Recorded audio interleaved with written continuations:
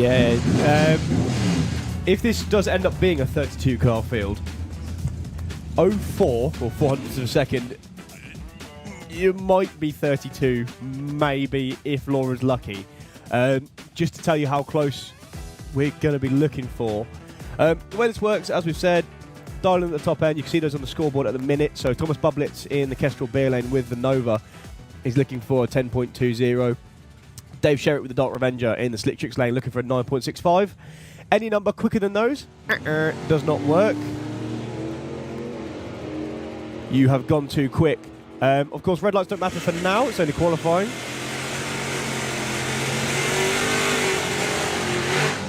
.971 and a 10.32.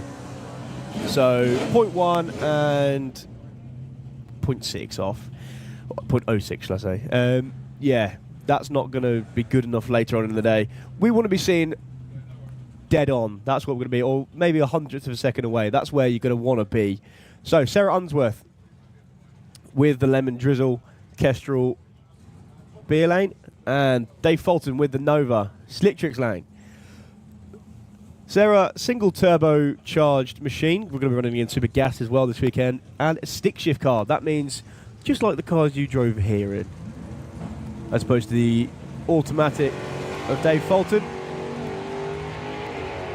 You can really see the difference there as the Mustang bounces its way up the track with every gear change. Dave goes 9.54 and Sarah 9.86.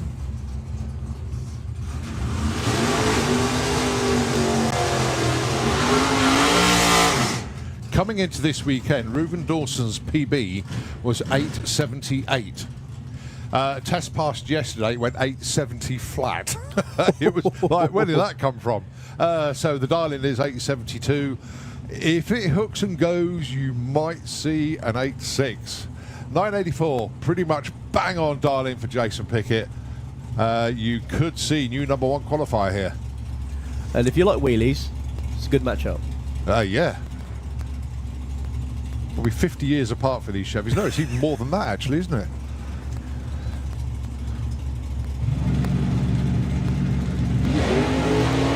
Oh, very soft launch, actually, there for Jason. So it's all about Reuben Dawson. Is he going to be an 8.7 or an 8.6? 75, they'll take that. Number one qualifier for the time being. 10.04 for Jason Pickett. And the hits just keep on coming. And again and again. Nice to see Jake Fronder in the class this weekend. He would normally run the Golf Van, but he's in his car that he runs in VW Pro. This is no slouch, actually. It's a rapid car. It's a car that he bought for his wife and then started to race it. Mason Griffin's back in the appliance dragster. Played around with the AMX for a little while, but back in the dragster now. Breakout for Mason and a breakout for Jake Fronder. They both went a little bit too quick. How about Goldilocks and Jack McClure? Went rounds at Door Slammers last weekend. Made the... no, he almost made the quarterfinals. But there was 5 cars left and there's only one pairing, if you remember. There were 3 buys and a pairing. But nevertheless, he got his entry fee back, so well done to him. Colin Morris, though, went to the final. Yeah, and almost made it to the finals 2 days in a row. Yeah. Went to the semis on Sunday. It was only Thomas Bublitz that prevented Colin from taking all the money. Still a good weekend for them. So 8.50 the target, 8.63, and 11.40 on a 33. So for number 4 for Jack, number 8 for Colin.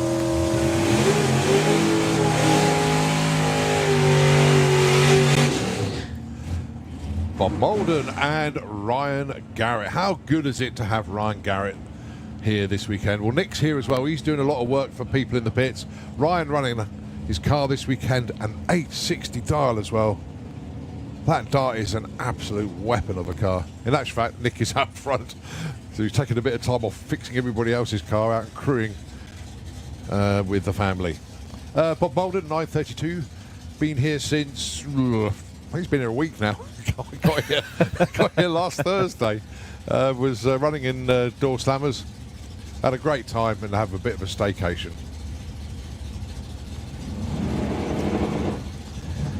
Well, nobody wants to go anywhere, yeah. Bob was doing courtesy launching. Goes 46 on the 32. Issues for Ryan. Yeah, if I could read body language, I'd say he's had a bit of a cough through the carb.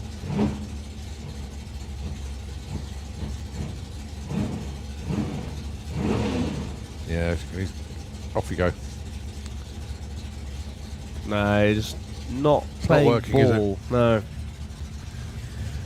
So for those of you watching on the live stream and on the banking and you're trying to work out what the rules are of this class, there sort of aren't any. As long as you've got 4 wheels and you run between 8.50 and 11.99, come have a play.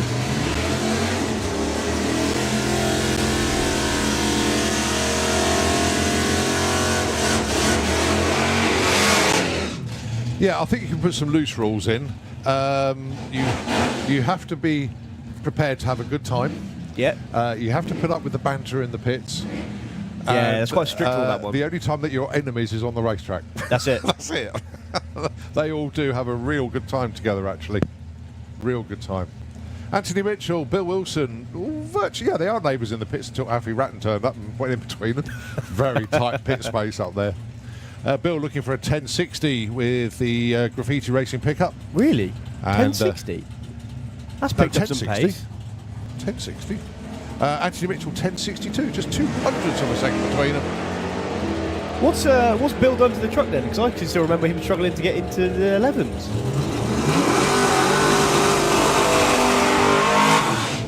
1069 and 1072. I don't know the exact combination, but it works very, very well indeed.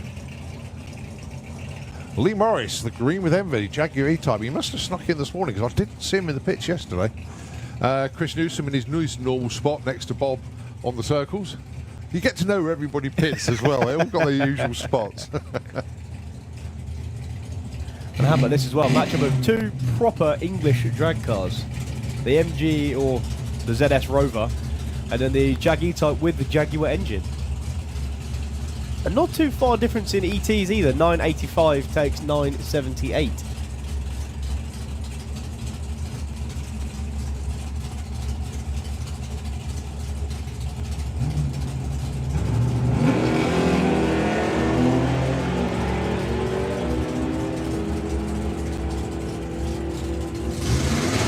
Very close together on the track as well. 996 and 992. I think we'll class that as work in progress for those two. Conrad Stanley, how good is it to see that name back in competition? Going alongside Jess Bishop with the Nightmare Dragster. Now then, if I've put 2 and 2 together and come up with the right answer, isn't that the dragster that Conrad used to run? Yep. My goodness for that, my maths is good today. Conrad with the Ventura. Put in a parcel 2 yesterday. Jess, very happy going to D. She went about 4 runs yesterday. Very happy with the performance of the car. Should be very happy with that light as well, 0-1. Now then, how well have they judged the run? 9-9, that's a really good shout, I reckon. 9-14, only 3rd at the moment. Conrad goes 10.37 at 129.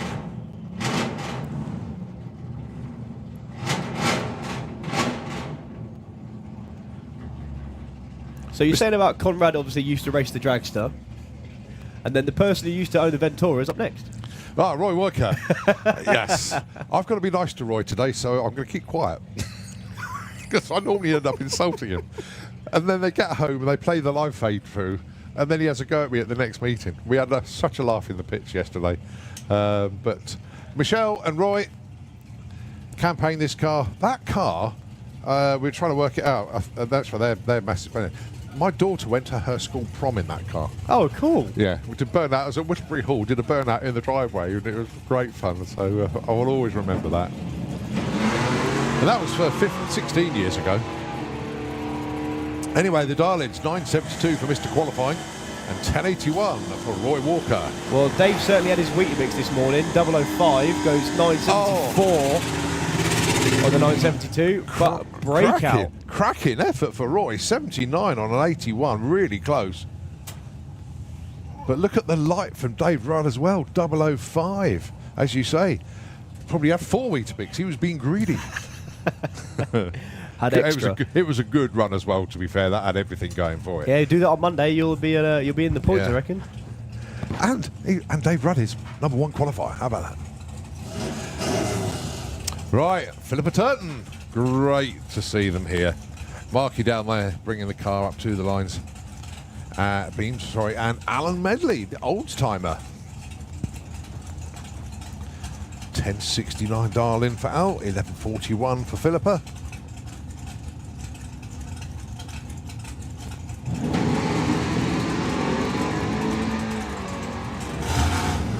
Well, issues for Philippa, unfortunately. But Al goes 1109 on the 1069 dial-in. Yeah, way off pace. I'm not quite sure why though. 60 foot was a bit down. And obviously issues for Philippa there. Just rolling across the line at the moment.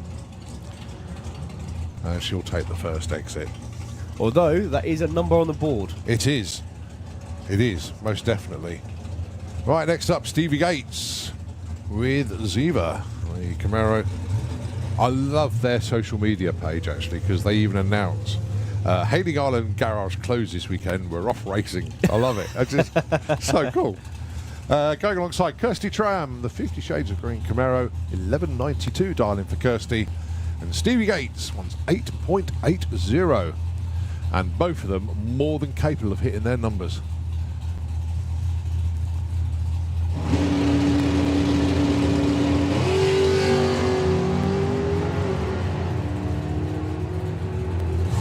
So Stevie's going to get there first. Right out, too quick. Kirsty Tram, 93 with a 7, your new #1 qualifier. Well done, Kirsty. Yeah, that really shows you how speed doesn't really matter. Stevie Gates there obviously breaks out. That's a no-go. So he will drop to somewhere near the bottom of the pile. And then the 11-second slower car for Kirsty goes to #1. So Dave Rudd, #2. As we've got our next pair. Tom Kay, the Black Belt Racing Junior Comp Dragster, 1002. Ronnie Mercer. Now, he told me he was switching classes. I can only assume he's double classing now. Let's see. We know he's not running nitrous this weekend. Basically got a new engine in there. They don't want to hurt him. So we're not going to overstress it by running nitrous. Well, 06 a pair off the line. Almost exactly the same reaction times off the line. And almost exactly the same numbers on the boards as well. Well, Tom goes 12, Ronnie goes to #6, 10, 12 and 10, 30 respectively. Well, I've got to say thank you to Ronnie and Ann Mercer for confusing me by telling me that they were switching classes and didn't. Gavin Jackson with the Duster, and Darren Huxley with the Nissan. Give Darren a few more meetings and we could see this Nissan knocking on the door of the 10s.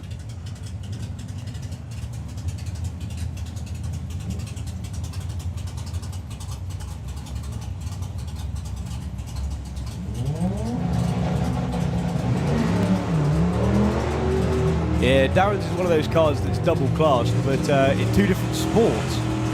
Yeah.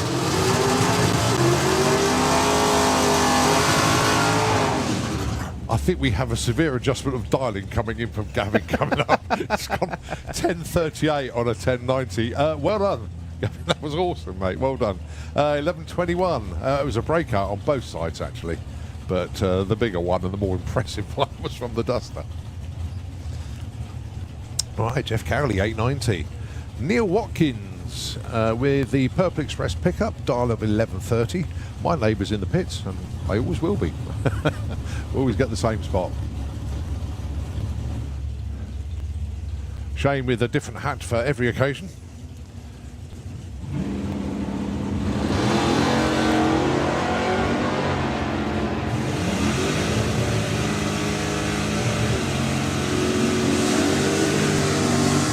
8.96. Nice one, Jeff.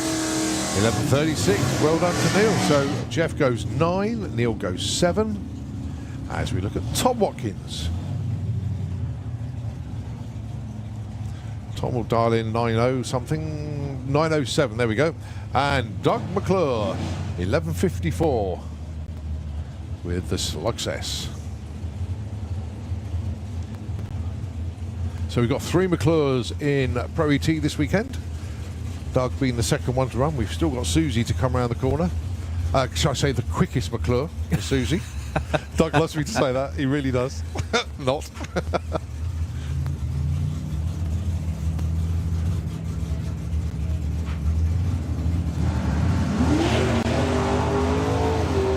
So Doris, the Charger, 06 off the line, looking for that 9.07. Goes 9.10, that's a good one. And 67 on a 54. So Tom goes in at number 3 with that one. And Doug, number 20.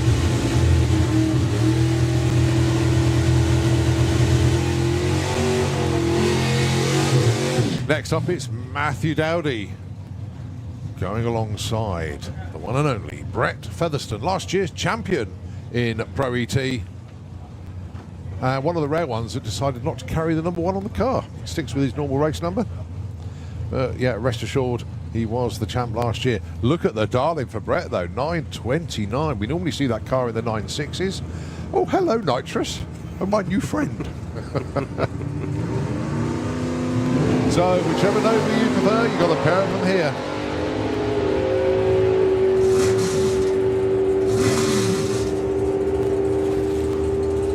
$9.38. Actually, no, Brett, I would totally withdraw that. Brett has got the nitrous in there, but when he went and did his run yesterday, there was no bottle. Oh, so okay. He was all motor yesterday. But rest assured, when he does actually put the nitrous in, you'll be looking at an 8-second car. Matthew Dowdy went 11.18 with a 1. Unfortunately, not in the position to threaten the top 16 at the moment. Marie Mills and Paul Marston. 35 cars have put numbers on the board so far. 6 of them were breakouts. And number 1 at the moment is still Kirsty Tram.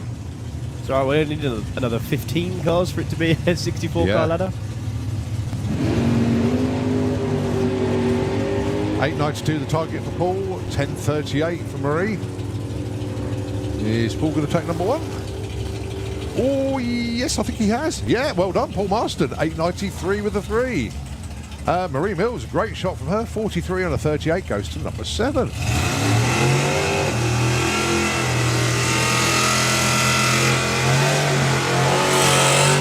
Vic Parsons and Billy Everett, your next pair. Vic had a great showing at Door Slammers last week. A fantastic race with Lee Huxley in round 1 on Saturday, and I think it was 0-0 between them at the stripe. Vic took that one, but the unfortunate thing for round 1 cars that went out on the Saturday, there was no buybacks. The schedule got a little bit hammered, so they didn't do the buybacks. The Darlings, the all-important Darlings, 9.72 for Vic. Has been in the 9.6s comfortably. Billy Everett looking for 9.42.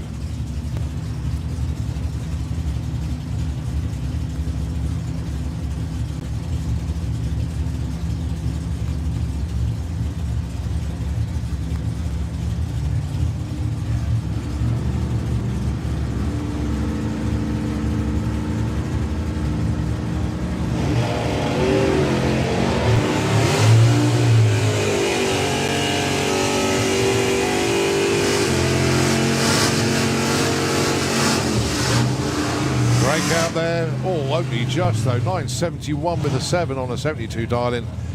Billy gets one the right side, but a little more work to do there. At least they both get numbers on the board. We need to work a bit more on that. Right, okay, Don Scott looking for 9.74. Ian King, 10.50. How can I put this? You might see a pair of breakouts here.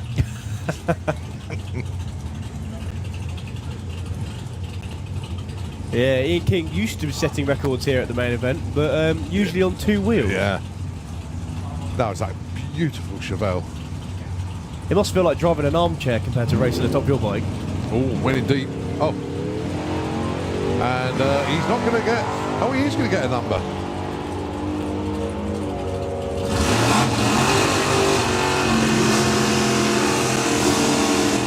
.49.975. Well, Don Scott didn't break out. There he goes to number 2. Well done, Don. Ian King gets the number on the board, goes to number 33.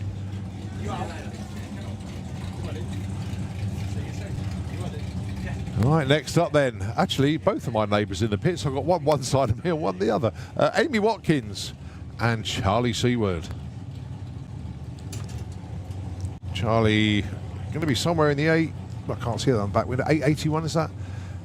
And a 954 for Amy Watkins. Right, I've got a bone to pick with Charlie. Yeah. Because for ages I couldn't work out the name of the car, whether it was the Racketeer or the Bracketeer. It's the Bracketeer. Yeah, but it's different on each door. Oh, is it? Yeah. I didn't know that. Yeah, on one side it says the Bracketeer, the other side it says the Racketeer. Oh, right. It's definitely the Bracketeer. Charlie's going to get there first with an 86, but Amy Watkins, the first one to actually hit a dial in, 954 with a 7 on a 54 dial.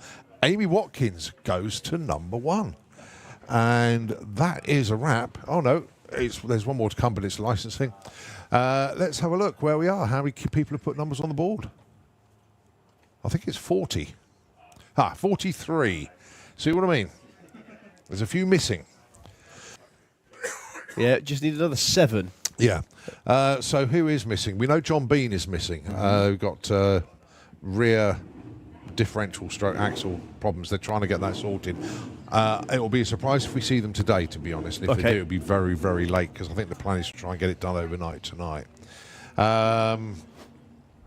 Who else? I can tell you what, the easiest thing to do is have a look down the entry list to see who didn't put a run. Alfie Ratton didn't put a run in, actually. I didn't see him come down. He's in the pits, but didn't get a run in. I didn't see anybody tow back to the pits, which is obviously very good news. Dave Cherritt. See Dave go through? Yep. Oh, he did, yeah. Yeah, he ran. Ryan Garrett didn't get a run in. He went up the track, but didn't set a time. True. So that was one there. This is Zach Duncan, but he's doing trying to get his license sorted out. He's done part of it, but just got to get the rest. No Thomas Bublitz. I know they're still working through the car. No, he ran. Did he? Yeah. Is that the one? Oh, no, I was talking to someone. Must have been. Yeah, he ran. Did Simon in this run? Nope. Right, so no Simon. No Pete Dodd. Nope. Working my way through them. Susie McClure. Nope. Didn't see Susie. The car's definitely here.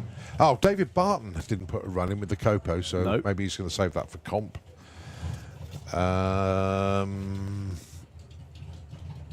Johnny McClure with the Thunderstruck Willis, the 4th McClure. So, yeah, there's still plenty to come round.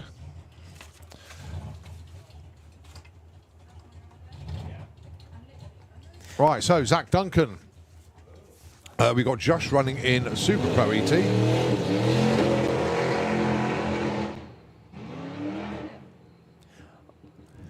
Yeah, unfortunately, licensing a car that's not known for going straight is going to be an interesting one.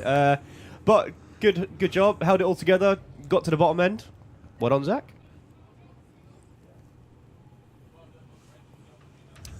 Right, it is Junior Dragster up next. And then into the wonderful world of Super Pro ET. Oh, that's a car you know well, isn't it? It is indeed. It's actually a car I've driven. That is Ada Cassisi with the Bandit Bomb. Coming around into the Slitrix lane, taking on Tom Peters. Another car I know quite well, because I used to race it when it was the Rough Diamond Junior. Okay. Of course, Scott Gibbons. So, this class works slightly differently. This is the training ground for all of the future drag races and Pro Mod drivers and Super Pro drivers and all of those lot. And the way we train them up is we get them to qualify on reaction times. So, the only bit that really matters is the first foot. Everything past that is just testing, really, ready for Monday. what you'll see is the lights drop down very similarly to what they did for Pro ET, and then you'll see numbers pop up on the boards, and they're the ones we're looking at.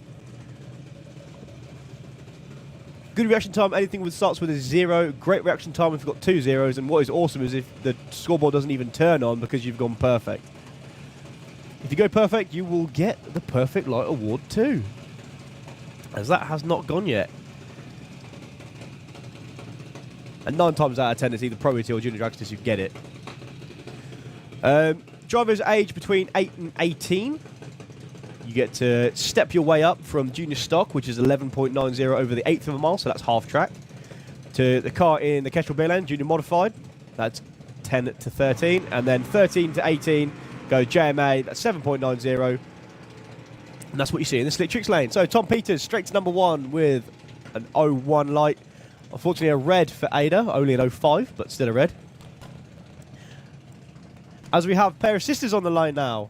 This is Letty Checkit taking on Chevy Checkit with the matching cars.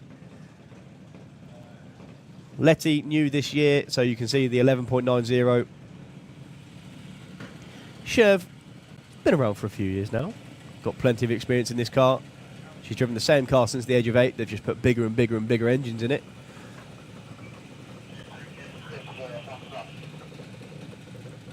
And these things are quick. They're about the same as a low 12 second in the quarter mile. So some of the cars in Pro ET, you'll be seeing these cars can go just as quick. So 0.1 for Letty and an 08 red for Chev.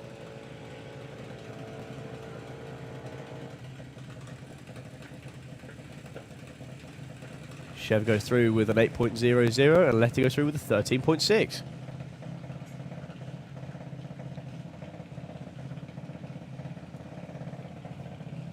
Teddy Howe with the new for this season, Howe Motorsports machine, looking awesome with the new colour scheme. It's another one of these junior modifieds, so that does tell you Teddy's age between 10 and 13.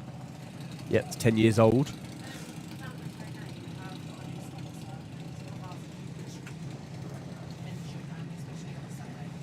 Taking on Richard Wilcox, who no doubt will be seen in a couple of classes' time running his junior drag bike. He likes to double class on 4 and 2 wheels.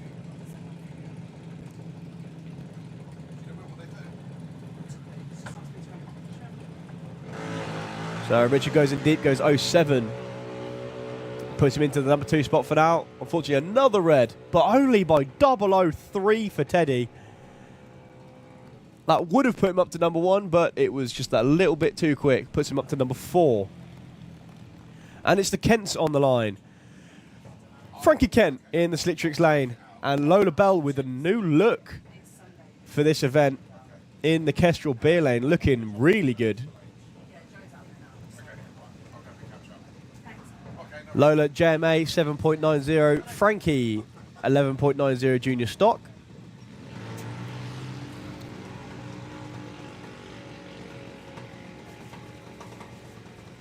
There goes 05, puts her up into the number 2 spot, and another red light for Frankie. 04 red.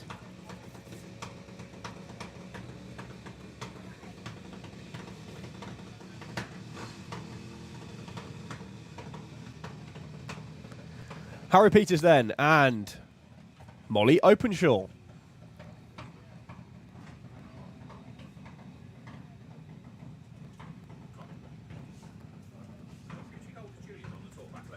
Molly is another one with the junior modifieds. And another JMA for Harry Peters.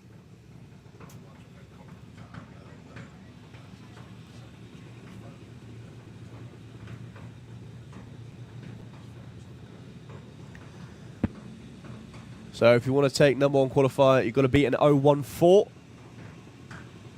We'll see that number drop as the weekend goes on, because the issue is when you give these kids more and more goes around at the tree, the quicker and quicker they get on it. 02 for Molly. That puts her up to the number 2 spot. And yet again, a red light. All super eager this morning. Ted Sullivan with the Bulldog in the Kestrel Beer Lane, taking on Emmy Cromwell with the Violet Haze.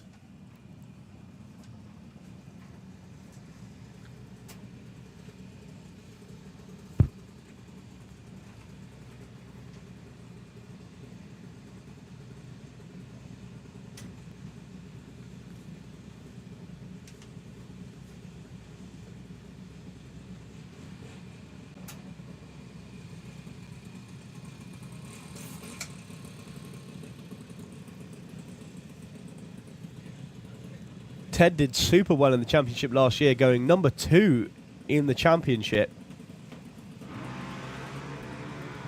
Goes 0.10. Good enough for number 5 for now. And Amy Cromwell would have been number 5, but Ted beat her to it, so she's number 6. Emily Moore with the Miss Hyperactive. And Daniel Todd with the Dragon Slayer.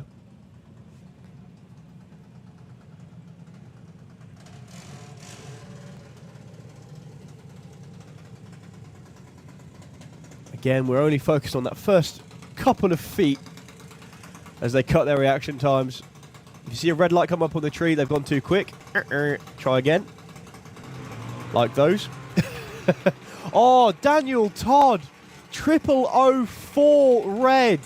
He was that close to the money, but unfortunately it was the wrong side. And what I mean by 0004, that's 4/10,000ths of a second too quick. It's nothing, no time at all. It was a 0.1 red for Emily, but 0004 for Dan. He was that close.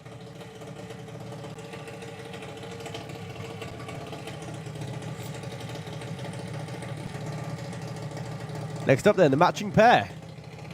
Kendra Redshaw with the Odyssey battery racing machine in the Kestrel beer lane, taking on Marie Camilleri. These two cars being the only two of their type in, I believe, Europe.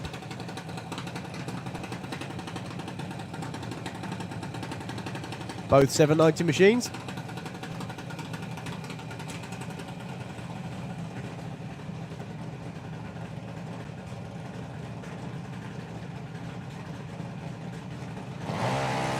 And both green lights. 0.14 puts Kendra up to number 6. And a 0.29 puts Marie up to number 9. Kai Cooper and Neve Deavy, both of these drivers capable of taking that number 1 spot. Both have been there before.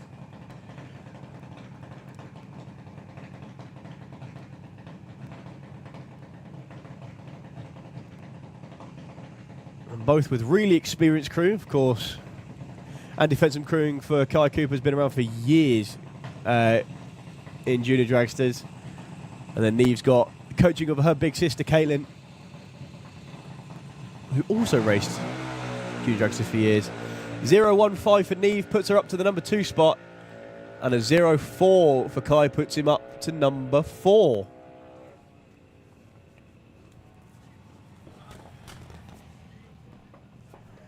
Sam Hiscock then. Sam was down in Brooklands last weekend. Is that where it was? Yes, yeah. Ah, okay. And was doing like sort of static launch, you know, just having a fantastic time down there. Really did enjoy it, and we're doing lots of shows this year, and Brooklands was one of them. Also, it featured Dave Vinsek and Mick Sharp with Detroit Hustle. So yeah, we sent a few cars down there and a really good time. So thank you for flying the flag for the world of drag racing down at Brooklands last weekend. Yeah, and your reward for your efforts is number 6. I'll take that. And don't worry, you haven't seen this car before. It is a different one, I promise. It's Jake Cooper in the Slick Tricks lane. Cole's brother. Taking on Amelia Innes with one of the winningest cars in Junior Dragster in Europe. This car has won, I think, just about every championship going, and it's done it a few times. Of course, it's been through a few owners since it's done that. Now in the capable hands of Amelia, and again, talk about experienced crew. Don't get much more experience than the Innes family.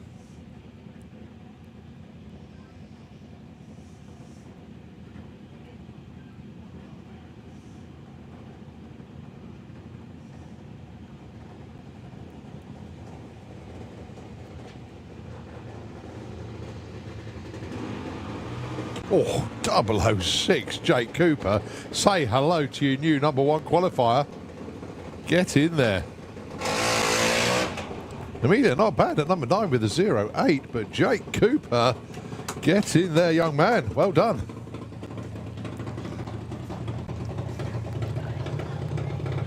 Well, friends off the track, enemies on it. I think you can class Luke Mugridge and Ray Smith. Yeah, definitely. Luke was your number 1 last year. Won the championship at last after being the bridesmaid, but never the bride for the couple of years before that. Took championship number 1 last year. I say that because I believe he's leading the points this year. No, it's the Cooper boys. Oh, is it? Sorry, not the boys. it can only be one of them. I'm just going to get the points up on the table. So let's have a look, see where everybody is at the moment. Yeah, taking on Grace Smith. Another car that I've driven, thanks to Vicky and Pete, who let me have a go at Melbourne last year. 017 red for Grace. And a 03 for Luke. Good, safe light there. Puts him into number 5.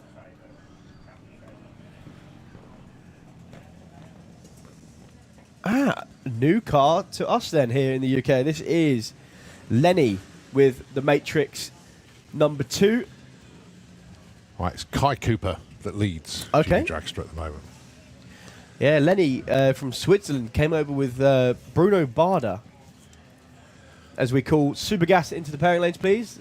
That's super gas into the pairing lanes. That's a good looking car. I like it. Cracking looking car. Yeah, that works. Its front wheels were staring at me all last weekend. I was screwing for Kev Slyford, and he's just opposite the way.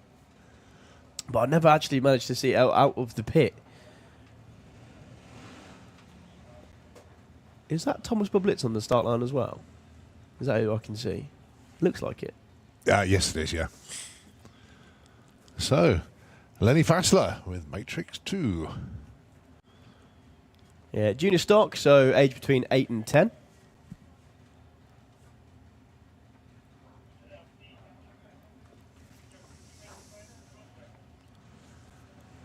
Obviously, this is his first run ever at this racetrack.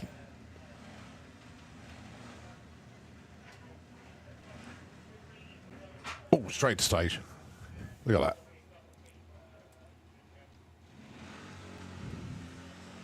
And he's got a number on the board. Well done, Lenny. Instantly puts him up to number 16. Might need to slow down a bit. Goodness me. Oh, dear.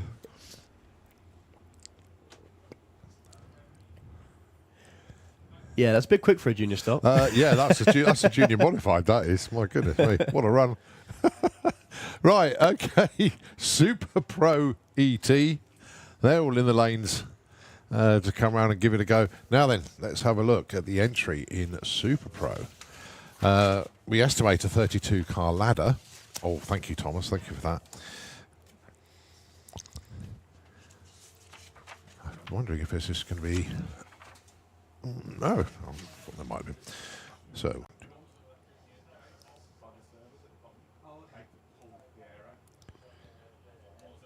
So the first car round will be the Just Mustard machine taking on Robert Gasner. Robert coming all the way from Germany to race here at Stunts Pod, and yeah, reward for your efforts is a supercharged big block Chevy crammed into a Pontiac Firebird next year. Enjoy. 39 entries into Super Pro this weekend for 32 spots in eliminations. Now then, the special awards for the Pete Nee Memorial Super Pro sponsorship scheme. Off the trailer. So in other words, their first qualifier, whoever is number 1, will earn themselves an extra 50 quid. And obviously they get a medal for that as well. The number 1 qualifier overall, after all the qualifying, gets £150 plus the medal. And the main award for this event is the best average reaction time in qualifying. Average reaction time in qualifying, 300 quid. Nice. And a big trophy. The bounty at £50, that's in elimination, whoever can knock out Lee Huxley. Okay. So he's the one with the bounty. Good luck. But this is Jack Brewster and Robert Gasner. Oh, pick your yellow car then, yeah? That's the one.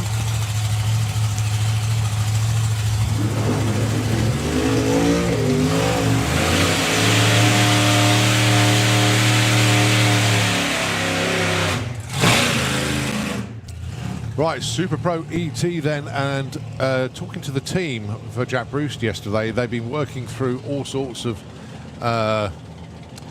issues, I think is the easiest way to put it. They've had the supercharger refreshed, and they were going through absolutely everything, and they were still throwing them a bit of a curveball.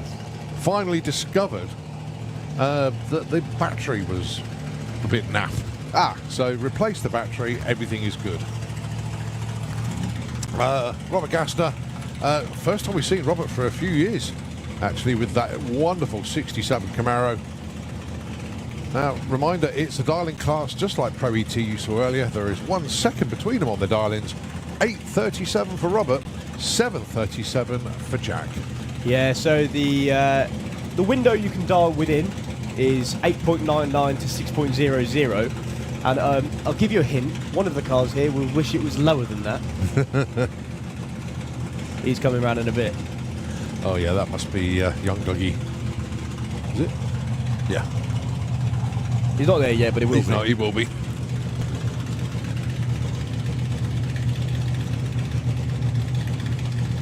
So that's the tap saying, hurry up please, but no, it's going to be a solo for Robert. Saves holding him back for that much longer.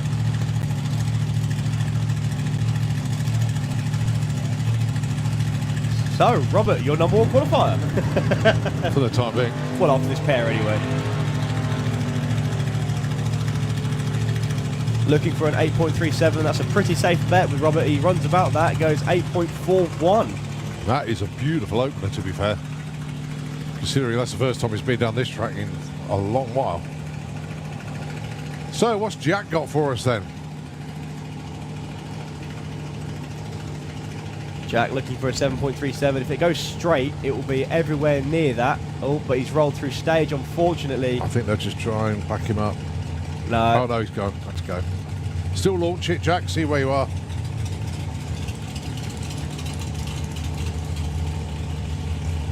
I think that might be a transbrake issue. Oh, no. A little bit of fluid out the bottom of the car as well, but I'm sure that's... I'm feeling that looks like fuel. Out of a breeder of some description. Yeah, won't get a number on the board.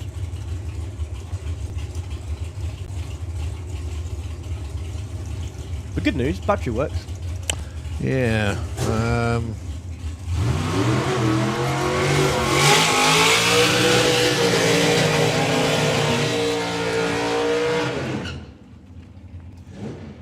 Right, Sean Law, Tom Atkinson, your next pair. Sean Law with the Wicked Lady Drags. We used to see that in Pro ET, but moved up to Super Pro.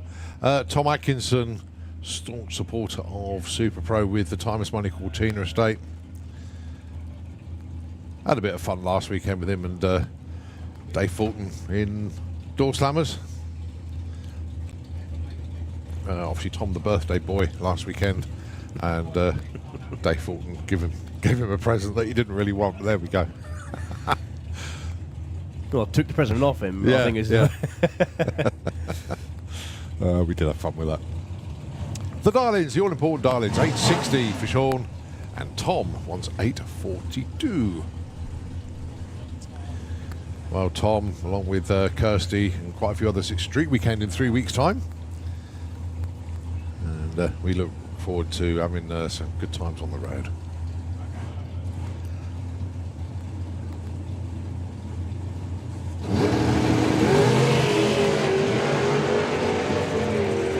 Well, it was a lovely wheelie for Tom in the Cortina. Good looking run. 47. Goes to number 2. Sean goes to number 3. 905 on 860. Points leader at the moment is Lee Huxley. Cool. In Super Pro. With Alan Didwell, number 2 in the points.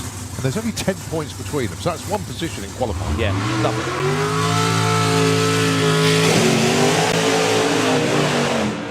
Walters and Franz Aschenbrenner. Franz with an awesome combination in this. I'm not sure if it's a big block Chevy or big block Ford, but if you see this thing in the pits without its front end on, go and have a look at it, because it's got 8 velocity stacks, 1 into each cylinder, but then the injectors, the fuel injectors, run over the top. Oh, wow. Yeah. It works. It does work. If it wasn't running against a supercharged big block, you'd be able to actually hear the injectors as well. You can hear them spraying all the fuel into the stacks.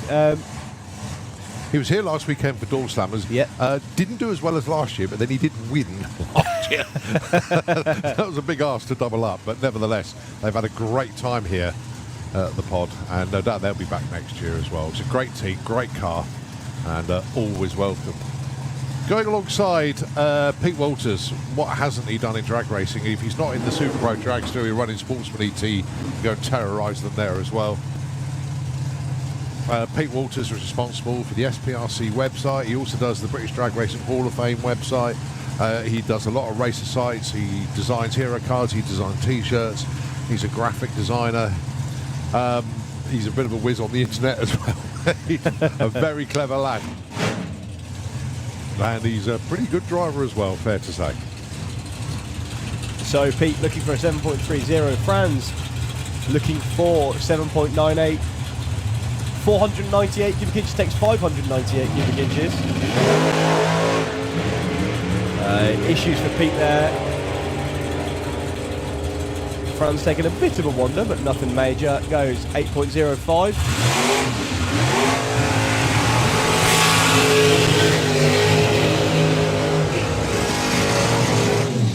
Well, Pete picked up speed at the stripe there, 161 with an 8.90. But yeah, so it wasn't the launch if you consider that Franz was better to 60 foot. Right, Jens Konecki with the Olds Rocket. They had a chance during the 3 days off, so to speak, to actually completely rebuild the transmission because it needed it. Okay. Yeah. I mean, what else are you going to do with your 3 days off? Yeah. So it could really fly, actually, the Rocket. Going alongside Bonnie Blue, that fabulous 57 Chevy Bel Air. Christian Schneebly had a good time with the Door Slammers as well. Very good, consistent car.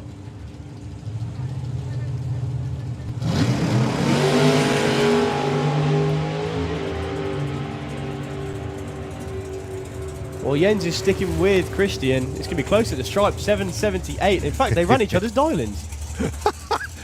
They did, actually. Yeah, you're not far off.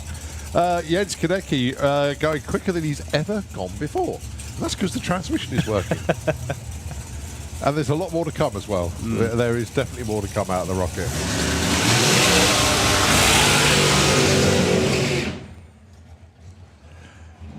I think it's 2 custom gang racing cars here, actually. It is. Is it Fabian and Elodie? It is. It is, yeah. In fact, car information, we get little screens on the board, and we've got Elodie Dubois, Milwaukee Blue. Fabian Dubois, Milwaukee Red. I wonder why. And in fact, it's great to have the custom gang here. They make the trip twice a year to visit us here for the main event, and obviously come back for the European finals. Do a lot for the sport of drag racing in France, and obviously sponsored by Milwaukee Tools. Now it's brother and sister, isn't it, Elodie and Fabian? Just make sure I get the link right. Yeah. Yeah, I had the luck and misfortune of racing Fabian in Junior Dragster a couple of years ago. And I say luck and misfortune because luck I got to race him, misfortune he beat me. Yeah. Now the only difference really I can see between the 2 cars is that Fabian has a wheelie bar and Elodie doesn't. Yeah, Fabian tends to use his one too. Right. Another difference is, of course, the dial-ins. 695 the dial-in for Fabian in the Slitrix lane. 7.10 the dial-in for Elodie in the Kestrel B lane.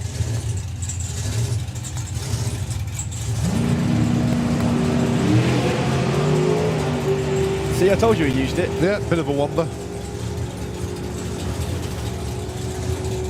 719, 706.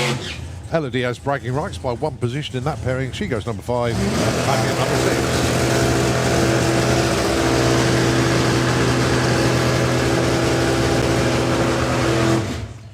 Right, Dave Russell, the van with no name. Talking about vehicles going to shows. If there's a show, they'll go. It's as simple as that. They're off to Silverstone for Gaston Track. Yep. They're doing that show. They're also going to Carfest. Cool. To take part down there. Great team, been around for a long, long time. A new sponsor alert, SciServe. And we'll find out a lot more. But actually, you can see the name plastered down the side of the van there in big letters. Many thanks indeed to SciServe. They're actually going to be here on Sunday. Cool. So we look forward to welcoming SciServe to the track on Sunday. Taking on Sylvian Novak with the Corvette from France. Gorgeous, gorgeous car. Dials 7.90.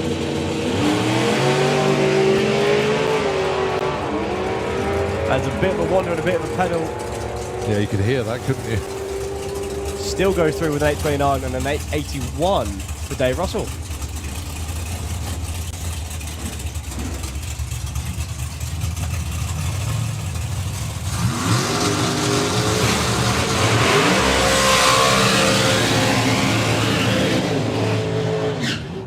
So another Dubois.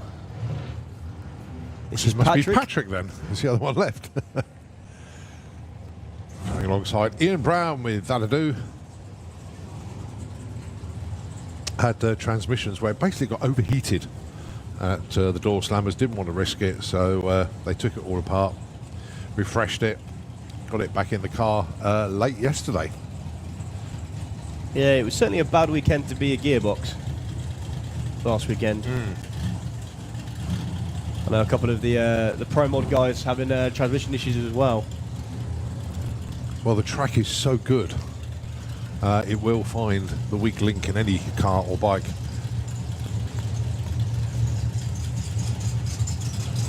As I think we might find out Street Eliminator with a certain Mr. Higgs today. we'll see what happens.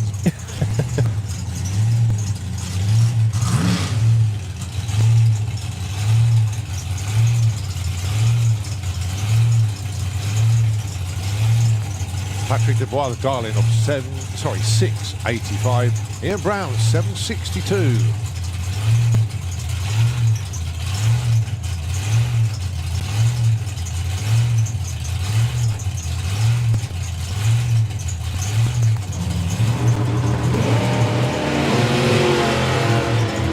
Well, Patrick went up on the chip then, but the car crept forward. So he couldn't hold it there, so he's not going to get a representative of the second 86. Ian Brown got the launch, but I think he was bedding in the transmission, to be fair. Just making sure everything was A-OK. 843, still a good turn of speed, actually, 168. But number a little bit off. I just think he was showing the car a bit of respect before he really gives it full beans in qualifying round 2 onwards. Right, Phil Toppin with Grandad's toy, but without all the wheel arch covers. So, yeah, the car looks a little bit naked from what we used to see. Well, it's usually a Bantam altered. Yeah. It's entered as a Model T, which I can only assume means that they're going to have a new body on, hopefully at some point. Yeah. You're going to need to move him a little bit further towards the middle of the track than that. I think they'll guide him over there. That won't be an issue. Going alongside Rennie Hirschman, he was just like just chilling out in the pits, like sort of sunbathing, enjoying life. Oh, yeah, there we go, guiding him back to the middle of the track. So Rennie usually takes part in Comp Eliminator. He's not fancying it this weekend, so he's having a play in Super Pro. Dials 7.77. Phil Toppin dials as slow as you can in the class, 8.99 with the supercharged altered. Again, still learning the machine.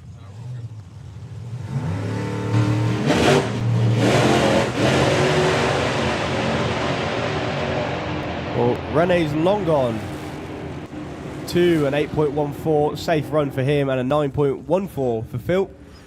Not sounding the best. gets a number on the board, the all-important number on the board, though. That is very true. And coming round now is Mr. Didwell. And of course, Alan won the championship last year, currently sitting in number 2 by, well, nothing really, 1 position in qualifying. But how good is it to see his competitor coming back out, Stevie Saunders? Oh, boy, that is such a... I saw them yesterday and had a chat in the pits, making sure... Went back to see him at the end of the day in the pits. He says, yeah, we got a couple of runs in. As soon as they said they got a couple of runs in, that was great, because it means it wasn't just one run and we commiserate. But no, car went well, very happy. Yeah, slight change in combination to what we saw before. Obviously not injected anymore, now running with a single carb.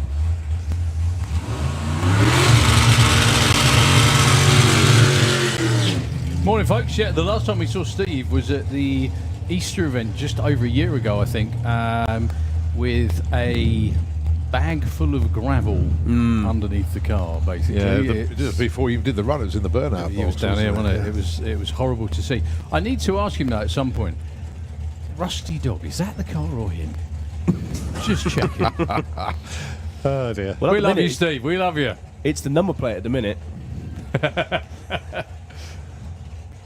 His darling needs to spell Bob. It's one move away as well, isn't it? Anyway, apologies. Everything was going really well till I started speaking, wasn't it? It's all nice and, no Mickey taking whatsoever. Oh, no, we have been. Don't worry. Okay, fair enough. Roy Walker has run. So that's enough for the weekend then, isn't it, really?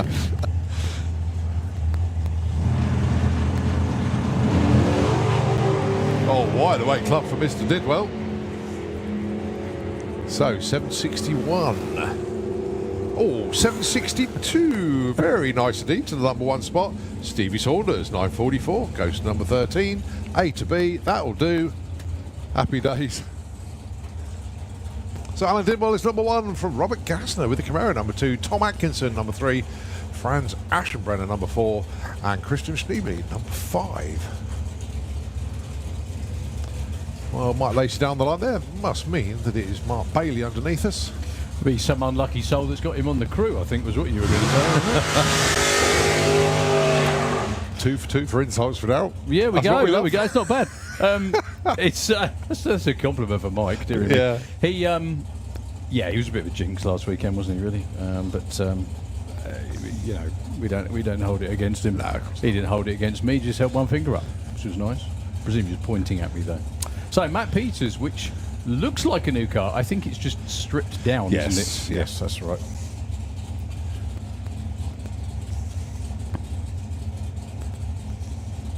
So both are perfect awards still up for grabs. The Perfect ET and of course the Reaction Time Award.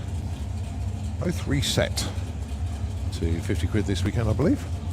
And many thanks indeed to Captain Tig, Bad Habit Racing, and of course to Andy Hadfield in memory of Haley for their support of the Perfect Awards.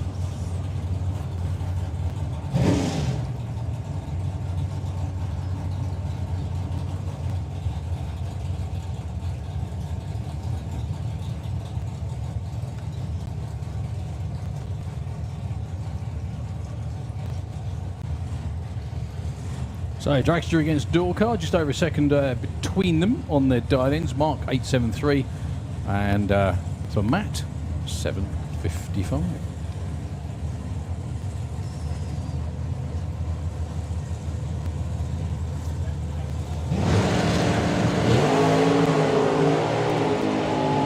Well, tied together off the line. 0-2 lights a pair. Going to be Matt there first. 71 and 81. Mark Bailey. So Matt Peters goes to number 11. Mark Bailey to number 6. How many have we got in Super? I think we got about 41 maybe in Super Pro, there or thereabouts, yeah?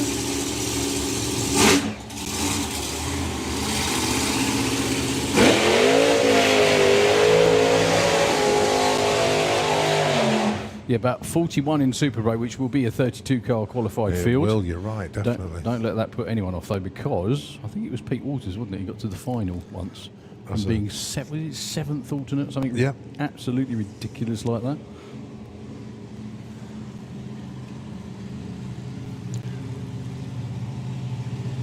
So Callum Swinchak with a little Topolino. Well, these two have raced, I believe, in the final before, actually, in Super Pro.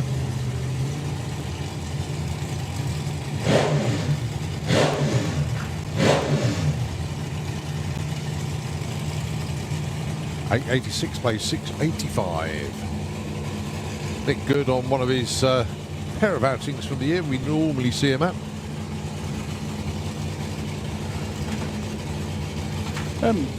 Presents. Who from? Right, that's the clue. Oh, very kind. That's a whole cake, though. It is, yeah. Yeah.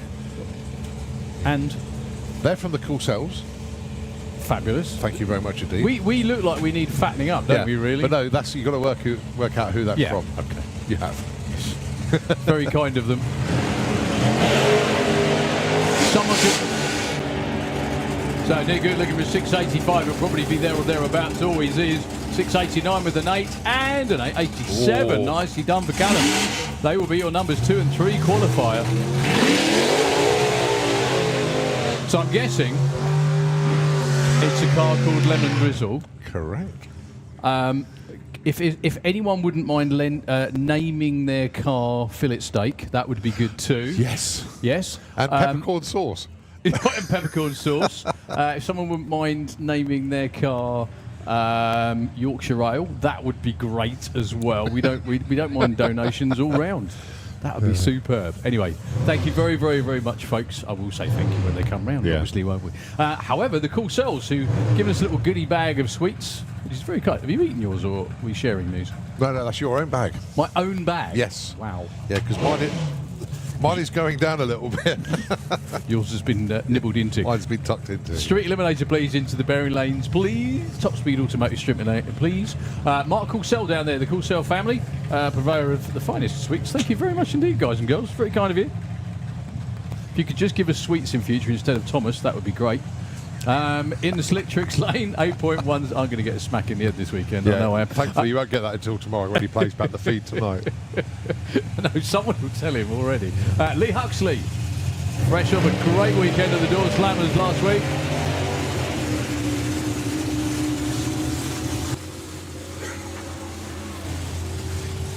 I don't think that's going to be an 8 for Mark. No, 9.28. Problems all the way down. Lee goes in at number 3.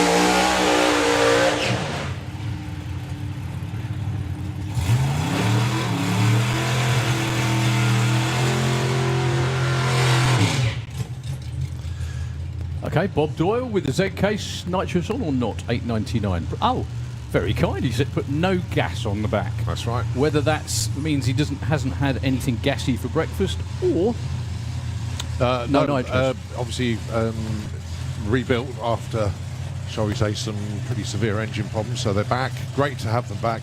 And also I had a chat with the team last night. And thank you all so much for spending lots of money on the Hall of Fame Benevolent Fund stickers last night. They wouldn't take change when they bought their stickers. None of them would. So thank you. Massive thank you. It's a good job they're only 99 quid each then, wasn't it? So, Bob Doyle, 8.99. Again, no gas. Just making sure everything works on this one, I think. Yeah, the instruction was first pass, no gas. Behave. Al Schofield, fresh from a quick trip to France.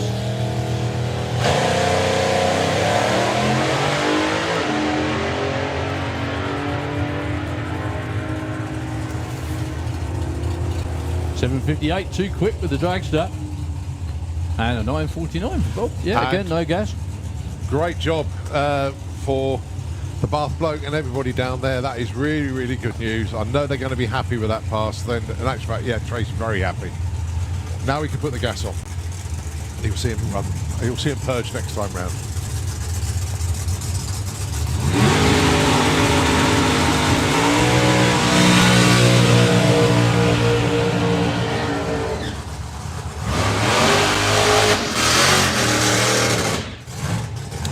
Okay, Elaine Hancock with the absolutely immaculately turned out Zephyr running in Super Pro. She's running a few classes actually. 760 heads up and Comp Eliminator was the one where she was most of the time, wasn't it? In the Kestrel lane against Josh Duncan. I can see a nitrous kit and 760 heads up in that chap's near future. Yes. They are already. They're on it. They're on it already. He's I- running this weekend. I think he's going to be starting with a 200 shot of nitrous. Okay. Going to take it up to 300. Yes. The system will take 500. Okay. And what that basically means, 200 shot of nitrous will basically give him 200 extra horsepower. 300, you do the maths now. 300 shot of nitrous, 300 horse. And yeah, all the beans, 500. Go for it, son. What pleased my heart after in that whole sentence after watching the news for goodness knows how long now is you said maths. Yeah. Thank you. Oh, yes. Yeah. I know what you mean. So Josh Duncan is about to find out what nitrous does, makes things more funner. But unfortunately, can well screw up your chassis setup and internals very quickly. And I mean engine and body as well. Very slippery slope. So 760 is the number for Elaine. And 840 for Josh.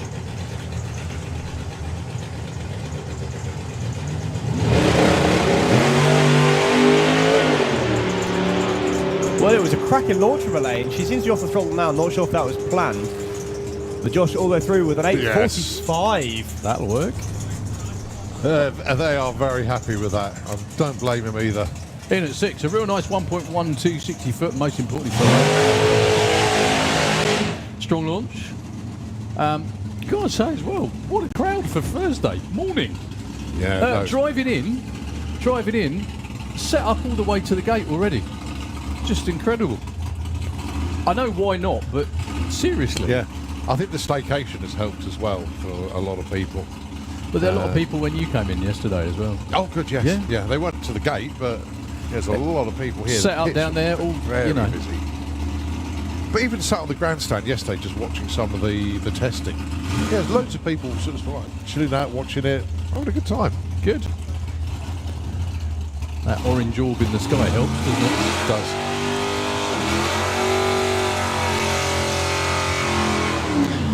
So this is obviously Q1 for Super Pro. I think they've got 4 scheduled runs today, as has everybody in the sportsman ranks. Daniel Giles, I think, doing the driving down there in the Kestrel lane. I only know that because I walked past him earlier in a fire suit. Tends to give it away. Tends to give it away a little bit. Although, yes, last week at Door Slammers, I don't know who it was, but it amused me. Pulled up at the gate at 8 o'clock in the morning on Friday, and there's people just getting out of their streetcars or tow rigs wearing their fire suits already. We're ready. Keen to get on with it, I think is the phrase. Okay, so one of the quicker and one of the not so quick cars in the class, however, still competitive, is Ashley Bell.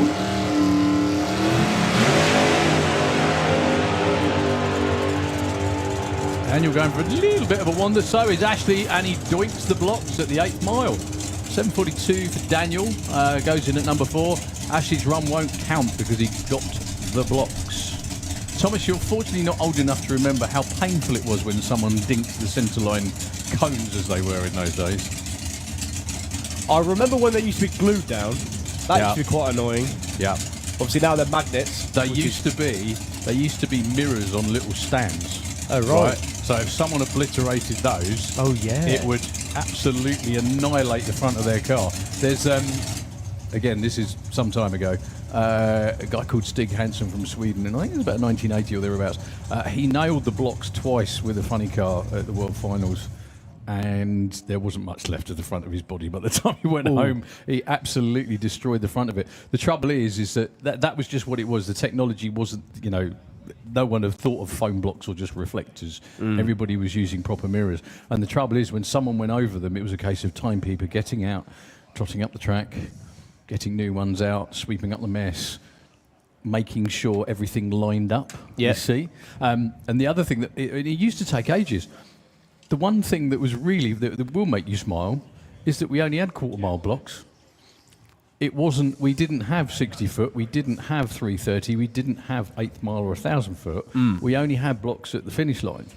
And people still wipe them out frequently, and it still took ages. But there we go. Anyway, one of the good things about the modern world, foam blocks, folks. I know it doesn't sound like a lot, but trust me, if you hit mine on a bike, you'll be very glad of it. Let's put it that way. But anyway, Ashley Bell didn't really. He only knocked them over. He didn't really nail them properly. No, we'll be getting going in very shortly. Just looking down behind the tower, and one of the cars of last weekend for me is obviously this new Camaro of Phil O'Brien's. First weekend out in the sevens and going rounds.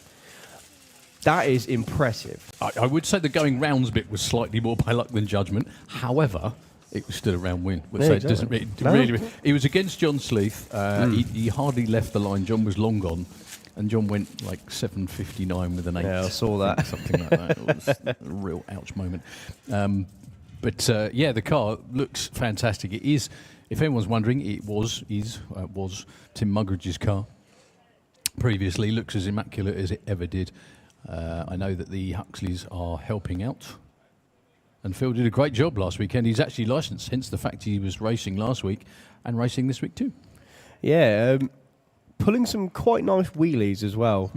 That whether that be on the first or the second stab of the throttle, it didn't really matter because the front wheels were still about 1.5 foot in the air. What's that written on? Is that a Is cushion? that someone's birthday present? That's a cushion, isn't it? It is a cushion, yeah. oh, fair enough. Some memory foam. So someone's wrapped up. That's fine. I mean, whatever works. You're not going to miss it, are you?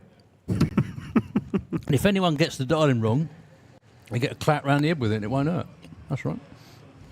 Oh, that'd be why my sister makes my one out of a... Something a lot heavier. yeah, a brick. I suppose it is. So Phil O'Brien was running in 760 heads up last week, running in Super Pro. Have we mentioned? No? Okay. Well, we've got a quiet moment. Our sponsors for Super Pro, there's a big contingency fund that goes in to help all of our Super Pro racers, and we're very grateful for it. So the main event, 2025, off the trailer, number one qualifier, 50 quid and a medal. Number one qualifying overall, 150 quid and a medal. The main award is best average reaction time in qualifying, which is a big trophy and 300 quid. Like they need any more incentive to be on the money when it comes to leaving the line. The Bounty Hunter award as well is a 50 quid plus bounty bars, obviously, on Lee Huxley's head because he won the last event. The sponsors that help all this out, AJS Bodywork, A-Leak Roofing, Orders Automotive, Bath Bloke, The Cud Life, Dolly's Gift Box, Figures for Figures, Flexiweight Environmental Services, Garage Thomas Hass, who sadly isn't with us this weekend, Thomas. Hope you're listening in, Thomas and Natalie. Giles and Hartley Racing, who you've just seen, Giles Services Limited, Good Vibrations Motorsport, Harry's Coachworks and Pit Equipment, Hauser Race Cars, you will see Scott in the class as well, Holly Waters Dental. Holly, I think you're watching up there, or you were watching up there around about half track. I think that was when Pete ran. Hydro Hose, JK Farhan's Technic, Mersch Manifolds, MJC Property Solutions, who I'm sure you know well, Pete Waters Race Design, Plain Racing, Powered Co, Premier Rosettes, S&B Racing, Slick Tricks Racing, Solo Precision, Surrey and Berkshire Scaffolding Limited, Swinney and Son, Team Time is Money, who you've seen as well, Ultra Plastics, Waters Motorsports and Windscreen Wizards. Thank you very much to all of you. So again, the one they're going for this time round is off the trailer number one qualifier. But the biggest trophy during qualifying is the best average reaction time, 300 quid and a big trophy. So, AC Bell with the Teenage Dream Dragster. New combination now, no longer stack injected, now with just standard top hat injection. Going to be going on a solo. No one ever did answer, actually. I reckon that was Nigel Turner's car. It was. Okay, Yeah, cool. yeah, it used to be blue. And then before that, I think it was yellow when Derek had it. Yeah, not the engine, but is the chassis. Whoa, it was a lovely strong run. AC's had another stab at it about the 8th, goes 9.52, gets a number on the board. Okay, this is Phil O'Brien, who we were just mentioning. 7.90 is his dial-in. The car is capable of, I think, a bit more than that. Yeah, it's been updated and modified since it was last on track. Obviously now running in no ECU, running Fuel Tech. And has had a few other modifications by that man, bringing it into stage now. That's Mark Huxley, who needs to put a 2JZ in his Corolla.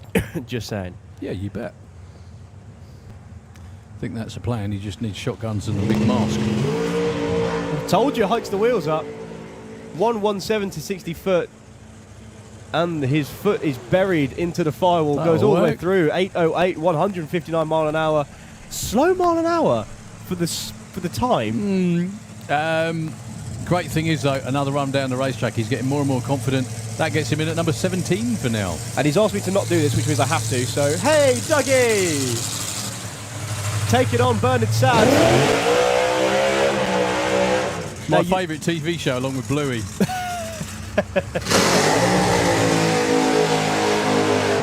I don't know why you're shaking your head. If you say, hey, Dougie, to anyone who is a parent with little kids, what are they going to do? Exactly. There we go. Dougie is one of the funniest things on TV, and he's one of the quickest cars. Actually, he is the quickest car in the class. Yep. And he's recorded the quickest ever ET in Super Pro, I think, as well, hasn't he? And, get this, a couple of weekends ago, got ID'd at the bar. Yeah, Dougie, I saw what he was drinking. He needed IDing for that. Yeah, I know. Seriously, as in, you need your head red, mate. What are you drinking that for?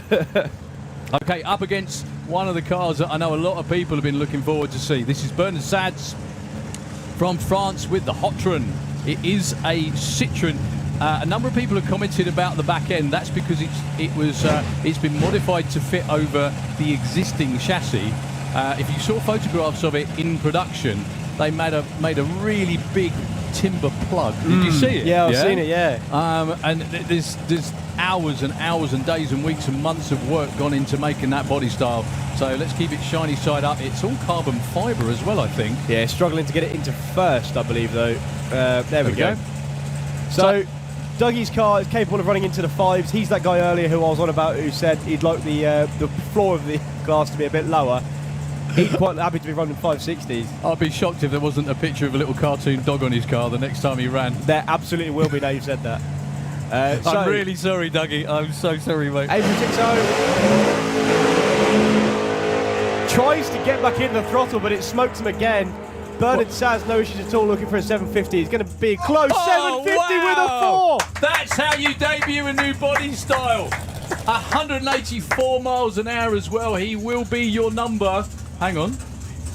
No, not 33. He didn't break out. I think that'll be number 2, won't it? Number 1? Nah. Yeah. 762 with a 0. Yeah, on the 761 that was. Yeah, that's what I was thinking, Cole. It's number 1. Yeah, number one. He's number 1 for now. Yeah, Bernard Sad. That's right, because the screen didn't say it was.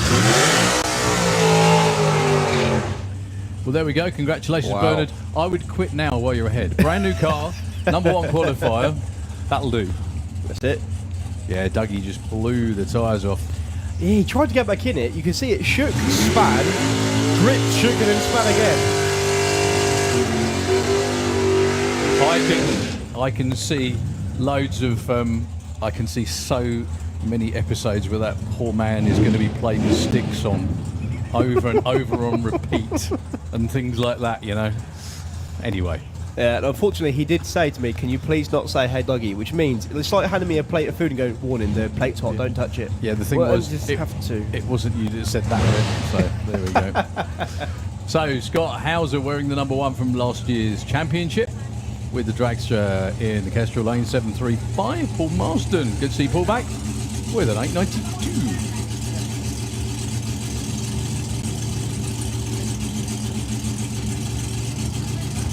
Yeah, double classic, Pro T and Super Pro. That's going to be a rough turnaround, basically. Literally. Scotty, then 44 to 7. 892 with an 8, Paul Marsden. That's actually number 2 qualifier at the moment. Behind that, little Escargot. What else can I say? It's all right. I gave myself a round of applause then, by the way. That wasn't anyone else clapping, I'd like to point out. Yeah, that was silence from me and Colin then. Just, yeah. Silence as if to say tumbleweed, you know. Yeah, just... I did my very best to get lamped at the Door Slabbers draw last weekend. Obviously didn't try hard enough. Lorne and Dan and Nick were a bit upset that I didn't, because they said I needed to try harder, and I said, well, you know, I said awfully brave of you to think I peaked, but there we are. Okay, Bailey Ashdown. Dad will be racing in Fuel Funny Car this weekend. Yeah, and hopefully at some point today, I believe, they might be having a quick play. Is that right? From what I've heard. Okay. Maybe at the end of the day, but yes. Yeah, maybe. She's looking for an 8.15, taking on Pete Brown, looking for an 8.44. Another one of these slingshots taking on rear engine matchup. Both go red. 03 and an 08.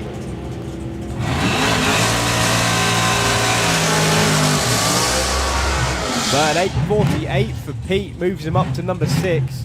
And it's number 15 for Bailey Ashdown.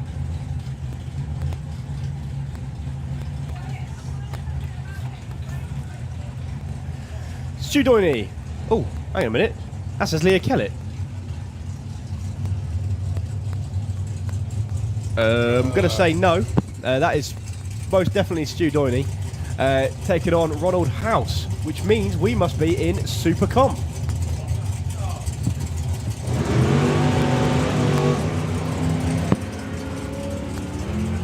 Ah, no, I see where this has gone wrong.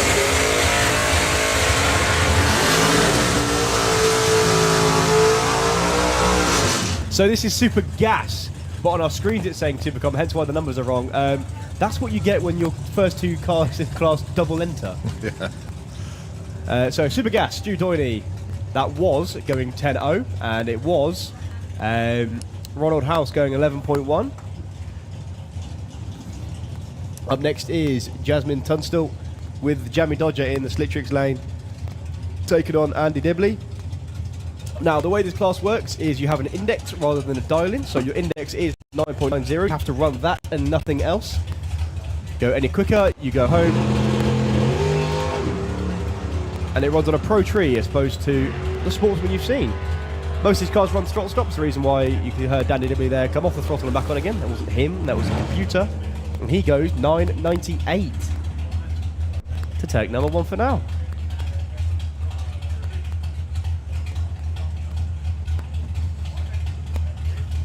So some quick work inside Jasmine's car by the starter. Going to give Jasmine another go. Because thankfully she never left stage, which means she never took the bulb.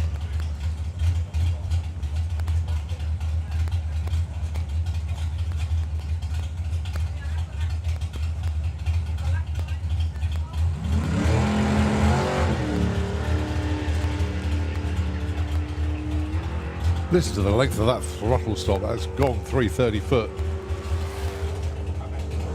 Ah, it still broke out. 977. Just trying to think which Australian cricketer Luke looks like. Any luck? You know, with a little tash in the shades. And, Valtteri you know. Bottas is what we got to last weekend. That's probably it. Yeah, there we go. Stunt double for Valtteri Bottas, mate. You've been promoted. Or he's been demoted, whichever you like. So the lemon drizzle on the desk and on the start line as well in the Kestrel lane. Sarah Unsworth. So has this got a is this manual still? Stick shift, yeah. Yeah, still. Yeah, so if you watch the difference between these two cars, obviously the more conventional style of racing from the Sierra, launches, throttle stop, all that jazz.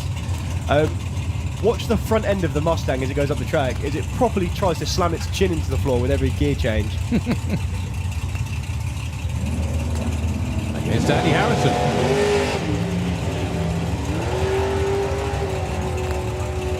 Oh! Nicely held from Sarah. Well, there might be a drizzle on that run, but it won't be lemon. Sarah makes it to the top end. Oh, commentary moment of the year.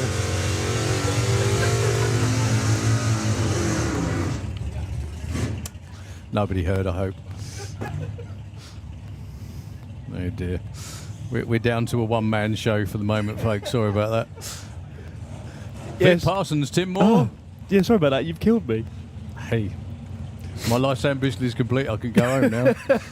We've shut Thomas up, folks. Yay! Anyway, Tim Moore. I'm not retired. Moore in the Slitrix lane. I'm guessing he's back out. He's back still running the car because he hadn't sold it. I'm guessing. And the sign's been taken off the window as well. Oh. Yeah, that's because they're coming to Silverstone Festival. They're not allowed to sell it until afterwards. Vic Parsons last weekend running at Door Slammers way down into the nines. I think he was in the 9.6s. He was car, indeed, was that yeah. right? Yep.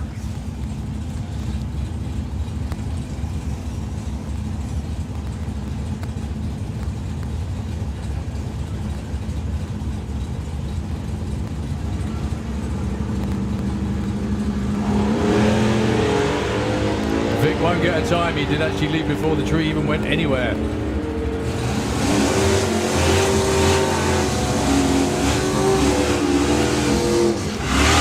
Tim Moore opens his account with 10.03, which apparently is number 1 so far.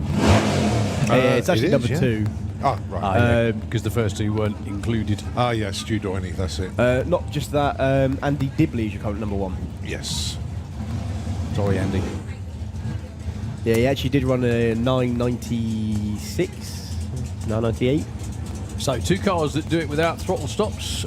Don Scott with the big Plymouth in the Slip Tricks lane, and Bob Moldham with a little Peugeot. Yeah, Don does this by virtue of running just about 990 anyway. Bob's going out the list at the top end. Now, I can't remember whether that's number 1 or not. No, I think that's number 2.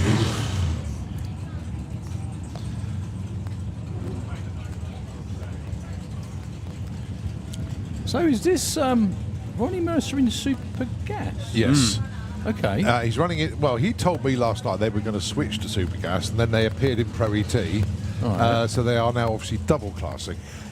Little sniff of nitrous. That's all they need to get into the 9.9s. He's going to have to back off if he goes a little bit too quick. Dave Fulton. Dave Fulton is triple classing this weekend, but in 2 cars. Okay. What's the third class? Super Comp? Yes. Yeah, he's running the Roadster in Gas and Comp, and he's running the Nova. Wow, Ronnie Mercer, 996. Excellent job there. Well done. 10 flat for Dave Fulton. So Ronnie to number 1. All right, Dave Cherritt with the Dark Revenger going alongside Wayne Hiscock with the Chevelle. Yeah, Wayne, another one who throws the anchor out about 1,000 foot. And Dave just does his own thing. Yeah, just...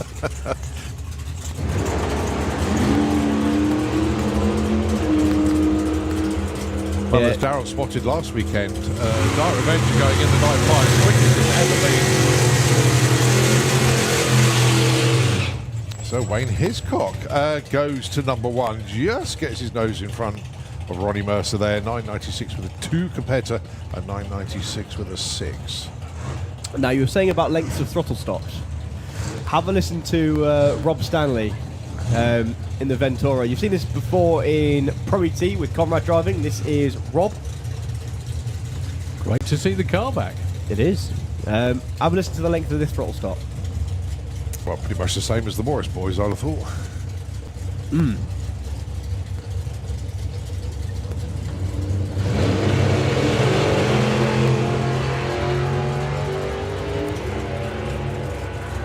not sure there was one.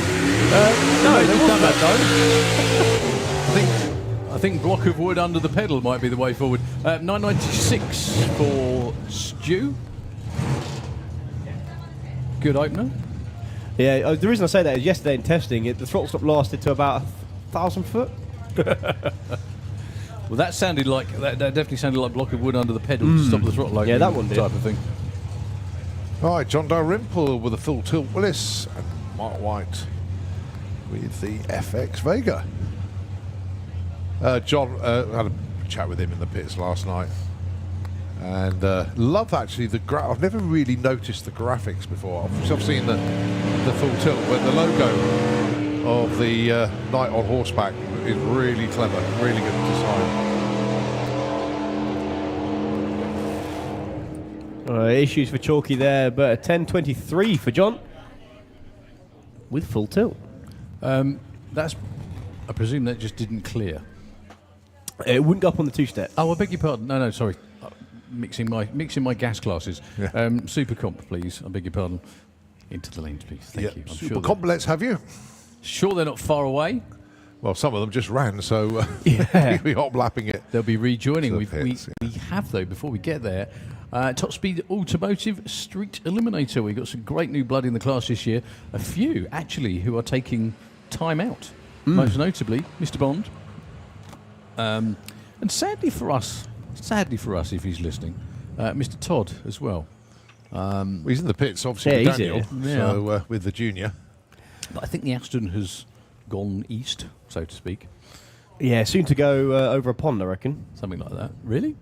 Which car's that, sorry? The Aston Martin. Right. Doesn't want to be going over any ponds. No. No.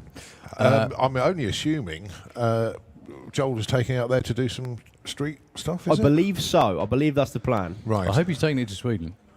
That'd be fun. That's also the closest, best value and most fun place to go, especially for Street Week in Sweden. It's an awesome event. Rob Carter, who's down there, has done it. Al Mac's done it. Al Mac's done it with his car as well. They'll all tell you what it's like. It's fabulous. Going to loads of little racetracks and some big ones as well around Sweden. It's a week. It's on unprepped tracks. It's just... And like everything basically in that part of the world, it's utterly mentally fun. It's really, really good. Ex-Pro mod cars turning up with streetlights on. Actually, Ex-Pro stock I cars was as just well. going to say that one too, Ben Youngdale's car. I didn't think you could turn a Pro Stocker into it, but then if you can turn a Pro Mod into a street car, I'm guessing you can obviously turn a Pro Stocker into one. It just seems a little bit of a... What's the word I'm looking for? Although Davey Murdoch's just turned a Pro Mod car. Anyway. Well, actually, his one was never a Pro mod car to start with, though, was it? It was built into a street car as through a Pro mod bits. That's right. It was all Pro Mod bits, but built as a street car. But yeah, it's Street Week in Sweden. Check it out. I think it's the first weekend in July, there or thereabouts. They have some insanely quick cars and some very, very, very, very cool machinery. I'd actually love to see a version of the Door Slammers take place at Mantorp or something like that. It would be spectacularly good. And possibly a bit leery as well. Right, so I've got a couple of questions. Okay, obviously, I was watching the chip draw at Door Slammers, Pro Street. You obviously had pretty much every pairing was Street Eliminator taking on an Outlaw Street. I missed first round of eliminations. Yep. Caught the semi-finals, and it was all Outlaw Street. Yep, that's because all the Street Eliminator guys lost. There you go, simple as that. Right, awesome. Thanks for that. That was it. Next That's conversation. That didn't take a lot of working out, but it was just because, the Street Eliminator guys and girl just didn't have a great round one. Davey didn't make it, unfortunately, had an issue before he came down. Mark Victoria Sheridan didn't get issue boosted. staging. I think it was Mark Sheridan went red, didn't he? No, Rob Carter rolled the beams. There we go. That was basically what most of it was. really? Okay. Yeah. And then Joe's car, he was Outlaw Street. That's Joe right, yeah. Baxter. He had a curious issue. If you read his write-ups, they're some of the best I've read, actually. They're really funny. They're really good. One of his explanations, we're talking about Joe Baxter, who's going to be coming around just in a minute with the Fox Body Mustang. He had issues with the shocks where he didn't reckon they were working properly, so he sent them back, had them recalibrated, and he's got what he calls a roof dyno in his workshop. Do you know what the roof dyno is? What's that? Can I say it? Yeah, I'm going to say that. He, what he does is he hangs the shock up on the roof of his workshop and then dangles off it to see how long the shock takes to fully extend. That's a roof dyno. But I like it. The thing is, though, it's not stupid if it works, is No, it? You exactly. don't need to spend a fortune on something if you can do it that way. And that was how he found out the shocks. Basically, they were taking way too long to separate. That was the problem. So he had them recalibrated. They weren't new. They were just recalibrated and sorted out. And they came back. And on his first run, again, I'm not saying anything that isn't out there anyway, because this is on the post he put on Facebook the other day about last weekend. Mainly thanking his missus for being so understanding, but he said that the settings that he ran on the first run, where he went to 780 at 180 odd miles an hour, there or thereabouts, were exactly the same as what he ran the rest of the year. It's just the shocks worked. That was it. That was the only difference, because the shocks weren't separating like they were supposed to. They weren't first in the rear end down, and almost at every point down the racetrack where he nailed the throttle, it went sideways, even at the finish line. Made no difference whatsoever, even if he was underway. So that was one of the real feel-good stories about last weekend, actually, was Joe Doing so well. And return of Davey Murdoch as well. Obviously, we've got a full field of street eliminator cars this weekend.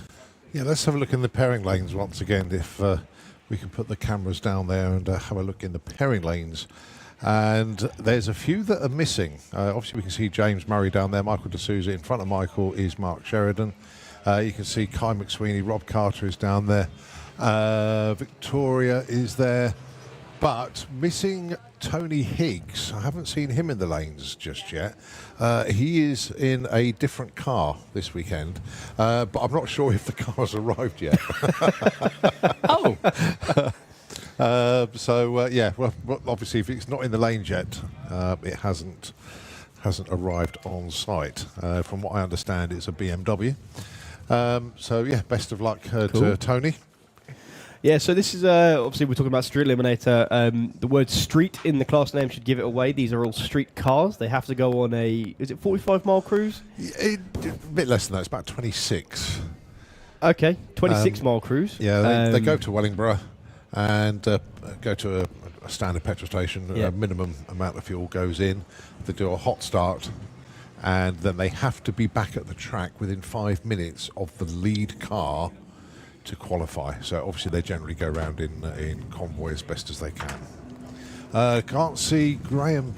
Oh yeah, no, Graham's there. Jason Weir I can't see in the lanes yet, but they've got plenty of time. We're here for 4 days, but obviously they want to get. So they've got their best opportunity today, obviously. And this is a heads-up class, which is nice for us up here in the commentary tower to explain, because basically you start, and then the first one to reach the other end wins. Nice and easy.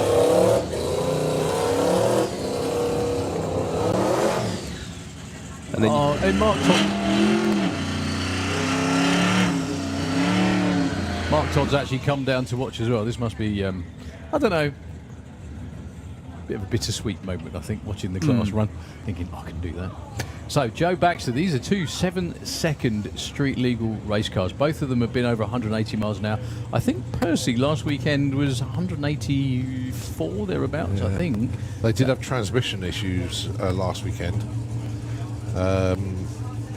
That's the point. I bought some transmission oil up for them this weekend just in case. Very kind of you. But these cars actually do run on street tyres. They aren't slicks on the back of those. They don't have wheelie bars. It's all about power management, mainly off the start line. Good luck to both of them. Someone's slipping a bit. That's Joe. And Joe has a bit of a wiggle after 3:30. 7:47 for Rob Carter.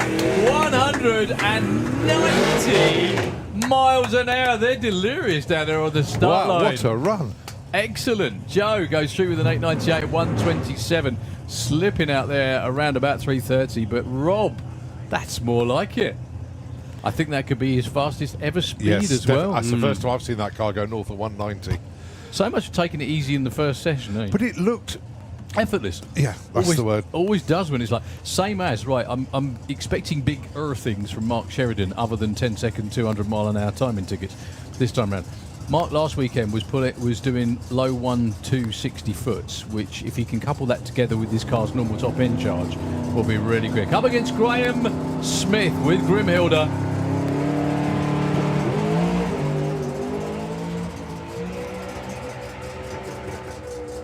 Who hasn't moved. Mark Sheridan, sounds like it's missing at the top end. Still goes 762 at 197 miles an hour. Not sure what the issue was for Graham. Well, Dave's going to give him a chance to... him, yeah. Yeah, he is. Can we have Comp Eliminator into the pairing lanes, please? Comp Eliminator, let's have you into the pairing lanes. I didn't see any purge of nitrous at all. Graham normally has to behave on the first one. Yeah. Otherwise he gets in trouble. That's very behaving. That's definitely a non-nitrous pass. 982, 134. Number on the board, though, which is a good start. All right, Kai McSweeney with the OG. We do like this. What does OG mean? Original gangster. Really? That's what OG means. Okay. Why do people say OG then? They don't. Oh. It's OG. Okay. Basically.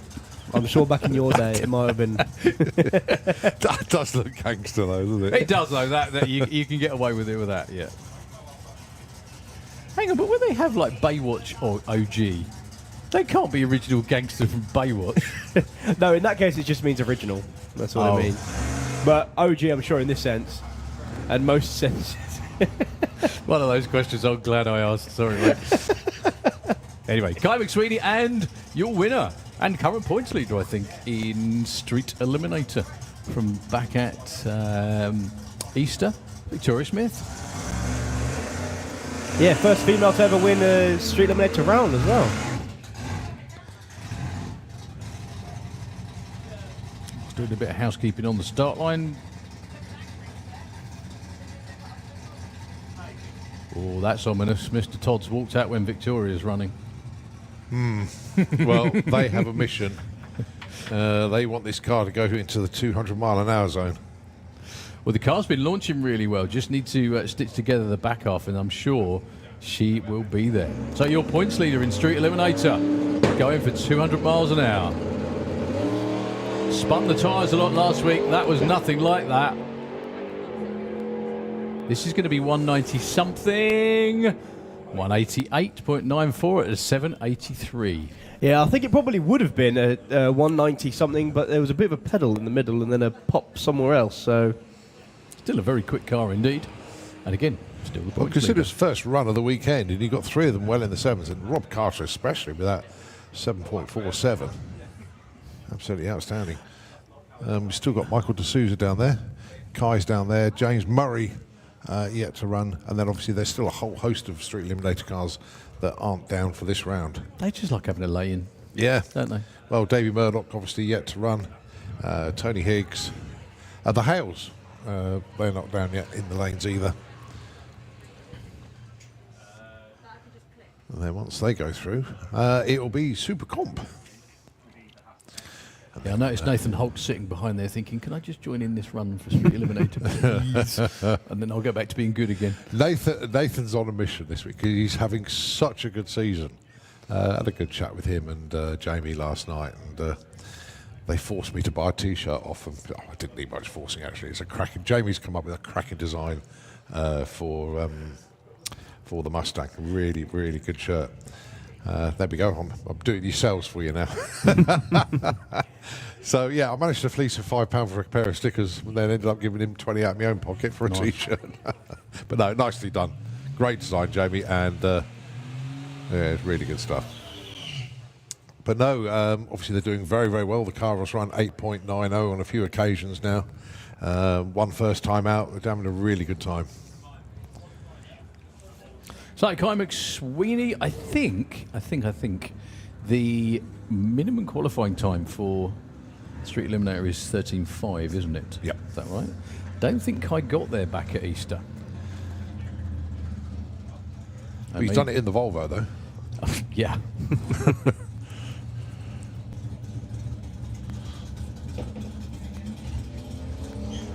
That's a lot more meaningful. yeah, there was popping and banging going on, but no noise. And the only reason I knew what was going on was I was watching the car vibrate. Right, well within. That's more like it. 11.6. That's chopped a couple of seconds off where he was at Easter. 116 miles an hour. Look at that.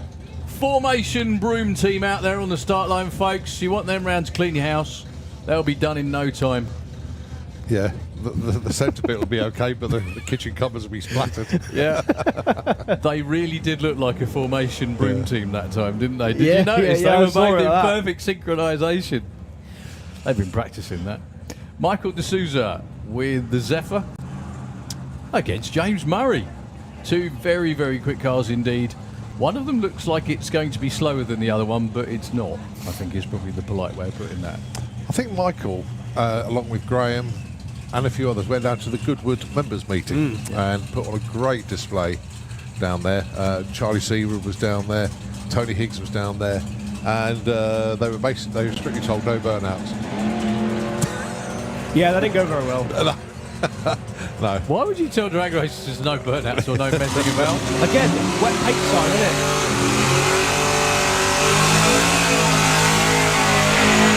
James Murray, 9:58, 141. well done, James. Also for Michael, I think that's quicker than he was last year.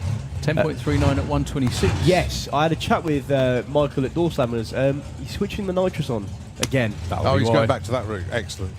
James Murray, though, 950s again. Okay, Working Super so Comp. well. I think, yeah. And this definitely is actually Supercom this time, not Pro ET, because these guys both double enter Pro ET as well. Yeah, Stevie Gates and John Turner. You've seen both of these cars already in Pro ET, so they're double classing. Stevie Gates has to slow down to run 890, and JT just needs to step up a little bit. He's nearly there, isn't he?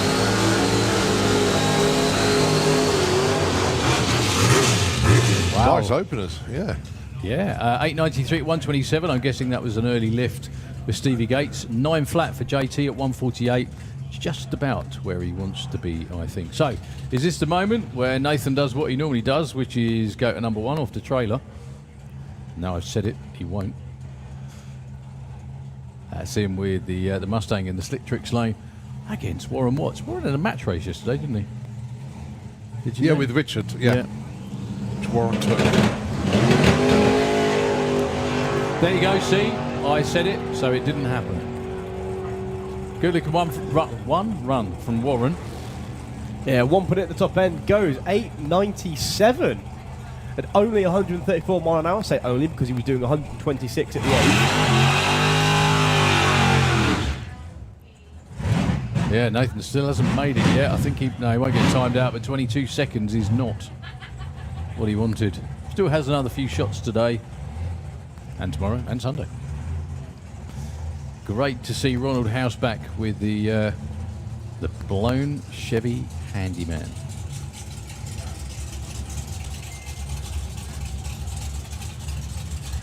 Yeah, one of the best turned out cars I've seen. Everything's as shiny as when it came out of the packaging, I think.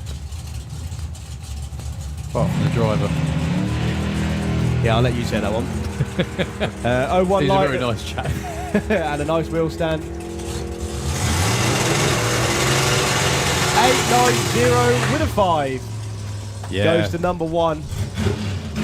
The funny thing is, they're going to do really well to improve on that. They'll still come around for all their runs for the rest of the day, but they look justifiably delighted with that. So, Brogy Roasters, both lanes. The reason these are called Brogy Roasters, they're 1927 Ford Roadsters, but they were the body style and the whole layout was developed by a chap called Warren Brogy out in the US, hence the fact they're all called Brogy Roasters. Yeah, designed for super gas because you have to sit to one side for super gas, but in Supercom you can do what you like, and Richard Tunstall chose to broke out. I'm not sure he chose to, but he did. 912 for Dave Fulton at 1. Speeds are very similar. ET's not. Maybe just a bit less of a throttle stop for Dave Fulton. Awesome. So that's it for Super Comp. Only the 7 cars made it down to that one. But now, with Comp Eliminator. Oh, goodness me. Right, Colin, goodness me, how can that man run like that? He's running so upright, he looks like he's walking really fast. It looks like someone's pressed fast forward. Yeah, Did you notice? That's impressive. That's really good. So I apologise, it's because I can't run that fast, that's all it is. So one of the cars that made Door Slammers what it was last weekend took out Kev Jenkins in the semi-finals of the 4-cylinder class. Yeah, that's 4 cylinders. The reason I'm emphasising that is because when you see what this thing runs, yesterday in testing went 7.30. His index is 950. This is going to be by far the biggest, if it goes to plan, by far the biggest run. Yeah, that's what I was thinking. It may be because it's 4-cylinder turbo. It's just the fact it's rear-wheel drive. Ah, there we go, 759. There we go, thank you. I was looking, yeah. It did change. So Julian Bayer, yeah, if his index was 950, he was about to demolish it like we've never seen before. So the Golf in the Kestrel Lane from Germany won the 4-cylinder class, as Tom said last weekend. Taking on Luke Stevenson, our good friend up here. He said he's been getting a bit of ribbing because his car needs to be faster. Well, you can help him go quicker and faster. He has loads of T-shirts and other stuff for sale up there in the pit area. You can't miss him and you can't miss them as well. Some really, really cool designs from European front-wheel drive, and we really appreciate all the work he does. No one is more enthusiastic. Well, Julian headed straight for the wall, but gathers it up nicely. Under power the whole way. What's it going to be? It's going to be a 7-1! 7:15, 184 mile an hour. They are overjoyed down there, I can see. They have some friends from Malta as well on board. Luke goes 13.10. He said he'd be happy with an 11-something. But do you know what? I don't know whether you read it, but I sent Luke. Luke's in comp as well, because he said, I'm going to put the GoPro facing forwards because I want to race all the fast cars. Yeah. And he's got a great bit of footage from the first qualifying run against Julian Bayer. I think that's Julian Bayer's quickest and fastest run ever. For a 4-cylinder car as well, that's outstanding. Yeah, by nearly 2/10. Yeah, massive. Yeah, he shaved, was it Massive. 7/10 off in one of the rounds between the quarters and the semis, and then he's just shaved another 1/10.5 off. How great is this, though, that we do have some of our racers that just normally come over for the door slammers sticking around for the main event. This is Marcus Velt in the Kestrel lane with the Golf. This car ran in 6-cylinder last weekend. His index is 698. If he gets under that, he will be doing handstands. Yeah, unfortunately for him, his index was got ruined by a man with a 2JZ Camaro. Struggling to build boost. Not behaving at all. Here we go. No, lots of shake and spin off the starting line. He was actually testing yesterday. Emma goes 10.92 with the glitch, which sadly was glitched that time round. Yeah, the Golf went 7.2 yesterday. Yeah. Absolutely flew. I was in the pits and I was just watching proceedings. And the 4-cylinder Golf version just went 7.1. Mad. Absolutely mad. So do you remember, a couple of years ago, there was an Audi TT driven by a man called Hubert? I do.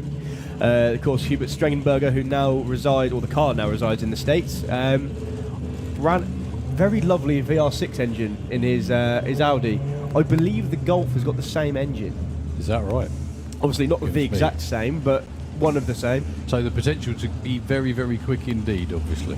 Darren Dewhurst with the Shed front-wheel drive, taking on Matt Davidson. Matt has been here all week from last weekend, ran pretty well last weekend, rebuilt the entire engine, put a slightly smaller turbo on there just to make it that bit more efficient, hopefully.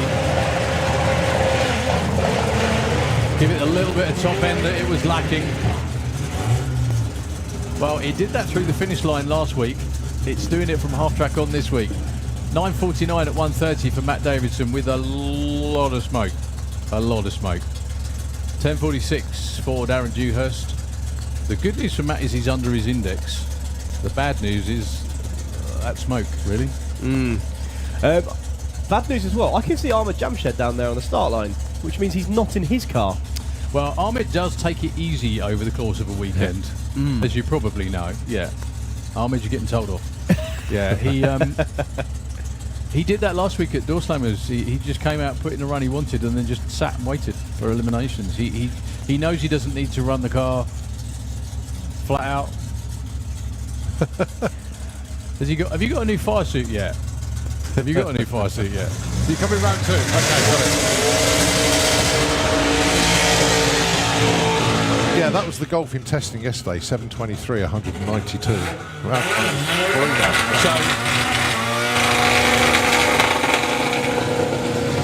Currently Julian Bayer's got the quickest one, which is 4-cylinder, and Marcus has got the fastest, which is 192. Yeah. That's mad. Well, I had the pleasure of going to Malta last November, I beg your pardon, when it was, and the Lixie Racing Ford Escort went 6.90, 4-cylinder in there as well. So they're getting closer and closer. But the Maltese are still the leaders for 4-cylinder turbo cars in Europe. And here's another one from the UK, Kev Jenkins. He does get a lot of help. He has a lot of friends in Malta as well. It's all very good. The car was actually built over there too. He's in the Slick Tricks lane, 789. against Dave Swift, who didn't get his 6-second run last week. He was close. And he was close to going over as well. Yeah, I saw that. Taking Once on, or twice. yeah, when you take on the fastest car of the event, obviously a car that can go over 260 miles an hour with the boost controllers off, you tend to give it some more. And well, Dave was trying on the left wheel, then the right wheel. Obviously, Kev's got Chris Todd in full crew mode this weekend. Obviously, Fresseru not here.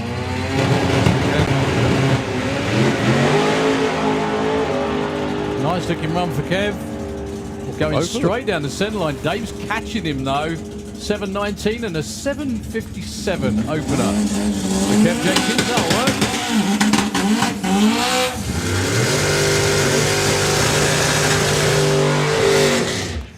Dave Swift a little off pace from last weekend, but again, first runs of the weekend, probably just want to make it from A to B, and everything worked. Simon Crowley was actually going really well last Did he? weekend. Yeah, did well. Had a good time with the golf. Running in the mid-nines, going alongside Rob Smallworth with the Dirty Dog 55. So Rob's index, you see the times on the boards at the top end, they're not their dial-ins. They are their indexes based on the type of car and the size of engine. They have to run a certain amount of weight per cubic inch, and they are given a time. Tune it, go as quick as you can. Simple as that.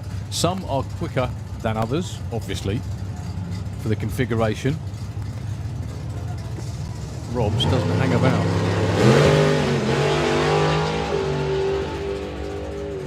008 light for Rob Smallworth there as well. Not bad with a pedal. 763 at 175. Simon Crowley just didn't really move when the lights ran.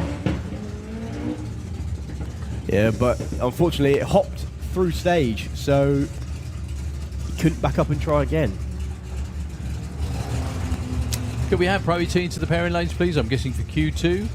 Pro ET, please, into the pairing lanes. Julian Bayer currently is still number one.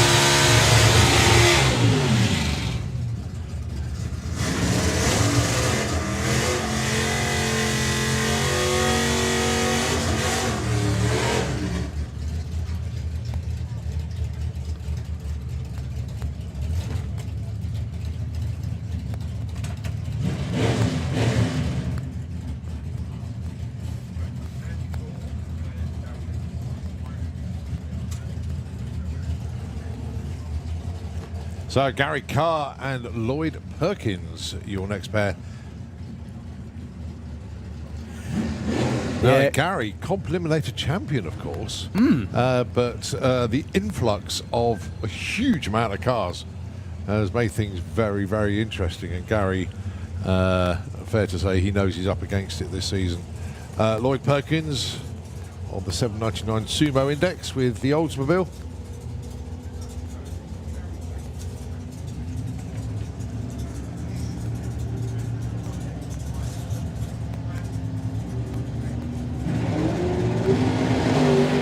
Lovely wheels up launch there for Gary Carr. Oh, with a 008 light as well. He's wide awake. Lloyd gets there first though. 764. Gary 11.0, 11.1, 11.08. Nicely done. So Gary Carr goes to number one and he's 6/10 under. Yeah, So that's a good start. That's not going to stand. It's not going to stay because we expect it to be probably 75, possibly 8 under. Well, looking I don't into the think pairing we've lanes. got a huge amount of cars in the lanes at the moment. No, it's just the one Copo for the minute.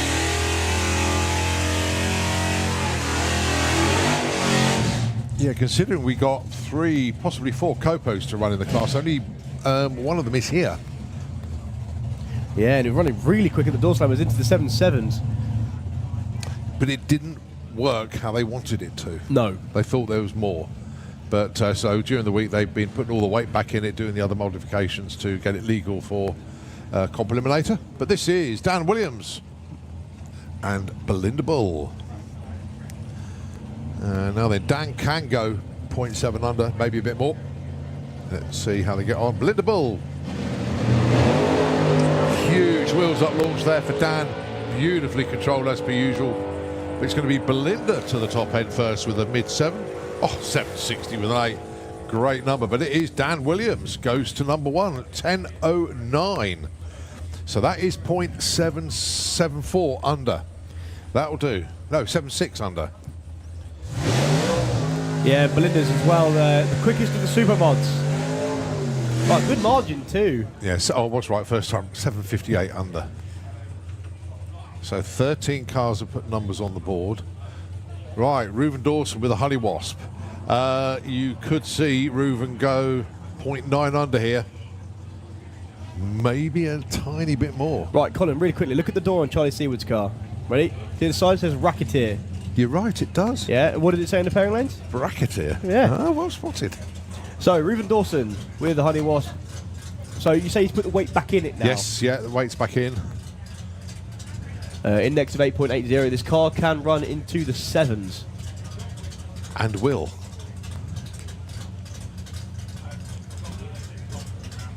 So missing quite a few cars in this session. No Nick Williams, no Scott Liebscher. Oh, beautiful. 003 light as well for Reuven. Sounding good. 798. Goes to number 1. Okay, Charlie Seaward, 890 run here for Super Comp.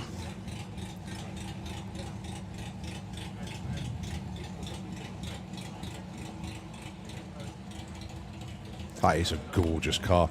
Now then, Charlie did put this up for sale at the last meeting. I noticed the for sale signs are off it again. But quietly it is for sale. So I'll whisper it. It's for sale. It's only because I know what their future plans are and I don't mind. So yeah, so everyone on the grandstand, you may buy the Bracketeer, and everyone on the banking, you may buy the Racketeer. awesome car. That 887 just breaks out. Right. Pairing lanes are empty. Not quite. But the junior drag bikes are down there. Yes. They're just hiding around the corner. So we're not far off finishing our first cycle, and then it will be back into Pro ET. Yep, the junior drag bikes are just coming forward now. I do like it, this event especially, when the teams message you after runs and stuff like that. Some of them are very brave, and like Doug McClure. I'm not going to read that one out, mate. So my response was, we like your tightrope walking. It's going to fall off eventually. But no, they're having a lot of fun. Nathan Holt says it's my fault that the Mustang didn't work. But no, it is good. I've got an update on Tony Higgs, which I'll announce when Street Eliminator come around the corner for the next runs. But no, great day today. It's our Sportsman Day here at the main event. Day 1 of 4. And the weather is great for going quick today. It's a little bit cooler. The sun still keeps coming out. But generally conditions are very, very good indeed. The wind turbines can't be bothered to rotate today. There is a little bit of a breeze out there, but obviously there's enough power in the national grid at the moment, so they're not working. But what that does mean is we've got no wind indicator, because although they are all facing the same direction, because the blades aren't rotating, they're not turned into the correct direction. But looking at the flags, then yes, they are. So you get a little bit of a crosswind today, still coming down the track, not going up the track. And as we say that, the sun has come out over the track. Good crowd on the grandstand today. Good morning to you, but the banking is the place to be, because that's where you're going to get your pod face today at the moment. It will switch round as the sun will then shine on the grandstand later on today. Tomorrow, obviously, is when our pros start. It's when Live Action Arena starts, where it gets very, very loud indeed. But today is our dedicated Sportsman Day. 4 rounds of qualifying for all of our sportsman racers. And they're just about to finish off round number 1 qualifying with junior drag bike. A little bit of track prep going on out there. Pro ET are making their way into the lanes for round number 2. I'll tell you what, just a message or two for Nitro FM, and we'll take it back when we continue the qualifying here at the main event.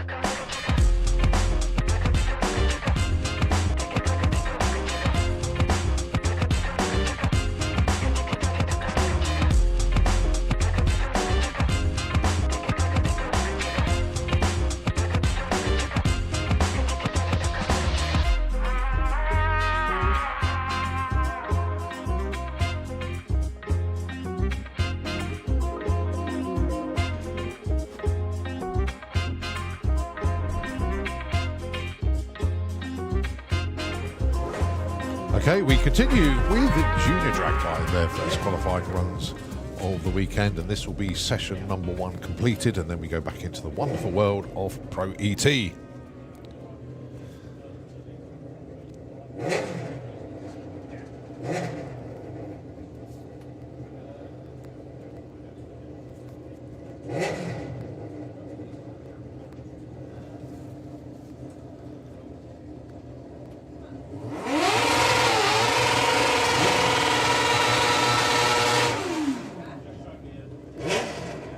Maggie Smallman and Leif Eric Braun up next. A new name to us is Leif from Germany with the Kawasaki, and Maggie Smallman for Rugrat Racing with the Honda, or as it says on our screen here, the Honda.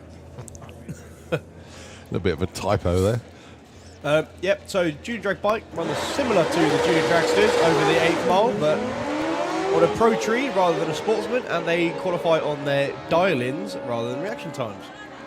Well, problems there for Maggie. Oh, finds a gear, gets going. 1062 and 820. Difference between the junior drag bikes and junior dragsters is that the junior dragsters qualify on reaction times, and junior drag bike, like all the other classes, are on dial-in. The fire's still going well over there in Rushden. Those of you that are thinking, where is all that black smoke coming from? We checked the local news feeds, and apparently it's a external fire at a recycling plant. So hopefully everything is a-okay over there. So underneath the tower then, Richard Wilcox. Yeah, double classing. He's in junior dragster as well, and junior drag bike. There he is. So they've already been called, but Pro ET need to be in the pairing lanes. Richard's got the track to himself for this one. Yeah, strong field for the junior drag bikes as well this weekend. More than I think I've ever seen. Yeah, especially at an FIM event. We've got 12 of them, actually.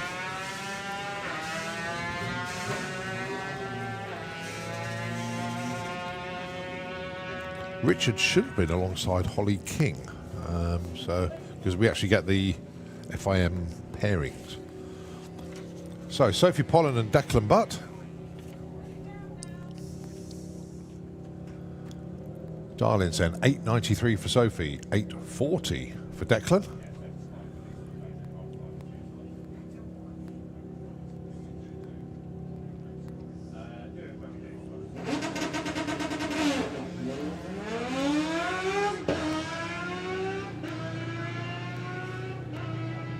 So Declan looking for an 8.40, goes 8.80, and Sophie looking for an 8.93, goes 8.912 quick. Right, Ali Lester and Harry Isaacs.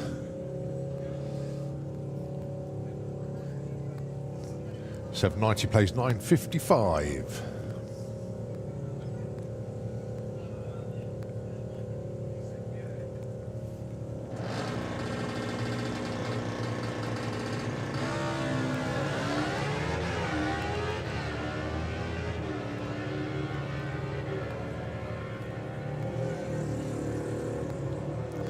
And it's a 940 and a 1003. Not quite what they wanted, but it's numbers on the board. Now then, if there's 12 bikes, is that enough to run 16 bike ladder? Do they all run in the juniors, or is it an 8? I'm not sure. Yeah, I'm not sure how it works with the FIM. Yeah, we'll find out in due course. Anouk Bergering should have been alongside Brad, but Brad not making the call for this session. Yeah, Anouk on the new bike to her. It will be a lot quicker than that once it's all figured out. Obviously, GSXR 500 is the power plant. That's a lot of engine for a junior bike, that's for sure. Oh yeah. Just trickles through with a 1577. Right, so young Brad coming up.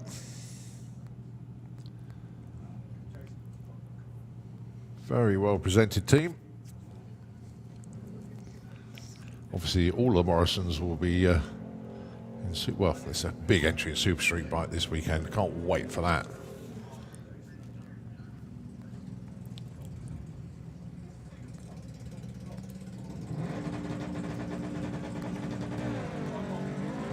So Brad on his way, looking for a 9.40. Good looking run, actually. 9.60.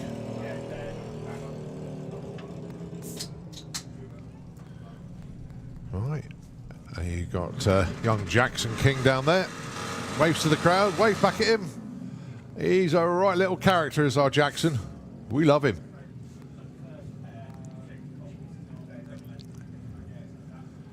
Letting everybody know he's here. And why not? Going alongside Leah Morrison. So, an actual pairing that was scheduled. Yeah, Leah's ready to make the step up to 950 bike next year. Already been practicing doing burnouts and two-step checks on her new bike. Looking for 790 here, goes 810. That'll do. Jackson wants 13 flat. Goes 1350.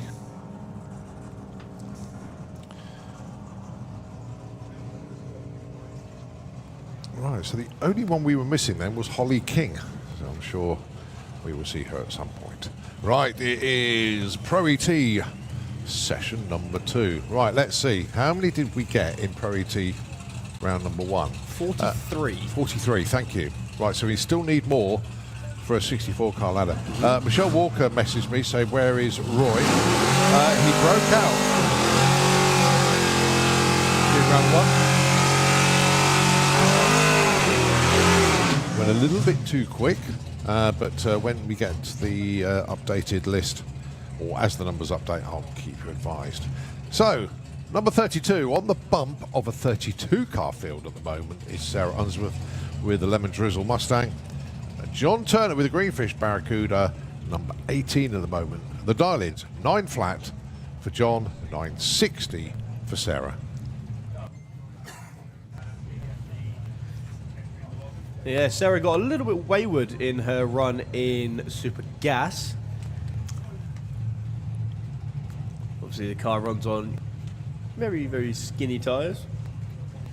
But she's looking for a 9.60. JT looking for a 9 flat.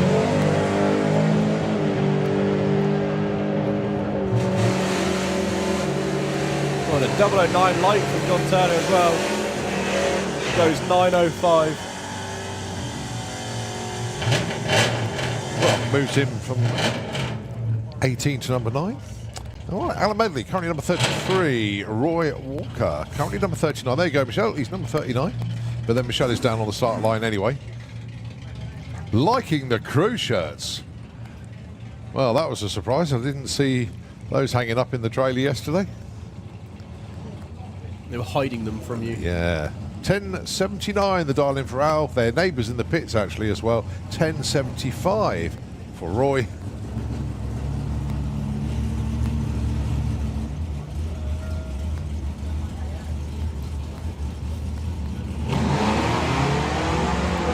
Well, 07 light for Roy. You sure that's Roy in the car?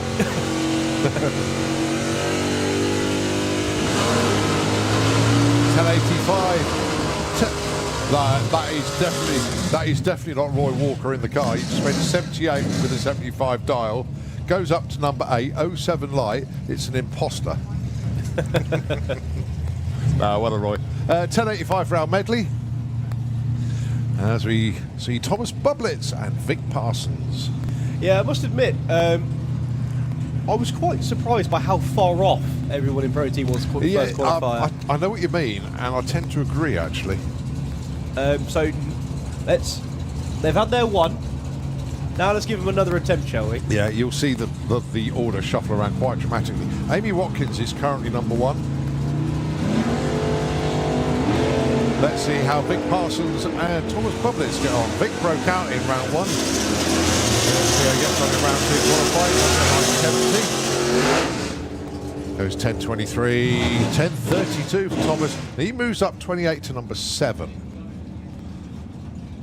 Dave Fulton You notice I'm not saying don't lift Dave anymore because he did lift. He did. And he beat Tom. Well done, Tom.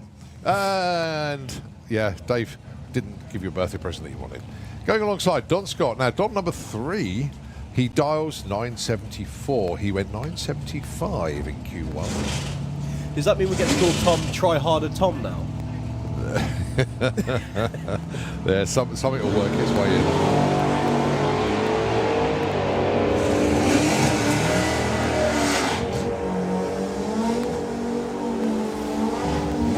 Line 49 for Dave Fulton on a 48. Oh, if he'd have dialed the 49, that would have been perfect ET. 77 for Don, just drops a spot there. But Dave Fulton, he's 4 for 4 in his runs today because he has a potential to do 12 runs today. He's done 4 out of 4 so far. Well done, Dave. Right, next up, Darren Huxley and Marie Mills. Darren is number 43 on the order at the moment. As I say, we do need 50 cars to make it a 64-car ladder.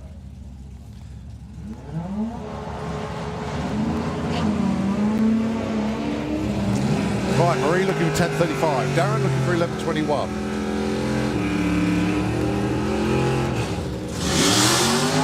.45 and 47. Marie stays 14. Darren moves up to 34. That's because basically he didn't break out this time.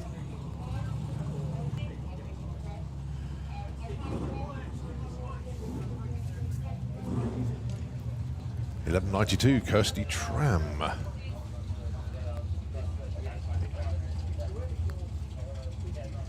Yeah, taking on Mason Griffiths. Mason's currently sitting in number 41. That's not safe. Well, it's not qualified yet until we get true, 50 cars.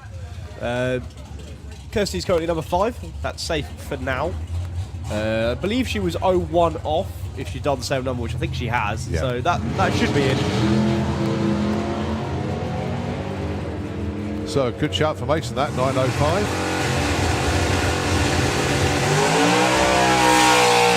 Yep, 9:07. Kirsty 94 to 92. So Mason goes to number 6. Kirsty stays 5. Right, another one of the breakout kids from round 1 was Jake Fronder. Dials 11.82 this time round with the Golf. Alongside Ronnie Mercer, 10.16 the dial in for Annie. So he is definitely double classing. He is not just moving over to gas.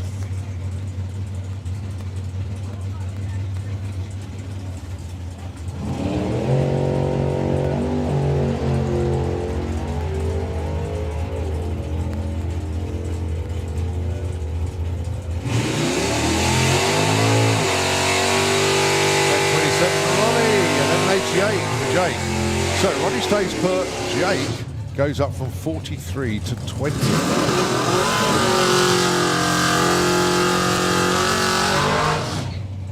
Matthew Dowdy then with the Red Dead Nova. Dialing 11.12, a little bit off where Matthew normally is. We normally like to see him running 11.02, 11.01, sometimes dipping into the 10. So yeah, just winding it back a little bit. Going alongside Chris Newsom with the ZS Rover. 9.92 for Chris. That car can go a tiny bit quicker as well, but they know what they're doing out there. Yeah, what you tend to find at weekends like these where the track becomes really good, anything up to about 1,000 horsepower struggles with the track putting them down.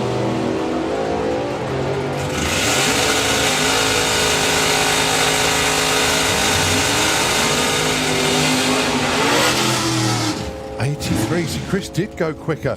Matthew, though, gets one the right side, goes from 30 to 13. Yeah, that was almost a 10th quicker for Chris. All right, Jason Pickett sticking with the 984 darling. Dave Chariot with the Dark Revenger goes 9 to 69. Again, he's wound it back a bit.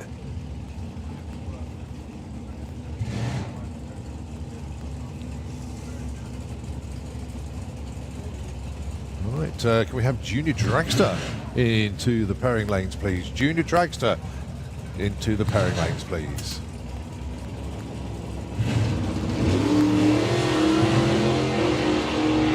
Well, the launch of much more liking Jason Pickett with the cherry bomb.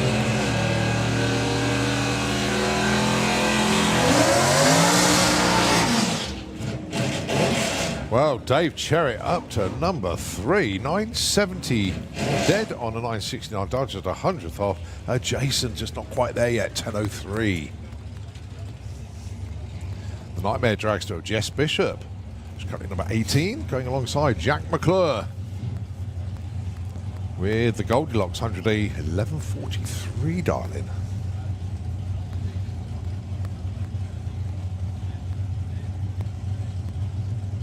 Archie McClure got in touch to say he's not here this weekend to see my granddad and nan run. I'm on my way to Barcelona for the week. We'll definitely be there next event. See you soon. So have a great time out there, Archie. Jess goes 912 breakout. Jack McClure goes to number 4. 44 with a 3 on a 43, darling. Nicely done, Jack. So he's going to be the highest qualified McClure at the moment.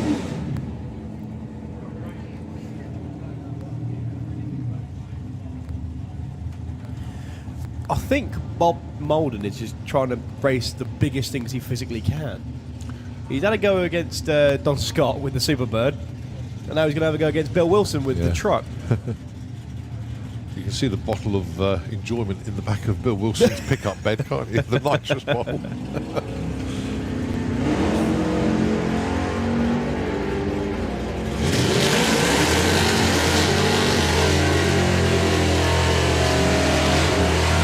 For Bob, 78 for Bill, a little bit off pace. So, and actually, Bob goes to number 25, pushes Bill down to number 26. Anthony Mitchell and Laura Bainton. Laura was the first car down the track in Q1. The Darlings, the all-important Darlings, 1068 for the Buick, and the Capri is 1029.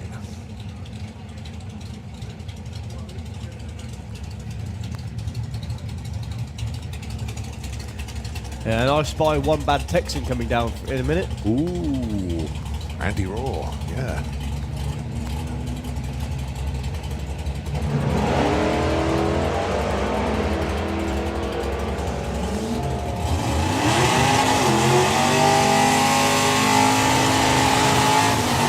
Oh, 10:29 with a 2. Your new number 1 qualifier, Laura Bainton. Anthony Mitchell goes 92 and a 68, but Laura Bainton, your new number 1 qualifier in Pro ET. Fair to say she is now totally safely qualified. Well done, Laura. Brilliant run. Mr. Qualifying, Dave Rudd, and it's Jeff Cowley. And after that run, Paul, the dad, never going to wash the car again. Because he loaded it up, he said didn't have a chance to wash it, and that's what happens, mate. There we go. Don't do that again. Just a quick shout out to Cat Rod and Craig Wright. I know you're watching at home, or Craig is. Sorry for dobbing you in there, Craig. I know you're supposed to be getting ready to come down here, but he sat watching the live stream.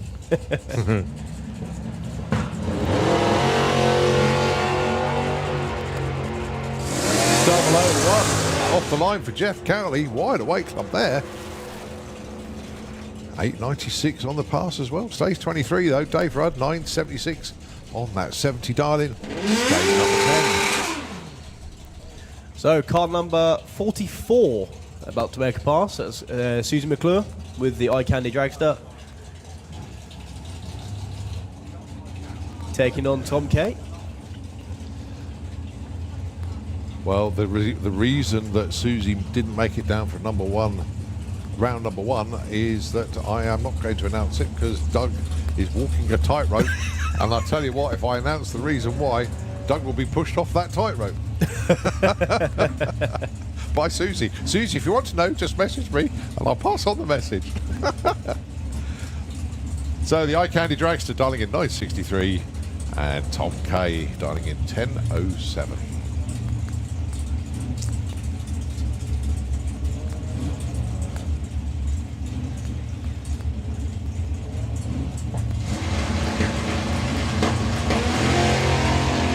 Well, it was a 001 red for Tom.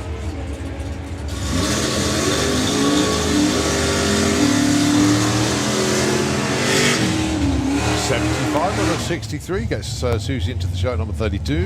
Tom K, that goes up to number 11 with that 10-10 pass.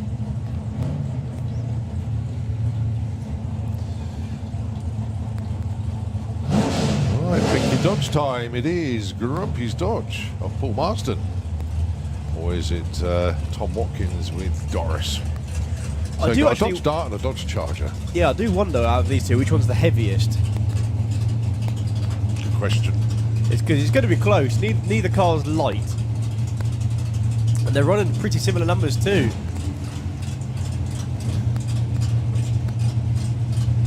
$893 the target for Paul.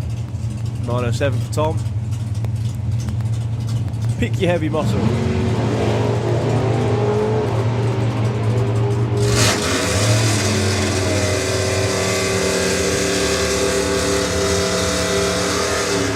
Breakout for Tom goes 905 and 907. Paul Marston, though, 95 on 93, darling. Stays number 6. All right, Charlie Seaward with the B Racketeer. Is that all right? The B Racketeer. As you say, yeah, Racketeer on one side of the car, Racketeer on the other, just to confuse us all. Gavin Jackson, I am not surprised to see that dialing change from 1090 to 1020. Yeah, age-old game of one, that. yeah, age-old game of dial what you ran last time. So Charlie looking for 890. We discussed tactics. I said, look, just dial 890 in both classes. Up 81. Break out. 49 gets on the right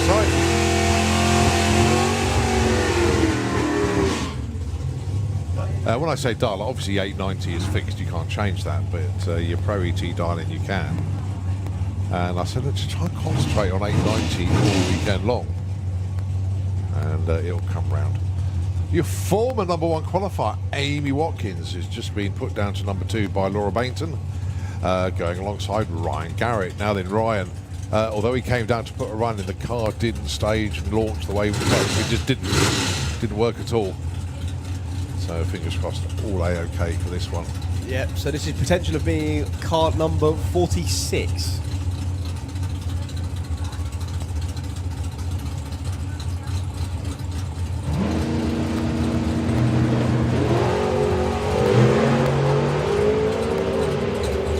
Well, it thought about not going, but it went to the end.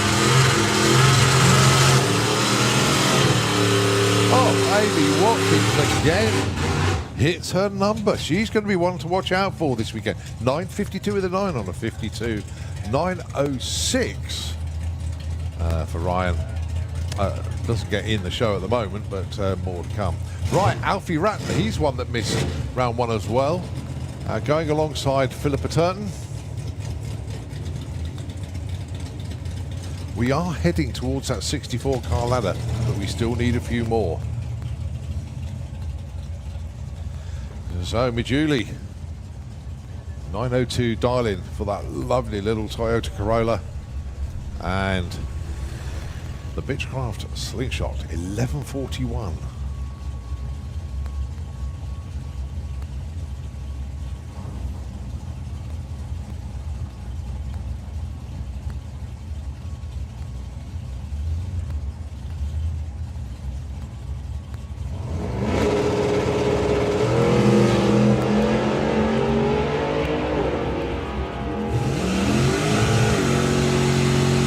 Alfie's going to get the top end first, a little bit closer to 10, like goes 989, lifted at the stripe 102 mph, and well, Philippa gets a good run in, but she breaks out, goes 1126, a bit too quick, so she drops to 46. Alfie in at 43. Right, Doug McClure and Neil Watkins. Patriarch of each team.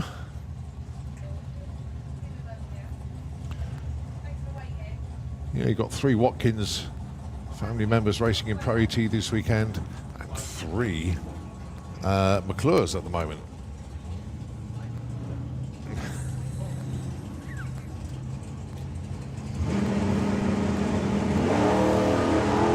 So 11.35 the target for Neil Watkins, 11.65 for Doug.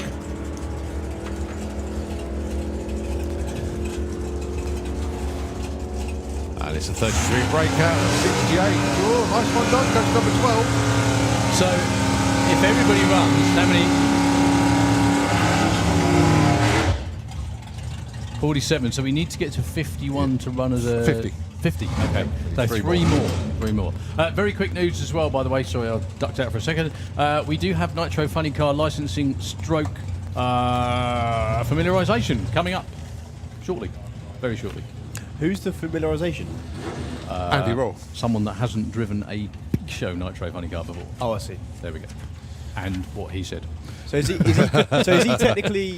technically Big Show licensed then for it to be familiarised? This is part of the familiarisation stroke license, I do believe. Right, okay. So Ian King, someone who's very familiar with the drag strip, against Stevie Gates. Yeah, Stevie is sat in that number 47 spot at the minute. Needs number on the right side, doesn't get it, stays number 47. Ian goes all the way up to number 17 though.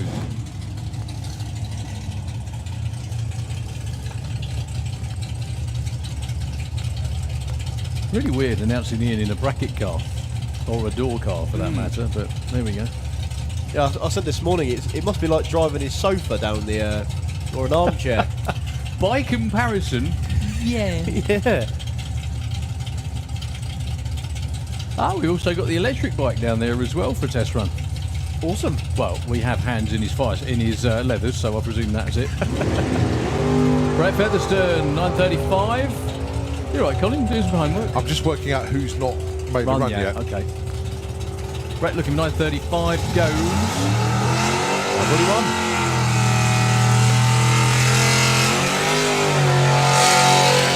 41. Right, so John Bean hasn't put a run in yet. Rear diff and axle problems. He won't be making a run today. Hopefully he'll be out tomorrow. Okay. David Barton hasn't put a run in yet in the Copo.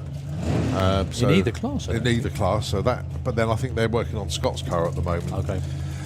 So that hasn't run yet. I don't remember seeing Nick Mugridge. Nope.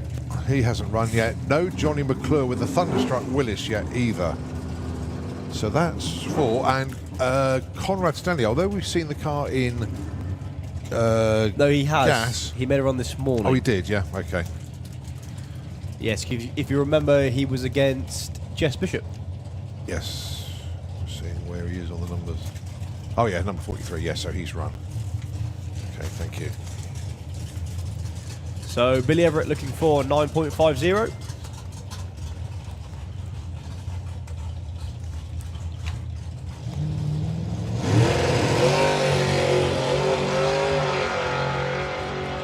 Running with no wheelie bars that time, I see.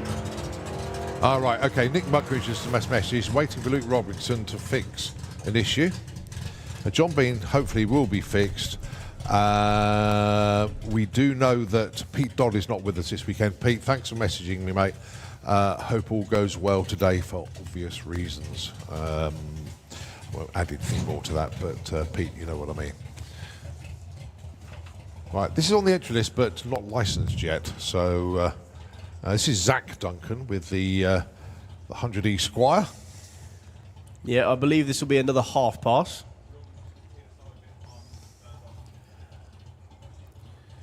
Yeah, car's not renowned for going straight, shall we say. And that's with any driver, let alone a new one. Likes a wobble.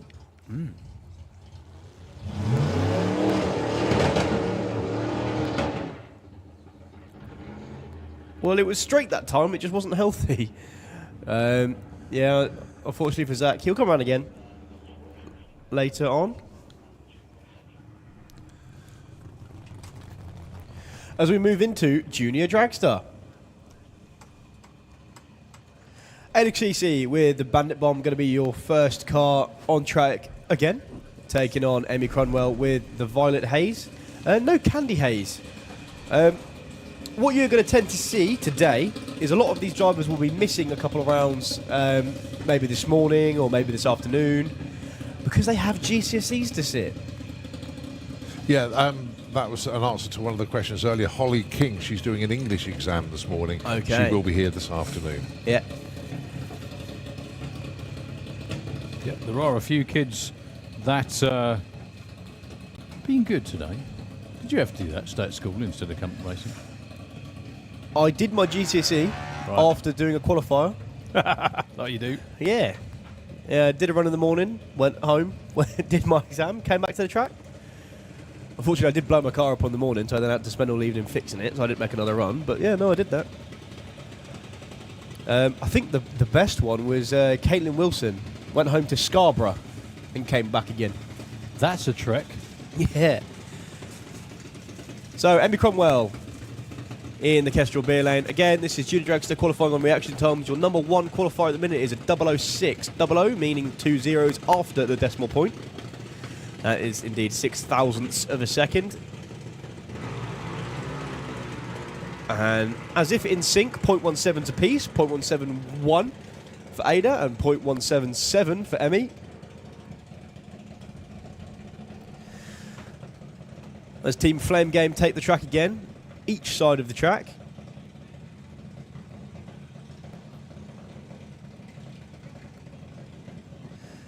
Letty taking the Kestrel beer lane. And Chev taking the Slitrix lane.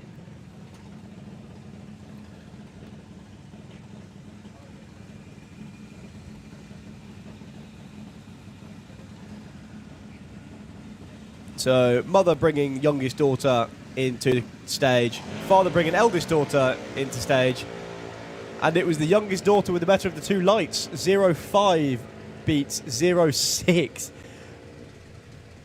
Letty going to go all the way up to number 8, and it's number 10 for Chev. Can we please have Super Pro ET into the pairing lanes, please? Super Pro ET into the pairing lanes. Ted Sullivan and Richard Wilcox. Ted running the number 2 on the car. He came second in the championship last year. No mean feat at all amongst this bunch. Yes, they are kids. However, they are pretty damn good, to say the least. Richard Wilcox double classing this weekend or not? He is. Still think he's the only one in the world that double classes in juniors. That's an impressive stat in itself, isn't it? Yeah, class of 1. That's him. It's him and him. Both go red, 02 and 06. No help. Yeah, because there's been drivers who've made the switch from one to the other, but never at the same event. That's right. And he does it frequently, doesn't he? Yeah, if you're going to do something cool, you've got to do it cool and consistently. So, Lola Bell in the Slitrix lane. What do you think about the new livery, Daryl? Do you like it? From here, I can't see it. Let me check out the TV. I might be able to. I'm really sorry. From this viewpoint, of all the questions you could have asked... Yeah, it was really the poor timing on that one. There we go. And then the other lane. This is the wrong lane. Up against Molly Open, sure. We've got a great view of Molly's car. Oh, there we go. Yeah, very cool. Very cool indeed. So, Grandad Tony bringing Lola into stage. Lola's currently number 7. Molly is number 4. Molly was 02 on the tree earlier on. Lola was 05. Well, Molly cuts it too quick this time. 0.12 red. And a 0.09 for Lola. Yeah, no improvement for either there, unfortunately. Molly stays number 4. Lola stays number 7.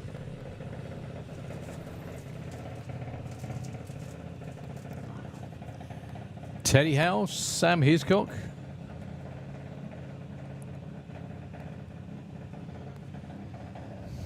So, JMA taking on Junior Modified. JMA, as I've said before, is anyone over the age of 13, as long as they're not 18. Junior Modified, ages between 10 and 13. Yeah, that's 10 years old.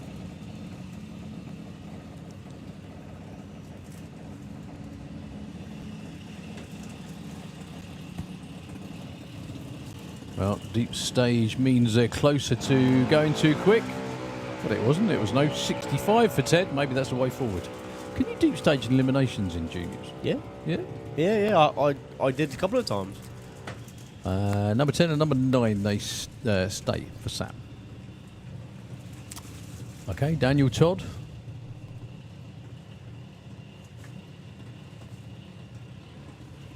Ian Kestrel and Kendra Redshaw.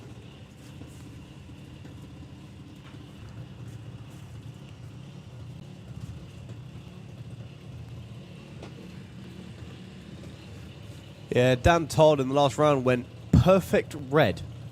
How'd you go perfect? Oh, really? Triple O minus. Triple O minus. But there was no number on the end at all. 3. Ah. So almost perfect red. Almost perfect red. As good as perfect red.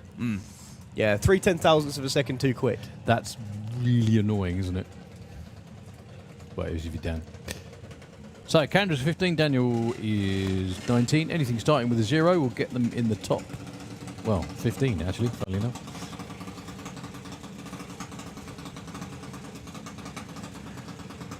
Well, neither one wanted to stage first. Dan goes red again by 001 this time. His average is pretty good, just on the wrong side. Yeah, Kendra goes 0.10.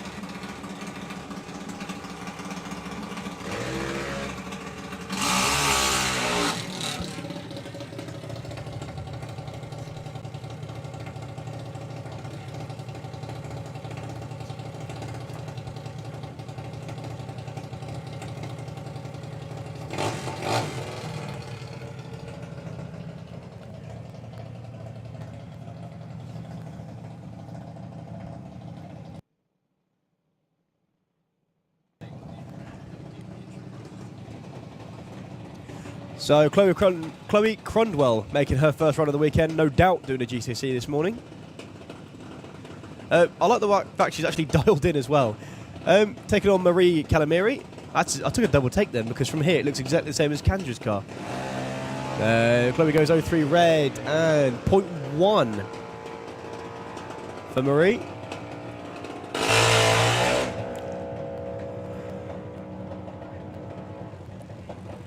.842 beats 852. Grace Smith and Luke Mugridge.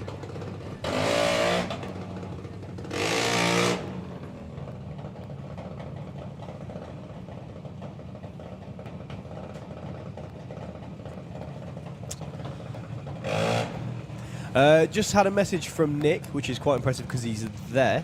Obviously sent it earlier, I'm only just reading it. Both of the Mugridge machines, whether it be the Junior Dragster or the Junior Comp, are for sale at the end of the season.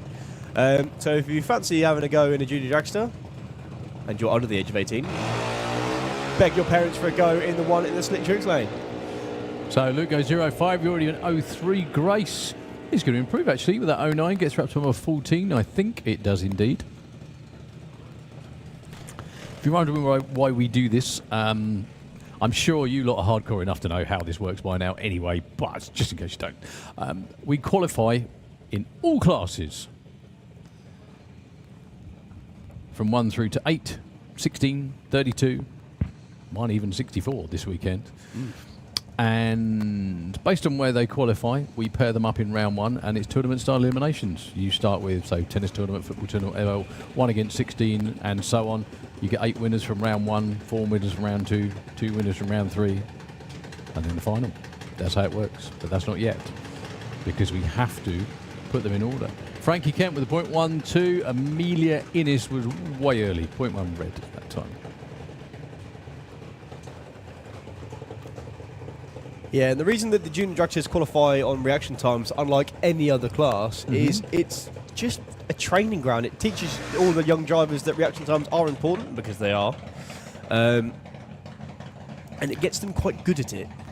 And it also means that they grow up and terrorise Super Pro and Super and Pro ET when they get older, isn't it? Pretty Exactly. much, yeah. Because they have that training on the sportsman tree, which counts down, as you can see. Thing is, though, the big difference they have to get used to, though, is that when they're in the juniors, the dragsters, I presume they have to leave with their right foot. Yep. A lot of the time when they move up, if you will, or get older, they have to leave on a trans brake or a button, don't they? Yes. Yeah. So obviously, I've only just started doing that again. What, the button thing? Well, I've got a lever. Oh, of course, yeah. Bike. I actually found it easier It is. because you time yourself on the noise of the engine rather than what you're looking at, and it just flows a lot nicer. Neve DV in the Kestrel beer lane goes red by 07. Kai Cooper in the Slitrix lane goes red by 02. That's not going to help. No, so I found myself cutting more consistent lights than I ever did in juniors. You will do, because the other thing as well, I don't know whether you ever had a practice tree set up with your foot. So when I was racing, I taught myself with a button, but then realised I wasn't as quick as I should be, and it was because I was reacting with my hand, not my foot. Yeah. And so I had to retrain my foot, and once I retrained my foot, hey presto, it was a lot better. Jake Cooper, Harry Peters.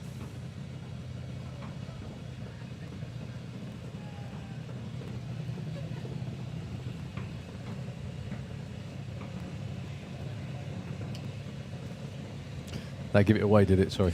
Yeah, I got the hint there. Yeah. Yeah, for those of you wondering, Daryl's picked up some binoculars, and that was a silent conversation we just had. So, Harry goes 0.27, Jake goes 06 red. So 2 reds for the Cooper brothers that time. Emily Moore and Tom Peters both, I was going to say both the junior modifiers, but no, Emily is JMA.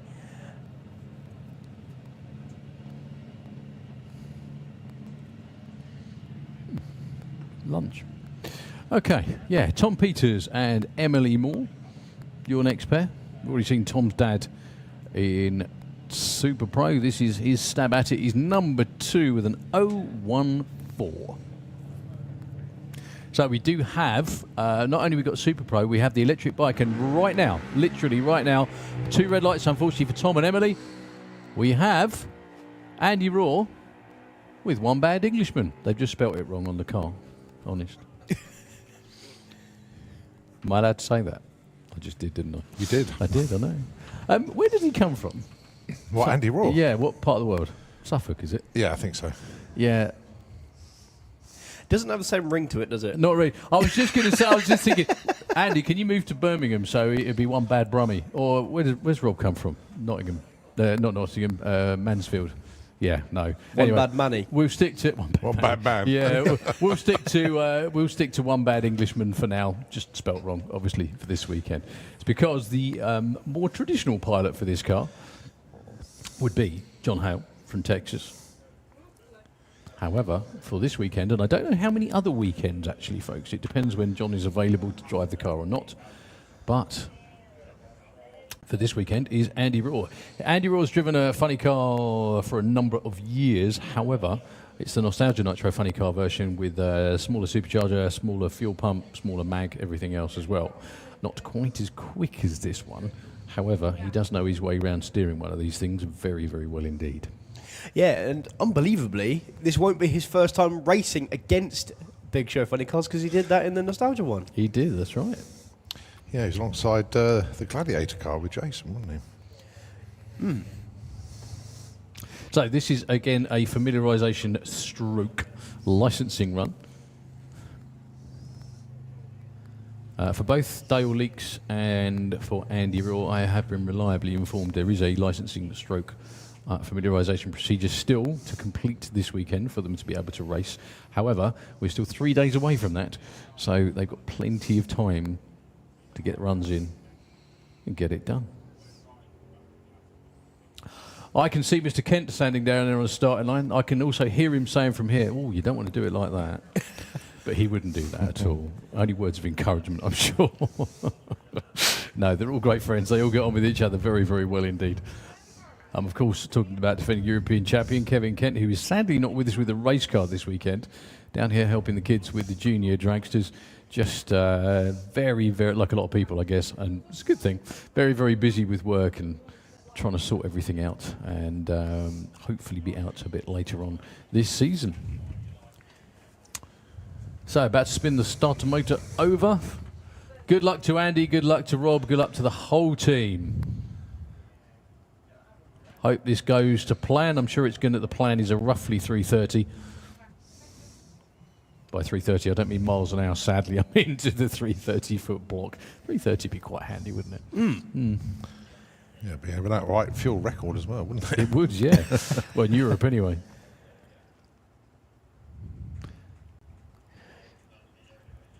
So Rob will be squirting the petrol into the ejector, spin the start motor over, pull the leads, turn the fuel pump on, and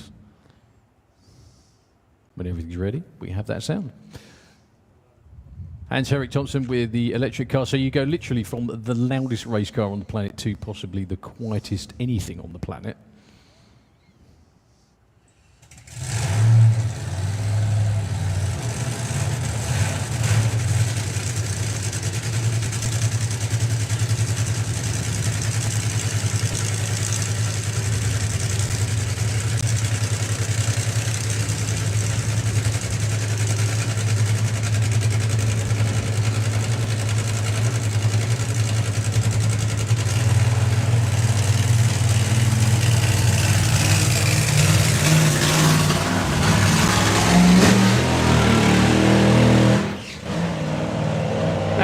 Andy's sitting in there thinking, wow, that was great.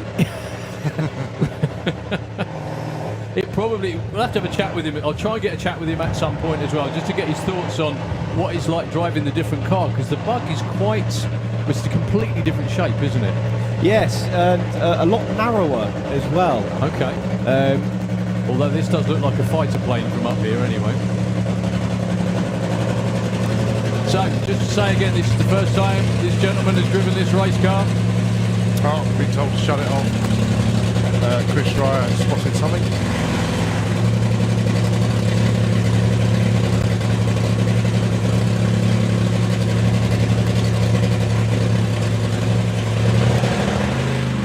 Being given the kill signal. Yeah, the car really doesn't want to be shut off, but it's going to have to be. Yeah, I think they spotted something where he finished the burnout. A leak of some sort. More than likely, because there's no bits anywhere. It's much better to be safe than sorry with one of these things, because once you stand on it, what's a small drip on the start line becomes an absolute torrent when everything's under pressure. And, well, Andy Rawls got the burnout nailed. Just really unfortunate that he couldn't get much further than that. Not sure whether they'll push back and try again now, or they'll take it back to the pits and give it a tweak and see what they can do. That to me looks a lot like a car being pushed back to the barn rather than one that's going to be connected up. Well, the tractor's rolling already. Oh, there is actually clean-up going on from the burnout box onwards. So this will be just a few moments, folks, while we tickle the racetrack back into go condition. And then the man on the electric flying machine will be around next. So when he came over here last a few years ago, I made an absolute point of trying to watch the bike because it is something to behold. And I successfully missed it about 4 times because he'd do the burnout, then you stand around, you're on the bank, you turn around, you have a chat and be like, right, yeah, I'm really excited to watch this. Ah. Well, there it goes then. Sounds like you really put your mind to it then. I did. Okay. Well, usually you get a bit of a hint, don't you? With the hint normally is us introducing it. No? Yeah, but that involves listening. There you go. That does actually involve paying attention. But there's still no actual build-up. No to noise. the No. He just pushes it literally with his feet into stage. Well, it was, for me, what you just said about that, because it's obviously quiet. The thing I found really weird was the crew, we were all watching the run, and I was reading out the numbers as he was going down the track, and the crew were going, oh, that's good, as he was still going down the track, which is just Very rare that the crew can hear what's going on. Very rare, You never get the chance to do it quite like that. Okay, we are going to be down for clean-up for a few minutes, folks, so apologies for that. When Rob and the team tow past the grandstand, please show them your appreciation. They have worked tirelessly to get here. Actually, give them a round of applause now. That's Rob down there, standing by the speaker. Come on, put your hands together, please, everybody. Warm their hearts a little bit. It's not the way they wanted to start the weekend, but it's not how you start, it's how you finish, obviously. So, yeah, track crew are going to do their thing. We'll hand back to Nitro FM. We will give you ample notice once, don't be Thomas, and listen for when we announce the electric bike coming around, okay? Won't be long. Thank you.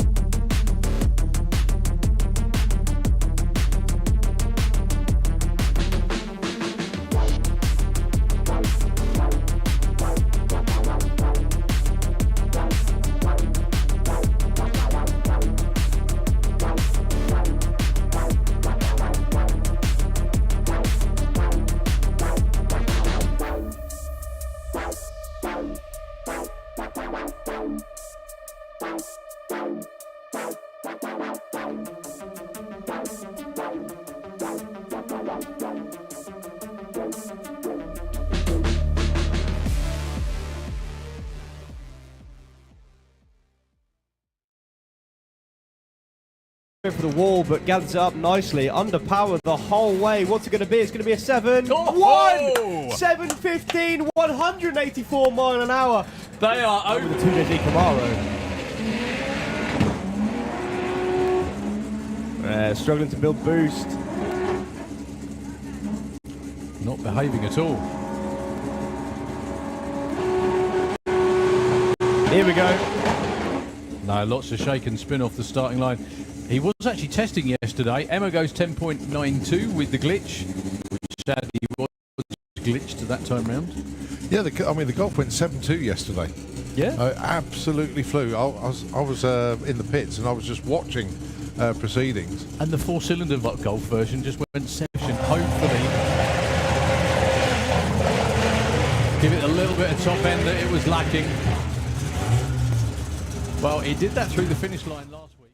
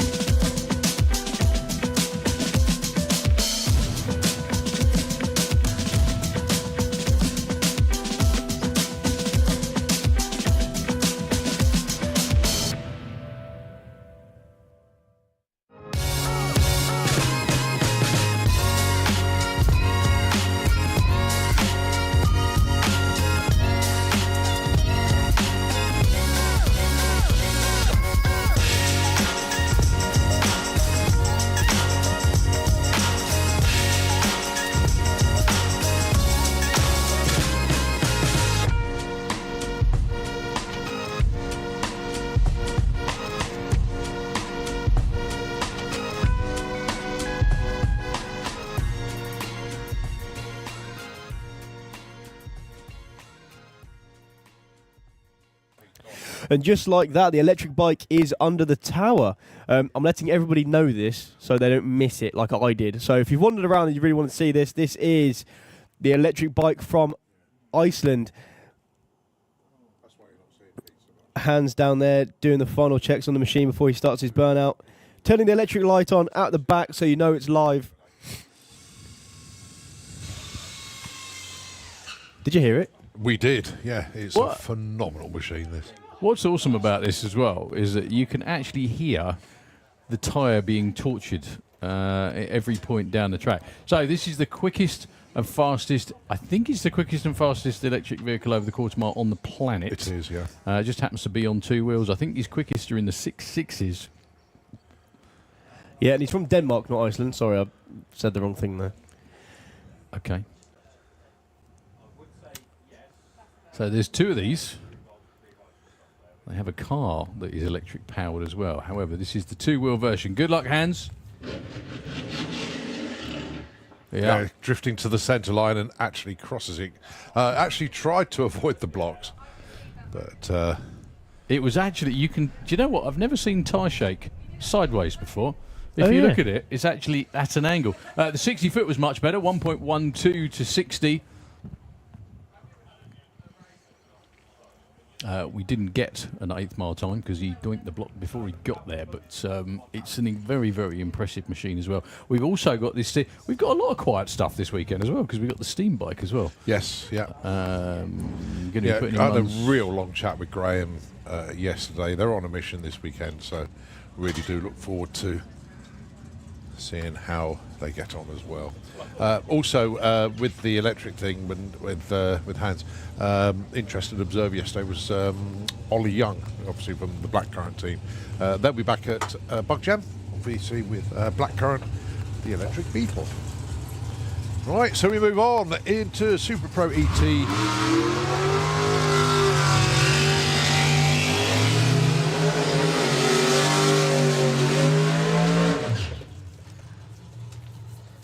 Amazing run for Bernard Saz with the Citroen in round 1. Hit his dialing absolutely bang on.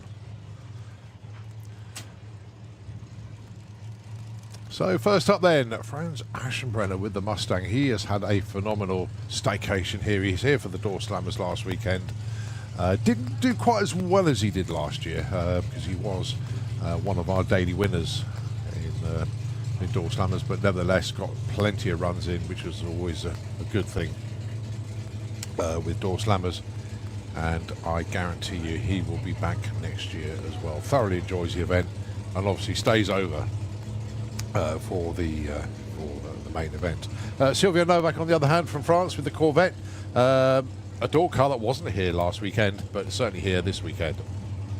So 8:04 dial-in for Franz. Currently number 11, went 8:05. Sylvia Novak with the Corvette, dial of 790.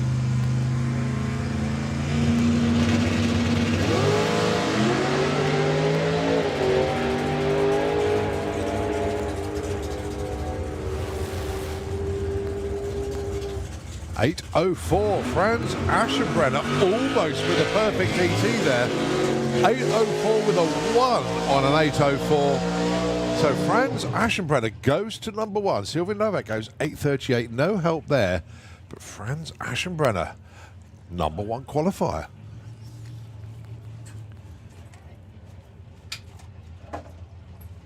Tom Atkinson with the Time is Money Cortina Estate. A dial-in of 8:46 this time for Tom.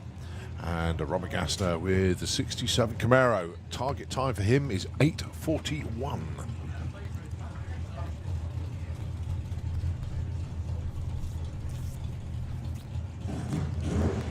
Currently number 9 for Robert, number 11 for Tom is where they are. There will be a bump spot eventually in Super Pro. But we're not anywhere close to it yet. When I say bump spot, you need to be within a certain amount to get qualified. At the moment, though, it's 4.2 seconds. So obviously, we need a lot more runs under their belts to get into the show as such.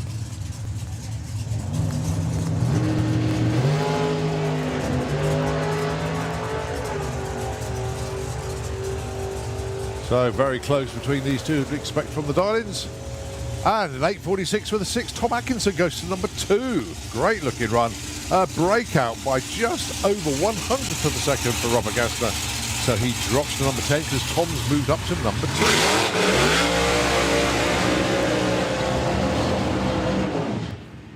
So Patrick Dubois with the first of the 3 Milwaukee cars from France here in qualifying for round number 2. He's still got Elodie to come with her dragster and Fabian as well. Going alongside Alan Schofield with the Scud Dragster, a new PB in any vehicle set in round 1 with that 7:58. Congratulations, Alan. The fastest he's ever been down the quarter mile. So he sticks that 7:58 is his dial-in this time round. If he breaks out, he's gone quicker than he's ever gone before. If he hits his number, then happy days. Patrick looking for 6.85. Didn't get the best of runs in Q1, so hopefully this one will be more representative of what the car and Patrick is capable of.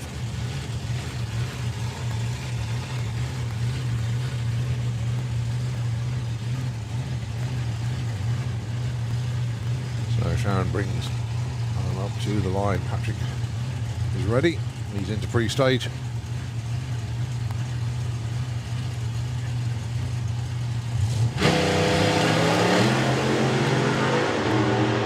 Beautiful looking run for Patrick. Alan's on a good run as well here. 6.86 for Patrick Dubois goes to number 6. Great run. 7.60 on a 7.58 for Dylan. They'll take that, puts him number 8. So a very, very good pairing indeed.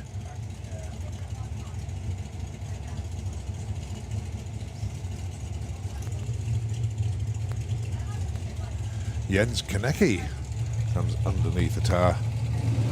And it is going to be Steve Saunders just getting himself into position. Well, so 2 test passes yesterday, a nice Q1 run this morning. So good to have Babs and Steve back. Well, camera at the top end as well as you tune to the live stream.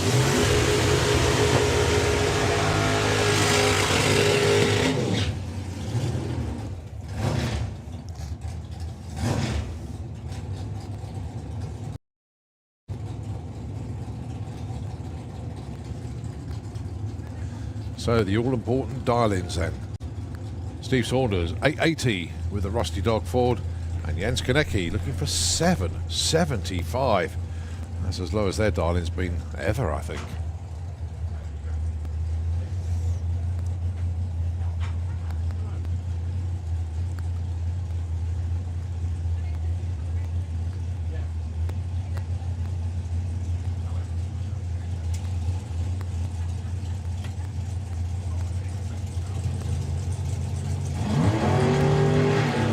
Nicely away for Jens. That transmission working very nicely indeed. Good hit off the line. 111 to 60 foot. Wow. 780. Superb. And how about Steve Saunders? 998 on an 880. The car is going in the right direction. But Jens is really stepped up. That's really quick for Jens. Yeah, no, they've had a complete transmission rebuild. Okay. Basically, it's the first time the box had worked, probably. Well, it's the first time it's been out of the car since they got it. Not being cruel to them, but yeah. First major overhaul that transmission has had. They've had the time to do it between door slammers and here. So they've had 3 days to go through it. So that's why it's all working so well. That was one of the things I said last week, is that a lot of racers don't have time to do it when they're home. So the fact they've got a few days off in between, they've got nothing else to do other than give the race car a bit of love and affection. Absolutely spot on. 30-minute warning for Comp Eliminator. 30-minute warning for Comp. Hopefully get to see a few more of the entries here in round number 2. Hello downstairs, if you can hear me. I've just had a couple of messages. So Alan Didwell and Pete Brown, your next pair. Regarding volume on the bank, they can only hear us. Someone just says volume has gone down by about half, can't hear us very well.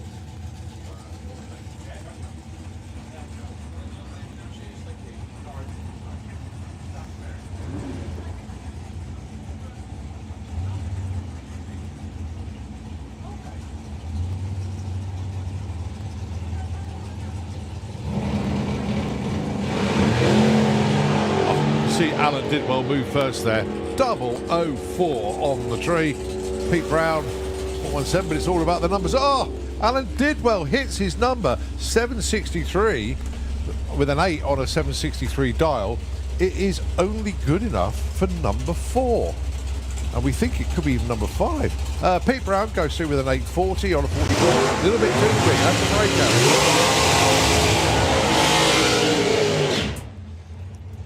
Right, Milwaukee Blue. That's Elodie Dubois. And Christian Schliebly with that beautiful 57 Chevy Bonnie Blue.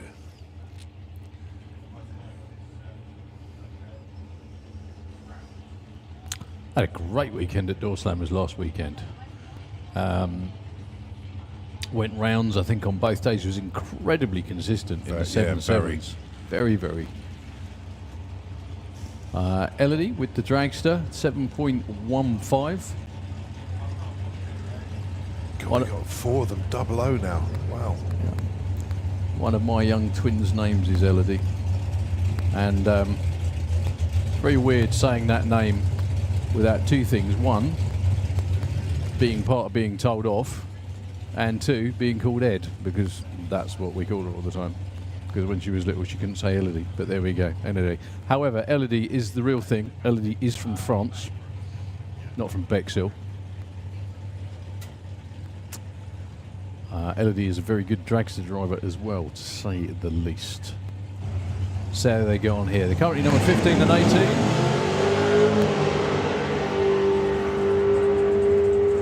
Dragster will obviously get there first with the dial in that quick. Oh, 7.15 with a 0. And that is perfect. ET gone. Well done, Elodie Dubois. 7.1502, I think that is. 185.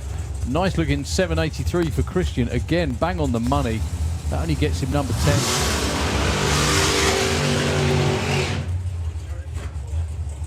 Can't collect your money until tomorrow from Euro Dragster though, as they're not here today. Work commitments, but they will be here tomorrow. So well done, Elodie. Takes number 1 qualifier and the perfect ET money.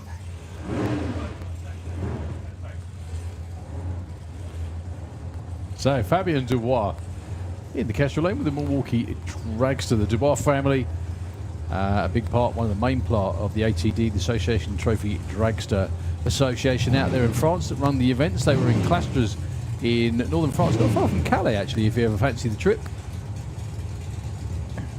Last weekend in the Kestrel Lane. They do have big fields in all classes actually.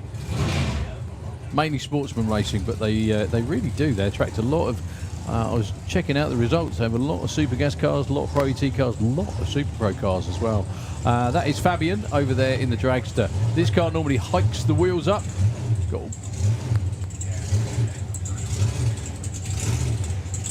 taking on Lee Huxley, someone who was slightly richer after the Door Slammers last week.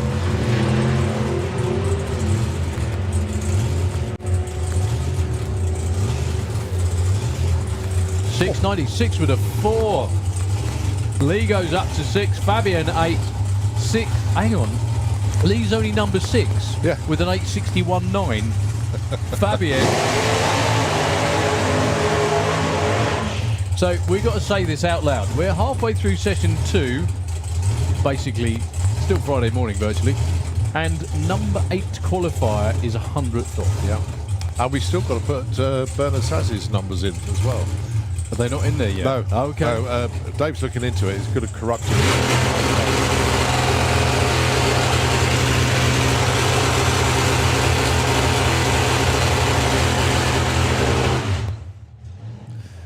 Oh no, top end camera means I can't run around with my shirt off like usual because I'm not normally on telly.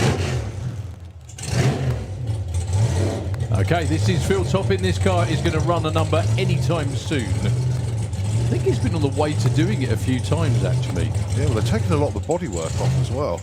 Still got the front and rear wing, but bodywork not on the car. Going alongside the newly sponsored by Cyserve, or C-Serve, is Dave Russell, the van we know name, and that company are going to be represented here on Sunday. A few of them coming up. Well, the van with no name is very, very visible. It's going to Gaston track at Silverstone. Also going down to Carfest end of August. So a Darling of 872. Sounding good and strong. 81 stays number 20. But one of Dave, Joe and the whole gang down there. And well done on the new sponsor as well. Excellent news from them. Always good to see. So I'm not sure whether that was actually Phil the clean-up was from, or the run before. But whatever happens, can't send him down there if there's any fluid on the racetrack. The track crew doing their thing all the way down. They are expert moonwalkers, as you can see. So in the pairing lanes, you can see Bailey Ashdown on the far side over there. Bob Doyle nearest to us. Josh Duncan is in lane 4, and in lane number 3 it's Callum Swinchat with the King's Topolino. So yeah, good mix of vehicles down there as per usual. And in actual fact, basically, yeah, there they are. Those of you that are tuned into the live feed, that's the top end camera, and you can see the rusty dog of Babs and Steve Saunders up there. So yeah, good old mix as well. But a little bit of tractor work appearing in the Kestrel lane at the moment. So a little bit of a clean up there. We'll be down for a couple of moments. Glorious day it's turned into, and a rare thing, bizarrely, over the last few weeks has been a headwind. It's been a tailwind pretty much all events so far, but it's turned into a headwind for today. So whilst the tractor's out there, just going to take a couple of moments out. Not sure if I'm going to take over the airways, but we'll take it back with more sportsman qualifying here at the main event, day 1.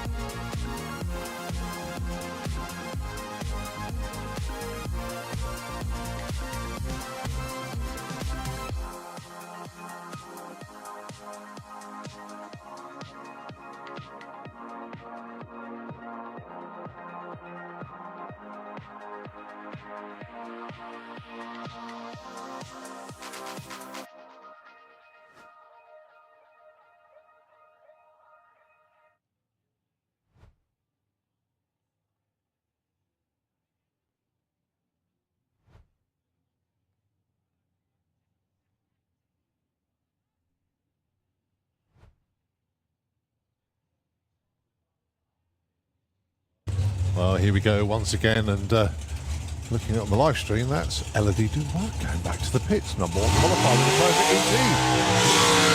18. Well done to her. 7.150 with a 2 on a 7.15 Darling. So here we go then, the continuation, and this is Bailey Ashdown going alongside Josh Duncan. 822 plays 840 on the Darlings. Bailey is currently number 19. Josh is currently number 17. Now Bailey seems to be stuck, so they're all legging it out there. It's working. Basically, it just wouldn't engage in gear, so basically reaches that point in the transmission. So well done, Shan, got that sorted out. A little bit of rocking backwards and forwards, and Shan got that sorted out for her great friend Bailey.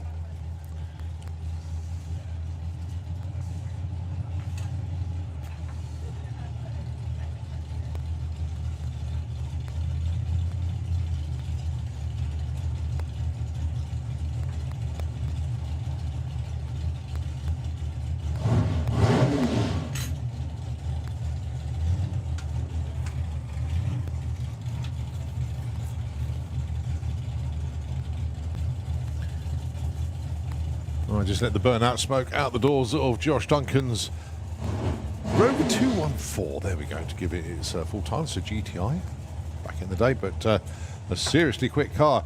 The oldest part of the car actually is the body. It had a new chassis about, I think, 6 or 7 years ago. But the body is the oldest part of the car. Engine's been refreshed, transmission, everything. It's just the body. It's the only bit that's original back in the day. So the target number is 822 for Bailey Ashdown, and it's 840 for Josh. 825, 842. Josh goes up to number 10. Bailey moves up to number 12. Very, very good pairing indeed. All right, next pair then. Callum Swinchat with the King's Topolino. And if what the team told me, it's going to be a nitrous pass for Bob with the Z case. And we'll soon be able to tell by the dial-in on the back window. 8:55, yep, the gas is on. And 8:88 for Callum Swinchat with the Topolino. Oh, now, Callum is number 7. He went 8:87 on his run earlier on. Bob was in the 9s, but as I say, that was a non-nitrous checkout pass. Make sure everything was good. And then let's see how they can get on this time round.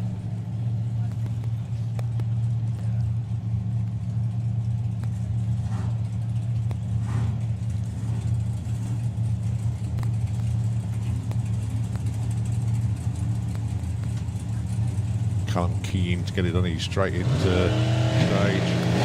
Lights drop, and away they go. 004 light for Callum. It's all about the ETs at the moment.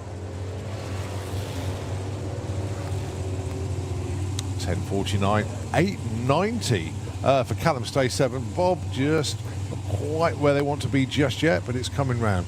Street Eliminator, can we have you into the pairing lanes, please? Street Eliminator, let's have you into those pairing lanes, please.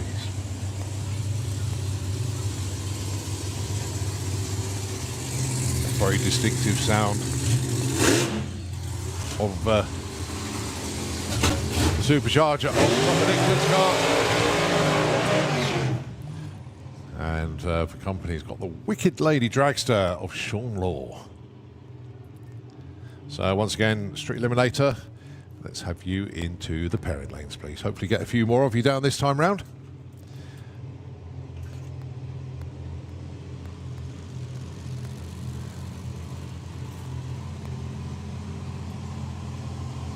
So Nick Good went 6.96 with a 4 on his Q1 pass. On a 6.95 darling. We generally only see Nick twice a year. He comes to the main event and the European finals. Although his cars are here, doesn't always have a chance to get the blown dragster to the track. So generally just twice a year.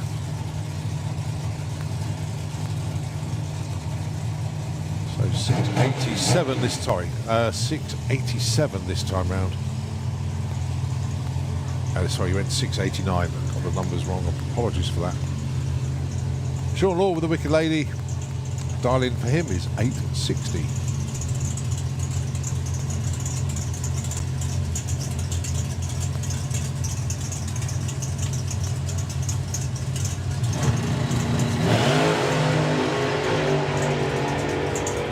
Well, 04 light for Nick. 0.99 to 60 foot. And it's a 6.86 with a 7. It's a breakout by less than 100th of a second. And Sean Law there goes 8.64 on that 8.60. Goes up from 26 to 40.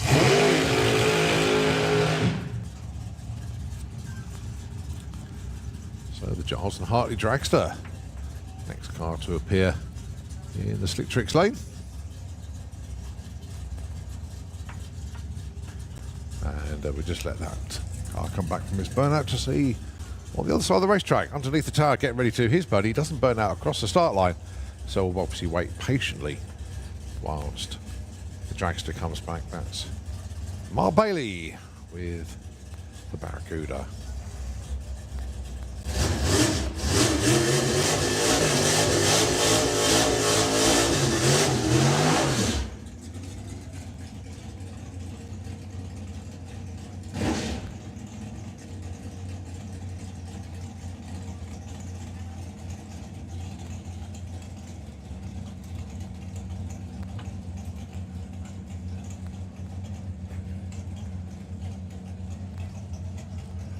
Darling's End, 7.40 for Daniel Giles, currently sitting in the number 16 spot in qualifying. 8.77 for Mark Bailey, currently number 20. Two exceptionally good teams, very good racers, both capable of hitting their numbers, both more than capable of winning the event. But as in all drag racing, there can only be one winner per class overall at the end of Monday. Don't forget, this is day 1 of 4 here at the main event. And there is your perfect reaction time money gone. Mark Bailey, 0003 off the line. Congratulations to Mark Bailey. He claims that one.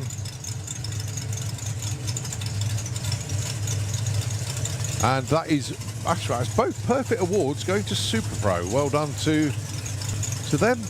So obviously see Euro Dragster tomorrow to collect your extra money. Well done. 880. 738 breakout for Daniel.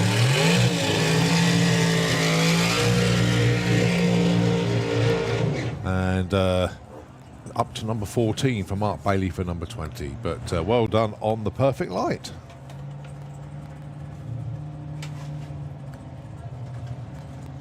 So once again, many thanks indeed to Eurodragster.com, Kath and Tig, and of course Andy Hadfield, in memory of Hayley. They are our Perfect Award sponsors. Thank you. Dougie Hill and Rennie Hirschman up next. Dougie Hill looking for a 6 flat with another small fortune. The dragster been suffering from tyre shake. He's not fighting with a loud pedal, is our Dougie. Rennie Hirschman was here for the Door Slammers last weekend, had a bit of a staycation. Didn't really need to do a lot between the two, so they were literally just chilling for a few days, probably popped into town. But here they are, back doing what they love doing. That's going down this quarter mile here at Santipod on the Friday of the main event, our Sportsman Day. Great conditions, a little bit of a headwind out there, but exceptionally good racetrack as per usual, and looking so good, bit painted during the week as well.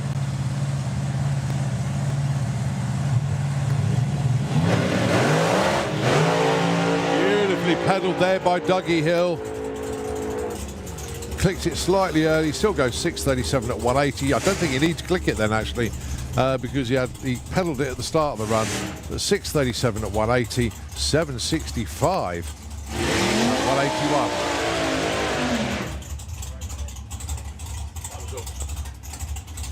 Cracking launch. You could tell he's an out-and-out racer though. 007 off the line. Breakout already, bit too quick. When I say a bit too quick, 1200th too quick for Rennie. Mark Courcelle, Scott Hauser. Now then, as things stand, these two are not qualified at the moment. They're on the outside looking in, 33 and 36. That could all change in just a moment. Oh, very quickly. This is only the second session as well. Yeah. So if they broke out, which I presume Scott did, and had some trouble, which I'm guessing Mark did, that could well be why.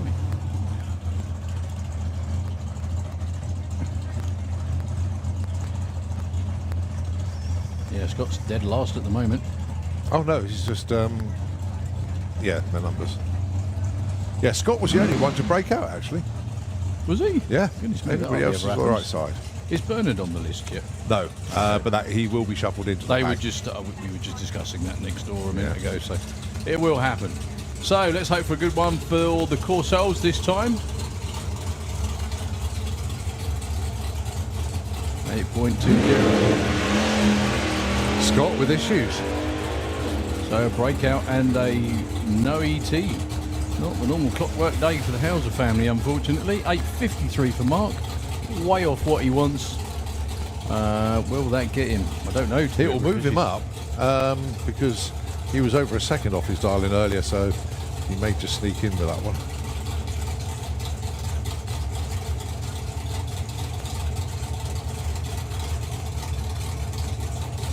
Well, yeah, well in 25. But yeah. I cannot remember if I have ever seen Scott not make it down the track. It's very, very rare. I don't think I've ever seen it before. Ever. Never seen that car go backwards. Well, Paul Marston is in the burnout box, just waiting patiently for the signal to go for it.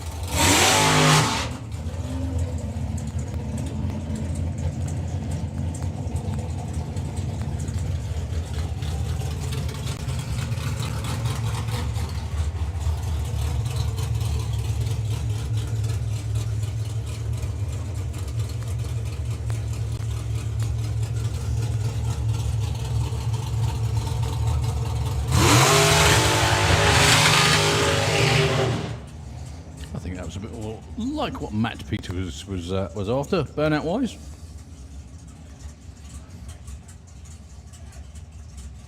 Is that Matt's tyre shake on the burnout there? Wow. Yeah, it's normally when you back off the throttle and the tyres, instead of spinning.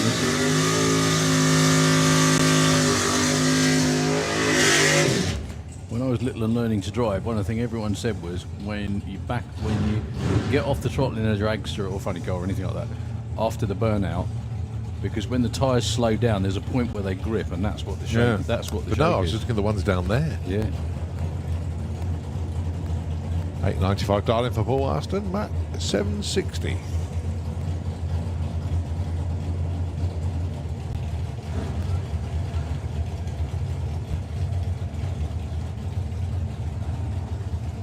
So Paul Marston currently number 4, Matt currently number 23.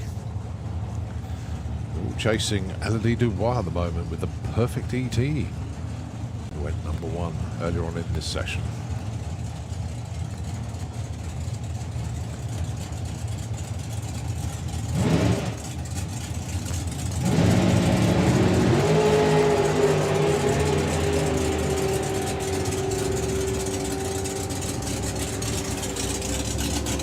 Matt Peters 768 goes up to number 21. Paul Marston goes 898. Just 300s off, but stays number 4.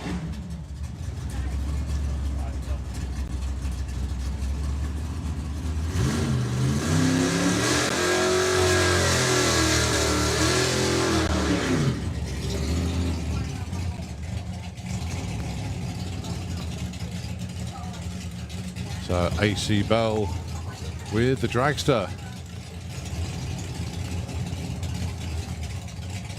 Going alongside Ashley Bell.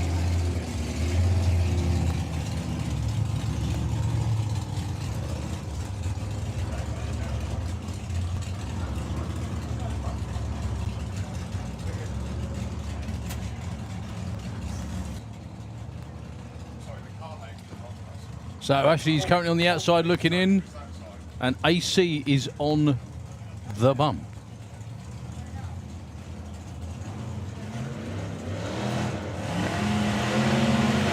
Currently not too tight a field, everything within a second will do.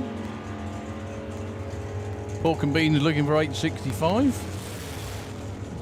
Goes 885 and 927. They do move up, 25, 26.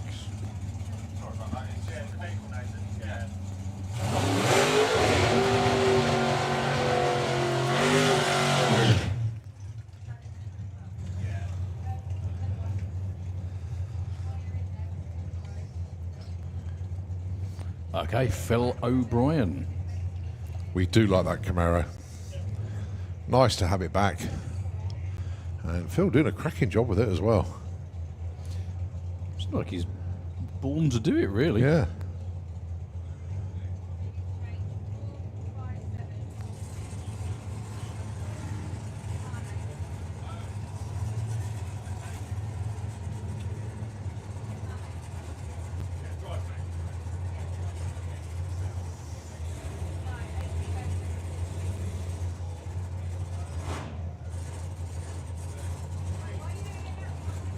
So young Mark Huxley guiding Phil to the line.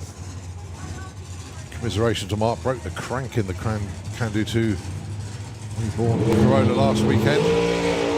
Oh, lovely launch. That is a good looking run. A little bit wayward during the half track, but 818, 148. Nicely done, Phil. Like you said, still a little bit down on the speed at the top end of that ET. but consistent. Yeah. And another run from A to B.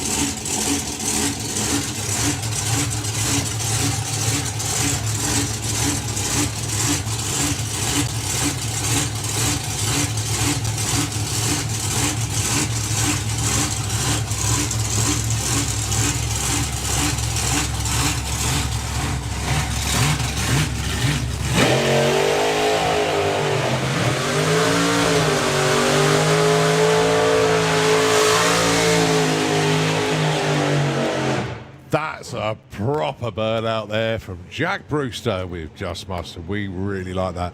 They had the supercharger overhauled, and it is singing a sweet tune, I think is the way that they put it.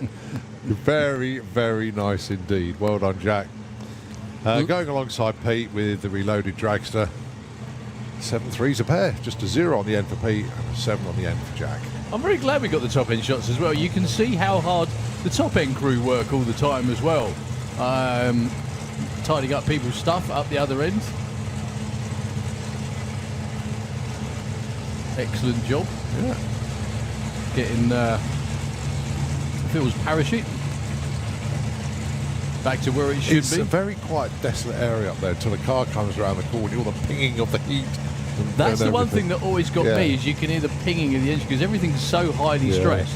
The thing I always loved about it as well, especially stopping up there and getting out, is that down here it's so loud, it's so pressure packed, it's full of people, like on race days as well. You've got TV cameras, you've got all sorts of stuff, and you get out the other end, there's no one there. It's lovely. It's almost like it's designed that way to be really peaceful. Jack Brewster, Pete Walters, 2 7.3 second race cars. Let's hope Jack's is a 7.3 second race car this time round.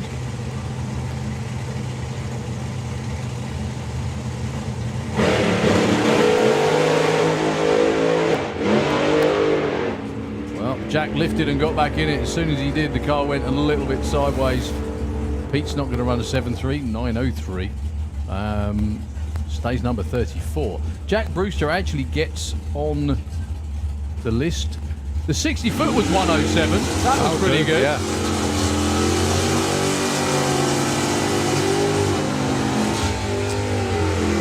Got a little bit out of shape. Yeah. Right, as we move into the world of Supergas, it's Vic Parsons. And Vic wanted me to shout out to Christine, who is the better half of the Parsons family. A very, very happy birthday indeed to Christine. As Vic says, the best crew and line chief ever. So well done to Vic for remembering that it is Christine's birthday today, because a lot of racers forget that. But Vic hasn't. And happy birthday to Christine. So 9.90 is the name of the game. Not sure again if the order has been updated. We have more cars. Oh yeah, look at this. Wow, whoa, 66, 66.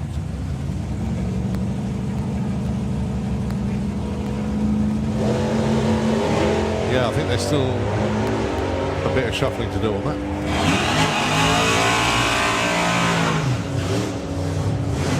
Get there in the end. Right. Sorry. 81 for Vic, a little bit too quick. And 99, a little bit too slow for Andy. Not bad, but in the right ballpark, if you will. So, Ronald House is number one qualifier currently in Supercomp.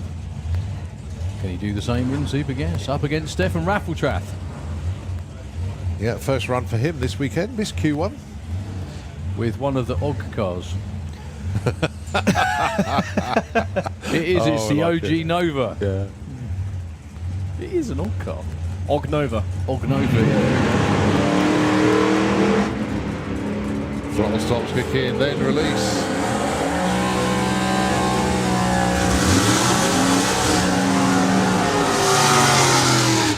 $9.97 opens his account, goes to number 4, kind of currently. Stefan gets in the show in at number 10. I think we've got, is it 20 Supergassers Oh, this it's weekend? a phenomenal entry in Supergas this And weekend. Super Tom's really back on it Yeah. as well. It's great to see. Really, really great to see. Dave Cherritt and Sarah, it wasn't my drizzle, honest, Unsworth. That's not a nickname that's going to stick.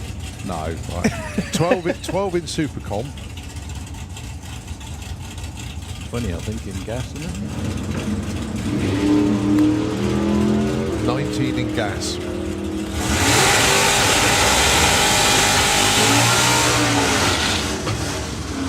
Sarah not making it down this time. 988 breakout for Dave Cherrett. Sarah stays put, I think. Yeah, in at number 14.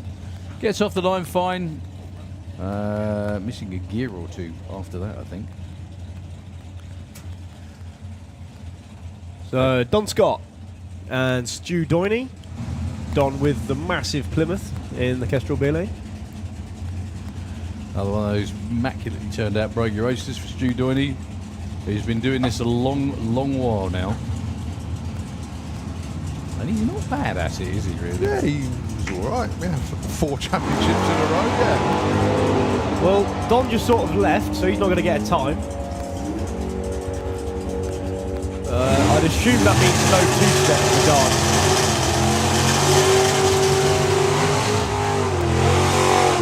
That probably is the right order now. 993 with a 1. Currently nabs the number 1 spot, but for how long? All right, Dave Fulton with his 5th run of the day in his 2 cars. That's not bad, is it, really? He's doing well this weekend. Hopefully we'll see Simon Fulton back, probably European finals. I had a long chat with Dave and Vic last night in the pits.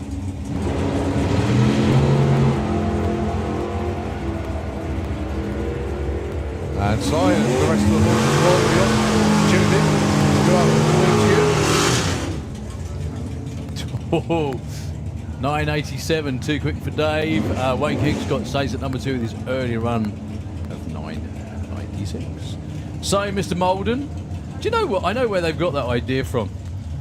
Dackers and Bob's good lady wife holding the doors open. That's what they do on pro stockers in the US, isn't it? As they walk forwards, just so they can look really cool. They do, don't they? Yeah. They all do it. There's always someone on each door, even though I'm not sure there needs to be anyone, if you know what I mean. Right, Dibs just getting his safety gear adjusted. I think it's the best way to put that. I think what Dave was saying, something to do, well, I was going to say neck brace, won't it? It'd be hands device, won't it?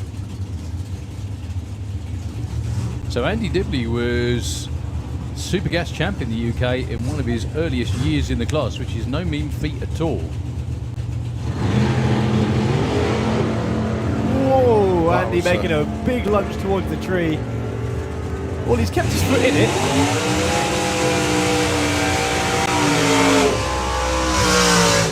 That was the plan. Yeah. Well, Bob actually goes to number 2, the 994, lifting early as he does.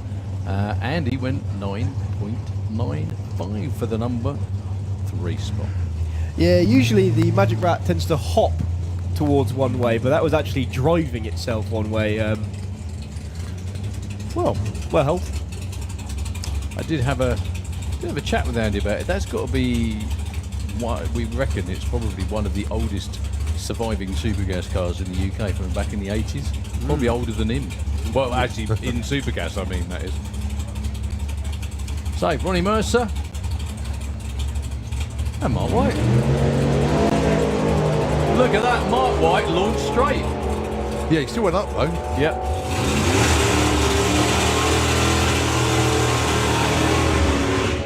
$98.93. Ronnie nabs the number 1 spot. For now, obviously. For now, Yeah, but there's well lots of room. I don't see only 300 a second, but in drag racing, That's in a lot, Supergas, yeah, that's that's a huge area. going to tighten up a bit, isn't it? So, Rob Stanley. It is good to see this car back on the racetrack again. It's good to see it leaving line on time as well.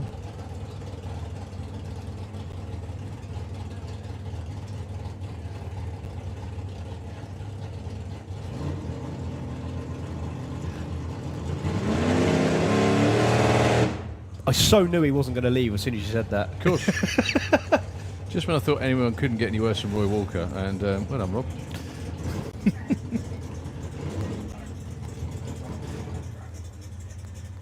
Shut the car off, unfortunately. Yeah. Some bizarreness is happening today. Yeah, something must be up. Rob knows absolutely how to drive. That wraps it for Supergas. We are on to Street Eliminator. Qualifying session number 2. We got a few more cars around there this time. Oh, got another Passat. It is. How did another one That sneak must be in? Hazel then. Saying that, we're still missing a few. I can see Oh, Davey Davey Murdoch's made it into the lanes this time as well, which is good.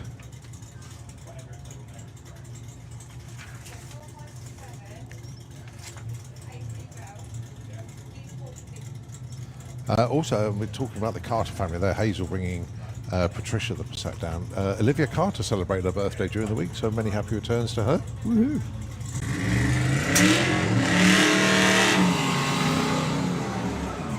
And to those of you in the grandstand who are currently just busting out your dance moves, I can see you.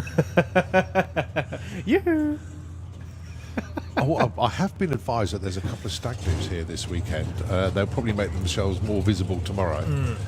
So we'll keep you updated on that. Gemma Hale wanted to say hi to everybody in Street Eliminator. Gemma, good to see that you tuned in, and wishing you all the best as well. So 190 mile an hour Passat in the Kestrel beer lane, taking on the 150 mile an hour Ford Cortina. Ish. Yeah, not bad. Pulling the chute last time round.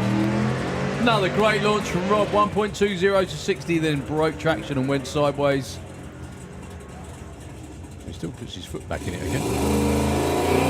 9.46 for James Murray. That is quicker than he went earlier. No improvement. Kind of obviously, really. He was number 1 for Rob Carter. We were talking about Tony Higgs earlier on. Yep. Jenny did message me to say they're having to drive back home to steal the reserve car and wait for Katie and Matthew to sit their English GCSE exam. Then hoping to run tomorrow. And obviously Katie will be doing the pit notes for Fuel Dragsters again. So Anthony Higgs will be running tomorrow, not today. But they were here yesterday. Yeah. But the car that they were due to run hasn't showed up. So, as you said, they're going home to go and nab it now. Can we have Comp Eliminator into the pairing lanes, please? Comp Eliminator. Joe Baxter with the very rapid Mustang. That's a lot more like it all. Oh, bit of a wiggle. Yeah, just at the 8th mile. Still goes 840 at 133, but got out of shape. Kai McSweeney, another really nice looking run for the Monte Carlo. 1161 at 117. Yeah, consistent. 111.60 run before. Now, Joe's going to be somewhat perplexed by that because he had that wiggle solved last time. So this is Hazel Carter with Patricia the Passat. This car is also doing Street Weekend with Rob as well. Hang Rob's on, running help. his car. What's the name? Because it says Patricia on the scene. Sorry. Okay, Percy. No, Percy is Rob. Okay. This is Patricia. That is Patricia. I thought Patricia it's was not. front-wheel drive. It's not. It's not. No. No. I'm going by I'm going by the lovely crew lady, not the screen.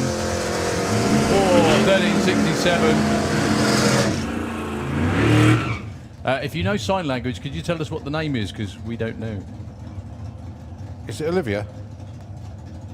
P. O.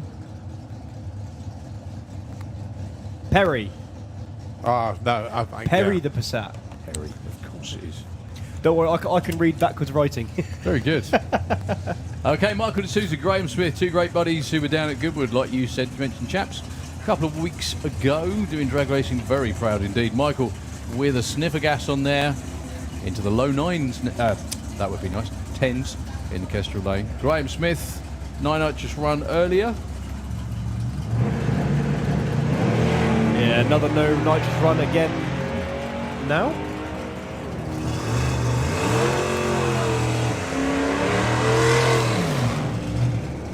.990, well, consistent. 10.26 for Michael D'Souza, picking up a little bit as well, 1.29. I love the fact that they now have T-shirts that say, I'd love to see that Street Eliminator. It's so that Graham doesn't have to say it all the time, and neither do I. I did say that about that twin-boosted GTR last week as well. I don't think it was street legal. Okay, Victoria Smith, your points leader. in Street Eliminator in the Slick Tricks lane against the one, the only, Davey Murdoch, making a very welcome return. All the way from Larkhill in Scotland. This car's been years in the making.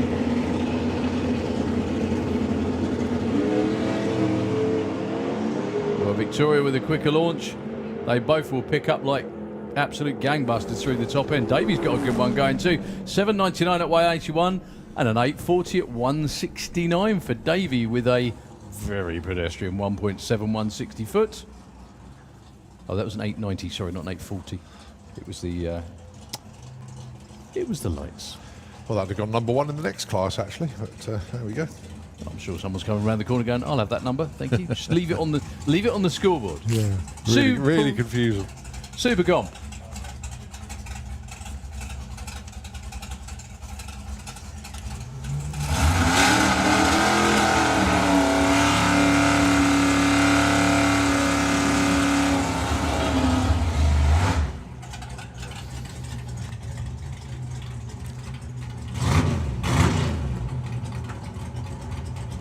So, having a great time so far back in drag racing. I think this is his first time in like regular drag racing full stop, actually, Nathan Holt. He was.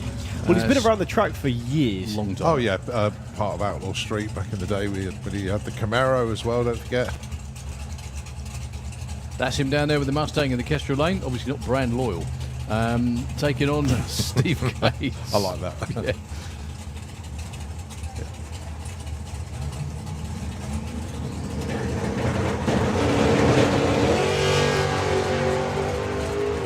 That's a bit more like it for Nathan. Certainly is. Stevie's in front, but he'll back on. Too quick, too slow. Nathan gets the number on the board, 9.18 at 1.49. And an 8.75, too quick for Stevie Gates. I think he kept it pinned that time. Okay, your current number one qualifier with an 8.90. Ronald House in the Kestrel lane. And Mr. Don't Lift himself, Dave Ford.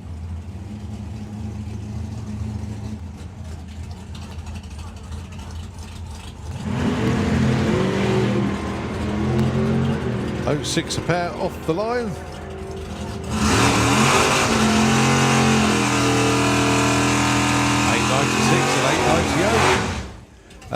Dave moves up one spot to number 4. Ronald obviously stays number 1. And a big shout out to Dave Gibbons and of course Tony Morris. Tony Morris Carburetors, sponsors of Super Gas. And hopefully you got that in at the right time of day that Tony tunes in and goes, "Oh, morning boys." I'm sure he is. I hope so. Okay, against sorry, on his own, Charlie Seawood.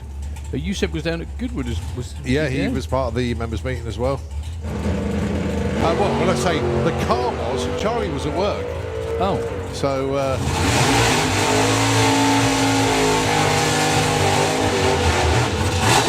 98, nicely done. Charlie goes up from 7 to 4.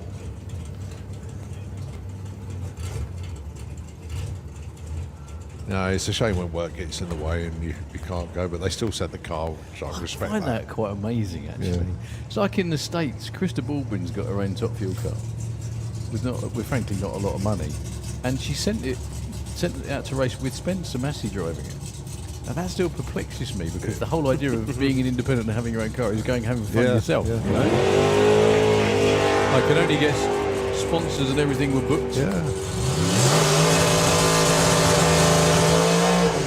Well, let's see how Wawa gets on. 8.77, so it's a breakout for Warren. He's got the great problem of slowing it down, though. Yeah. Well, considering that's the engine that used to sit in the dragster, Paul very kindly lent that to him. So Paul Hudson, of course. Fantastic. Well, imagine being Richard T at the moment, being lined up by Valtteri Bottas. How cool is that? Oh, that's a good one. Well, nicely off the line. Let's see how he gets on the ETs. Going to be close. Breakout. So Pete Dodd said I can still keep ripping it out of them. until he gets it right. Because Pete Dodd built the engine in the Roadster. Obviously built it too well. It's going too quick. Too well. Yeah, but he's got the problem of slowing it down, Yeah, which is a lot more like it, frankly, isn't it? Pete, I know you tuned in, mate. All the best, and obviously continuing best wishes to you all.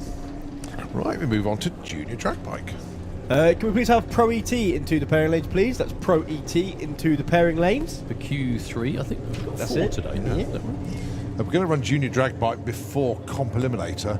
I think they're still gathering cars for that. I can see, actually, that David Barton has made it down this time. Excellent to see. I hope Scott Liebscher and Nick Williams have made it down to make it 4 Copos.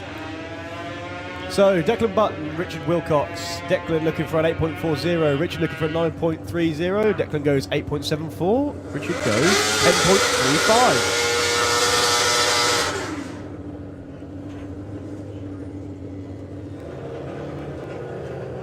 As up next is Maggie Smallman and Leif Eric Braun.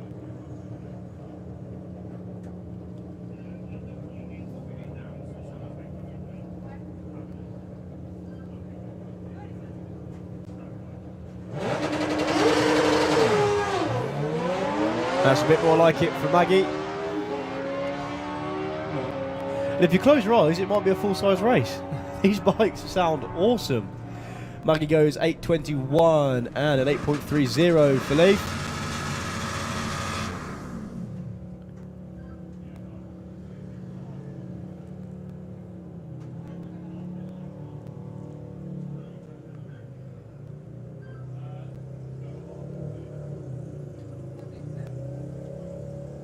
So here comes Leah Morrison and Alia Lester. Alia looking for a 9.40. Leah looking for an 8 flat. Safe bet, because she ran an 8 flat last run. Alia goes in deep, but that doesn't matter at all. In fact, it allows her to go 09 on the tree.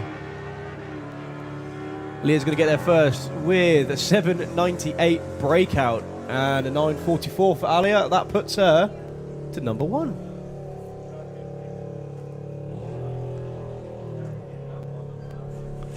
Anouk Bergering on the new bike to her, which for all intents and purposes is, what would you call that, a 7/8 scale pro stock bike? Looks very much like one. Looking for a 9.40.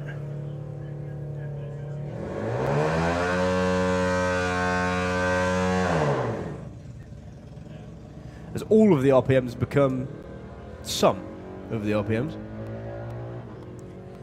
No doubt a few clutch changes will be made. She goes 13.56.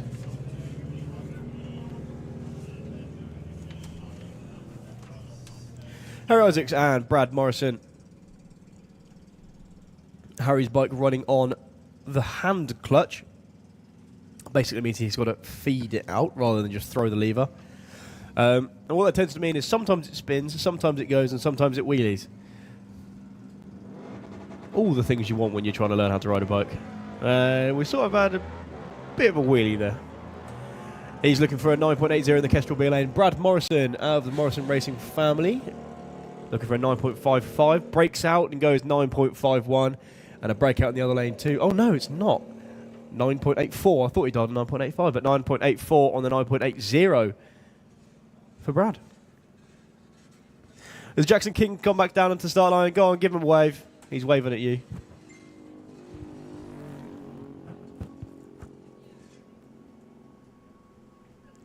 Taking on Sophie Pollen.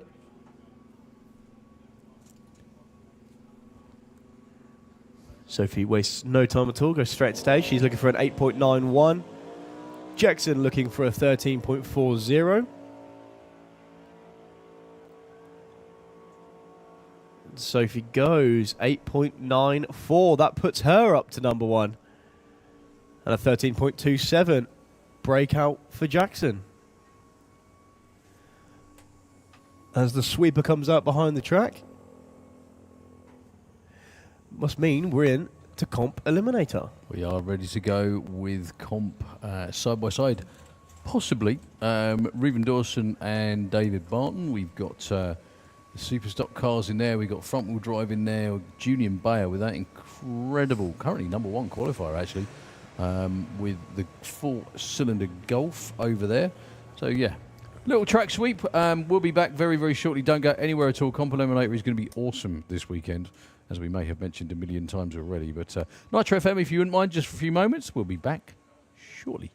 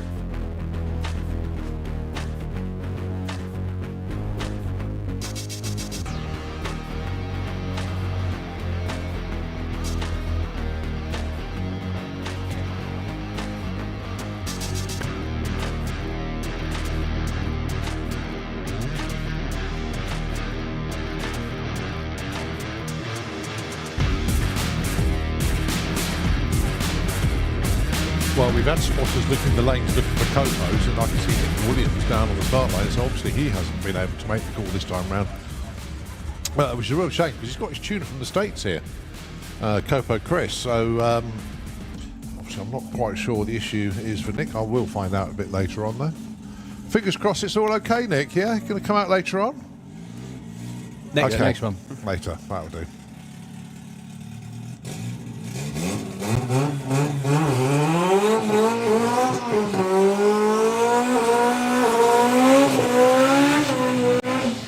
So this is Julian Bayer That man runs like no one I've ever seen. That's amazing.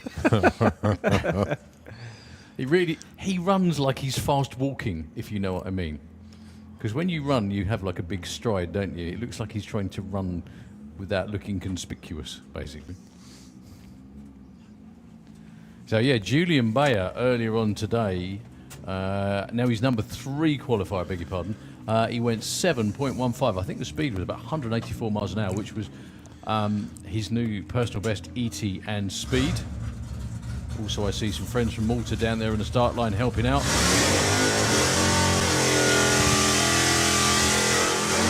And if anyone knows super quick 4-cylinder stuff, it's those boys and girls, definitely. Going against Dan Williams. Now, comp eliminator, you see the numbers on the board at the finish line. Those are their indexes, not predicted times. So Dan's car is a B stock automatic. But if you're on the other side of the pond, it would be running in super stock, frankly. But here the index is 1085. He's going to try and run as quick as he can, probably towards about 10.2, maybe a 10.1. We went 10.09 in Q1, so let's see.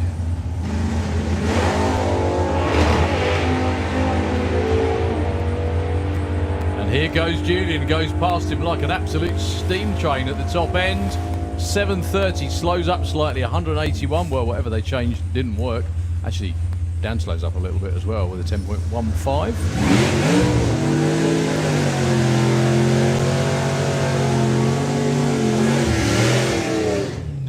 Still a strong looking run though for Julian Bay. Okay, side by side copos.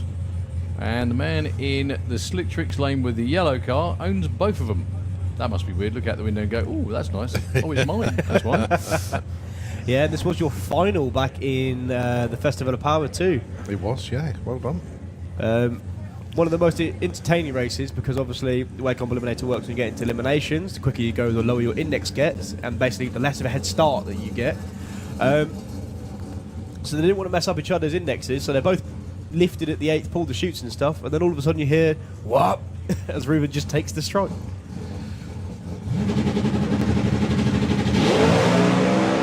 Well, reaction time bracket rights goes to Ruben. So David Barton from the US in the Kestrel lane. Ruben will get there first with a 7.91. 8.84 for David Barton. Both of them very well under their indexes. However, Ruben by 0.89 of a second is the quickest. So Marcus Velt with the other Golf. Yeah, the faster of the two Golfs, but the slower, if you know what I mean. They'll get it sussed out though. They were here for Door Slammers last weekend, which is basically an open bun fight between every fast door car in Europe, and it was amazing. Marcus, defending champ in the 6-cylinder class, got knocked out early because he lost boost on the start line, and the way that the big turbo builds boost, he couldn't get it back on boost again. End of his day. Against Simon Crowley, 9.16. 6.98 if Julian Bayer gets anywhere close to that. Any number starting in a 6 will be a new PB for Julian. He's normally consistently in about the 6.2s, I think. Converted the car from 4-wheel drive to 2-wheel drive. Yeah, and finding out what happens when you put a load of power through just the rear wheels. Although that is absolutely lovely. It's chugging black smoke out of one side, but he's under power the whole way. He's going to go 7.45 at 188 miles an hour. Well done. Problems for Simon. Car's still a little bit soft off the start line. If they can get it moving in the 60 foot, it will be a lot quicker and faster than that. Well, 160 foot that was for Marcus there. We can see from up here, but you guys are going to struggle. We can see the tyre tracks all the way out, and you can see a couple of times he's just trying to shake the tyres a little bit. Luke Stevenson with the Don in the Kestrel lane.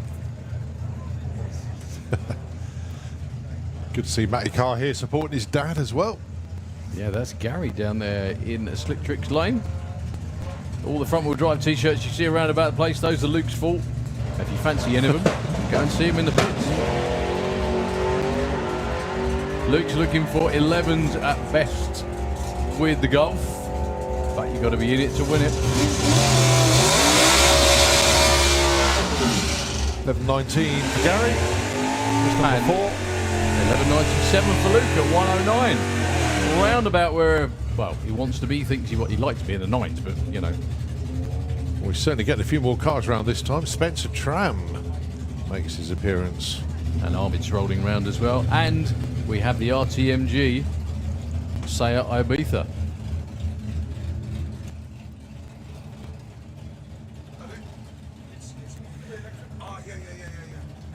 So Lloyd Perkins with the Oldsmobile super modified car, currently the slowest of all the super mods this weekend. We have 3 of them. So far. And I say slowest, sort of biting my tongue a little bit, because he ran a 764, next quickest 763, next quickest 760. So they're all there or thereabouts. Spencer Tram in the other lane, index of 11.68, wants to go low 11s, maybe high 10s.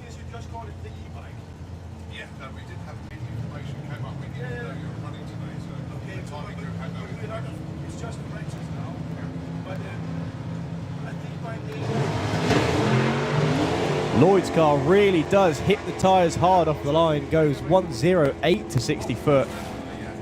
Across the line to a 763 with a 6. Still doesn't get any improvement. And Spencer with a slowing 14.5. Yeah, how close to that for some of the super mods? 763 with a 6. Gets beaten by a 763 with a 4. Now, another car that hasn't run before, today anyway, Ahmed Jamshed with the Silver Surfer in the Slick Tricks lane. I'm sure they're going to tune it to run about an 8.5 or thereabouts. Mainly because that's the chassis tag. He does have the potential to go quicker than that.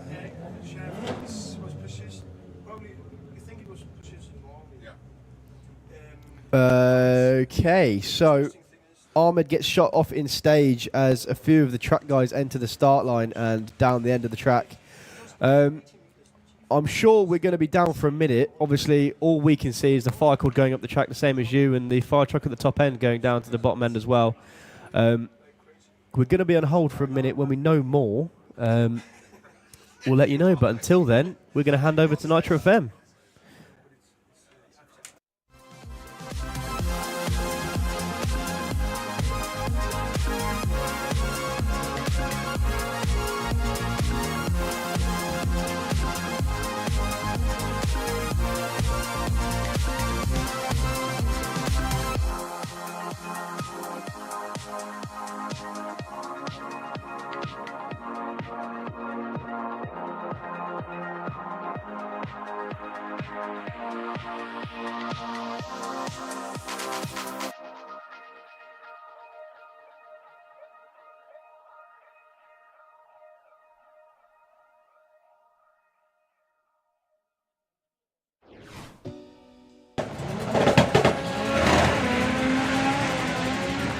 Well, Julian headed straight for the wall, but gathers it up nicely. Under power the whole way. What's it going to be? It's going to be a 7-1!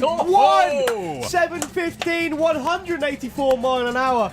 They are Over over. the 2JZ Camaro. Struggling to build boost.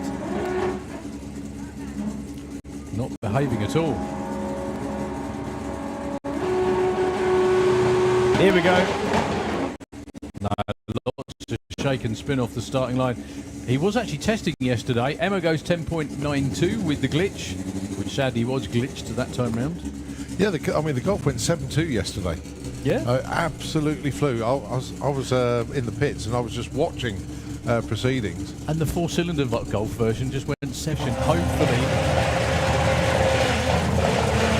give it a little bit of top end that it was lacking. Well, it did that through the finish line last week. It's doing it from half track on this week. 9.49 at 1:30 for Matt Davidson with a lot of smoke. A lot of smoke. 10.46 for Darren Dewhurst. The good news for Matt is he's under his index.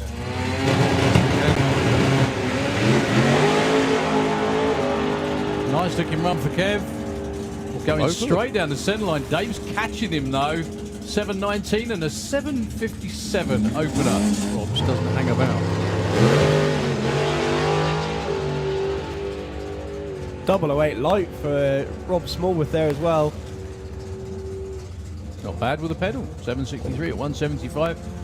Simon Crowley just... Lovely wheels up launch there for Gary Carr. Oh, with a 008 light as well. He's wide awake. Lloyd gets there first though. 7.64. Gary 11.0, 11.1, 11.08. Nice. Maybe a bit more. Let's see how they get on. Belinda Bull. Huge wheels up launch there for Dan. Beautifully controlled as per usual. But it's going to be Belinda to the top end first with a mid-7. Oh, 7.60 with an 8. Great number, but it is Dan Williams. Goes to number 1 at 10. Oh, beautiful. 003 light as well for Reuven. Sounding good. 7.98. Goes to number 1. It's only because I know what their future plans are and I don't mind. So, Yeah, so everyone on the grandstand, you may buy the bracketeer, and everyone on the banking, you may buy the racketeer. awesome car. That 887 just breaks out. Similar to the Junior Dragsters over the 8th mile, but on a pro tree rather than a sportsman, and they qualify on their dial-ins rather than reaction times. Oh, problems there for Maggie. Oh, finds a gear, gets going. 1062 and 820. Difference between the junior drag bikes and junior dragsters is that the junior dragsters qualify on reaction times, and yeah, especially at an FIM event. We've got 12 of them actually.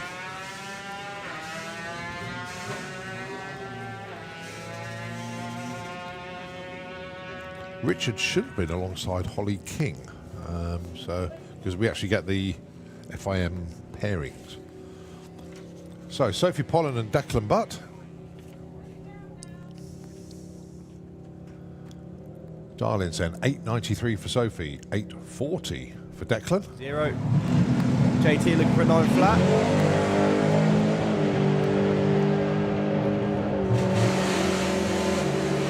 On a 009 light from John Turner as well. Goes 905.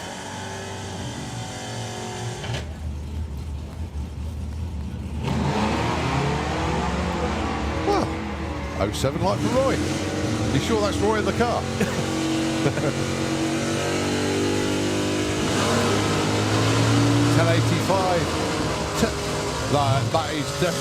That is definitely not Roy Walker in the car. Let's see how Vic Parsons and Thomas Publitz get on. Vic broke out in round 1. Let's see how he gets on in round 2. Goes 10.23, 10.32 for Thomas. He moves up 28 to number 7. It'll work his way in.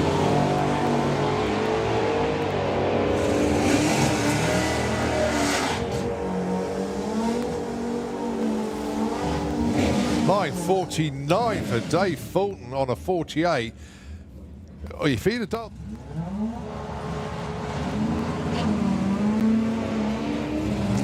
Right, Marie looking for 10.35. Darren looking for 11.21.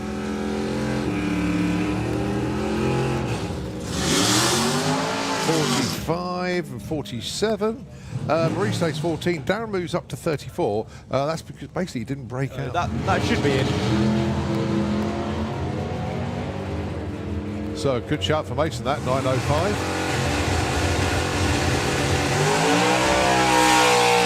Yep, 9.07. Kirsty 94 to 92. So Mason.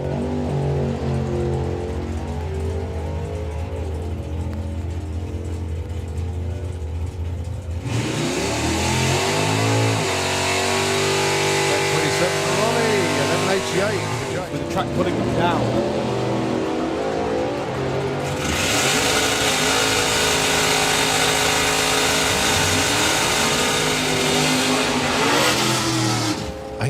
See, Chris did go quicker. Matthew, though, gets one the right side, goes to my granddad and run. I'm on my way to Barcelona for the week. We'll definitely be there next event. See you soon. So have a great time out there, Archie. Jess goes 9.12, breakout. Jack McClure.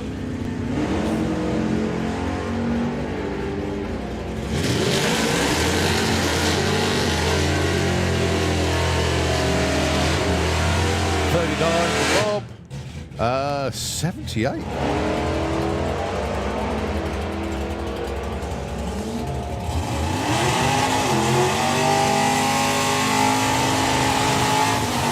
Oh, 10.29 with a 2. Your new #1 qualifier, Laura.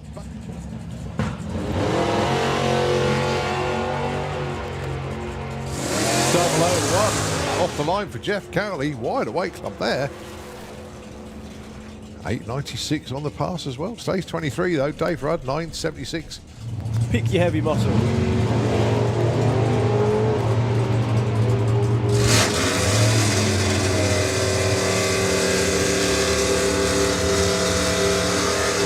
Oh, breakout for Tom goes 9.05 and 9.07. Paul Marston though 95.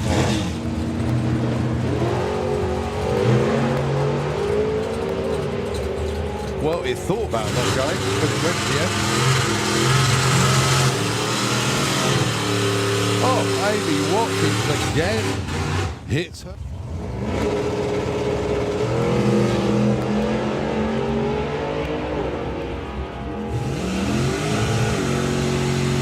So Alfie's going to get the top end for a little bit closer. Sound like goes 9.89. Lifted at the strike 102. So 11.35 the target for Neil Watkins, 11.65 for Doug.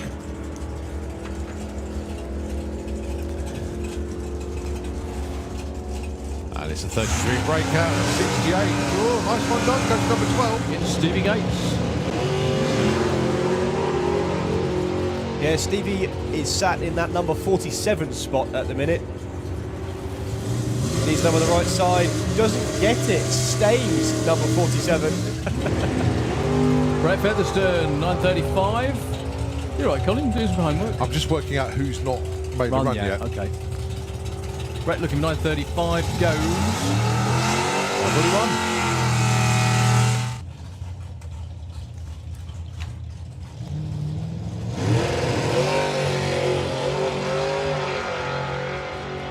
Running with no wheelie bars that time, I see. All right, okay. Nick Muggeridge just a message. He's waiting for Luke Robinson to fix an issue. John Bean hopefully New will. one. Likes a wobble.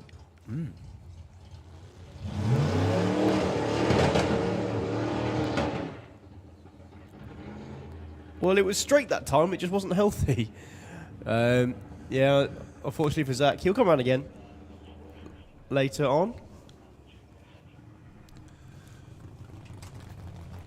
As we move into Junior Dragster. Yeah, drifting to the centre line and actually crosses it. Actually tried to avoid the blocks, but It was actually, you can, do you know what? I've never seen tyre shape.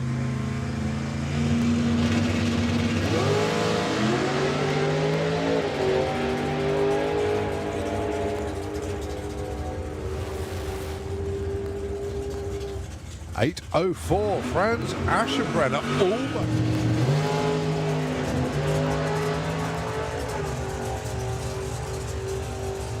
So very close between these two, as we expect from the dial-ins. And an 8.46 with a 6. Tom Atkinson goes to number 2. Great looking run. Beautiful looking run for Patrick. Allen's on a good run as well here. 6.86 for Patrick Dubois goes to... Nicely away for Jens. That transmission working very nicely indeed. Good hit off the line. 111 to 60 foot. Wow. 780. Superb.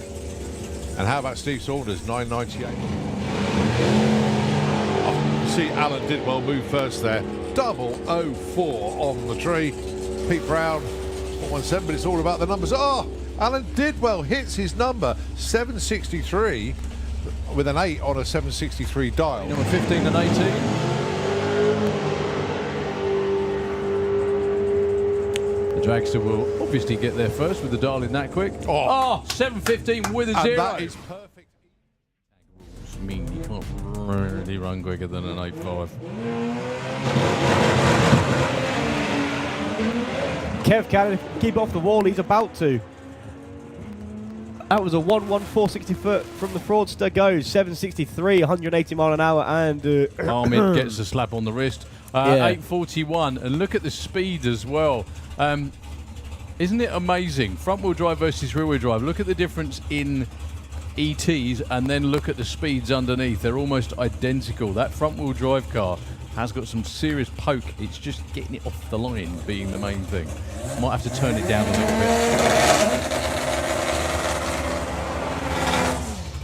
And what I mean by chassis tag as well is to run the anything under than 8.5.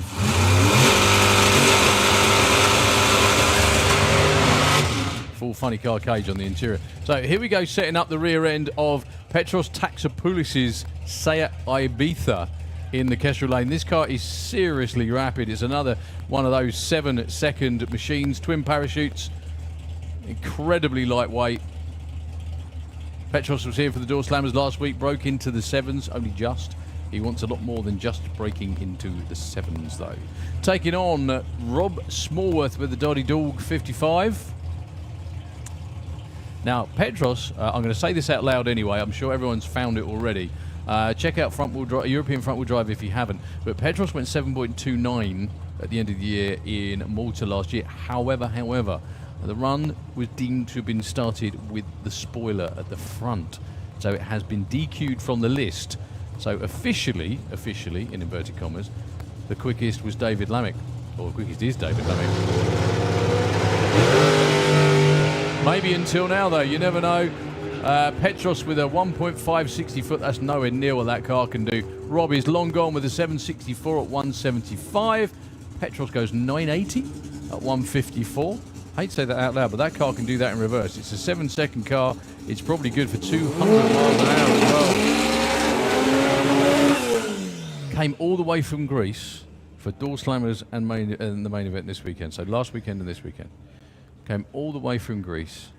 Bought 4 engines with him, with every intention of just going for it every single using run. all of them. His middle name is Full Boost, because that's all he ever does, if you will. Okay, last car in the class, I think, is Darren Dewhurst with the Shed.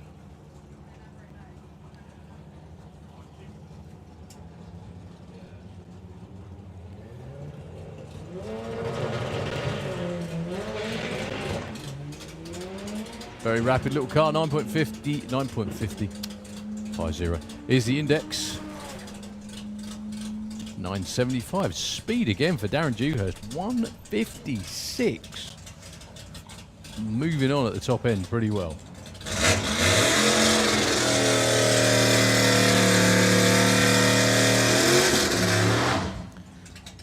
And we're back into Pro ET. Qualifying session number 3. One of the quickest cars in the class against one of them that isn't. However, it's a very, very rapid Golf that Jake Fronda has down there, just not against what's in the other lane, that's the thing. Yeah, and it's a full interior car as well, so he's got all the air conditioning, electric windows, radio. That's it. And the Camara's not too bad either. I thought you were talking about the Camaro.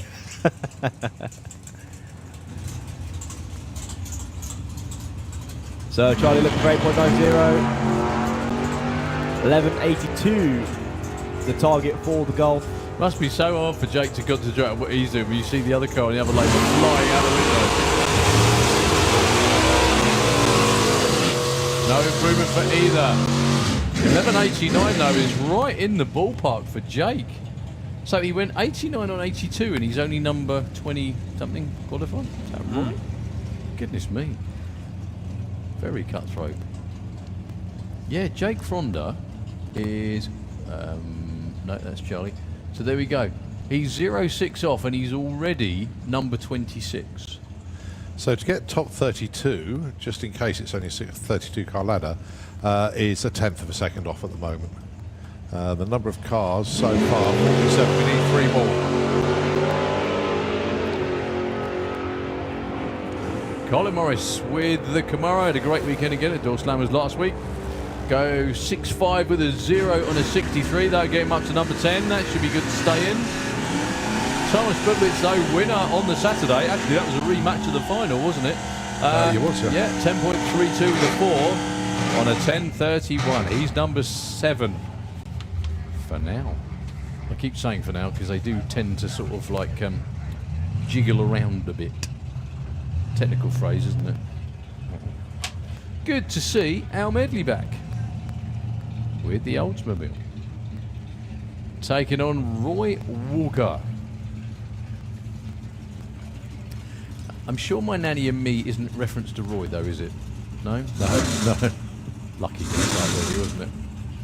I know, it's Michelle.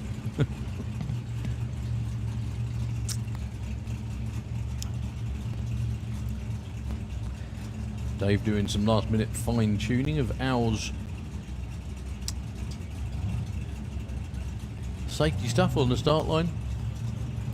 10.83, 10.76. It's good to see Roy Walker back racing again though.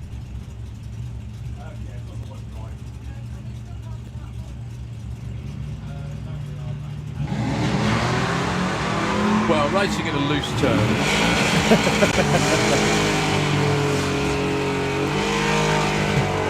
It's alright, it'll find me later. It's no problem. 10.83 goes 10.79. Roy goes 10.78.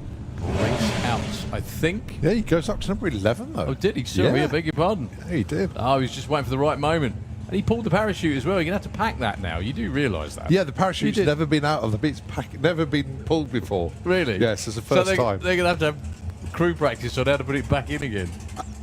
Showing off now. Hang on, they'll probably get oh, can't be asked to put this back in. Just take it all off. Yeah, exactly. Pulled the chute 121 miles an hour. Yeah, Probably was trying to show off for the top end camera. Okay, Marie Mills, Laura Baton. Laura is your number 1 qualifier so far.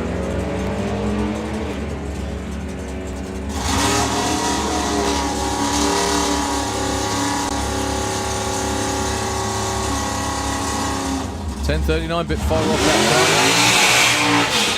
time. They stay number 1 and 22. All right, Jess Bishop then, looking for 9.11. Wow, he's got a really cool looking crew girl. Sorry, she has. Oh, that's Harley. Sorry. It's a shame we can't whistle over these microphones, otherwise we'd give him a wolf one. I mean her. You're welcome to try. No, Harley, top bloke. Very accomplished guitarist as well, I am led to believe. Taking on Stevie Gates. Stevie looking for an 8.72. Jess looking for a 9.11. Well, she's run 9.12 twice now, so goes 0.4 in the tree.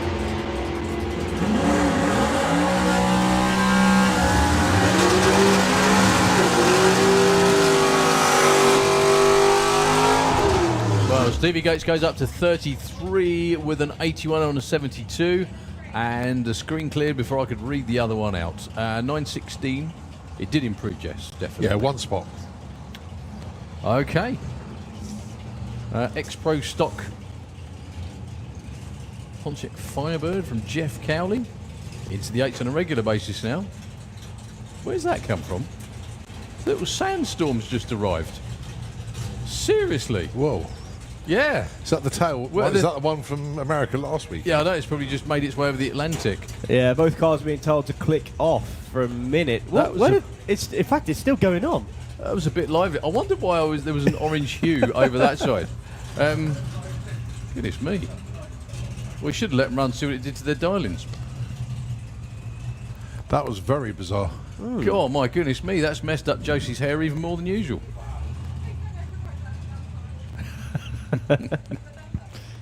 So where did that come from? It came from over behind it came where the wind's blowing, basically, right to left as we look down the track. But it just kicked up a load of dust and all sorts. That was utterly bizarre. If you're wondering what we're referring to, by the way, they were racing in the US last week in Chicago. Route 66. Route 66, and they had to knock Saturday and Friday on the head because they had a massive sandstorm that came into the racetrack sort of via the top end over pretty much the same direction actually. So if we were here, it would be from where the main gate is over this way, and it looked absolutely horrendous. Yeah, it was one of those where we're sat at a minute on the tower, we wouldn't have been able to see the Grand Tree. Definitely not. Well, you probably noticed when the tail started moving, like there was a jet car down there, and it wasn't. It was the wind doing it too. So that's what the track crew have done. They've clicked them off and just going to go out and do a quick sweep and make sure there's no dust or debris on the racetrack before the next pair go down. Yep, good time to have an orange. Of course. Hi, Julian.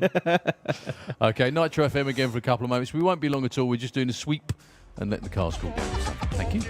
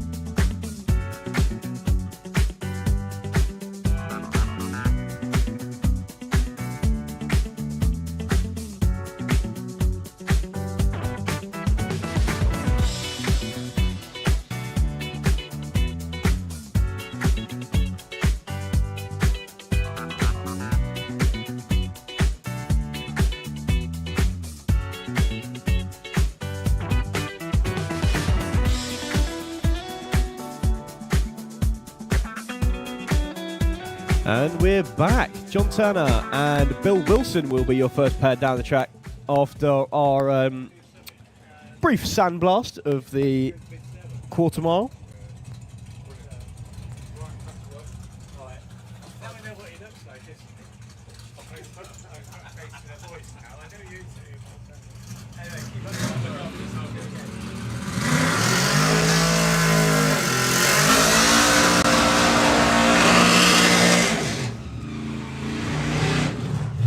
Right, the bum fight that is Pro ET continues, and I'm waiting to get a couple of messages to come in because we're a little bit nervous on this 64 car ladder. We've got 47 that have put runs in at the moment. We know there's 2 more cars that once they're fixed, they will definitely put runs in. That takes us to 49. We've only got a potential of 51. We need a 50th car to make a run to guarantee that field. So you really got to concentrate and get into the top 32 to be quite in with a shout, definitely, being here on race day. Bill Wilson is on the 32 spot at the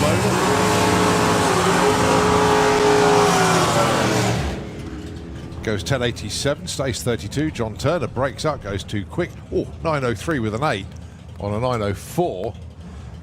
But he doesn't move, he stays put at number 20. Oh, the lemon drizzle of Sarah Unsworth. Qualified number 40. But as I say, if you want to be safe, got to get to the top 32. Once we get 50 cars down the track, not a problem. Everybody's here on race day. But it just makes it that little bit nervous. Jeff Cowley, 8.95 on the dial this time. He's currently number 28.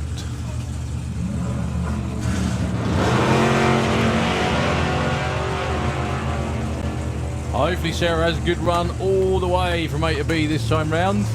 That looks pretty good. 8.91 too quick for Jeff, and a 10.18 at 1.39.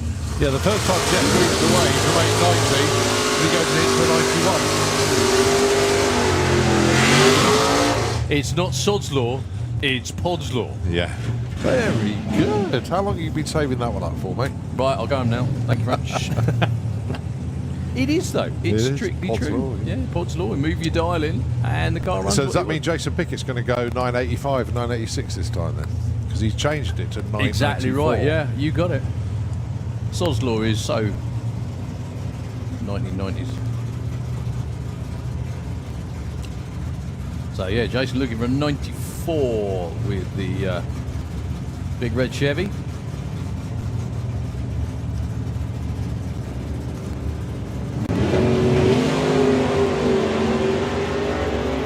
Paul Martin looking for 8.95. 9 flat. 10.05. Everybody falling off a little bit. Yeah. Maybe the air is not quite as good, and that breeze has picked up a little bit. Still not that bad. Oh, no. I don't think it's Not that bad. really. We've had a lot worse. Matthew Dowdy, 11.16. That's the difference conditions Yeah, make for definitely. you. A couple of tenths of what he's running last week in the Kestrel Lane against Darren Huxley. We're still at 800 feet density. Well, it's not too bad. A little worse.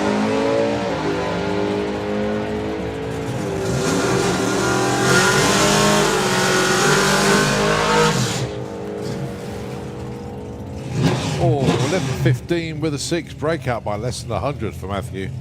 Darren goes up from 39 to 20. Good move there. 11.34 and 11.30. See, that'll be another one of those Pod's Law things. Right numbers, wrong way around. Yeah. So, Philippa Turton at the moment, I think, is right in the last spot. I know that Nick is in the staging lanes because I saw the shot of the car just round there. Ah, good news. Good Well, the news. thing is, everyone's going to be cajoling, if that's the phrase. I've never used that before. I'm not going to use that word again. Anyway, going to be trying to get the other 2 entrants in the class round to run so they can run as a 50. Yeah. We had a similar thing a few years ago with Super Pro.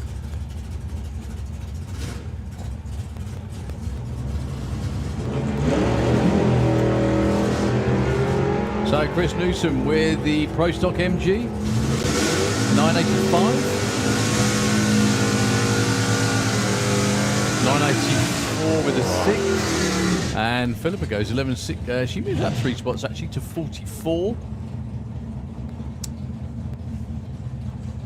Yeah, 11.76 on that 11.40, darling. Okay, Mr. Qualifying himself, Dave Rudd. And just in case I missed it earlier on, Christine, happy birthday to you. Vic asked us to shout that one out. More than happy to do so. So Vic Parsons 9.72. That isn't far off what he was running last weekend. Yep.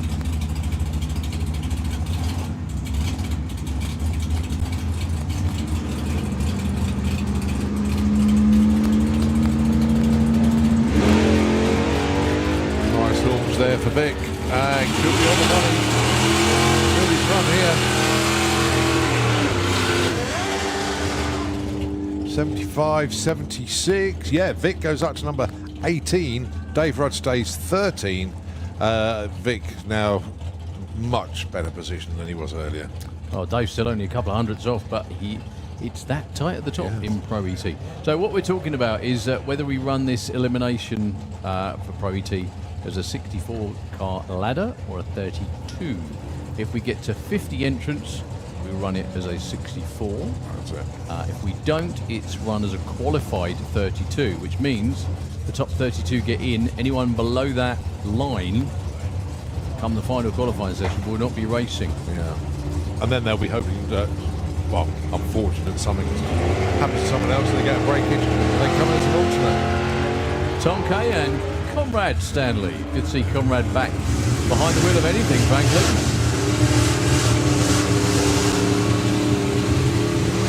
Too quick for Tom Kay. Conrad moves up 2 spots with a 10.25 on a 9.90. Yeah, it went from 45 to 43.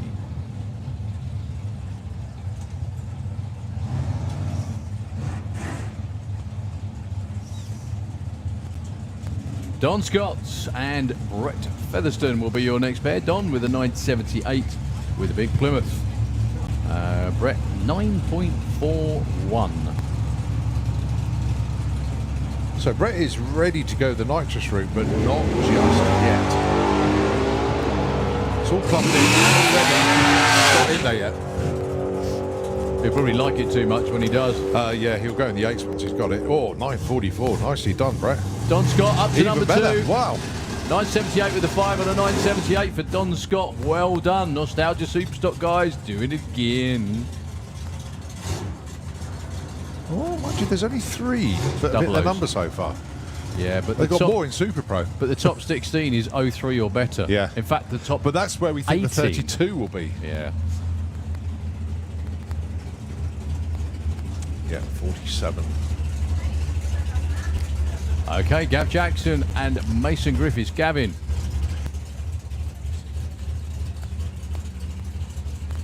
Yeah, Gavin been shut off, unfortunately, as Chris leans in the car. They're holding Mason. So... Oh no, he's still running. Okay. I just saw the hand signal say turn it off.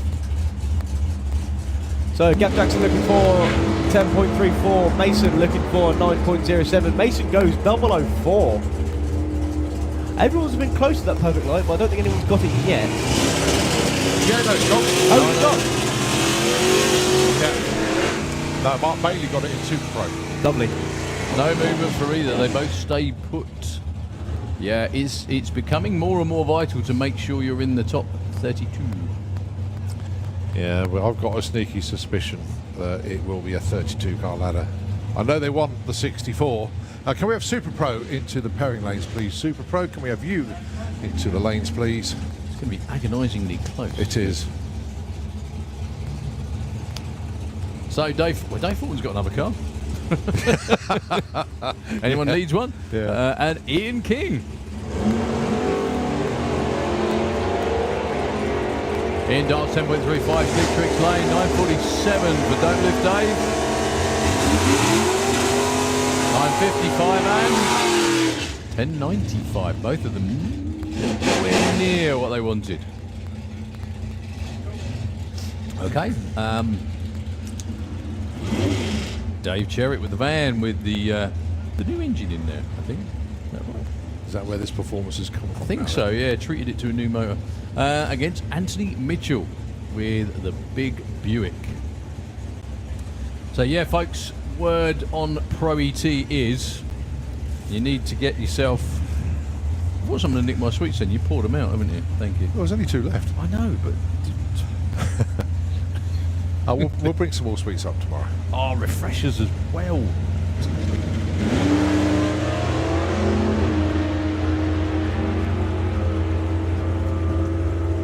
So 9.69 is what Dave's looking, which is way quicker than usual. 9.66 too quick. Anthony though goes up to number 10. 10.69. Yeah, that is a very, very good move, bearing in mind what we've been talking about. So yeah, nice one, Anthony. Number 10. A lot should more be are going good. to start doing it, aren't they? Yeah. All right, Neil Watkins with the Purple Express, the pickup truck. Shane out front with the change of headwear as he normally does. Goes alongside Bob Molden. Now then, we're going to say he's not safe at the moment until we get 50 cars. I can't reiterate that to you enough, guys and girls. It might happen. Yeah, but it But might you not. can't rely on You it. can't rely... Exactly that.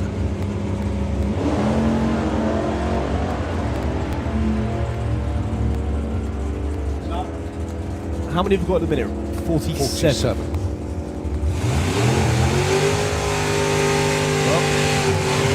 Both move up. Neil to 17, Bob to 25. 36 with, on the 33 gets you number 17. Yeah, but we think 3.5 tenths, that could be at the bottom come eliminations. Dear me. Right, Ronnie Mercer, currently number 30. Doing great at gas, but needs to get a good one here in Pro ET. Going alongside Ryan Garrett, number 44. He'll be happy he can just get the car to launch. This is his 3rd go. And I'm sure they'll get this combination sorted out. Garrett boys are very, very good. Good to see him back at the track, racing competitively.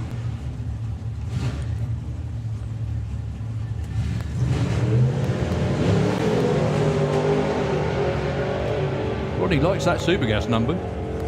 991. Ryan's going to go through with a 980. That'll help a lot. Only up to number 37 though. Ronnie though, 92 on the 91, up to number 6. He'll take that. Obviously Mark Huxley was one that couldn't make it this weekend, obviously breaking the crank last weekend. He did say in like a big shout out to everybody at Pro ET, just gutted he's not running this weekend. Well, if it's 49 cars competing, everyone else is going to be... yeah, very gutted. gutted. There's going to be 17 that'll be gutted with you, Mark. So Jack McClure and Tom Watkins.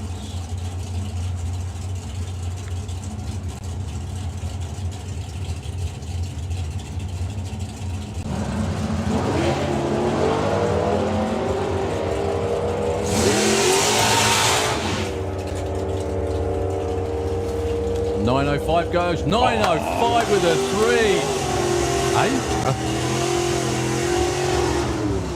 That Sorry. goes to number 2, actually, Tom Watkins. Yeah, that might need updating. Yeah.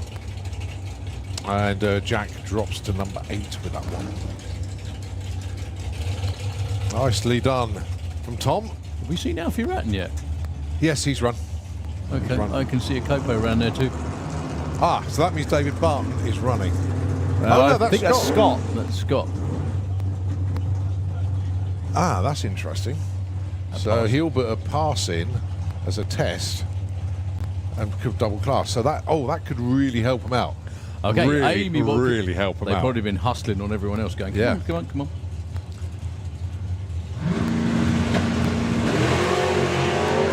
So Amy with the orange Firebird, Kestrel Lane 9.52 against Susie McClure, who's getting pretty damn good at this these days. 75 and a 56.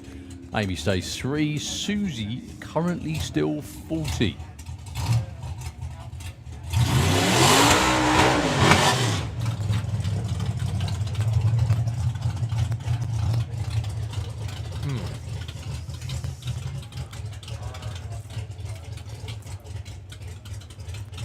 Right. Go on, Zach. Get the Squire down the other end. The, Mark Huxley on the crew. the original financial mistake. Yeah. So, target number of 1099.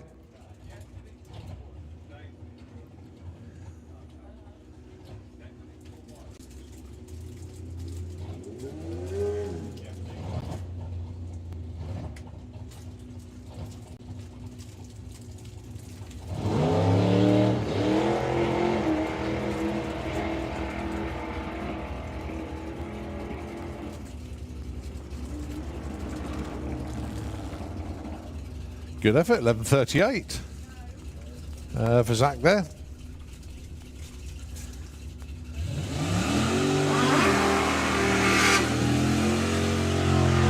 Very quickly, was he have to be due to be licensed, or is that I pretty think that's much pretty it? much it, actually. Okay, excellent. Okay, one car we haven't seen run then, so this will pick up the numbers slightly. Well, one. Yeah, so this is Nick, then it'll take it to 48. John Bean's fixing himself. Yep. So who is the straggler? David Barton. Scott Liebescher. Yeah, but Scott's officially not entered, but so he could be here. So Johnny McClure is the one. Silly question. Could Ray be running that car? Oh, well, in David. Pro ET. Sorry, David be running that car in Pro Could be. ET, and And the then other Scott one. run it the other way around, yeah. Yeah. We'll find out in a minute. Well, so Nick hasn't got a number on the board.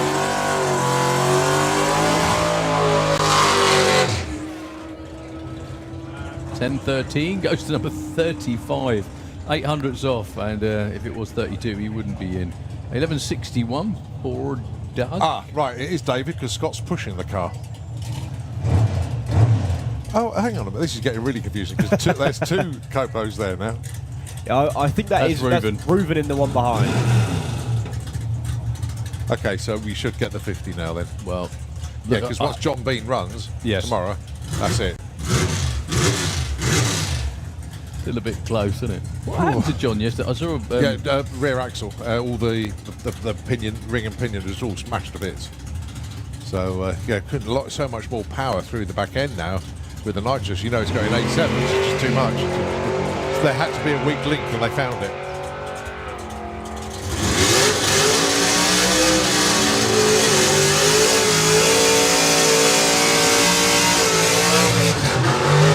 Really, he's too quick. Yeah, Pod's Law was dialed 950, then dialed 954, ran 950. I've got to give big credit to David Barton and that because those graphics weren't on the car last night. So they managed to get it all sorted. Well done. Does Scott know That that was they're on a it? totally plain car yesterday. Totally plain. So, Kirsty Tram. 11.95 dial in for Kirsty this time.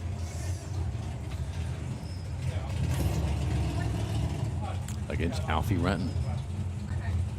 942. That car ran for a number of years in Supercom, didn't it? That's a cracking little car, that.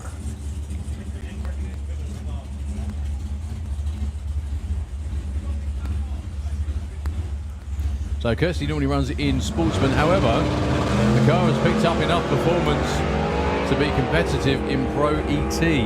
Has to be quicker than 11.99. 986 and 11.99. Does that say number 48 or 40 for Alfie? I couldn't quite read that. Right. So, no, Reuben's already got a qualifier in, actually. Missed that. Yep. So David Barton gets his run in Scott's car, then I can assume once it goes okay, Scott will take it over for comp. And then it will make 49 for Pro ET. Yes. And then you just need John Bean tomorrow, and that's the 50. Oh, everybody's wishing John Bean well. Oh, they all help anyway, Yeah. but they've got an extra reason to now. So, side-by-side Copos.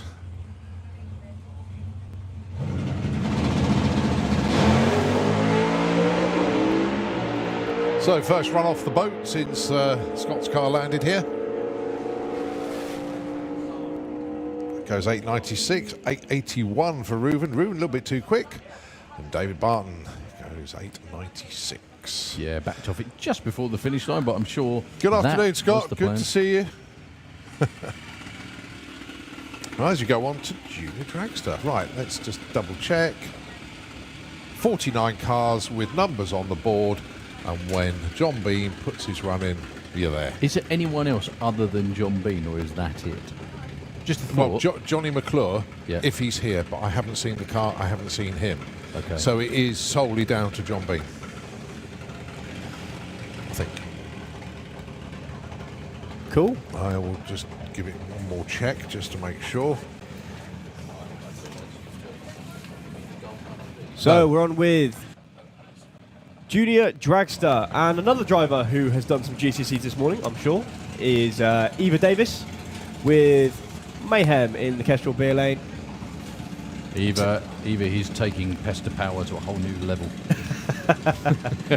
Please, can I have the other altered, Dad? Please. The answer was quite swift and very succinct, wasn't it? It was Flat no. refined. So Eva gets on the board with a 0.15. Red light for Richard. He goes 0.4 red. And the Check It girls have switched lanes. So Letty now in the Citrix lane, Chev in the Kestrel beer lane. And it's currently 1-1, I think. I think Chev got the best light on the first one, and then Letty got the best light on the second one. Thing is, though, that Letty, even though Letty red lit the first time they matched up, she said she won. She So just decided. yeah, Okay. That's the way it goes anyway. So, two of the most immaculately turned out junior dragsters you will ever see, with one of the best families in drag racing, and two of the coolest kids as well. Mick says, good luck to Chev. Emma says, good luck to Letty. We have Letty's own personal fan club at home. All three of my girls every time she runs. She was 07 red. Chev, though, with a 023. Nicely done. She was number 11. That's going to help a little bit. It makes her number 4. Letty gets bumped back 1 spot to number 9.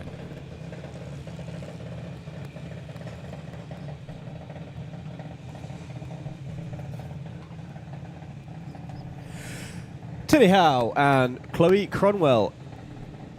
Chloe currently in number 24, Teddy in number 11. And today is the day to make moves in qualifying if you're in the sportsman classes, because as the rest of the weekend goes on, it gets a bit, should we say, bitty around the pro sessions. You might get 2, you might get 1, you might get 3, you don't really know. It's not quite as... It's structured on the run order. Yeah. Just the run order tends to get jiggled. That's it. Yeah. And being an FIA round, obviously the pros take priority, so they have to run at their own times, that they get scheduled as close to as they can. Chloe goes red, Teddy goes 0.11. That will not help either 11 and 24 still. They got one more run today after these. Yeah, and the good news about running today is you've got back-to-back-to-back-to-back runs. So Yeah. make an improvement, try again, make an improvement, try again. As Lola Bell and Molly Openshaw come up to take stage. Lola with the new wrap on the car.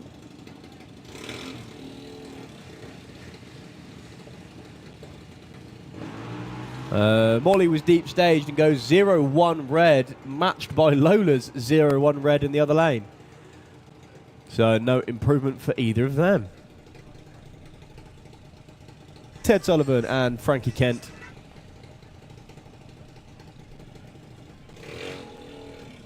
Ted currently sits number 16, Frankie number 18.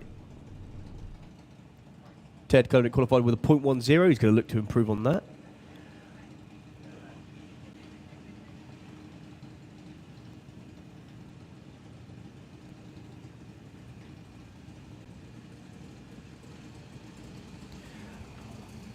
Frankie already in pre-stage, goes into stage. Here we go. Well, you can hear Frankie hit the throttle. Goes 0.1 red. 06 improvement for Ted. Moves him up to number 10.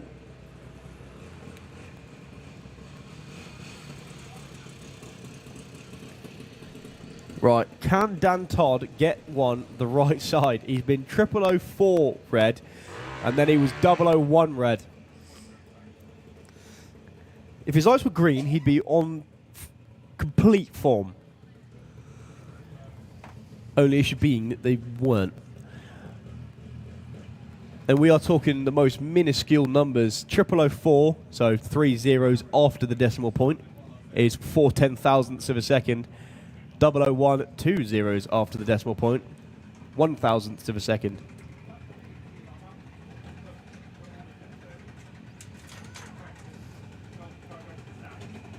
Taking on Emmy Cromwell, who currently sits number 21, Dan number 23. If Dan just stages a little bit shallow, which he is, he's invoking the wiggle. It's a green and it's a 0.8. That'll move him up to number 15. Fortunately, a red for Emmy. She goes 0.6 red. As we see Neve Deavy and Amelia Innes. Amelia driving Neve's old car. And I'm loving the pink LED on the back of the wing of Neve's car. Does it really, really, really smart. Nice to see Richard paying homage to the colour as well with his T-shirt.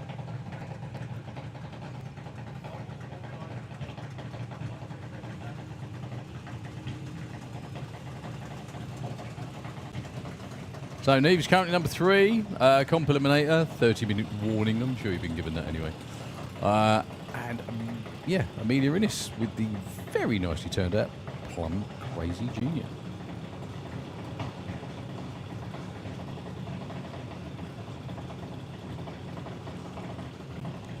Neve currently sits number 3 with a 0.15. Amelia number 14 with a 0.80. And no improvement for either, although Amelia goes 003 red. That was a 0.5 for Neve. Hang on. Call him in burgling. What's he now? What? That innocent grin. I've never seen him with such a big smile. Yeah, or that amount of food. Well, actually, no, I have. That's a lie. Remember his barbecue tours. 50 barbecue tours on a regular basis in the evening. Marie Camerari, and he just couldn't say no. Against Kendra Redshaw.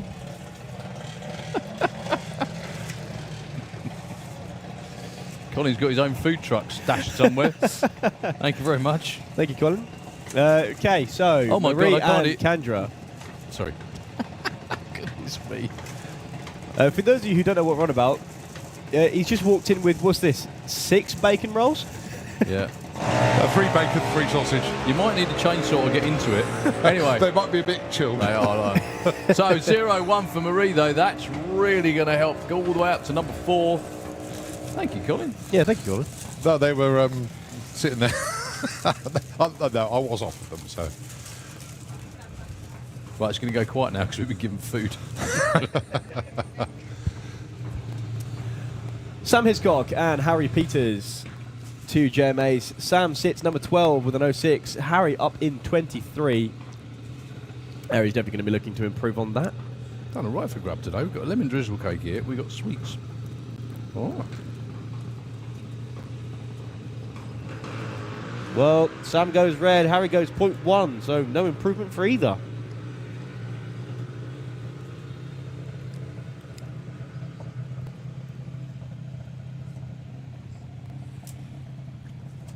Okay, your current number 2 qualifier. Yeah, I'm just leaving the bread out. Current number 2 qualifier, Tom Peters. Tom's light earlier on was 0-1-4.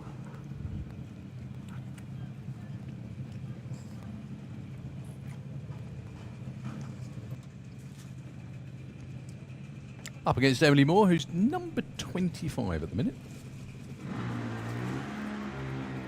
That will obviously not help either. There was a 0-3 in the slick tricks lane. Don't talk your mouth full, Daryl. And 0-5 in the other. I could just hear a voice in my head going, "Stop talking with your mouth full." Sorry. So, Kai Cooper and Jake Cooper. Number 1 and 8. Jake is in the Slick lane. And you've got two A. Fensoms working on the cars as well. You've got Andy Fensom in the left lane, in the Kestrel B lane, and Aaron Fensom in the Slick lane, both working on the Cooper Boys cars. It's Kai and Jake.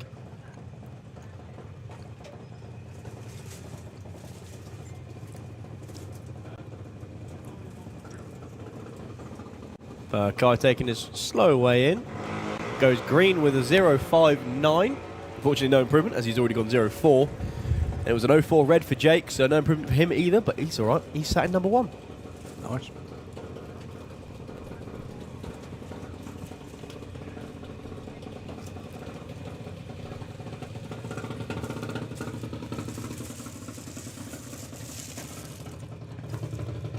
So, two good mates. Grace Smith and Ada CC.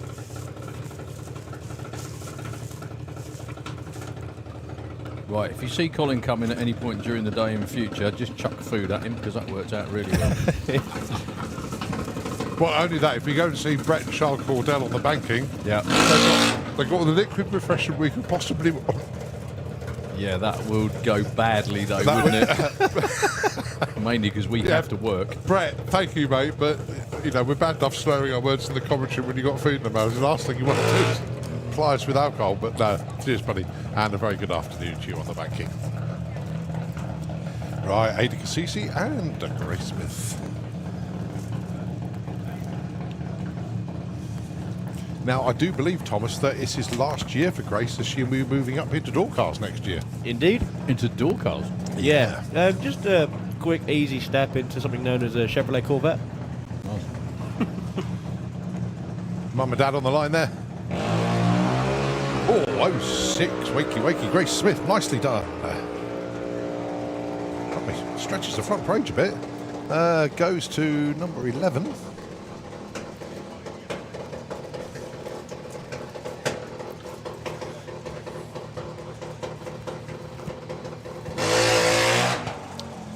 Right, currently number 7 is this man here, Luke Mugridge. Mum Jan on pushing duties. Which she looks delighted about. Yeah. Can we have super gas into the pairing lanes, please? Super gas. Let's have you into the pairing lanes.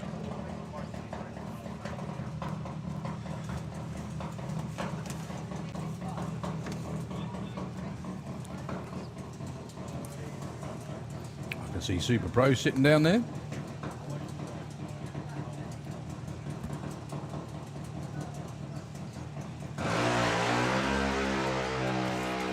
That was an 01 red. Trying to nail it down for Luke. Hang on. Look at that school. Oh, you missed the scoreboard. It said Bob and Bob. Or actually, no, it didn't. That's not Bob, is it? No, I just realised what I said when I said it. Oh, Darryl Bradford, 3 for 3 today here. I'm going to go back to drinking it sober. You know that word you used to write on a calculator when you turned it upside down? That's it. Yeah, it was that, basically. Yep. Yeah. Thank you. Whoever said that, appreciate that. Yeah, cheers, Arnie. You said it was a great pair. Great pair of numbers. I had to take a photograph of the computer screen before it disappeared, but yeah, that was quality moment. That was a moment where I was saying something enthusiastic and then suddenly dawned on me what I was actually saying, or pointing out, shall we say. So, Lenny Fazler with the Matrix 2 coming back round. Fingers crossed he's going to go a little bit slower, although he's rolled through stage. I'm actually quite impressed that I've survived that one. You two are cracking up. But I've managed to contain myself. Okay. Who needs talking scoreboards? We've got them. Oh, he's gone again. Okay, so quick training lesson there from Dave to Lenny. Oh, wow. Colin is trying so difficultly now to really contain I'm trying himself. so hard. Trying so hard.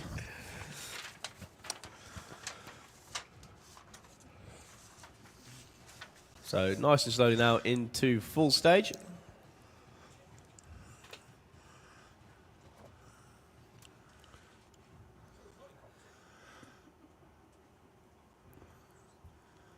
And the car's conked out. Stalled, doesn't it? Yeah, so they got the actually got the starter motor there.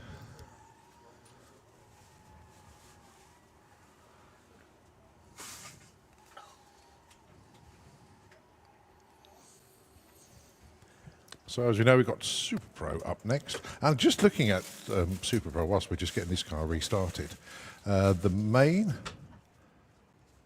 award, one of the awards is #1 qualifier overall. That's going to be very, very difficult to take away from Elodie, as she's got the perfect ET. So it is possible, but going to be very, very difficult. And best average reaction time in qualifying. Well, if Mark Bailey can continue the way he's going, because he's had the perfect light, yeah, going to be very interesting. Just a reminder to our perfect winners today, you'll be able to collect your winnings tomorrow.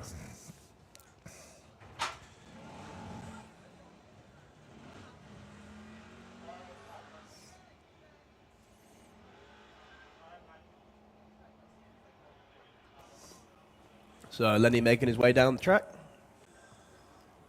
Goes 13.18. Definitely slowed it down. Okay, a wrap for Junior Dragster. Got one more session to come from them later on. This is going into Q3 of Super Pro ET. We'll light him in the lanes, ready to come round. Following them will be Supercats, Street Eliminator, Super Comp Eliminator, Junior Drag Bike, and then we get one more session of qualifying after that, and that will be our day done here for day 1 of 4. Don't forget of the main event here, the first of our 2 big European events here at the track. The second one obviously being the European Finals in September. And everybody that's here, I'm sure, will be coming back for the European Finals in September. If you haven't got it yet, get hold of your race weekend program. It's available from the pod shops. 3 of them on site that will be open tomorrow. I think it's just 2 open today. They are, of course, in the pits just past half track, secondary unit in the catering area, and then the third one, which will be open tomorrow, that is up past Live Action Arena.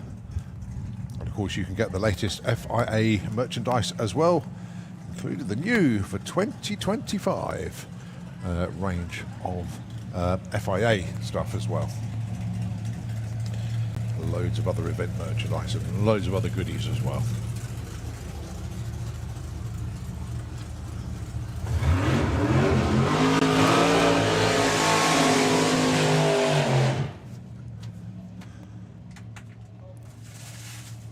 All right, Kingsbury, Northwest Line. That's where you'll find the King's Topolino when it's at home. And they picked the short wheelbase car because it's one that will fit in a standard garage at home.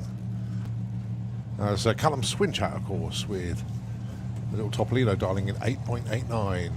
8.39, though, is the dialing for Robert Gassner with the 67 Camaro from Germany. And I know a couple of racers tuned in. One of them really wanted to be here this weekend, but unfortunately, car's not in a raceable state at the moment, and that's the Black Pearl. And Andy Thetford and the gang missing this weekend. Really hope that we do get to see before the end of the season. Yeah, missing you guys up here this weekend. Callum currently number 8, Robert currently number 19. As I say, the Darlings once again, 889, 839.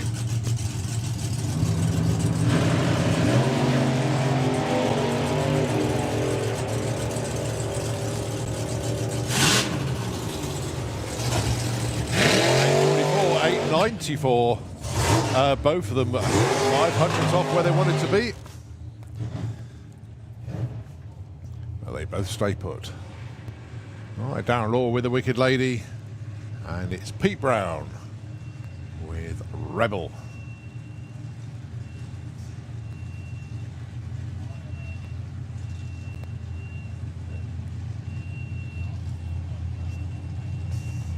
Sean Law currently resides in the number 20 spot at the moment. They're looking for 8.60. Pete Brown with Rebel Bat Slingshot 8.38. Currently number 16 position.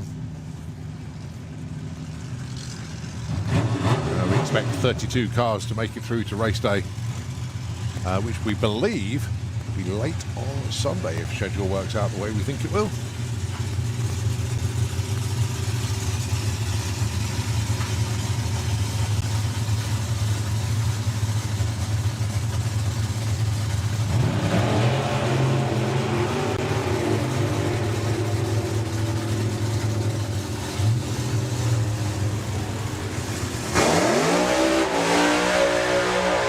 A49 for Pete, drops to 17. Sean Hall moves up to number 15, goes 863 on that 60 dial in, and 849 on the 38 there for Pete. Right, two teams in effect are having their quickest ever weekends in their respective cars. Jens Konecki with the Olds Rocket going very, very well into the 7.7s. And Al Schofield, how about Al this weekend? A new PB of a 7.58 this weekend. So great stuff from them.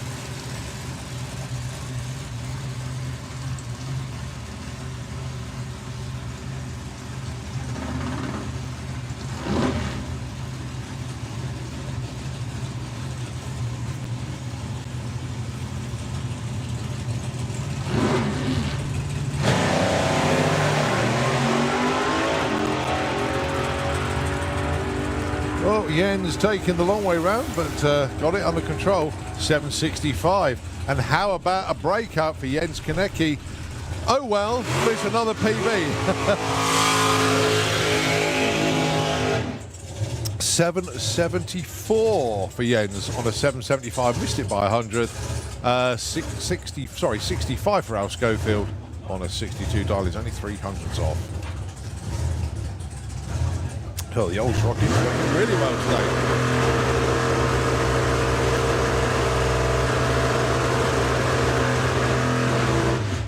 Great low down camera shot there on the Syserv van with no name.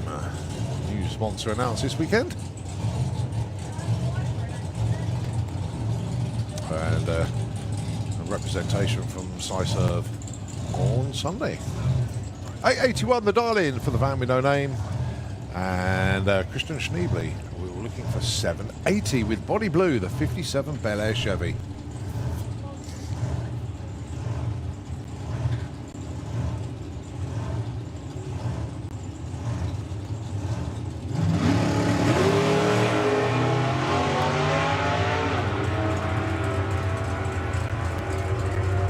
Great looking run for Christian, goes 787, stays 15 because Dave Russell goes 83 on an 81, moves up from 23 to number 11.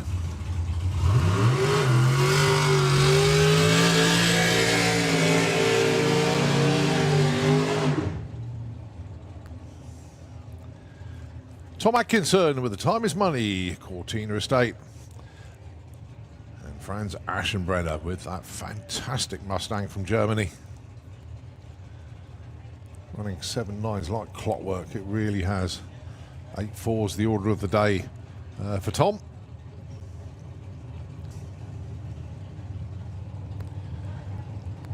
So the numbers then, oh, Franz actually drops it back to 8.06 for this one. They've been 8.04 in qualifying.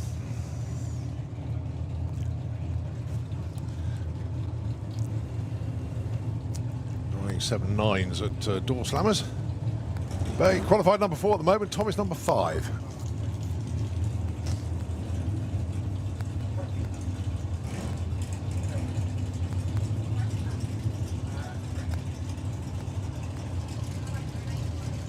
Those of you tuned to the live stream can see everything that's going on site at the moment. See the big Ferris wheel there next to the fairground.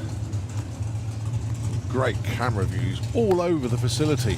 Got this track covered from every angle, and we've got pit cameras roving around. We've got top end camera at the turnout. You name it, we got it covered. 860, little bit off pace there for Franz Aschenbrenner. But 45 with a 9 and a 6, a breakout by 4 10,000ths for Tom Atkinson. How close do you want it? Goodness me.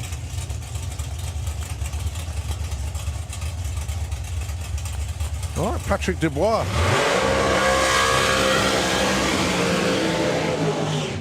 Going alongside Bailey Ashdown. Yeah, no pressure, Bailey. Got a dad watching down there on the start line. Good to see Steve hanging about any time. I look forward to seeing him to run tomorrow. Exactly Definitely. that. So currently Patrick Dubois with a big door car. Normally in the 680s. Once again, 6.80 is his dial in. Currently around the best of 686. It's a hell of a car to be bracket racing with. Oh, But then again, if you watch top sportsmen in the States, they run sixes. I mean, you have blown pro mod cars that just step down, if you like, Yeah. to running in top sportsmen. It's just amazing. They bracket race these things. Do you know where this car came from? Is it an ex-European Pro Stock or is it an American car? Do we know? I'm pretty sure it's an American car. I'm pretty sure it's a US car. I don't think it's a U. It's not an ex-pro stocker. Couple of reasons. Wheelie bars, everything else point to it being an American car. Okay. It was more than likely an American top sportsman car. I know someone listening will know. Yeah. I'm sure I'll be informed very shortly.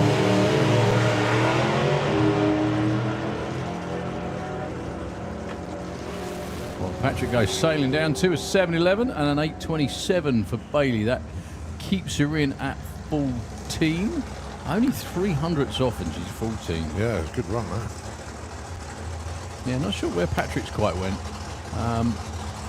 Didn't even sound like it launched on the two-step. No. It was very flat.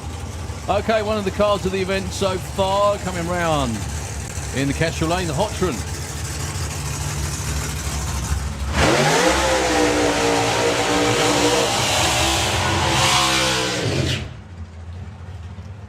Going against your number one qualifier and, to be honest, likely to stay there. Is Elodie Dubois. Excuse me. Perfect ET. 7.1502. There's not much wiggle room in There is there. very, very little. Well, everyone seems to be going for a jog towards Bernard's car. He's not coming back. He was number one qualifier for a while earlier on. Not sure what the But what a issue is. debut pass that was. Pretty much. 750, bang on. On a rocket to get it in reverse. There we go. Now, I don't know whether you know as well, Bernard, actually from Andorra. Yeah, that's a fair old trek, isn't That's it? a long old way. Well, saying that though, Elodie and the whole custom gang team come from the Rhone Alps, which is down, they're sort of like southwest, east, Yeah. more east really. But yeah, Andorra's not round the corner, is it? That's a real trek. But fortunately, very fortunately for us, a lot of these racers, they had an event at Clastres in France last weekend, which is in northern France. Got it. It's not that far from Calais, so the next natural stop after going to Clastres, if you've got time, obviously, is to make your way over here. So Bernard dials in a 7.50. I think he was like 180 plus as well, wasn't he, on his first run with this car?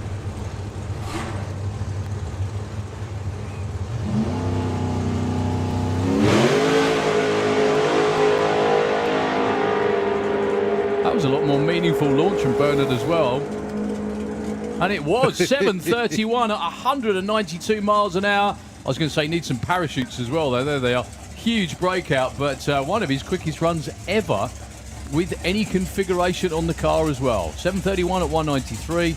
7:24 for Elodie. No improvement, obviously. She was number one anyway. It's going to be pretty tough to do that. Where's the bump? Come on. Oh, sorry, yes. Or you just get into that, sorry.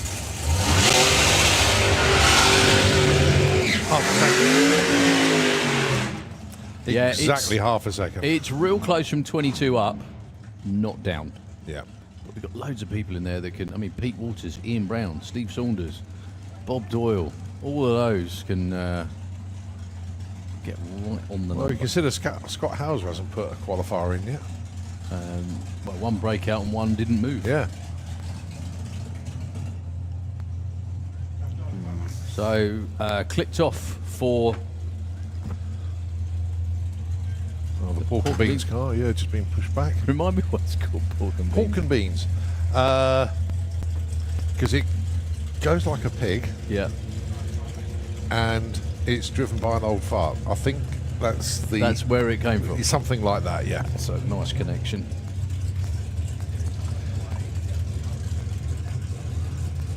Thank you very much, Darling. Yeah. Clement, who is listening in about where the big door car came from France. Ex-Pro Nitrous car from Florida. Thank you. Thank you very much indeed, Patrick. Clement. Thank you.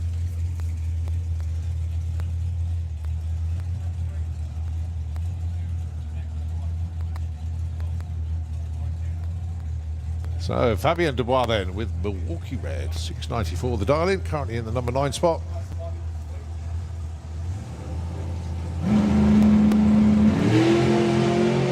As you say, carries the front wheel, uses that wheelie bar to full effect. 704, 188. We're still chasing Elodie though, number 1 qualifier.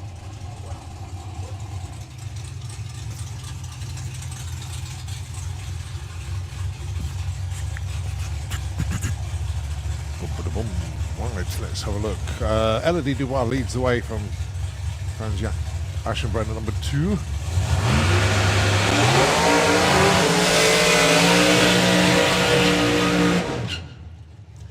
As Alan Didwell, champion in 2023.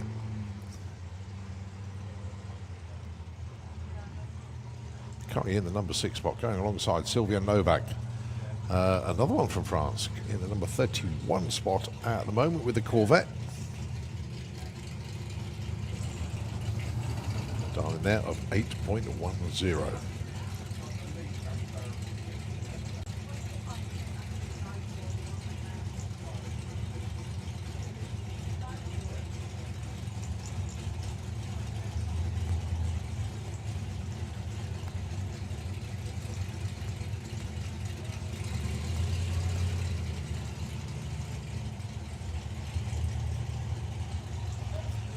Still got plenty of Super Pro cars in the pairing lanes. Yeah, so Sylvia Novak with that amazing, I love that Corvette.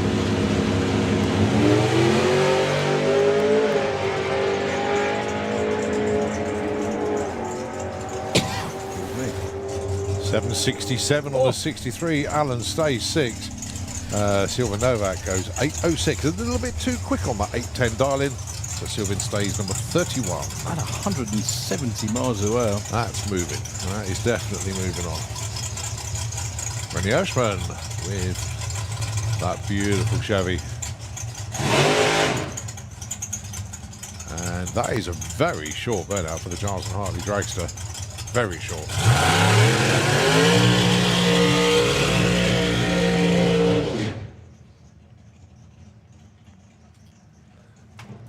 So Daniel Giles looking for a 7.35. He broke out on his run early, went, I think it was 38 on the 40 dial-in, so they've wound that dial-in back to a 35. 7.58 for Rennie Oshman. He's currently number 29. Daniel is currently number 19. It'll be a 32 car ladder. We do have a few on the outside looking in, including Scott Hauser at the moment. So expect the order to shuffle around. And of course we do aim to go into elimination late on Sunday. Don't forget day 1 of 4 here at Santa Pod for the main event. The curtain raiser for the European Tour.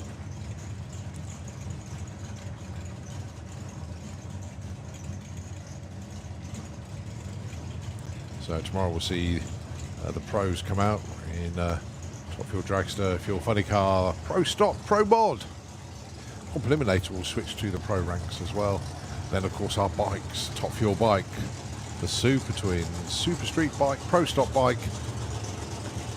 It'll be a fantastic day tomorrow. First round of Pro qualifying and Sportsman qualifying as well. They're still scheduled to run tomorrow as well. But today is dedicated Sportsman Day.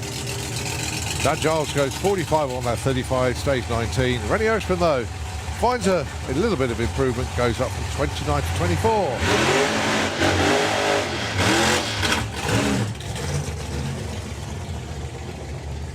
Elaine Hancock with Crazy Lady Racing. This little Ford is just wonderful.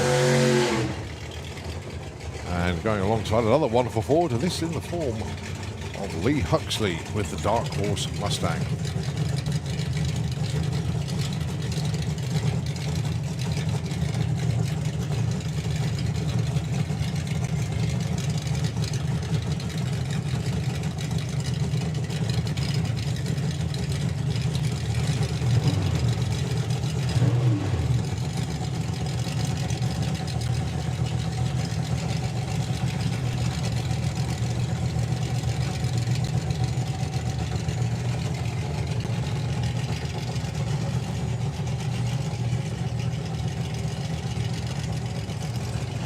All right, coming up to the line, Lee Huxley, whole host of sponsors on the side. Well, on the Mustang this year. And, I'm not going to get time to get him out in this session, but I will, I promise, on the next one. Thomas Lane clicks it early, but Lee Huxley goes 863 with a 1 on 862 dial. Now then, he's number 7 at the moment. When Elaine crosses the line, it'll update to see where Lee is. I think he might move him up 1 or 2 spots, but no more.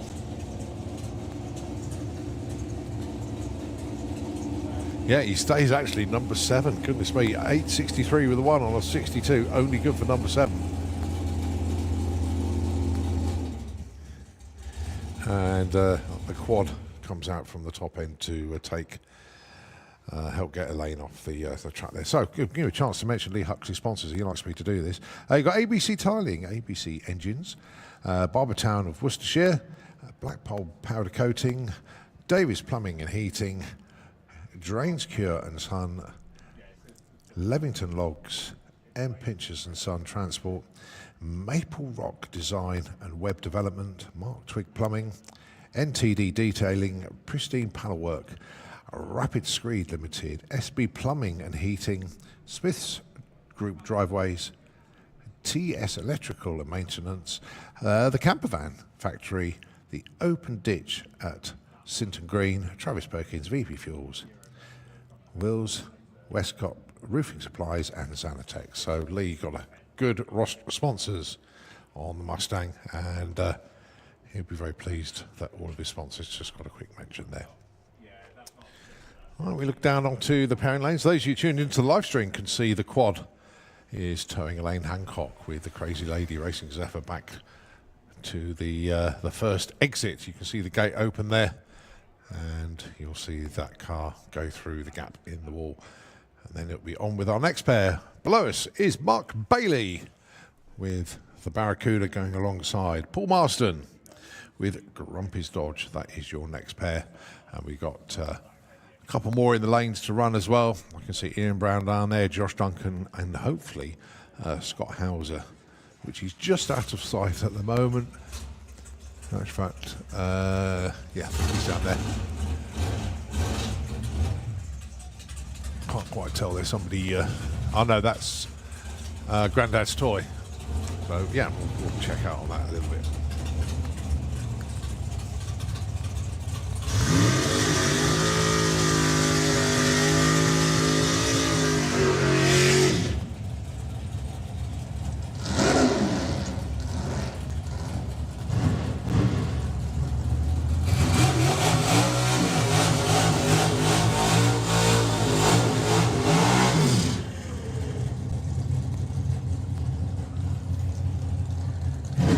So the Darlings then, 899 place, 879, Paul Marston running alongside Mark Bailey.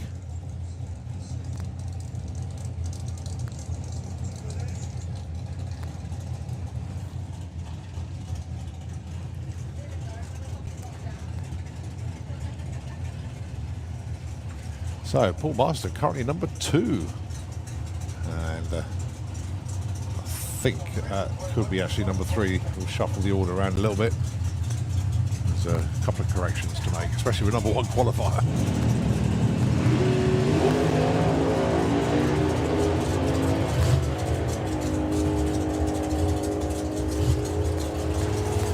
Through the top end they go. It's an 8.98 with a 7 breakout for Paul Marston.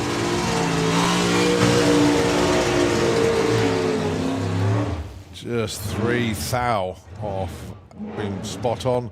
4/10 breakout for Mark Bailey, so a bit more too quick. Well, let's see how Josh Duncan and Ian Brown get on, your next pair. One car that's already in the 7.6s and another one that I think, as Darryl said earlier, Destiny. could be heading that way. It's very slippery slope, though. You know, oh, this is fun. Oh, this is more fun. This is even more fun. This is good. Yeah, that basically. Oh, this is now expensive.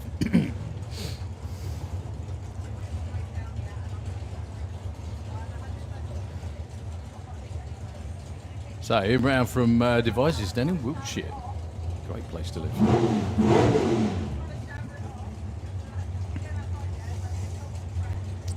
Been around drag racing a long time.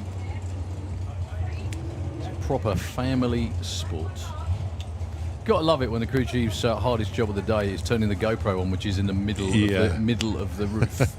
Just lean over it. That's what he was doing. He couldn't reach.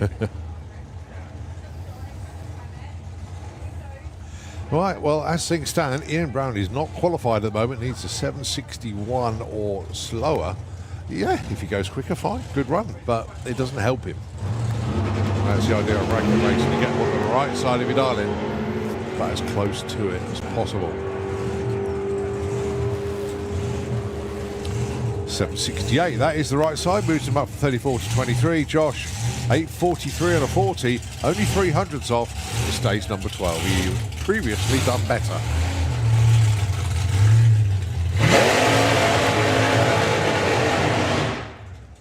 So Phil Toppin with Grandad's Toy.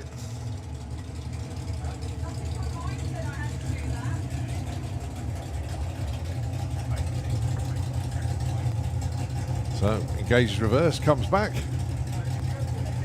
And for company, has got Steve Saunders down there.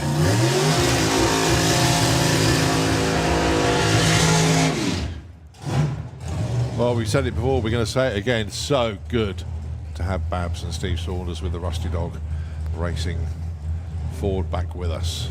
Just wonderful. They are, to say they're into their racing is a bit of an understatement. Yeah. I remember the stories of when they were back racing the Zephyr, when they used to come down and camp outside the gates before That's they right, opened. yeah, Do you remember? yeah. They used to come and stay in the trailer outside because they couldn't wait to get in time to play. So it's great to have Steve back. Two Orchards going at it, two very different, very, very different looking Orchards. Yeah. Well, one hasn't got a body on it for a start, so there we go. That's probably why.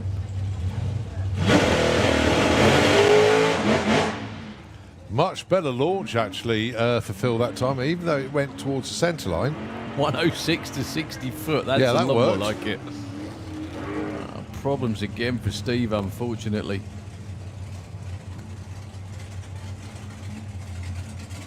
Instead of being the rustier dog, it's being the petulant dog at the moment. It's just not behaving. He's not going to get his good boy top drops or anything like that, is he?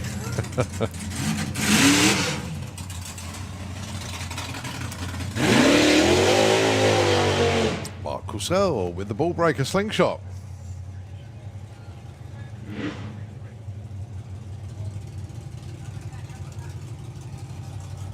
Dial in for, well, in actual fact, we'll wait for it to come up. There it is, 8.40 dial in for the slingshot.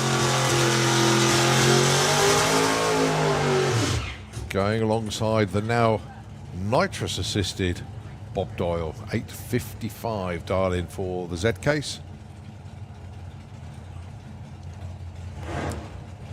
I said it earlier, I'm going to say it again. Thank you ever so much indeed for your generosity, the whole team, because each member bought the stickers yesterday. So for the Benevolent Fund, thank you very much.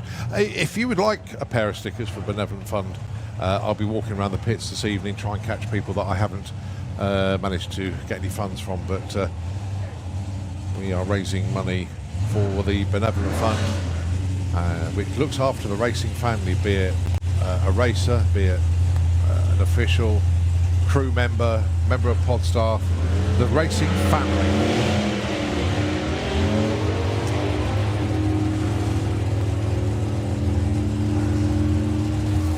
Bob staying out in front. Well, both cars a little off the pace they were looking for.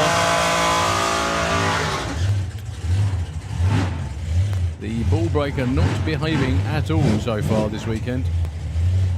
Commiserations to Stephen Babs. Hope it's nothing serious. We move on to Super Gas. And the only reason I knew that is because I looked behind me and saw Tim Moore, and he doesn't double enter, whereas the other two.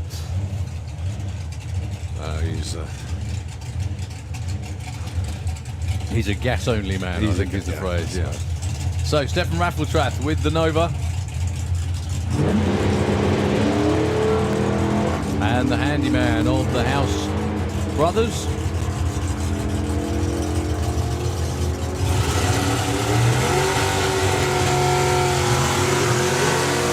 Too quick for Stefan. At a 997 at 1:48.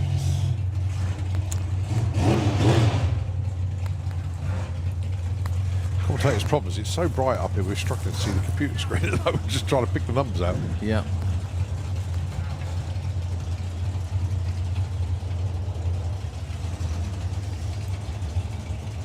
So Tim Moore moves forward with the beautifully turned out 55 Chevy against Andy Harrison with a car that's been around the UK drag racing quite a long time. This was the mode of choice for pro mod racers in the late 80s, early 90s. The Sierra.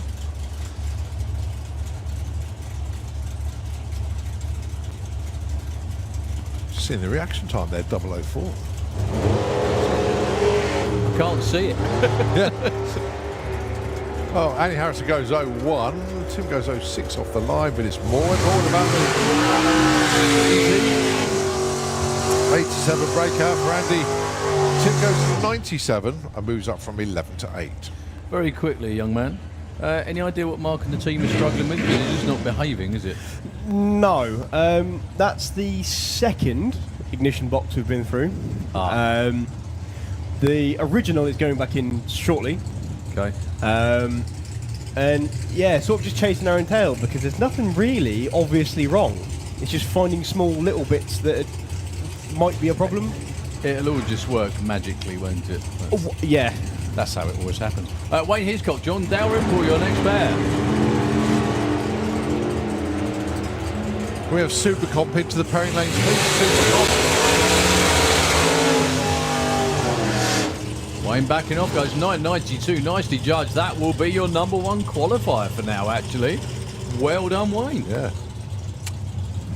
At 10.06 for John Dalrymple. Okay, Jasmine Tunstall. Oh, sorry, I can update you. It's Richard all weekend in the car. Sorry, I've my had mistake. that through from Jed and also Ian as well. But yeah, it is Richard in the car all weekend.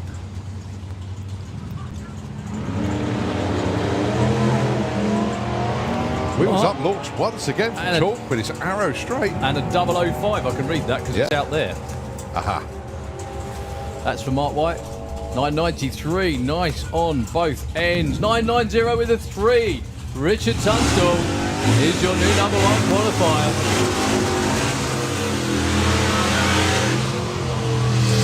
Well done to Richard, Valtteri and the team. Yeah. He's going to twig sooner or later. I'm sure he gets up and does triathlons for a laugh in the morning. Have you seen the incredible video when he was in Japan? Not Luke, obviously, but Valtteri Bottas. When he was on a roller coaster, and it was hilarious. It's absolutely hilarious. He's got a camera on him, and he looks. It's one of those 360 ones. He looks like he's a bobblehead, and it's so funny. Did you see the one we had his rental car? Yeah, in Australia. That was good. Don Scott, Hugh Morris.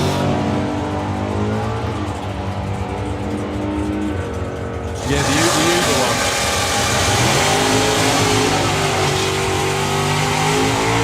94. Oh, Stu only just misses 2,000 too quick. So Stewie Dooney is now number 4 with the green and the black Roadster. As for Andy, that's Andy Dipley, previous UK Super Gas champ. Number 8 at the moment. dialing one of these things in is really hard work. I had a chat with Andy a few weeks ago about, even with the throttle stop, you still have to work out where and how long and everything else as well. There's the throttle stops as if by magic. How about those reaction times as well? Exactly the same.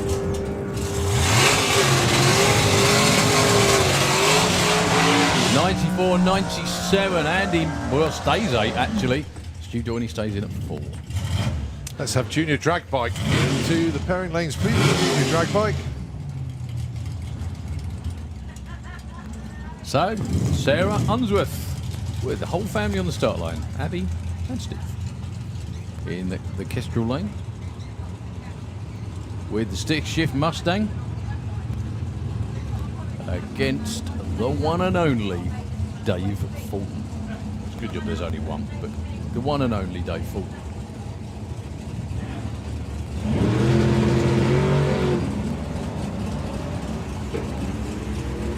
Well, throttle stop for Dave, not for Sarah. 91. Up to Dave Fulton.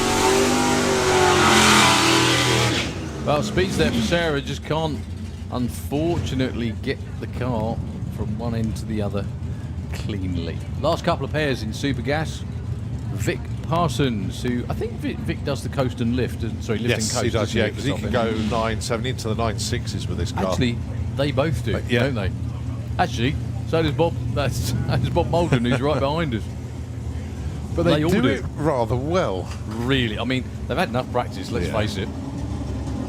We'd be rubbish, but they're really good.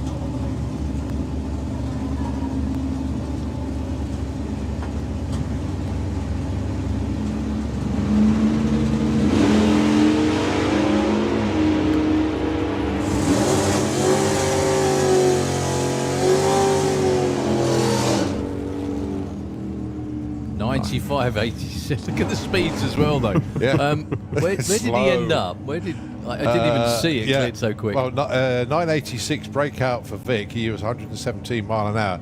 95 at 106 for Dave Cherrett, and he goes to number 7 with that.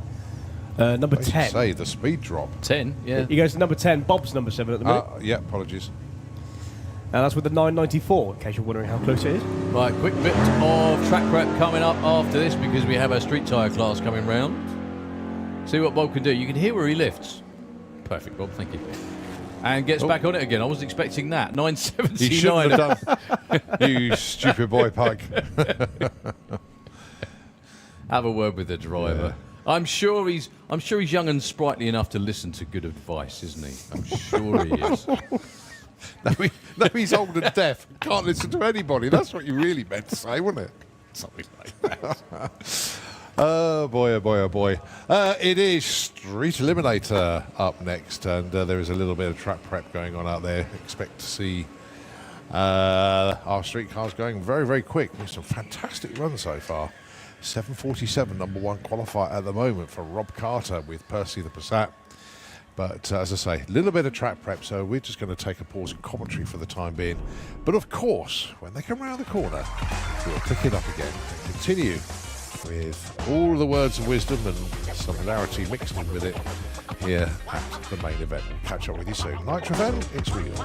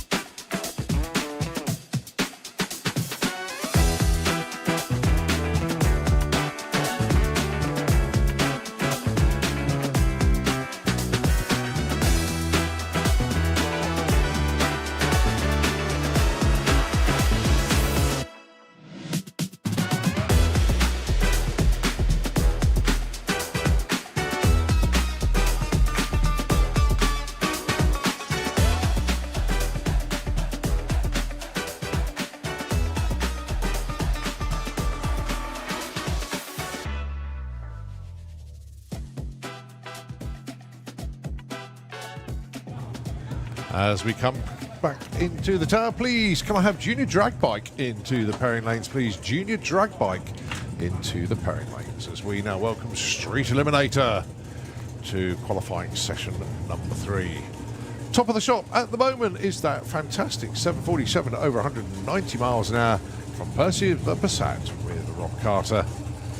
And this is Mark Sheridan going alongside Joe Baxter.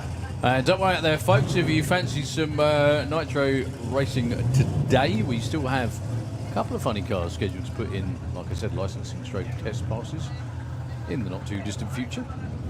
So, Joe Baxter. I'm really sorry, Joe. Baxter. Why can't I say that? It's an easy name. Sorry. Against Mark Sheridan with the Cuda, twin turbo Cuda against the Ford.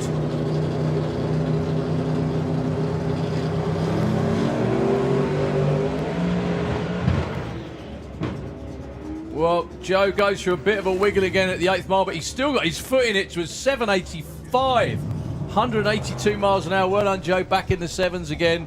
Believe it or not, he stays number 4. That was wiggly. That was wiggly almost all the way down. Well, Mark ended up dumping the laundry just before half track there. Totally unintended. But, yeah, parachutes came out. Comp eliminator into the lanes, please. Could we have competition eliminator for Q number 3? So, Kai McSweeney bid in the mid-11s. The car wouldn't go quicker than 13.5 back at Easter.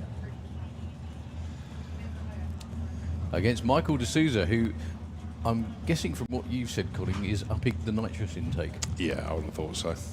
10.29 or 6, I beg your pardon. What you ran earlier. Here's another one that went down to Goodwood. Really good time. Celebrated his birthday down there as well. And then we found out it wasn't his actual birthday. They just did that to get a free cake in the restaurant. And why not? Yeah, good show. 10.22. 10.22. Nicely done, Michael. Chipping away. 11.56 for Kai. Again, around about the same number, 119 miles an hour. Got a sneaky suspicion. If it isn't, that's very close to a PB for Michael. Well done. Okay, James Murray and Hazel Carter with Perry. Perry the Passat. We know Yay! the name now. Can we call him Percival? No. No, All it has right. to be Perry. We're running out of peas. I'll say that again. Okay, James Murray. Been in the 9.4s. 9.46 is his quickest so far this weekend. I think a 13.5 in the other lane, so really not slow at all for that Passat. Just the car in the other lane is that bit quicker. 9.55 slowing up slightly for James. What can Perry do? 14.14 slowing up. Only slightly. But we'll need to run at least a 13.50 and complete the cruise to be in with it on race day. Talking about completing the cruise, going on the big cruise in 3 weeks' time. Both of these cars, Perry and Percy, doing street weekend. Starts here on the Friday. Put a run in, 2 runs, 3 runs, whatever. Get yourself up to Melbourne, sorry. Put a run in there on Saturday. You're doing it, Colin, aren't you? I am indeed, yeah. Fantastic. Really looking forward to it. Got somewhere to stay yet? Yep. Good. Good intent. Okay, Victoria Smith hunting for that 200 mile an hour timing ticket. Been in the 7s numerous times with the Buick. She is your points leader in the championship against current number 1 qualifier. It's going to take it better than a 7.47 to knock Rob Carter off.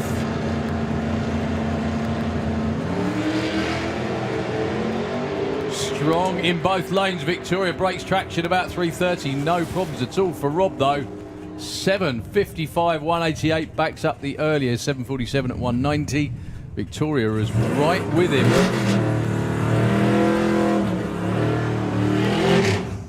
Until the car broke traction and got sideways. So is Graham been allowed to turn the nitrous on this time? Let's have a look. Come on, give us a purge. Give us a purge. Come on. No, not yet. Yeah, little ones. Little one. Trying to sneak one in with that race scene. Rach, look away. Yeah, look away quick while he does it. Yeah. Yeah, so Stuart brings Graham up to the line with Grimhild, the 57 Bel Air Chevy. Oh, so desperate for a 7. Oh, blew the tyres off though.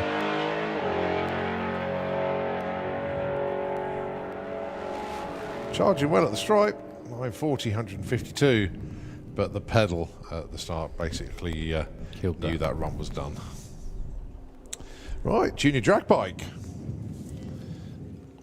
So I thought these guys were qualifying, but they're not. This is just time trials for these guys. Ready for tomorrow? Okay. Is that right? Okay. I didn't realise that. Is that because they're under the FIM Yes. umbrella Yeah. this weekend? Yeah, yeah. They normally get Q sessions, but okay. We also got Super Gas down there, I'm guessing. Super Comp. Oh, look at that. First appearance of Ben Mace with the altered as well. Check out the tow car and the flag, obviously. Oh, yeah. Ben, if you can hear us over there, we're going to miss you with a horn this weekend. He was. Oh, yeah. is that who it was? Yes, it was Ben. Yeah, wherever he was on site, we heard him. Up in the grandstand at the Door Slammers, wasn't he? In case you're wondering what we're on about, if you were here at the Door Slammers, you know exactly what we're on about. Yep. But every so often, anything cool happened or anything cool was said, all you heard was, It was only when anything cool happened. Nothing Yeah. cool was ever said, mate. Don't be silly. So, junior drag bike, Maggie Smallman underneath the tower, going to be joined by Richard Wilcott. I do respect the just throwing it onto the limiter style burnout.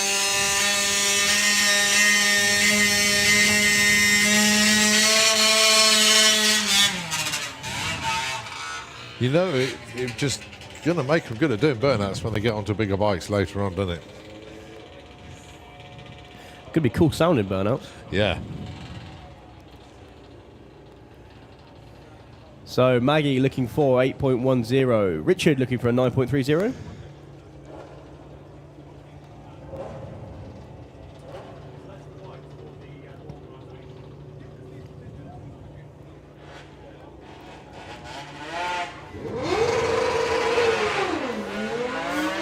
Nice wheelie from Richard there. Yeah, he did go in deep though, didn't he? Yeah. Might affect the ET just a little bit. 8.21 for Maggie and Richard 10.03. Well, it didn't make a lot of difference. I'm not going to tell Blade that one, but you know that's where we're going with that. Yeah. All right, Holly King and Harry Isaacs. Obviously, the English exam was finished, and Holly has made it up here. There's a lot of people turning up as well. Ben with you all turned up for the first time. I'm sure Ben wasn't at school though, unless he's a teacher. But although saying that, I've just had a message from Fabien Dubois, who is at school because he is a teacher in France, who's listening. So he was the one that messaged me to say where the car came from and everything else. Got as it. well. Okay.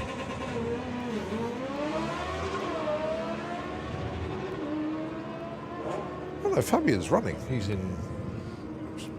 Sure, no, Might be I don't Clement know. then. Sorry, Must be Clement, The yeah. wrong one. I'm sorry. Is it a bad time to mention that I'm also a teacher? It is Clement. Pardon? I'm working from home today. Everybody wave, it's Jackson King. Good to see you down there, Jackson. Waves to everybody. He does it every run. It's lovely to see. Great young lad. Going alongside Sophie Pollen.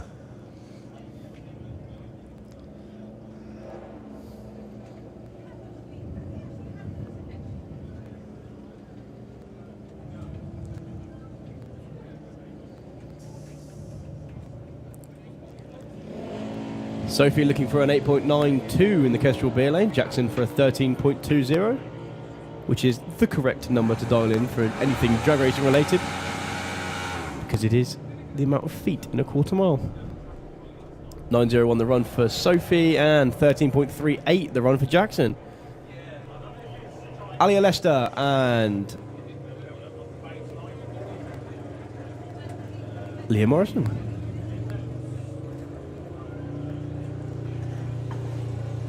7.90 the dial in for Leah. Of course, they can run down into 6.90 at FIM events.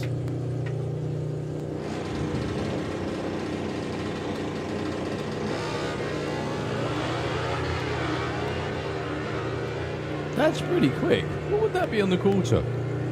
Low 11s, high 10s. Yeah, 805 at 83 miles an hour. Good speed as well. 690 on the dial. Yeah, that's very quick. Yeah.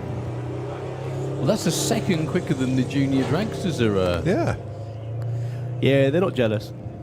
I mean, if that would run normal speeds, I mean that is mid-10s. Well, that's 83 miles an hour to the 8th mile. Yeah, so but it would reach terminal velocity not far on after that. But no, the reason I know that because my car has done 698 to the 8th, and obviously I'm in a high 10. Wow.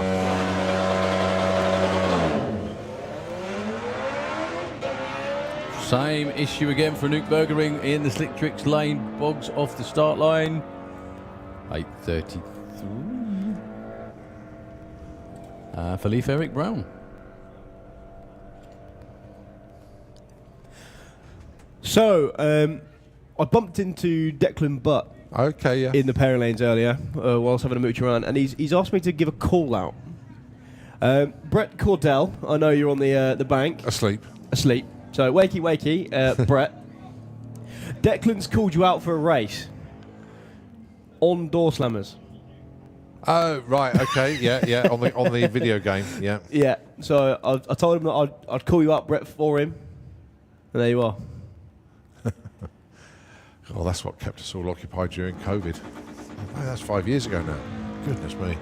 So Brad Morrison off and running on a solo, looking for a 9.45. And goes 9.58. Nicely done. Supercon time, boys and girls. Q number 3 still. We're not far off the end of this qualifying session, going into the final round of qualifying for everyone.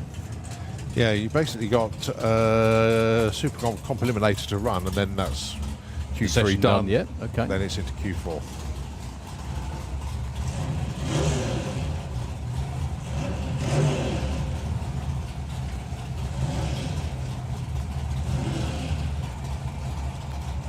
So Ronald House makes the trip over once again with that absolutely drop-dead gorgeous Chevy Handyman.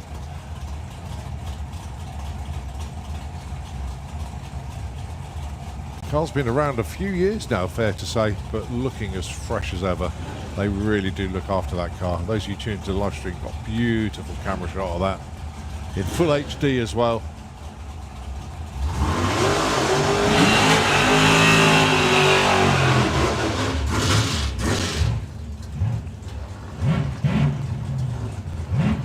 And trust me folks, the car does look that good in real life as well. It just glistens in this sunlight. Actually turned into a very, very pleasant day out there. The sun is obviously now shining on the grandstand instead of the banking so much. So grandstand will now get that wonderful affliction called pod face. And we'll see a few reddened faces and necks. Probably fuelers bar this evening. If not, walking around on site. So, wow. I like the name of the car now, Just Another Nobody.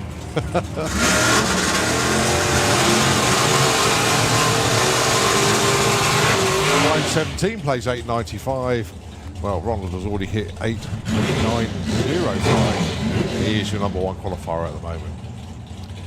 Charlie Seaward and Dave Fulton up next. Dave hasn't missed a qualifier yet. So he's 9 for 9 now. That's not bad. That's for not a day. bad going.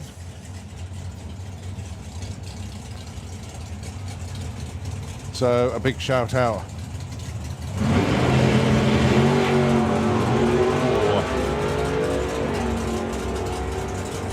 It's good be close. Both away well. Charlie Seaward, 893. Yeah, Charlie Seaward goes up to number 2. Dave Fulton stays number 5, 876. Big old breakout there for Dave. Right, Pro ET, let's have you into the parent lane for the last time today.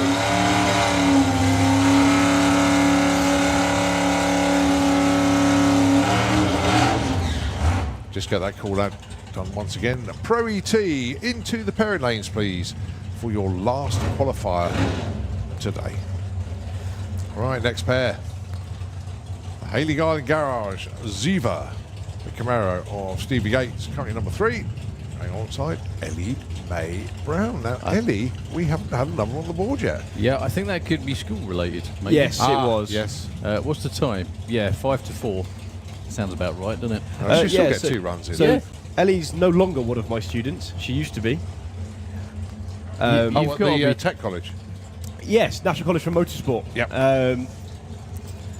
But she had to come in today on a Friday to do her GCSE.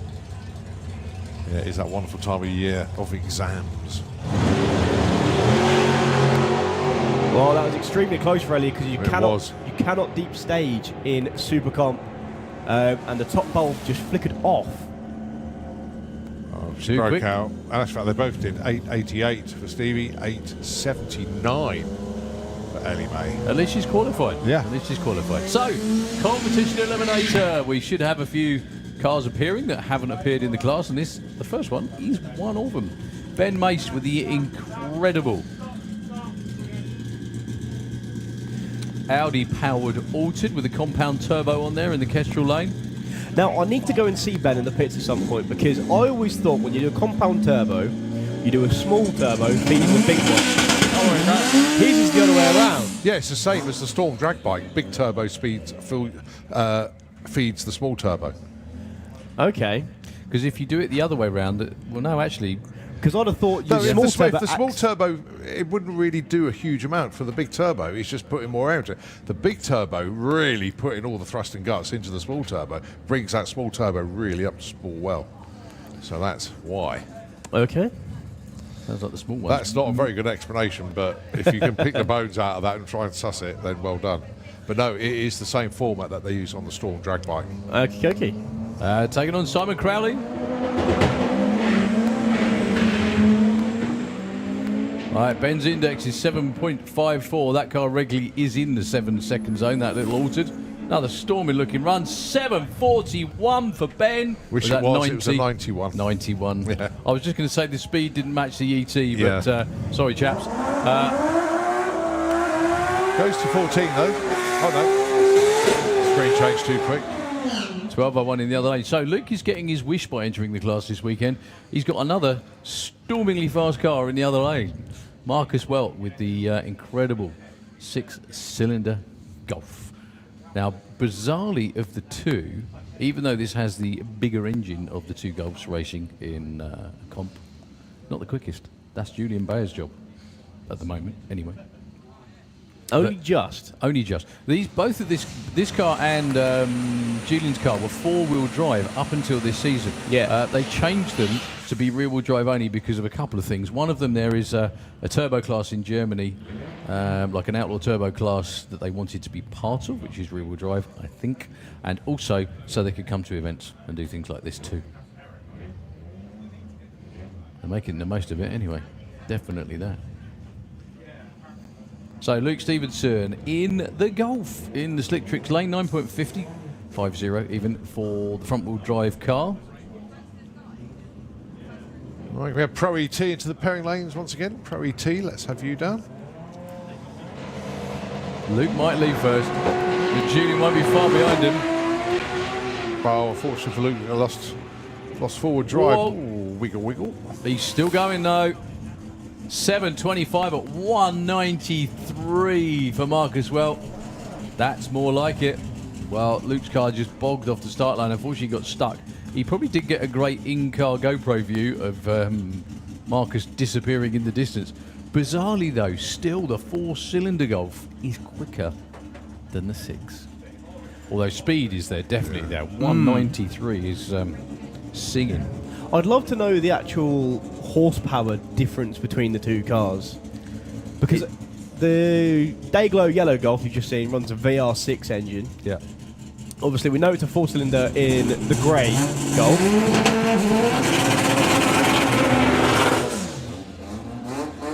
Yeah, so I'd like to know the actual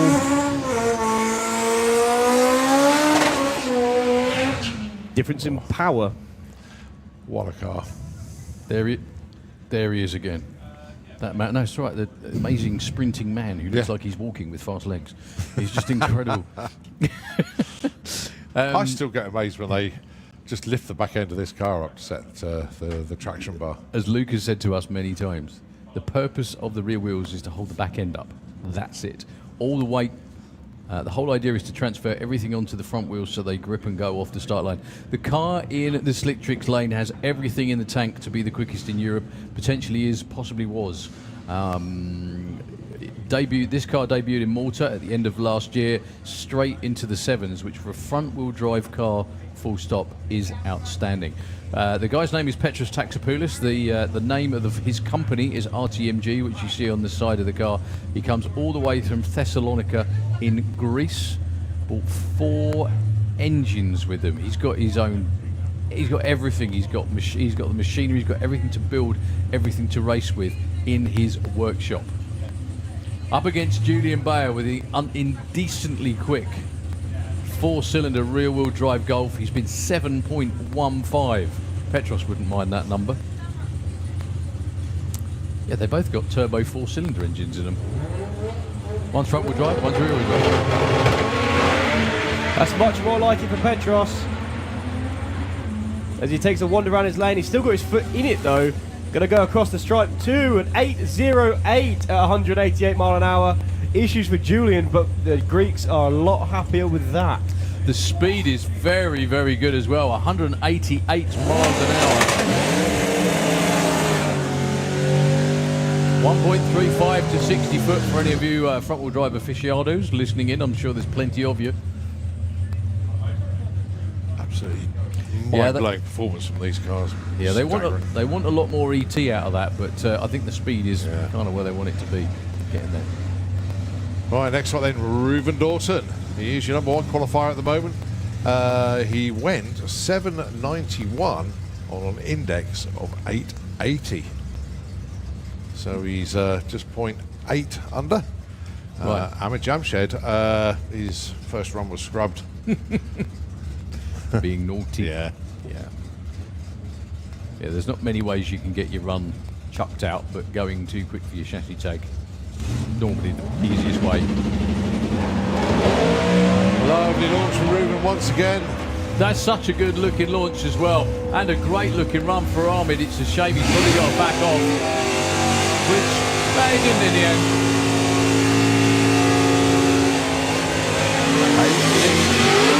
867, Ahmed clocks in at number 5. 802, not quite on the 7-second pace before. So, Colin. Right, Here Gary he Carr and Nick Williams.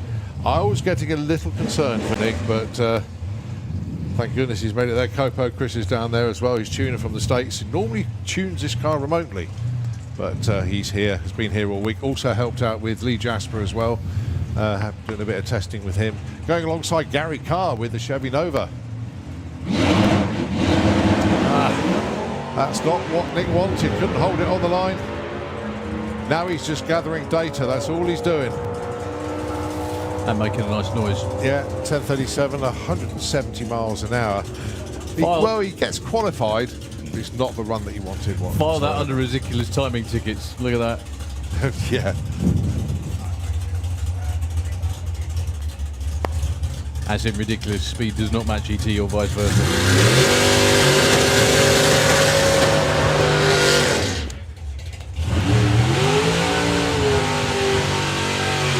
So Jeff Bull and Rob Smallworth, and then I think it's just Scott Liebischer to come round because David Barton's still down on the start line there. So obviously him and Scott are going to get Scott qualified and qualified well.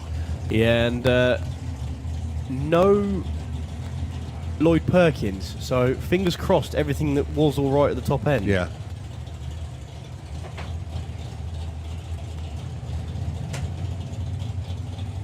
Yeah, it's a funny old game, this drag racing malarkey, isn't it? Well, Belinda's truck has run under a couple of designations in comp. Super modified and A-altered. When it's in A-altered trim, it's way quicker. I can only presume, got a bunch of extra weight in there to run super modified. Possible. I think probably a different engine as well. Well, Belinda, winner last weekend in 760 heads up. She beat this man last year in 760 in the final, Rob Smallworth. But he's glad you pointed that out. Yeah, 760 again, 755. Good looking numbers though, nearly half a second under their index, which is where they want to be. That little truck just a nip quicker though. So this is Scott Liebischer in his own car this time. Yeah. Fair to say they have had a lot of work to do to get this ready. One thing that they did spot when they were going through the car yesterday, there was some oxidization around like the spark plugs and some various other components, so they've literally had to go through the whole car just make sure everything is okay. It's been on a boat, hasn't it? It has, yeah. That's why. Remember when Garlitz came over way back in 76 or thereabouts or before, one of the issues he faced was he packed the car ready to go and condensation got in the mag. So best luck, Scott. His first pass here in the UK at Santa Pod. Made the trip over. The car's been here a little while. Well, 880 is his index. 932. Did not sound like it moved like it meant. Well, No. They'll keep working through that car. The story on the car is it's an ex-old factory showdown car. But it was a customer of Ray Barton and David Barton. It's a customer car. And it sort of like it came back in. So, yeah, that's the way. Well, we're very Scott bought it as like a second-hand bike, second-hand car. Right, this is Hans-Henrik Thompson.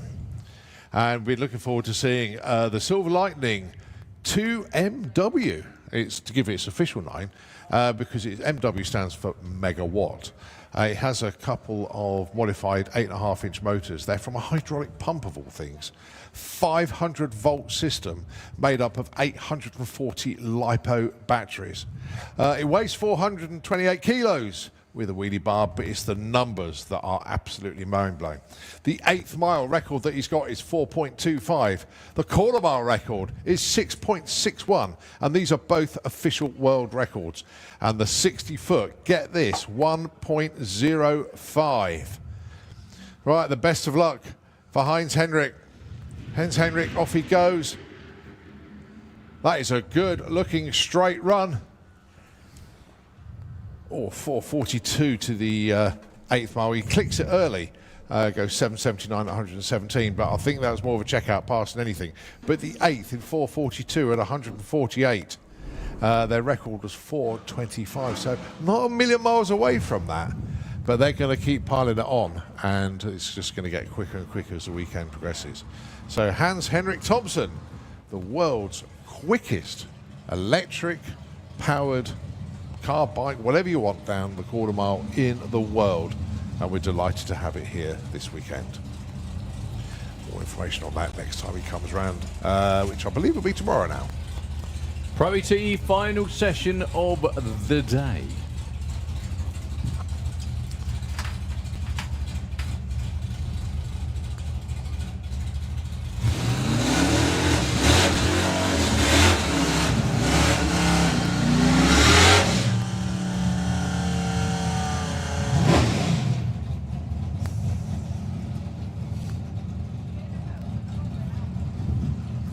Right, Don Scott and Alan Medley. Don is number 3 at the moment, doing very nicely indeed, 978. Al Medley currently number 33.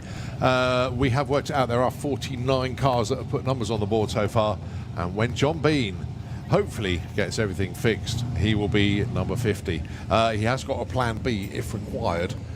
That means going back to base and getting the orange one. But, Just getting the other Mustang. yeah. They've got a lot of work to do. Oh, goodness me.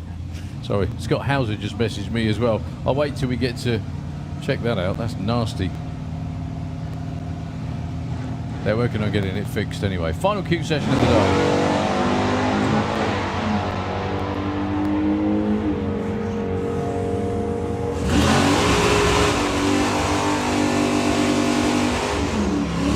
Don Scott, hello, 976 with a 5 on a 976 dial-in. Don Scott goes to number 1. Very nicely done indeed, Don. Well done. He went through so quick. I missed what the other. Oh, it was a breakout on the other side of the racetrack.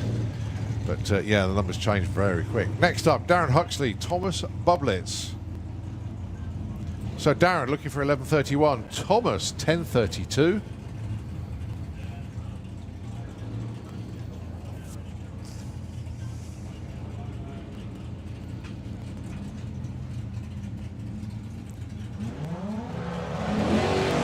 That's not working. It's on, but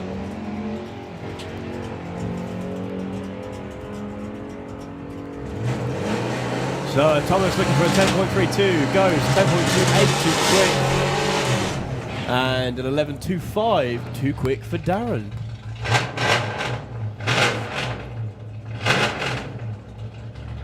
So Roy Walker with My Nanny and Me. Obviously this is Michelle's car, but Roy behind the wheel this weekend. We had an imposter in the car the previous run though, because it went really well. Yeah, don't know who that was. No, we haven't found out yet. 10.77, the dial-in then for Roy.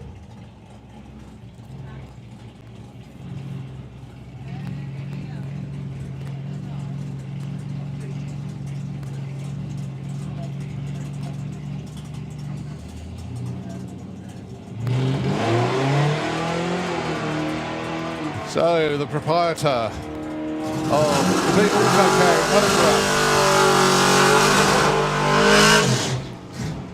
goes too quick. 10.71 on a 77.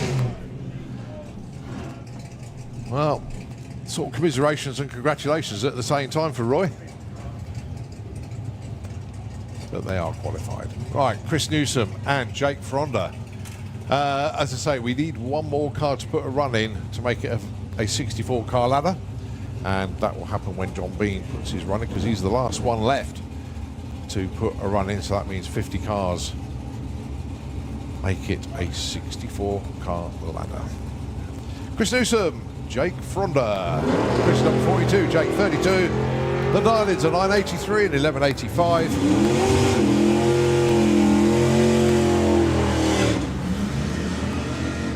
975 breakout for Chris, and Jake goes 96 on the 85. He's 900s off. No help, stays number 32. Laura Bainton going back to the pits, unusual. Obviously something not quite right with the car, but it seems okay to drive it back. Right, Bill Wilson with the Graffiti Racing F100 pickup, dial of 1078. That is really tailed off on the dial-in. I can only assume that the conditions are not as favourably quick as they were earlier. It's certainly warmed up, that's for sure. Bob Bolden, yeah, he's tailed off his dial-in as well. 939, it was 932. Can we have Junior Dragster into the pairing lanes, please? Junior Dragster, let's have you.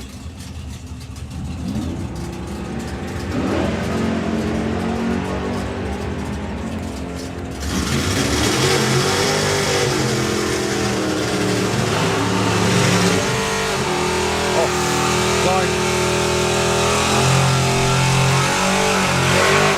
938 with a 5 breakout for Bob. Bill Wilson moves up very nicely indeed. Got his dialing right there. Went where was he? 1080 on that 1079 dial. Only good for number 12, but it's certainly a step in the right direction. Pick your green car. It's Conrad Stanley with the Ventura going alongside John Turner with the Greenfish Barracuda.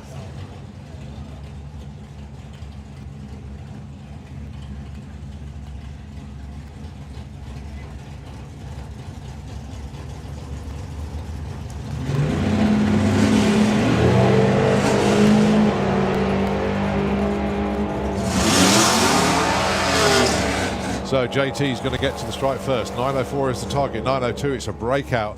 983 for Conrad, for 45 up to number 39. Car starting to work. Excellent news. Right, Marie Mills and the Maverick Dragster, the Appliance. Let's wait for the dial-ins to come up. There they go. 1055 for Marie, and it's 907 for Mason.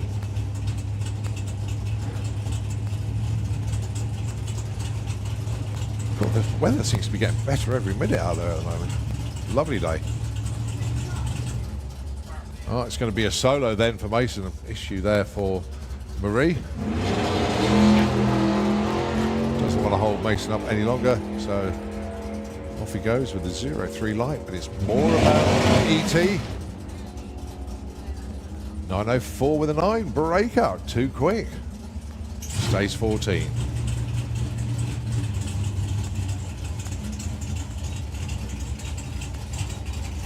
Right, Marie going to get another go at it. Currently number 28, Darlin, 1052.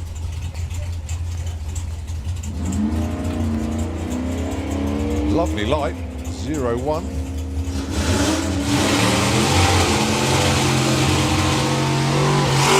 And to the top end with a, 52 with a 1. Marie Mills goes to number 1 qualifier. What a fantastic run that one was. 28th to number 1 for Marie Mills. 1052 with a 1 on a 1052 dial. And a 01 light as well. Did everything right with that one. Fantastic job. Next up, Simon Innes and Colin Morris. The Plum Crazy Racing Barracuda dialing 1065. Colin Morris looking for 864.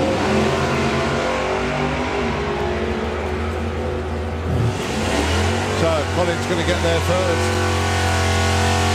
856. Big old breakout there. Simon Innes, 600ths of a second off, and he doesn't move any better than 32nd. Wow. Yeah, they were looking nervous then, walking away. They know what that means. Okay, Anthony Mitchell and Jess Bishop.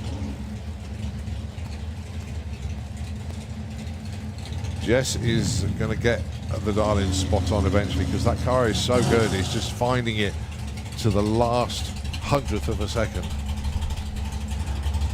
Anthony Mitchell, great weekend for him so far, 1069.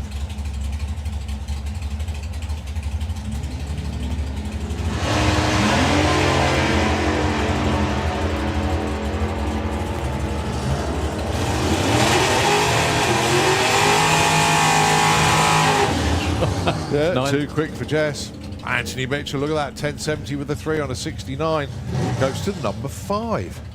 So do we reckon we're going to get the 50? I think we should. I will be amazed. Provided if John Bean makes it. Well, really, he's still got Sunday morning as well to get a last bank qualifier in. So by some way, they'll do it.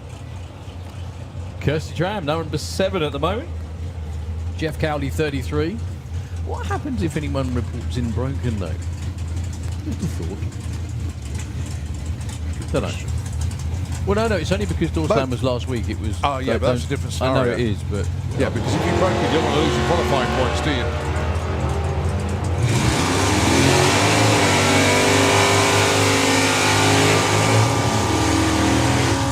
Oh, 889 with a 2. Kirsty goes to number 1 though. Wow. 11.96 with a 1 on an 11.96. Well, Marie, you were number 1 qualifier for about 3 minutes then. Tough crowd. Kirsty takes it away. Matthew Dowdy, 11.12, dialing with a red Ned Nova. Going alongside Ziva, the Camaro. Stevie Gates.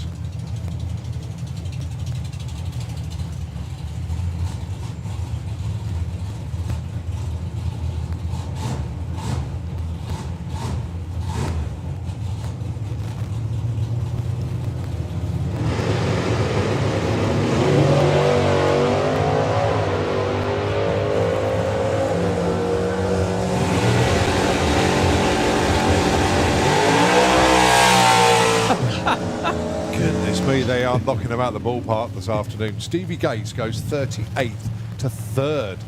875 with the 3 on an 875 dial-in.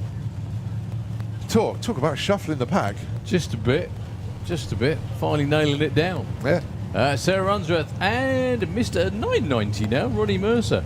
Looking for 991, he's 12. Sarah, though, down at number 45. So expect her to be at least number 3 after this run, judging how the rest of this session is going.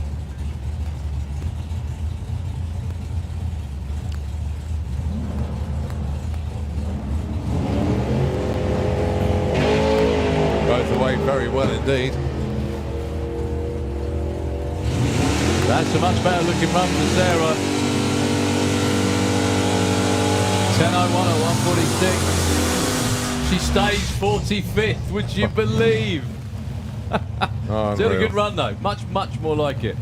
And a good reaction time to boot. What did Ronnie run? 95, beg your pardon. Dave Rudd, Vic Parsons up next. You can say just when the top positions are nailed down, here comes Mr. Qualifying himself. Dave Rudd.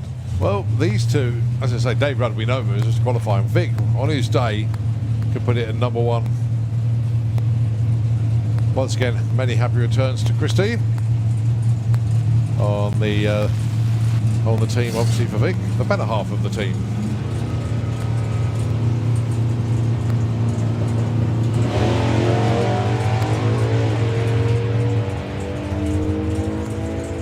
Fully expect a 975 in the Kestrel lane, which he nearly delivered with the 946.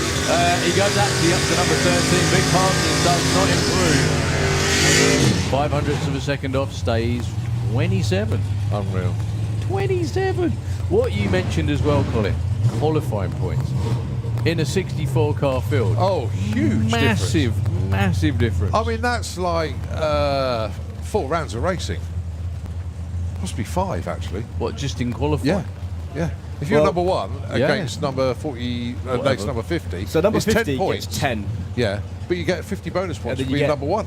10, 20, 30, 40, 50. So by the time you get to number 50th, you're on 500 points, Yeah. plus then your extra bonus points. That's right. Yeah. And it's 100 points for a round of racing. Very important to do well at the big events.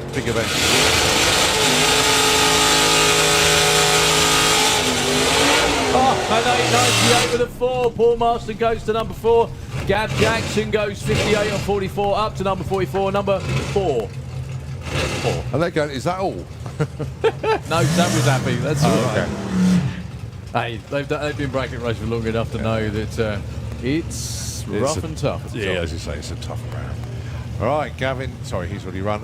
Jason Pickett down there, going alongside Philippa Turton. Great to see Philippa at yeah, Pro ET as yeah. well, actually. Now these two are in the what are we in the 40s. Need to be in the teens if they can. Single digit would be even better. Right, Jason really winding the dialing back. 10.02. He's normally a 9.8 runner, but conditions are affecting the car. 11.30 for Philippa.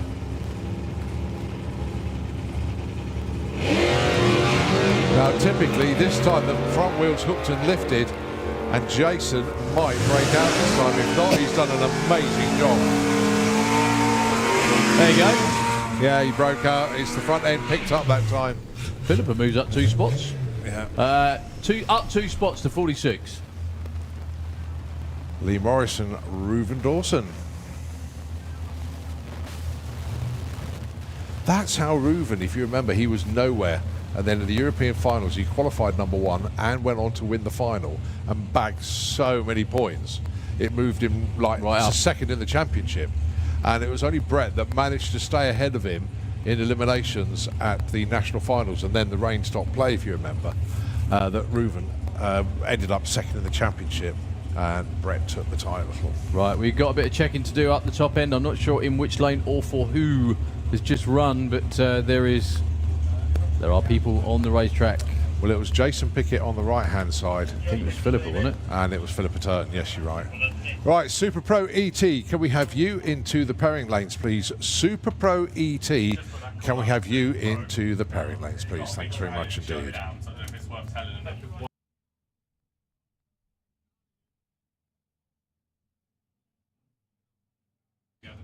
Okay, if we're still on, we've just put the call out for Super Pro. However, we have a fairly sizable trail, unfortunately, what a shame. in the shutdown area, which is going to take some clearing up. So everyone from Super Pro, just hang on a minute, stand down for a second, or 2, or 10, or 100, probably more.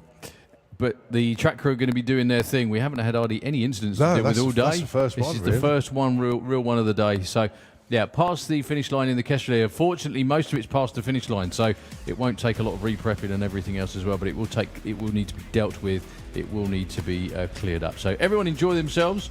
Enjoy the sunshine. Just take a break for a few minutes. We've still got the rest of this qualifying session Can I to just go. do a sales pitch whilst we're live?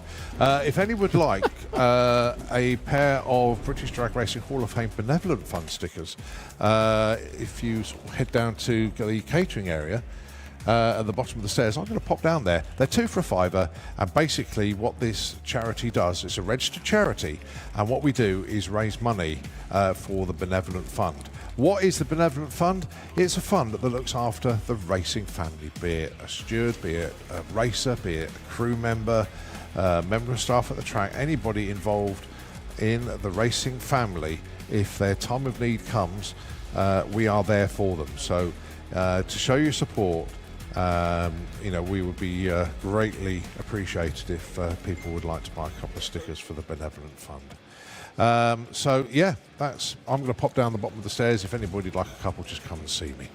Right, Nitro FM 96.2, the airwaves are yours. And of course, once the oil down is tidied up, we'll pick it up once again. Thanks very much indeed.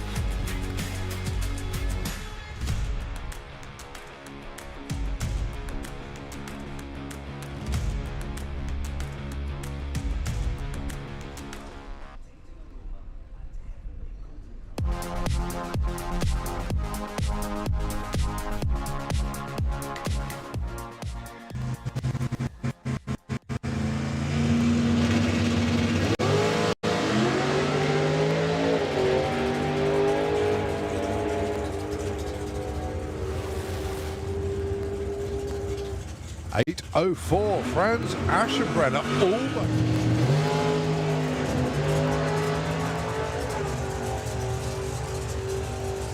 So very close between these two, as we expect from the dial-ins. And an 8:46 for the 6, Tom Atkinson goes to number 2. Great looking run. Beautiful looking run for Patrick. Allen's on a good run as well here. 6:86 for Patrick Dubois goes to... Nicely away for Jens. That transmission working very nicely indeed. Good hit off the line. 111 to 60 foot. Wow. 780. Superb. And how about Steve Saunders? 998. Oh, see, Alan did well move first there. 004 on the tree. Pete Brown 117, but it's all about the numbers. Oh, Alan Didwell hits his number 763 with an 8 on a 763 dial. Number 15 and 18.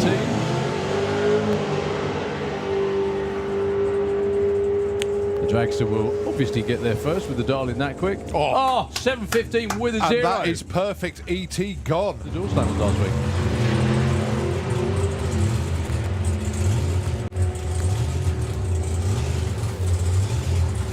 696 with a 4. Lee goes up to 6. Fabian 8. 6. Back in the day. So the target number is 822 for Bailey Ashdown, and it's 840 for Josh. 825, 842. Josh goes up to number 10. Bailey moves up to number 12. Stage. Lights drop, and away they go. 004 light for Callum. It's all about the ETs at the moment. 10:49, 890 for Callum.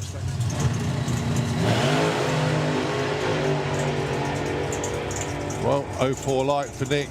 0.99 to 60 foot, and it's a 6:86 with a 7. It's a breakout by less than 100 here, the main event. And there is your perfect reaction time money gone. Mark Bailey, 0003 off the line. Congratulations. Beautifully pedalled there by Dougie Hill.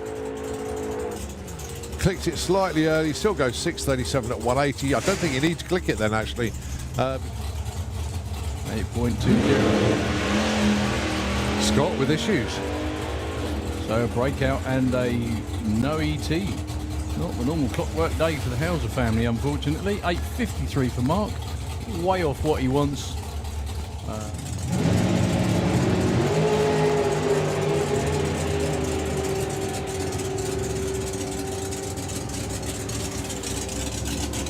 Matt Peters, 768, goes up to number 21, Paul Master.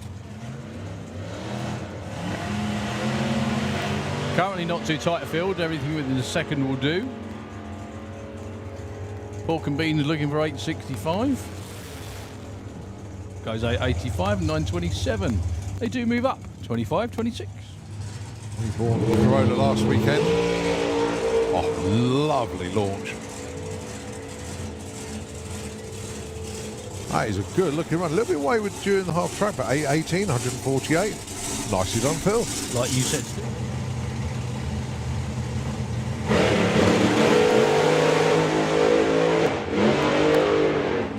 Well, Jack lifted and got back in it. As soon as he did, the car went a little bit sideways.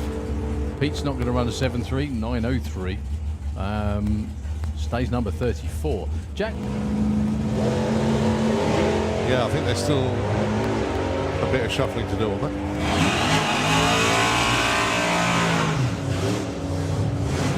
Get there in the end. 9.8. Sorry, 81 for Vic, a little bit too quick. Throttle stops, kick in, then release.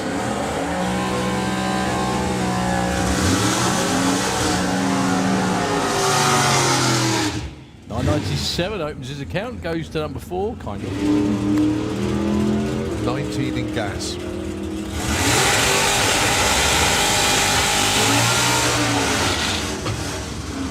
Sarah not making it down this time. 988 breakout. Badass it is he really? Yeah, he was all right. Yeah, 4 championships in a row. Yeah. Well, Don just sort of left, so he's not going to get a time. I'd assume that means no two-step for Don.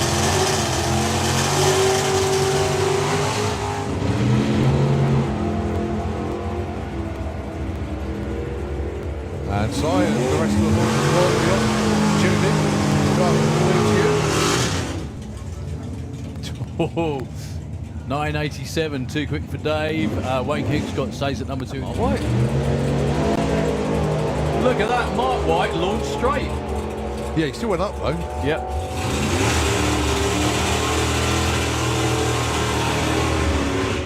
.98.93. Ronnie nabs the number 1 spot. For now, obviously. For now. Yeah. Can we have Comp Eliminator into the pairing lanes, please? Comp Eliminator. Joe Baxter with the very rapid Mustang. That's a lot more like it all to bit of a wiggle. Yeah, just at the 8th mile. Still goes 8:40 at 1:33, but got out of shape. Kai McSweeney, another. Yeah, another no nitrous run again. Now.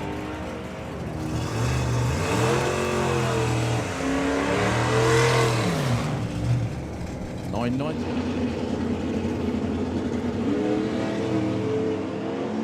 Well, Victoria with a quicker launch.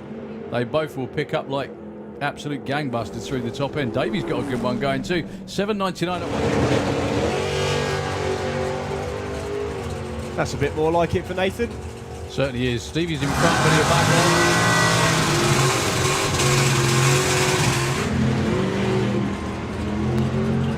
on. 06 a pair off the line.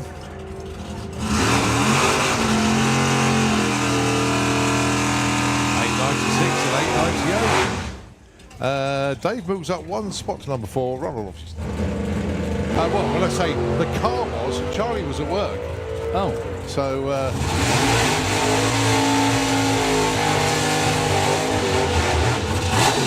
98, nicely done. Charlie goes up from 7 to 4. Well, lastly off the line. Let's see how he gets on the ETs. Going to be close. Breakout. So Pete Dodd said I can still 9 in Q1. So let's see.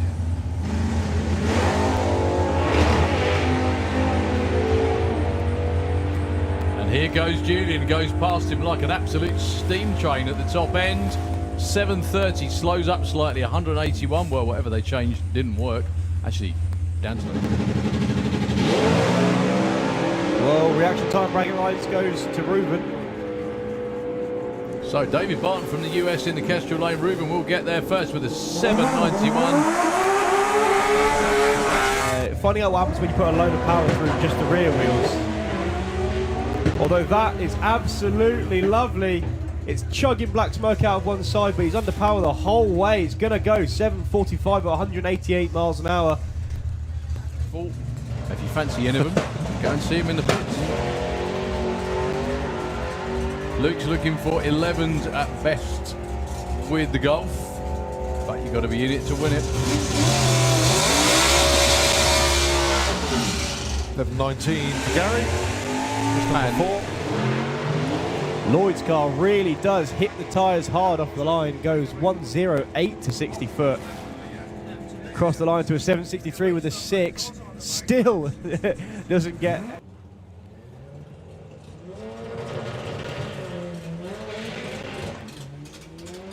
Very rapid little car, 9.50, 9.50, 50 is the index.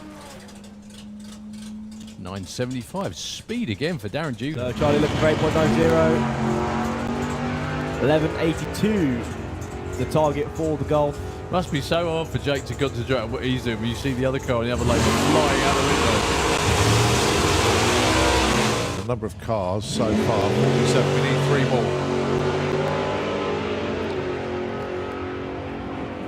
Colin Morris with the Camaro. Had a great weekend again at Door Slammers last week. Go 6.5 with a 0 on a 63. That game. Well, racing in a loose turn.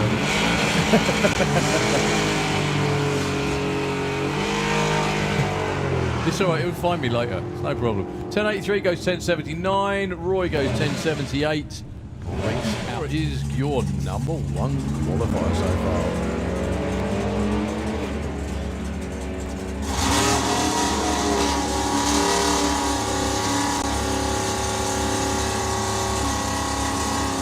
10:39, bit far off that time. They stay number one. Well, twice now, so goes 04 in the tree.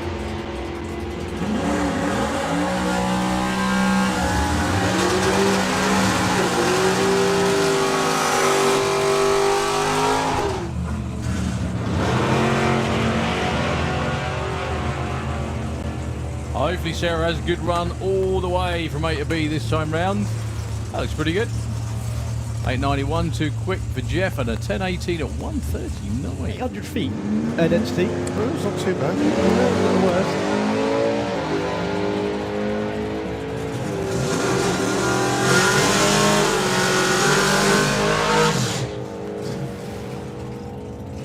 Oh, 11:15 with a 6 breakout by less than 100 for Matthew. Darren goes up from 30. So Chris Newsom with the Pro Stock MG, 985. 984 with a 6. And Philip.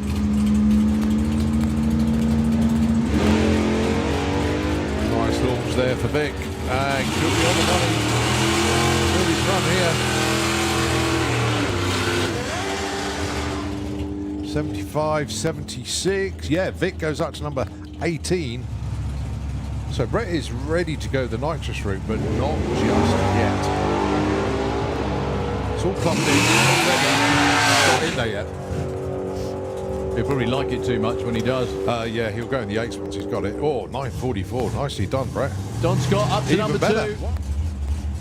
So Gap Jackson looking for 10.34. Mason looking for 9.07. Mason goes 004. Everyone's been close to that perfect line, but I don't think anyone's got it yet. Yeah, no, stop. Oh, it's not.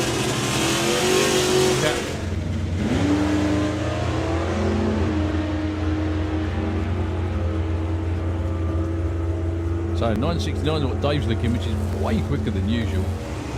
966 too quick. Antonino goes up to number 10. 1069. Yeah. It might happen. Yeah, but it But might you not. can't rely on You it. can't rely exactly that.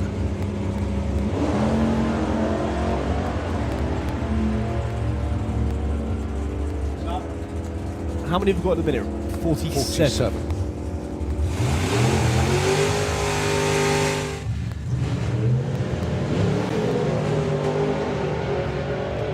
Rodney likes that Supergas number. 991. Ryan's going to go through with a 980. That'll help a lot.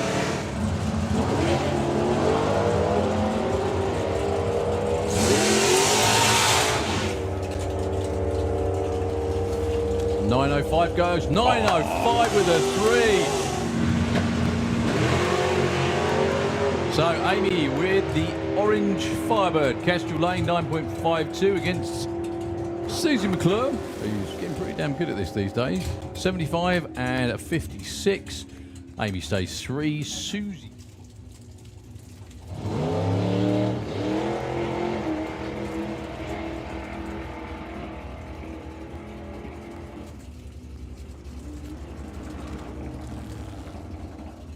Good effort, 11:38. And And the then other Scott one. run it the other way round, yeah. We'll find out in a minute. Well, so Nick hasn't got a number on the board.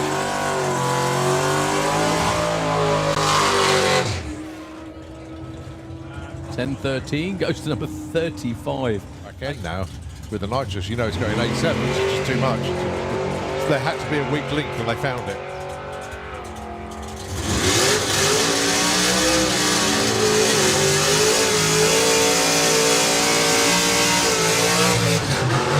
He normally runs it in Sportsman. However, the car has picked up enough performance to be competitive in Pro ET. Has to be quicker than 11.99. 986. So first run off the boat since Scott's car landed here. Goes 8.96, 8.81 for Reuven. Reuven a little bit.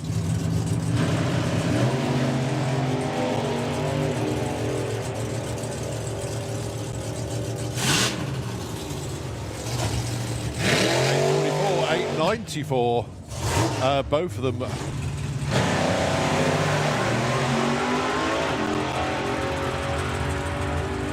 Well, Jens taking the long way round, but got it under control. 765. And how about a breakout for Jens?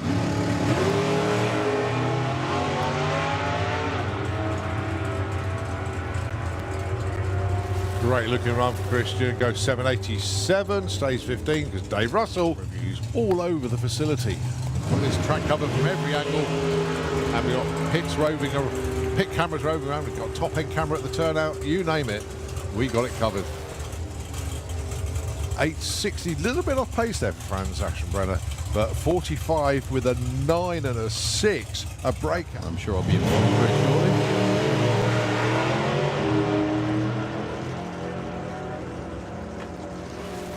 Patrick goes sailing down to a 7:11 and an 8:27 for Bailey. That keeps her in at.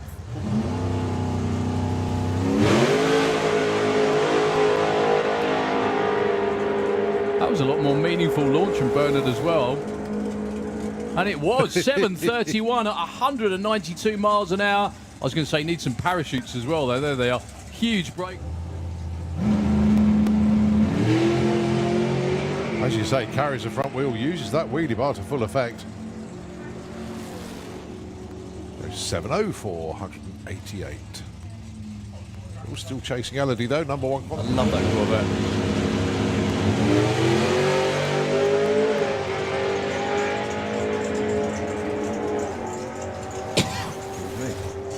$767 on the 63. Alan stays 6. Oh, it'll be a fantastic day tomorrow. First round of pro qualifying and sportsman qualifying as well. They're still scheduled to run tomorrow as well. But today is dedicated sportsman day. Dan Giles goes 45 on that 35, stays 19. Rennie Oshman though finds her this year. And, I'm not going to get time to get him out in this session, but I will, I promise, on the next one. Thomas Lane clicks it early, but Lee Huxley goes 863 with a 1 on 8.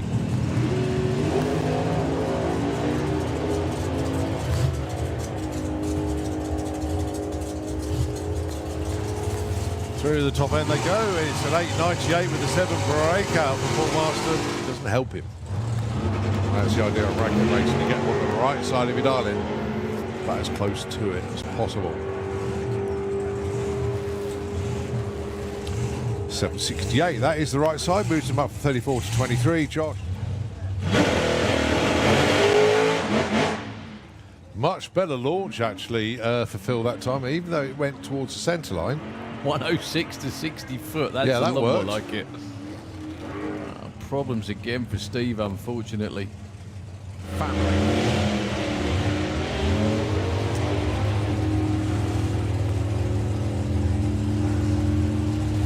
Well, Bob staying out in front. Well, both cars a little off the back. And the handyman of the House brothers.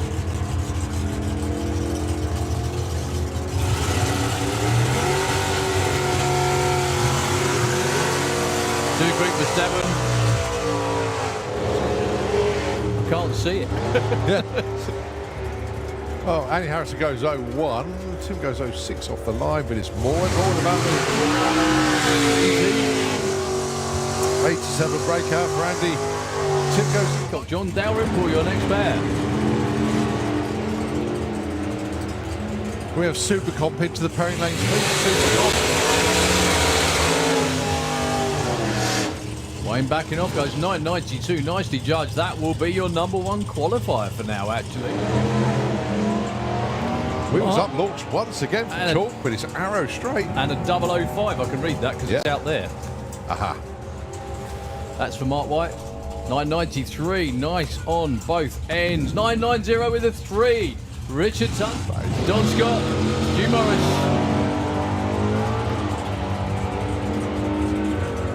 Yeah, the Uber one.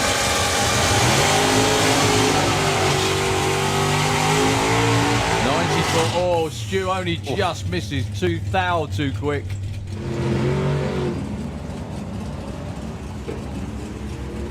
Well, throttle stop for Dave, not for Sarah. 91. Up 2.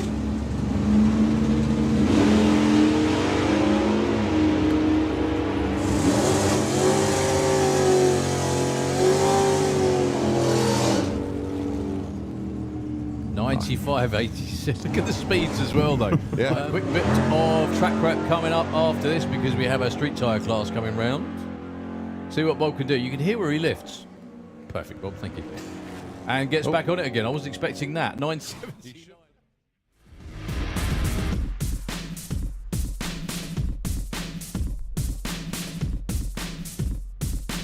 And we're back. Indeed, we are with Pro ET continuation of qualifying. Whoever had the issue that led to the cleanup, I hope everything is okay, most importantly. So, Reuven Dawson and Lee Morris. So, Reuven Dawson's back. Blimey, he's double carring, classing and everything, isn't he? I think. Yeah, don't worry, Colin. It's, you know. Yeah, one of the many copos here this weekend. It started off with 1, then it was 2, then it was 3, now it's 5. I think 4 altogether, but what a great problem to have.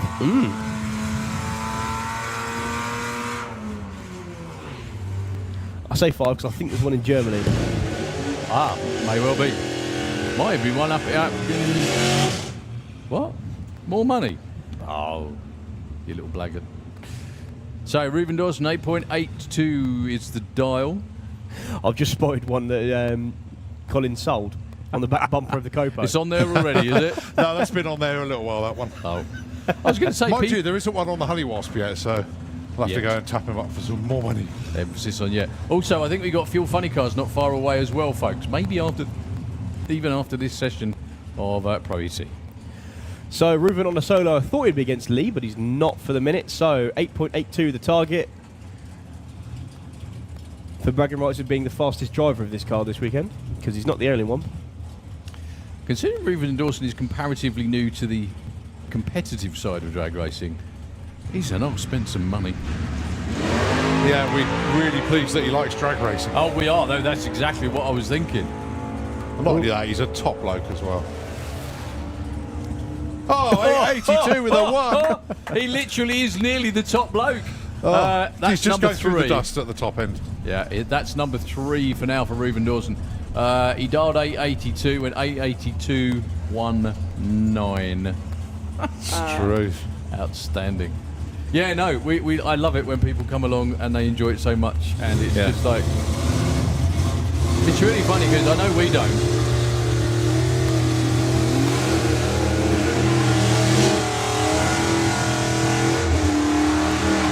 I know we don't because we were ever present, but if you were to go away from, because there's people I know that don't come for views and they come back and go, wow, I haven't seen that car, that car, that car, that car, that car before. Yeah. What's that one? Where did that come from? So To be fair to Reuven, he does get a lot of racing in throughout the year because he is racing literally every weekend. loads. So Absolutely be it loads. here or the other side of the pond. Okay, 9.43 for the champ from a few years ago. That's Brett Featherstone. No, last year. Oh, sorry, last year. Yeah, he's taken 2 titles now. Sorry, Brett. You'll be happy with that.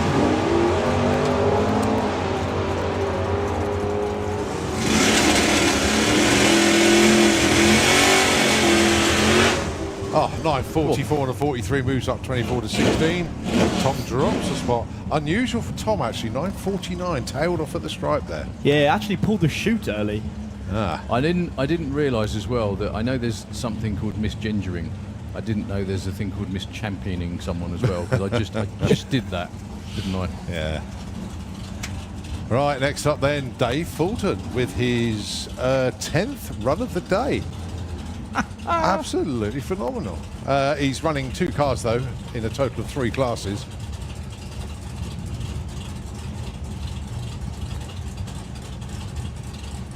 So you'd like to think you get the hang of it by today then? Yeah. But also considering that one of the classes is on a sports retreat and the other 2 on a pro retreat. Well, dialing in 2 cars ain't easy. As he just showed. Yeah, well, he was obviously got away before the finish line. 11.36 for Neil. Actually did move him up to 14. Yeah, by nice that. move there for Neil. Just 100th off, and it doesn't even get you in the top 10. Right, I have an explanation for the bracketeer racketeer. Okay. When the car was in America where it first started its racing life, it was called the bracketeer. When it came to the UK, it was called the racketeer. Then the team that had it after that renamed it the bracketeer. Now it has got the name either side for depending when you remember the car. Nice. Okay. So cool. that's the why it's called that. So you get people in the grandstands call it one thing, and you get people on the bank calling it another. Yeah. That's good. So thanks, Charlie, for the update. Just found that out in the pairing lanes, actually. That is Charlie Seawood down there with the immaculately... Where was the for sale sign gone as well? Did you No, ask that? it's disappeared. So Good. you have to go and say, is it for sale? That means he can charge you more for it. Going alongside Dave Cherritt, dialing in 965. Charlie looking for that 890. 896 for Charlie. And 974 for Dave. They both stay put. Right, your former number one qualifier, Amy Watkins, slipped down to number 7 now. She was the only one that hit their dial-in, hit her number in Q1. Everybody was a little way off. And it goes to show what happens when you give them plenty of runs on the track. Susan McClure with the Eye Candy Dragster. Hasn't murdered Doug yet, but no doubt it will happen at some After their point race over the weekend. After their race back at... yeah, check your food, Doug. That's right, yeah, he survived. He was lucky to survive that one, wasn't he?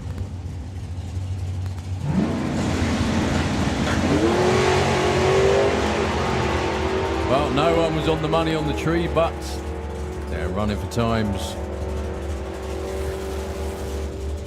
9:58 with the 3 for Amy, stage 7. Susie with the 9:88, nowhere near, unfortunately. Neither of them move. All right, Ian King up next, going alongside one of those junior comp dragsters. This one belonging to Tom Kay.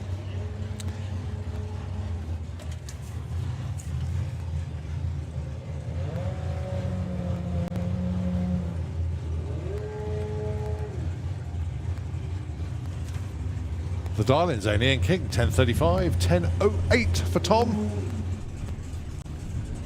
It still fuddles my brain being in a door car, but there we go. Or any sort of car. Ian King would be, if he was in a race here with Tom, he's going, where's that pesky junior? You just cannot see it, especially when you're sat on the left-hand side of the car. When he's chasing you down, you just cannot see it at all. Well, 005 light for Tom. But no help on the numbers. 10:11 on the 10:08. He stays 23, unbelievably. Ian King stays 25, going 10:43. Right, we've just had one. There's another. Nick Mugridge, 10:09 with his dragster, going alongside Ryan Garrett. Well, at least Ryan will be able to see it because it'll be out in front of him and he's going to be chasing it down if it was a race. But this is qualifying. And it could be a solo, is it? No, we're just waiting to get Ryan. Oh, I can put him in.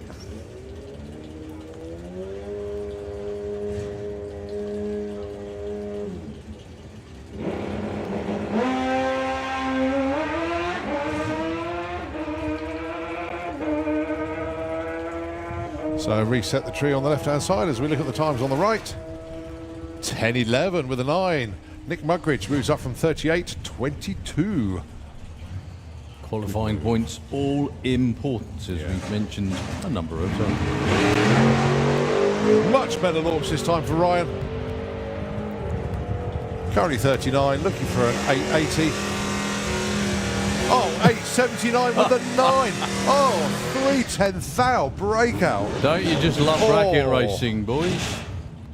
Oh, that was super close. Do you know what? If he staged like, what, 2 inches deeper, that would have been bang on. That's how close that one was. A little bit less rollout. Ooh. Right, Jack McClure with Goldilocks. They're doing very well this weekend. He's in number 12 at the moment. Dial of 11:44. Did you say Dougie McClure wasn't here? No, Doug's here. It's Johnny that's not here. Sorry.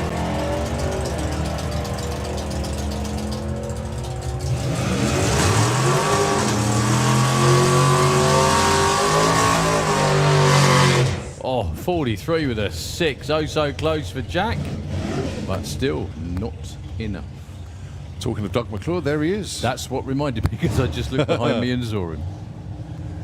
Going alongside Billy Everett. So it's the last qualifying session of the day.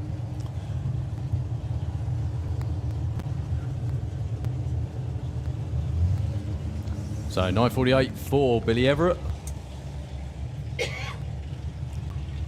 Killer in his junior dragster days. 11:60 for Doug.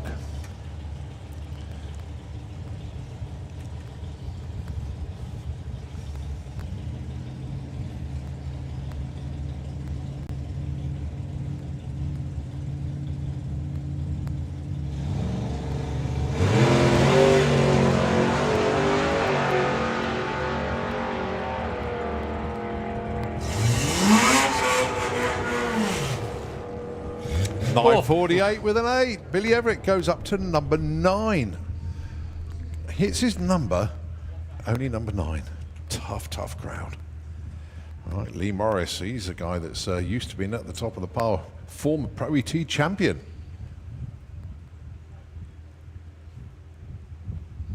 I think that was 2 years ago, because it was Brett last year, it was Lee the year before. Oh, a little bit of wheel spin off the line there.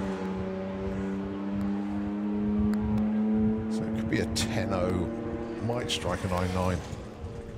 No, 10-4, dropped off a bit there. So Lee Morris stays number 41.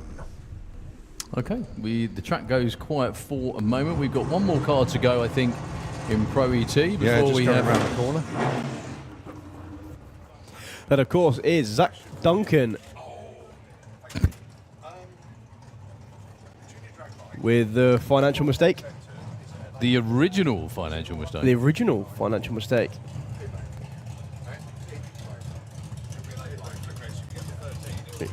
Yep.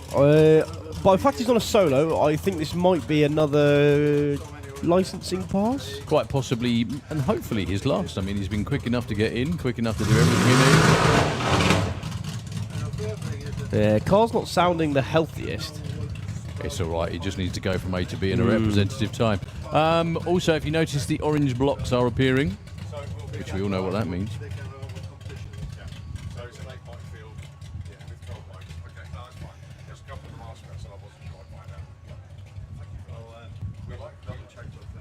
So another one of the Duncan family that's been sucked in by the lure of going quickly. Yay!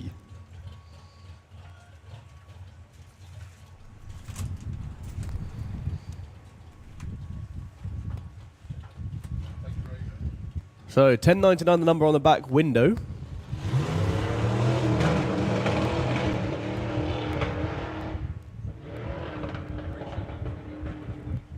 Yeah, you're not wrong about sounding a little lumpy, but still nice and safe and straight all the same. That'll be a 13-second run, and we have Fuel Funny cars underneath the tower. Well, Fuel Funny car underneath the tower.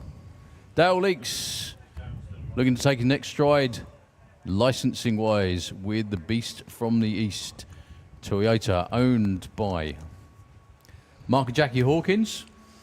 Not here this weekend, but wishing them all the very best indeed. Absolutely. By the sounds of it, by talking to a few people earlier on today, Mark is, fingers crossed, feeling much better. Yes. Sadly not well enough to be here.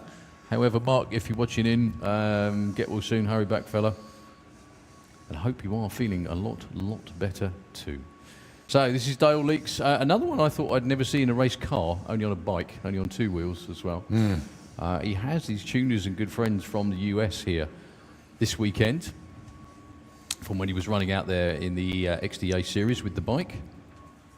Dale won the championship. Just talked to Darren and we were doing 62. Oh, okay. Yep. And yeah, stunned us all by going to Frank Hawley's, getting licensed in an alcohol funny car.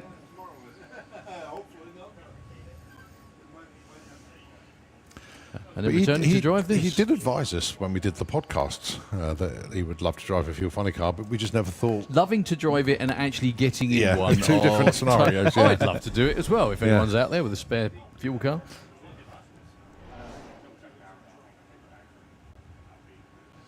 Yeah, there aren't that many available places to sit and steer one of these things. Let's put it that way. Yeah, I don't think I've ever heard the phrase "spare Fuel Funny car" before. Nope. The ones that exist tend to run. Mind you, if you've got enough money, Oh, any car anything's becomes possible. spare, doesn't it? If you know what I mean. Yeah, they do run on money. So good luck to Dale.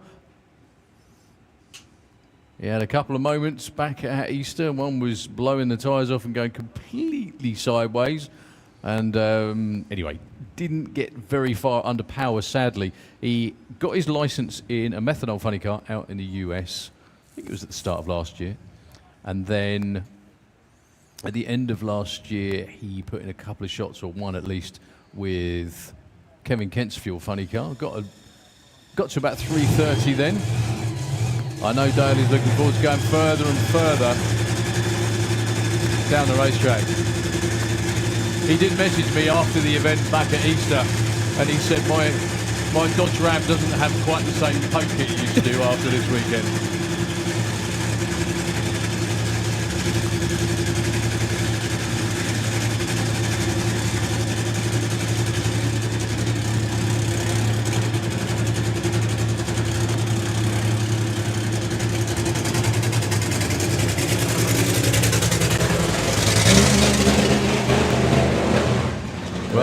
No. Little bit too big of a throttle stop. So what Dale did then was he rolled forward, tried to crack the throttle to spin the tyres, but they didn't spin.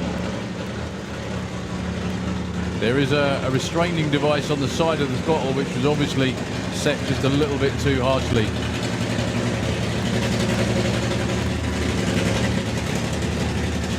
Well, they're going to send it anyway by the looks of it. Now, the way track prep is and modern tyres are, they don't need a lot of warming. However, that didn't turn at all. No. So, hopefully, it will stick. Seen it happen before where it does without burnout. Mark's probably watching at home going, no, don't do that. Please don't do that. Or not.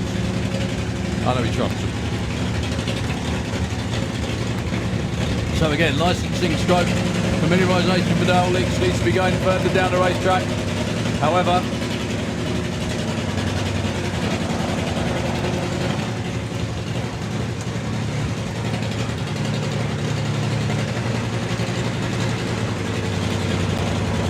see how far he can get under power. Hopefully it doesn't just blaze the tyres instantly. We're about to find out. Good luck, Dale.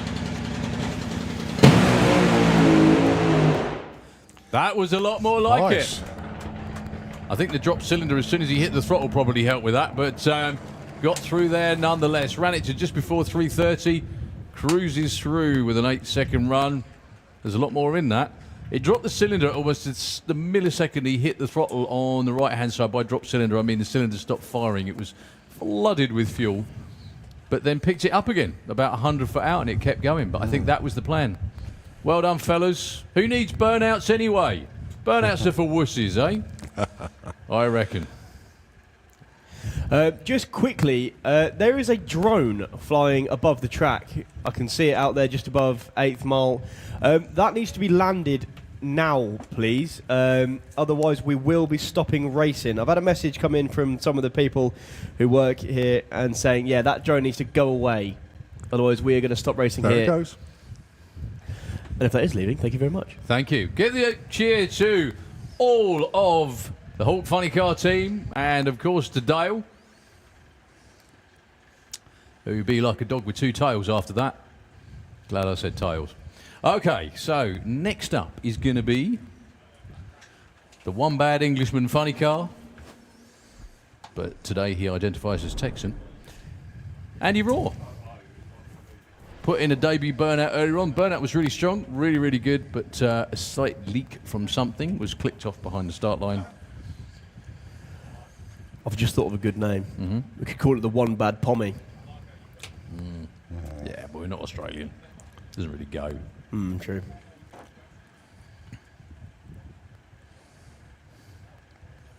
Everybody's still looking skywards. I can't see where that drone is, but hopefully it has gone. But for think obvious reasons, we can't run if there's one in the air anywhere near the track. I think it's behind the start line at the moment, but whoever's it might be, if you wouldn't mind, please, because we would, you know, all these lovely people you see around here have actually come to watch racing, Yeah. not drones flying. So, once again, good luck to Rob, Elsom, everybody on the team. This is all privately owned. Virtually, or very little sponsorship on board from anyone at all. This is all Rob's baby. This is all Rob's time, sweat, blood, effort, money, everything.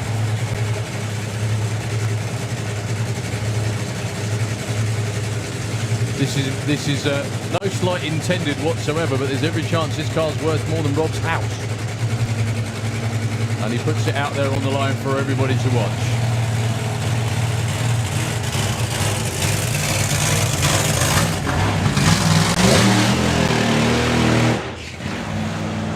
Andy Roy drifts back there. Yeah. Hungs up slightly on the revs after the burnout, but I think that's Mark out there keeping the blade shut so we can get it in reverse. There we go. Well, no apparent issues this time round, so Andy Roy will be coming back.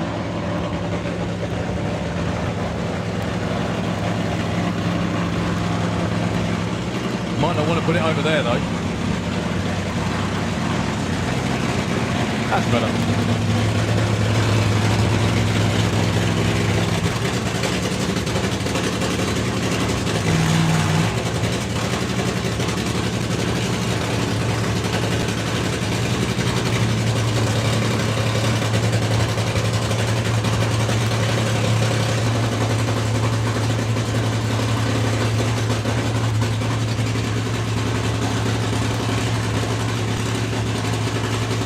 So we have 4 Fuel Funny cars on the site this weekend. Most importantly for Andy, he needs to be getting down the racetrack in a decent fashion to upgrade his license to drive this car in competition this weekend. This is all part of that process. That's why they're doing it on Friday, in addition to their scheduled qualifying runs tomorrow and Sunday.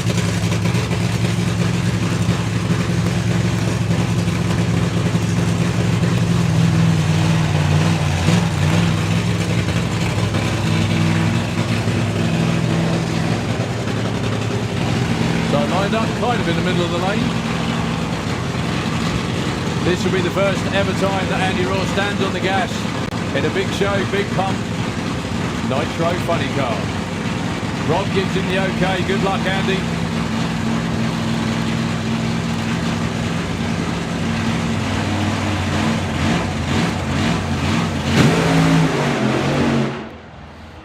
That was not bad at all, just rolled the lights a little bit. I think the clutch was dragging slightly, so yeah, the 60-foot won't be representative, but he handled that really well. 1.61, mate, he rolled the lights, so he actually started the timers quite some time before he nailed the throttle, but it went, it left, it looked really good. And he handled it really well, most importantly, of course. So, both him and Dale put 8-second times on the board. They could be way better than that. We've just got a quick sweep with the tractor to go, and then we've got the next qualifying session. I think we've got either Junior Dragster or Super Pro. On the run order, it would be Junior Dragster, Okay. but obviously they just need to push Andy through the first exit there, and no surprise, the electromotion triggered the chutes, so they just fell out as he crossed the line there. So they didn't blossom, they are just sort of dragging behind the car, but yeah, the car is moving. The car is going through that first exit. Well done, fellas. Well done, everybody in the team. Well done, Rob. Top effort, man. Yeah, awesome job. You just got to get him further down the track than we did with John. That'd be good. I'm sure it'll happen. It's coming. It will. It's coming. So, yeah, we have legs astride out there in the Kestrel lane, so we'll be a few moments while we take care of that, and then we'll be on with qualifying again. Junior Dragster first, like Colin said, and then Super Pro and everything else too. Hope you're enjoying your day. Yeah, so Nitro FM 96.2 for the moment. The airwaves are yours.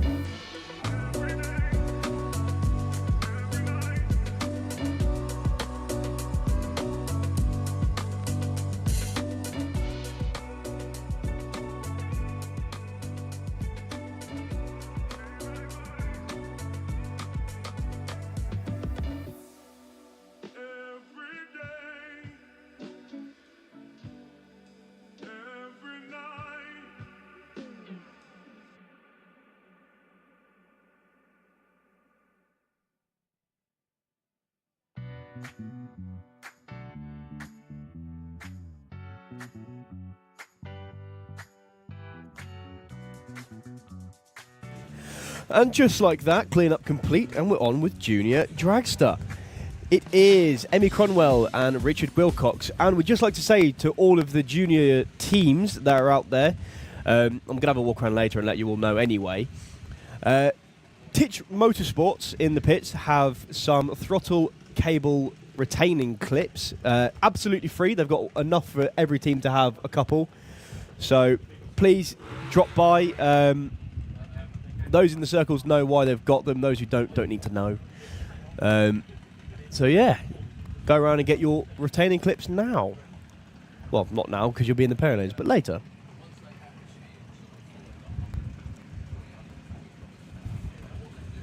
So Richard, fresh from his ride on the drag bike, back in the car now for the last attempt of the day in the Kestrel beer lane.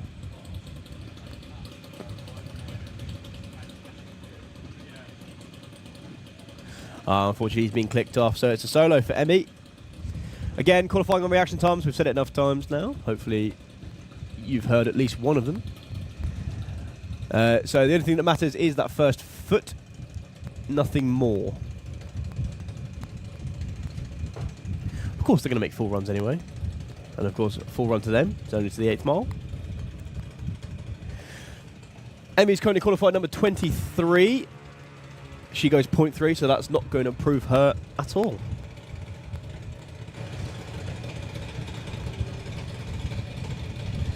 Next up then, two young ladies, Letty Checkett and Ada Cassisi. Letty has been wishing for her 8th birthday for about 8 years. 10 years. Yeah. It was like so desperate. Yeah, she's had this car for a couple of years now, but she's not been allowed to drive it yet up until this season. Ada's got a few years under her belt now. Freshly 13, which means she's allowed to drive the JMA 7.90.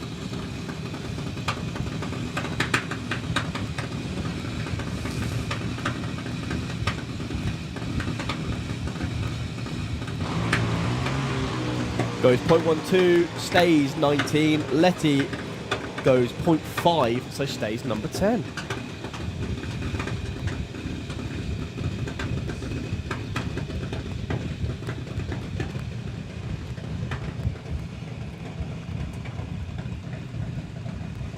Harry Peters and Chevy Checkett up next. Chev's doing really well, actually. Number 5 qualifier at the moment, 023.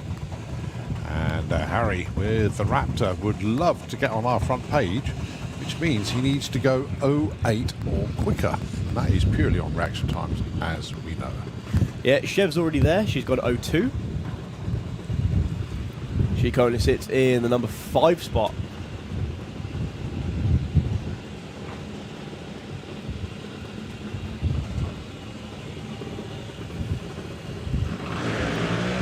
Good pair of lights. Harry moves himself up to number 2 with that 0130. No improvement for Chev, as she's already gone 02 before. But Harry Peters from 22 to 2. Good stuff.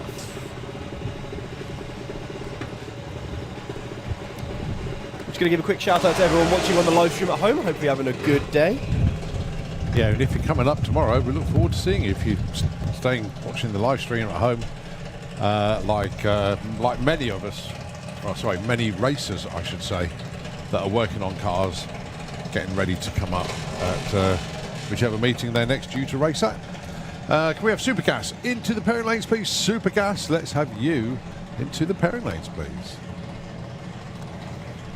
So, Marie Camilleri, who's currently number 5, and Emily Moore.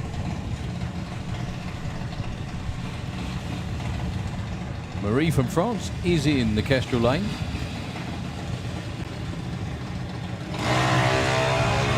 Goes red. Emily with a 0.19. I don't think that's going to help, sadly. It does. One Does it? position. Sorry. 25 to 24. Kadra Redshaw and Ted Sullivan. Ted sits proudly in number 13 spot. With one of 4 06 lights we've had in qualifying so far. Kendra sits number 19, so just off the front page. Of course, Fuel Dragster is an all-run field. So no bump spot to worry about. Only points.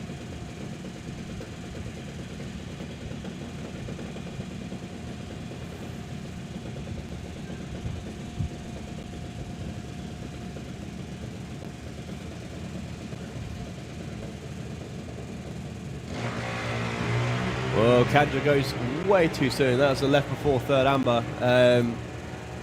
Ted goes 0.14, no improvement for him. As Chloe Cromwell comes screeching to a halt on the start line.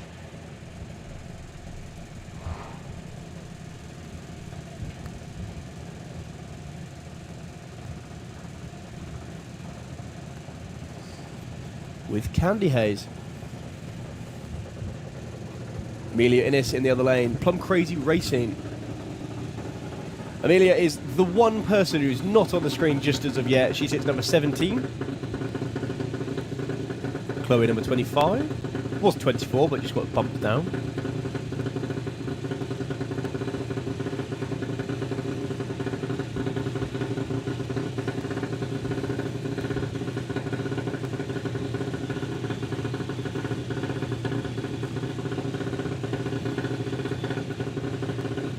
Go on, Chloe, a little bit more. There we go.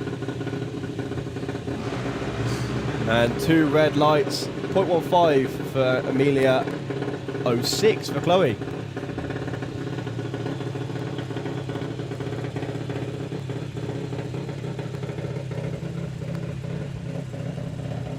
Teddy Howe and Molly Openshaw. Quick adjustments of the belts for Molly.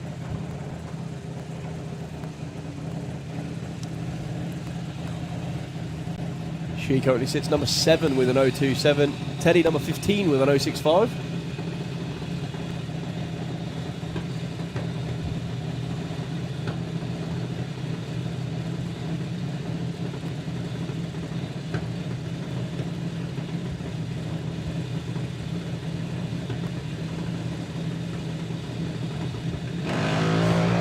Two reds, almost identical. 026 for Teddy and an 014 for Molly. Both very, very trying indeed.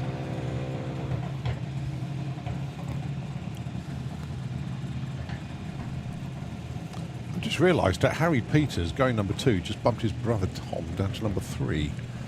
That's how good the Peters boys are doing.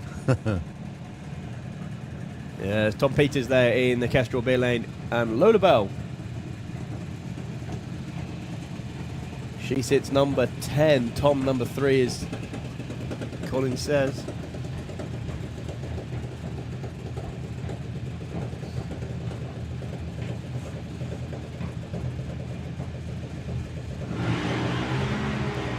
And a pair of greens. 06 and an 09. No improvement for either.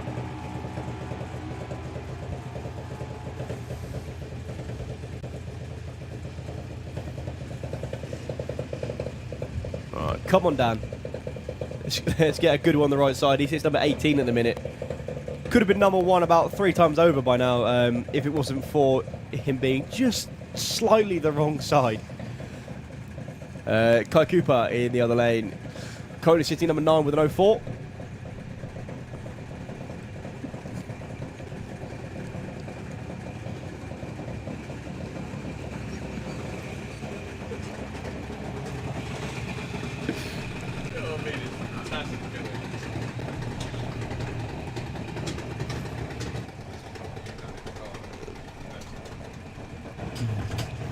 So Dan wiggling his way into stage. Kai's already there. Both are in. And both went red. 004 red again for Dan. When he gets it right, he's going to be bang on. Because it's his second 00 and it's his third O something. I blame the crew Really chief good. not putting enough delay in the throttle. So another pair Very of young good. ladies. Eve DV and Eva Davis. Super gas, please. Into the lanes. Thank you. If you haven't said it already, we've said it now. Yeah, just the message in clearing. So Eva number 22, Neve number 4. I think it's great about it is Eva is kind of inherited Dad's passion a bit, or a lot, to say the least, frankly. 06 and a 0.19.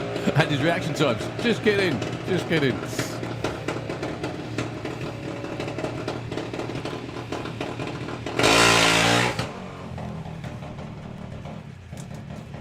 Please take those away. They're too nice, aren't they? They are. They are way too nice. Job Hasten, thank you. Yeah. No. We're about to demolish the weight limit for the tower in one day. Okay, Jake Cooper, Kestrel Lane, and Luke Monkeridge up next. Well, Jake is your number 1 qualifier, 006.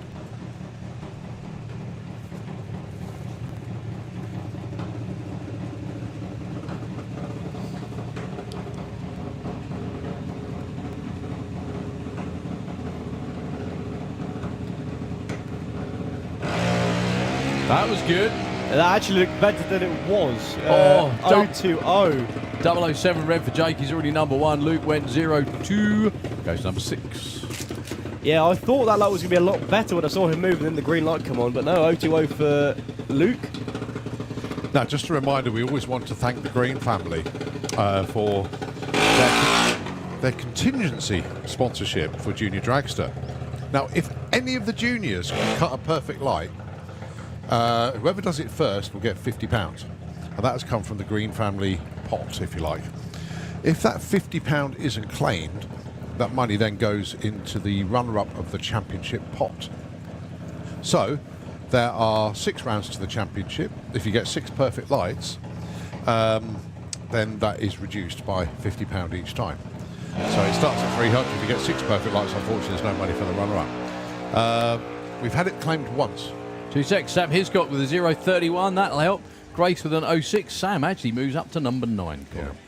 And also, a massive thank you once again to the Green family. £500 goes to the winner of Junior Dragster Championship.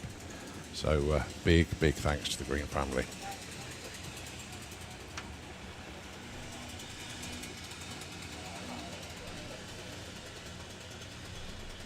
So, attempt once again for the young Swissman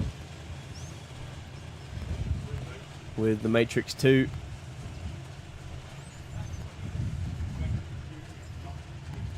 Just had a quick timing system reboot.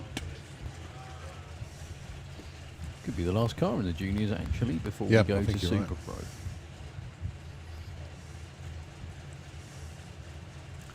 Got a proper birthday announcement coming up in Super Pro, which is always good to pass on.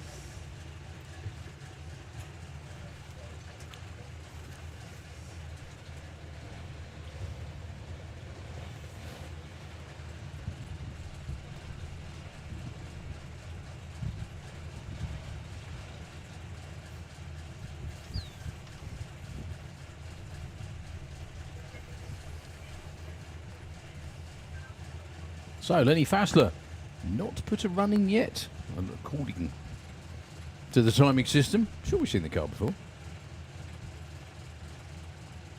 All the way from Yeah, because Switzerland. it's classed as a time trial. Yes, I think he may be out of competition because he went way too quick on his first run. 11.90 being what he's allowed to run, and he ran a 9.9. Ooh, that is seriously too quick. Slowed it down a bit. Not enough.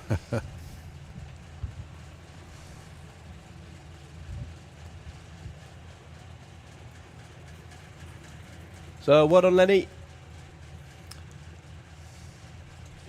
Another successful pass. And I believe we are now on to Super Pro.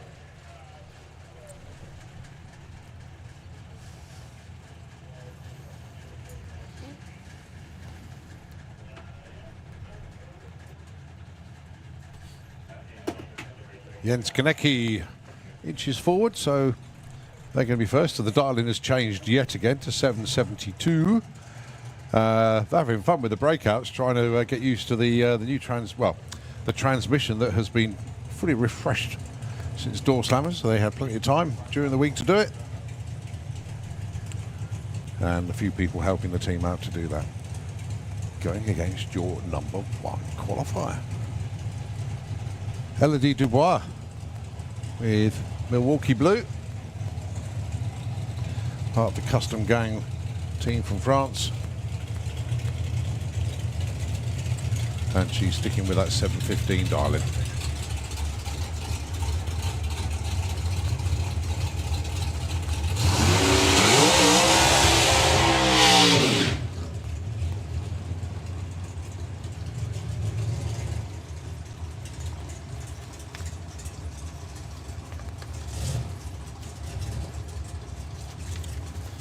So once again, the off the trailer award. There's £50 and a medal. Number 1 qualifier will get 150 in a medal. The bounty is on Lee Huxley's head in eliminations, 50 quid. And the main award is best reaction time average in qualifying. Gets the big trophy and £300 to the racing fund. Well, Perfect Light Award went in this class, and Mark Bailey took it with a 0003.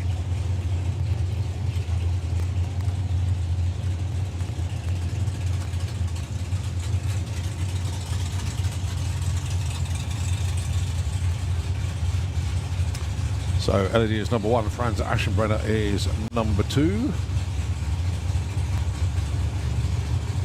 7 of them run on their number.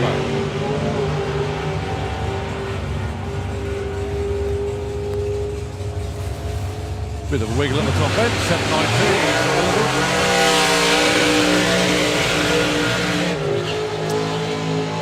792. And Jens Konecki cannot stop getting quicker, 767 at 179 miles an hour, knocking on the door of 180.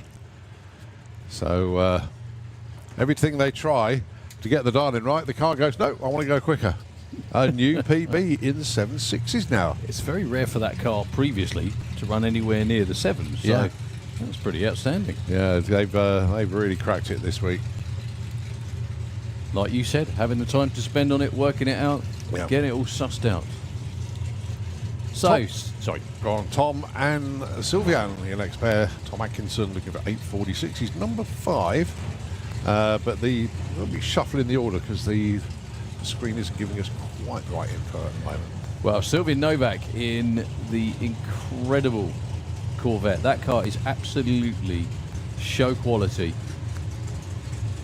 You could almost be forgiven for thinking it was a street car. Well, yeah, it's a 7-second street looking car. It's beautiful.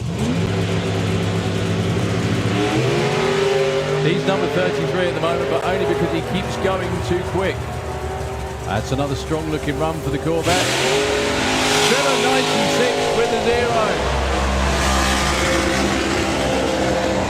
Sylvian Novak nails the number 8 spot. 100th second off. Nails the number 8 spot.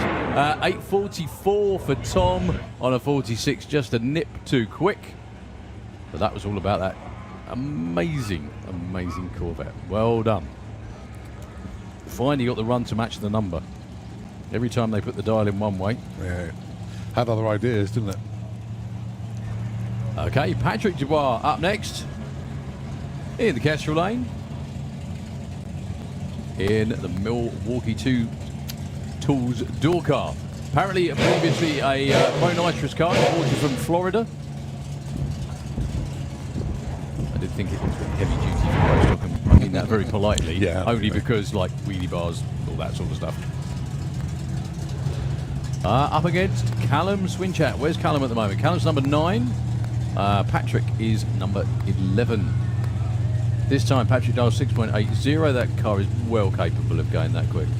I don't think he runs nitrous or anything. That's all motor. 855 cubic inches. I'd have to say that's probably detuned to run 680. Well, he's gone past Callum already. No shot there. Great looking straight run to a 689 at 200. Not quite quick enough though. Callum breaks out as well with an 89 on the 92.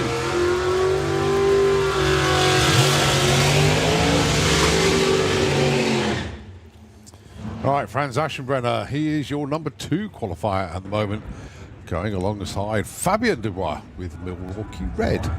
So, Fabien and Elodie have been reliably informed, thank you very much indeed for informing, that they are twins. Ah, right, so they're slightly a bit more than brother and sister. Both have, they are brother and sister, but they are twins. Right. They both have low 7-second, high 6-second dragsters. I hope my kids aren't listening to this because I've got twins too, and one of them's called Elodie as well. Exactly. No ideas. No ideas. But yeah, that beautiful. Can I just say to your lovely girls, don't listen to Daddy.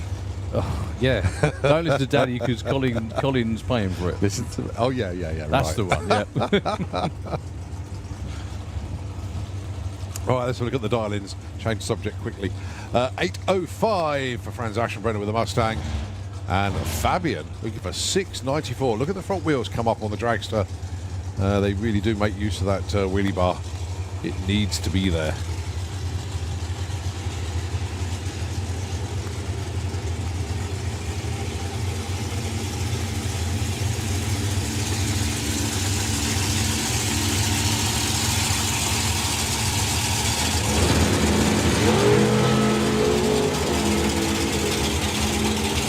identifies as a door car, doesn't it, that car? It does. 695 with a 5. Stage number 10. How does that work? Well, the top 7 have hit their number, and then you just saw the Corvette going to number 8. So yes, 10 is about as far as it can go. Well, so there is a 32 car, or will be a 32 car qualified field. It is, yeah. For Super Pro. So Elaine Hancock at the moment with the Crazy Ladies effort is not currently qualified. What I love Elaine's story for one main reason. It should act as a word of warning against anybody. She thought, I'll buy a street car to run in Sportsman ET because it looks like fun. Now look where she is. Yeah.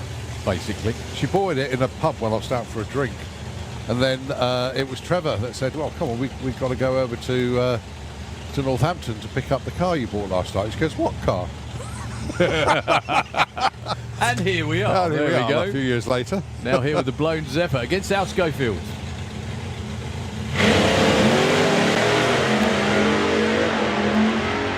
Well, Elaine's car's died again, just about 100 foot out. This will not improve. Where's Al got? 795. Suddenly the car slows up. Not sure where that went, to be honest with you. Didn't look any different to any other run. He stays number 14. Elaine still not in at number 37, unfortunately. Right, next up, Pete Brown with a Rebel.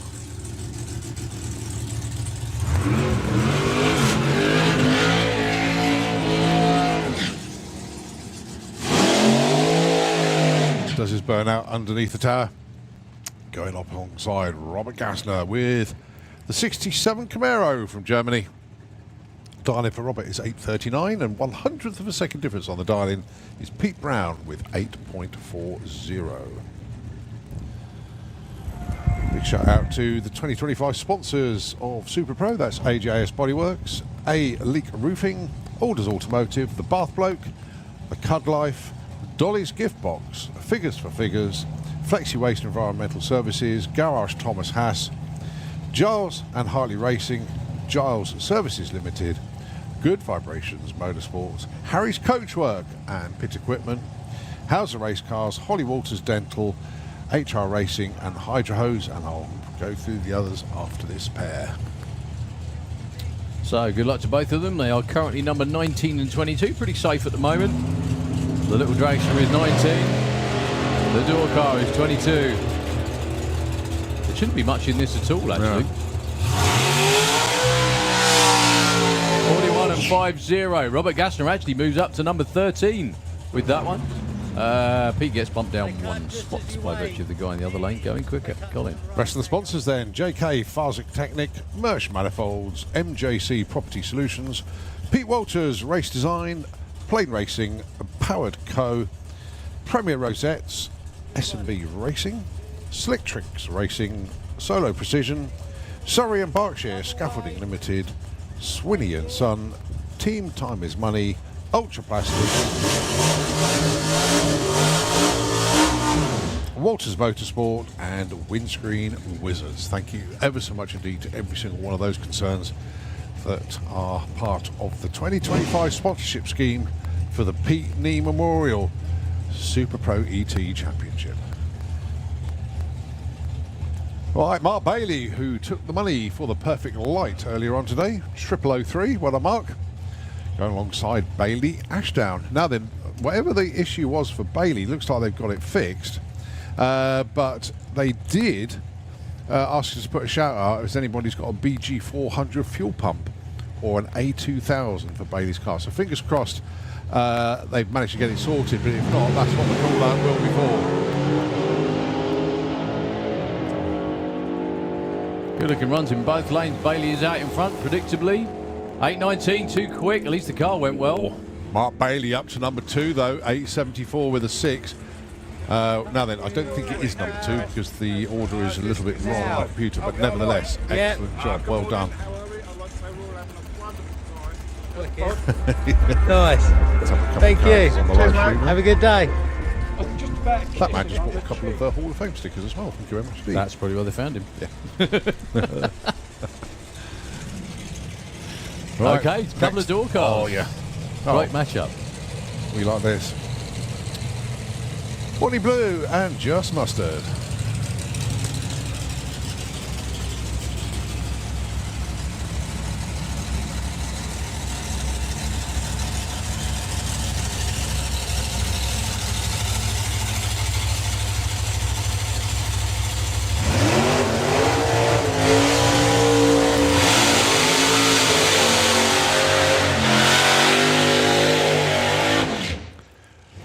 Well, there's certain aggression to Jack's burnouts, the last couple certainly, which we rather like. Now he just needs it to get from this end to that end under power. He has done it enough, well, plenty of times actually.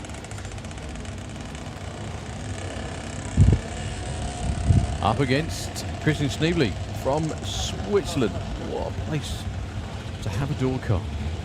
Sad you have to leave the country to race it, but it's still good. So making sure they get Jack dead straight. The car will go, has been way quicker actually than 737. I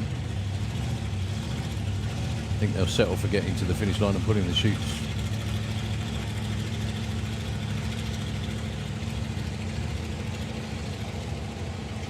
Pointing straight down the lane. So the 57 from Switzerland against the blown Pontiac from down on the coast in the UK.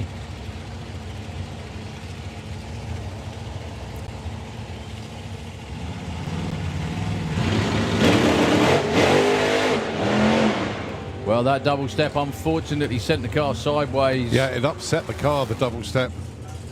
781 with a 4. Too quick for Christian Schneebly, unfortunately. Very, very consistent again, though. There or thereabouts every single run.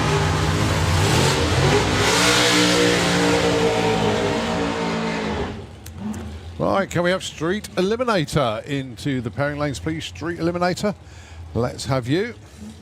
As we look at Alan Dibwell and Josh Duncan, your next pair.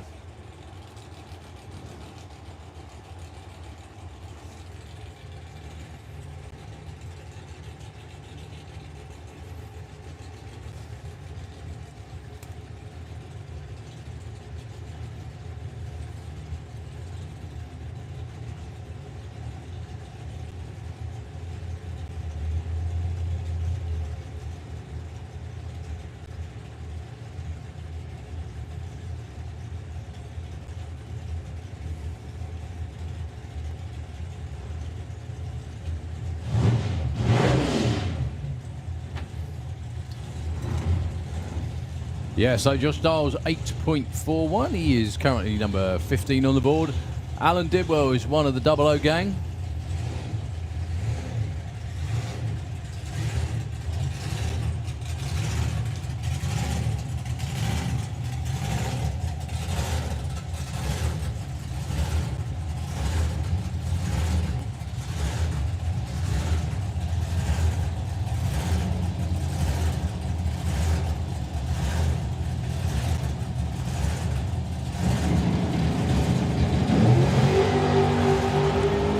Alan away well. Well, two good-looking runs, all about the numbers. 63 with a 6. Alan did well up to number 2. That's the way to do it. But, as I say, we do need to see how the order shuffles out.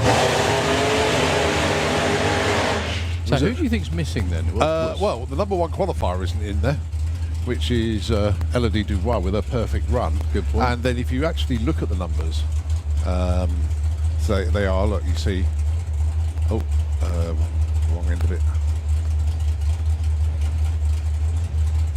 So you've got 0,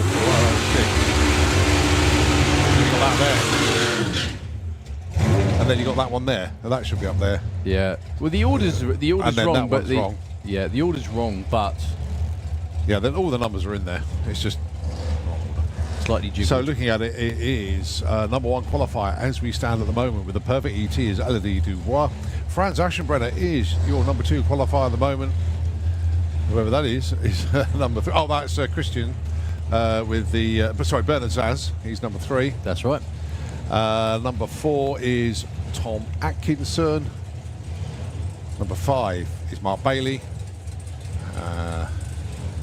And the rest follow. Alan Didwell, number 6. Lee Huxley. Anyway, they're all in there. So Right. good luck to Steve Saunders this time round with the Rusty Dog in the slip to X lane.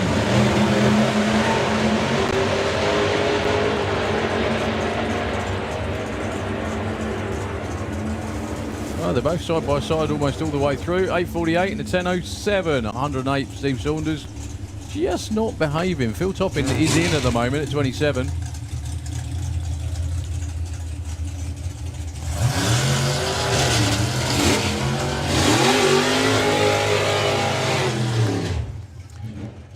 I know we called them once, but just in case, Street Eliminator, we need you in the lanes. I'm sure they're already on the way down there. All right, Phil O'Brien and Sean Law, next pair. 790 the target for Phil. 862. Would like Sean Law would like to see matches dialing on his timing slip. So Phil's currently in at 29. That might be a bit precarious in 24 hours time. Yeah, you're right, actually. Sean Law, though, with the Wicked Lady.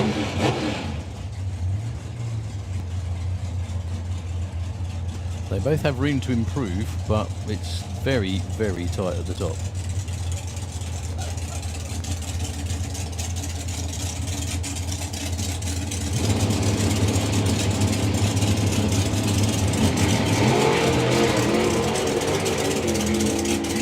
Kamara with the traditional wheelie.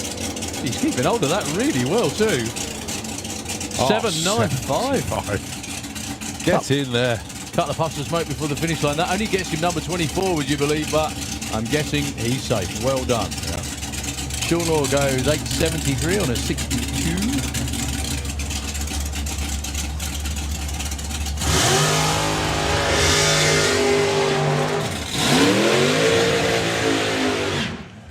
So we have the Pork and Beans Dragster of AC Bell. 885 is the dial-in. And Matt Peters with his dragster 760 dial-in.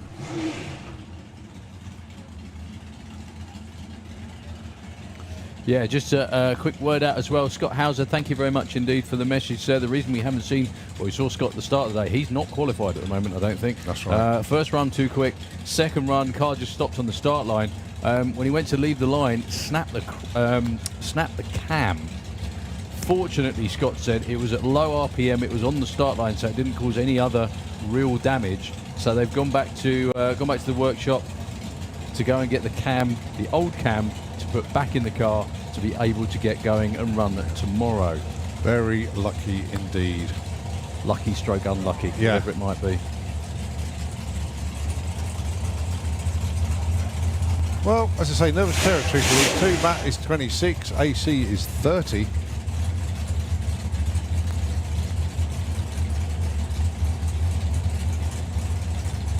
Need to be in the top 32 come race day.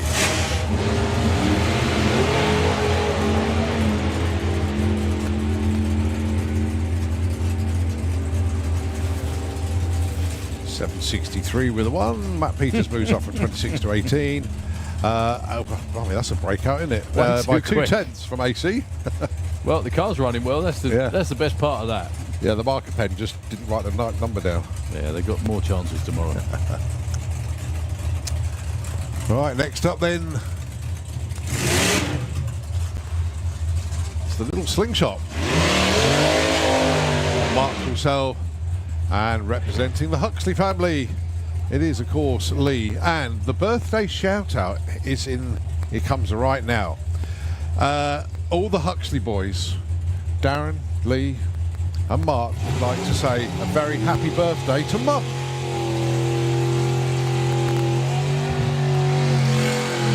Of course, Gene Huxley, 80 today. So many, many happy returns indeed from the whole Huxley family, obviously from Brian, from Darren, Mark and Lee.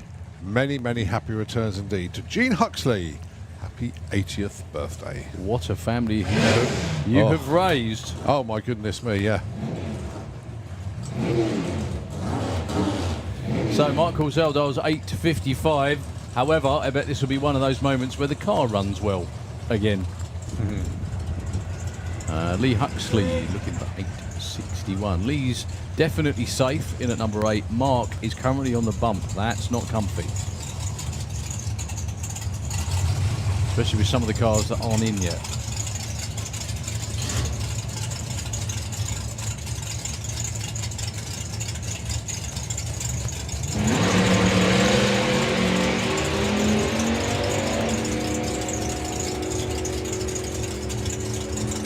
Well, they're staying fairly even. 60 and an 87. 6096 on a 6100 dial. Missed it by 4, then fouled. 4 10,000ths of a second. 10,000ths of a second. Goodness me. Well, Mark Coulthard did actually move up one spot with that, believe it or not. But there's still a lot of wriggle room at the top. So, what classes have we got to go, Colin? We have Super Gas after this, then Street Eliminator, Super Comp, Comp Eliminator, and Junior Track Spy. So, Rennie Ersman with the Wrangley 55.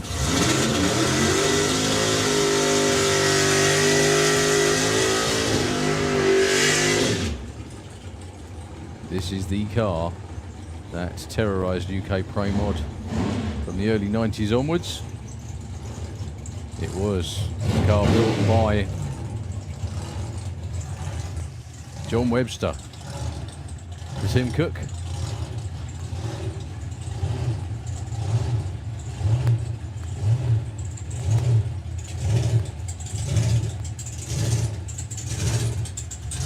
I think they're being pushed back, unfortunately.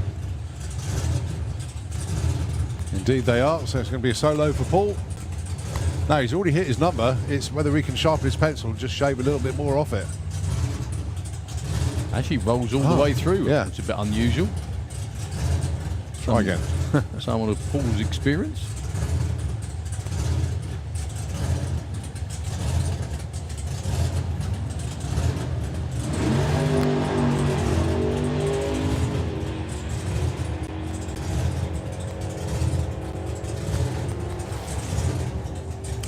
To 100.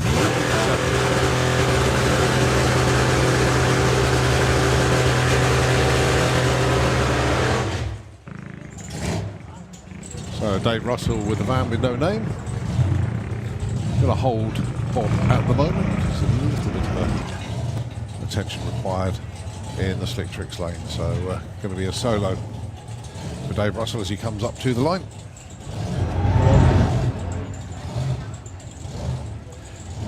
With new sponsorship from SciServe, and we'll have representatives from that company here on Sunday. Yeah, a little bit of track to work, a little bit of an excuse for Ian to go for jog as well.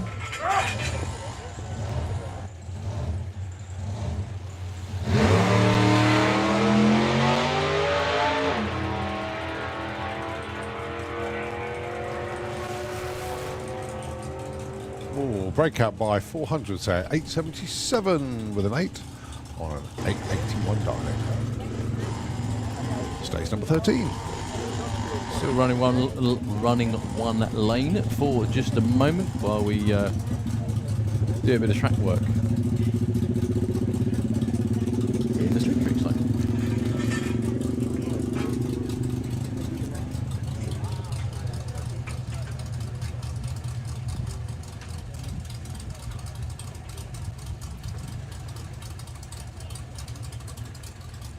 So it's, yeah, I thought I just saw the van with the names just breathing a little bit heavy on the run, so they're just double checking.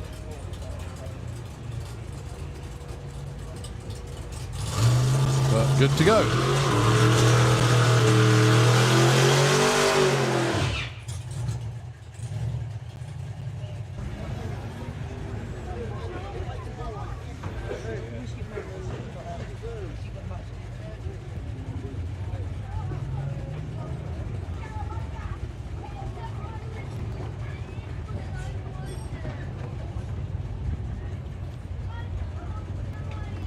Bob Doyle brings the Z case up to the line. Then dial of 855.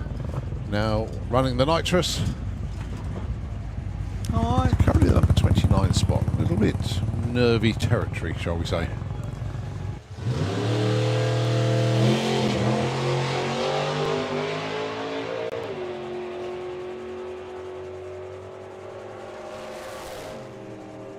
$873 stays number 29. Okay, so Rennie Ershman just being pushed back into the Alfara Road, so he'll be moving that way. And whilst the tractor is out there, gives us a chance to catch our breath back. We've still got Super Pro cars in the lanes, and they will be followed by Supergas. So Nitro FM, just for the time being, if you can take the comm, and we will be back when we have more qualifying action here at the main event on the Sportsman Day.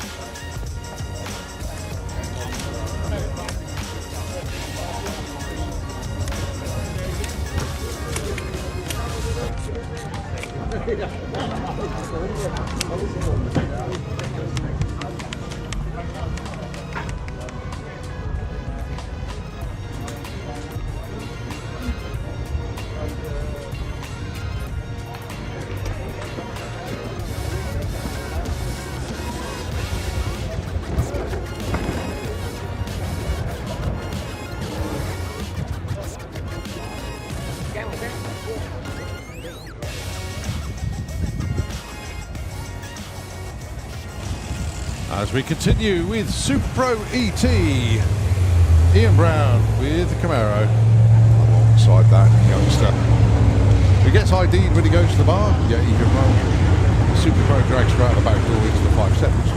Happy days. It is, of course, Dougie Hill.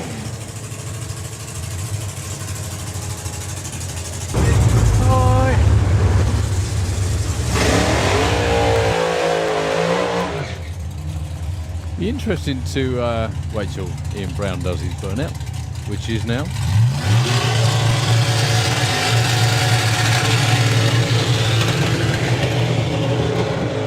Be really interested to find out which Dougie thinks is more fun. This car, which is a rear-engine, more modern supercharged car. Actually, it's probably older than the other car he drives, but you know what I mean. Yeah. It's a rear-engine, more modern style car, if you will, that runs fair bit quicker than the other one he has, which is another supercharged dragster, but that's a front engine one, which tickles into the 6s. This is well into the 5s, this car.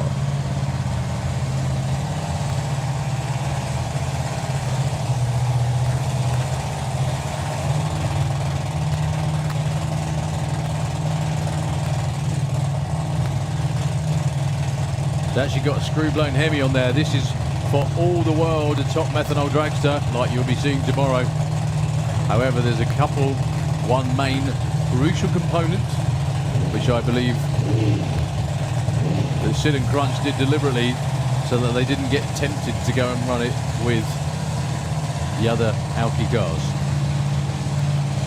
One of the main ones is the shield behind the driver. Yeah.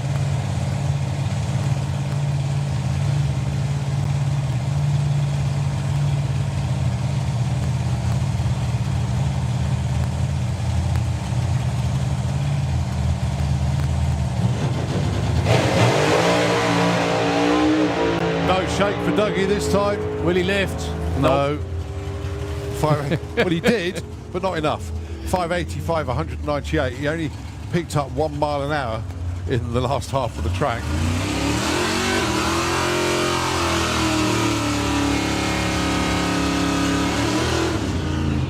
Yeah, 1,000 foot. He's doing 218. So you can tell he was really going for it. Well done, Dougie. Lifted, but not enough. All right, Ashley Bell with the Teenage Dream.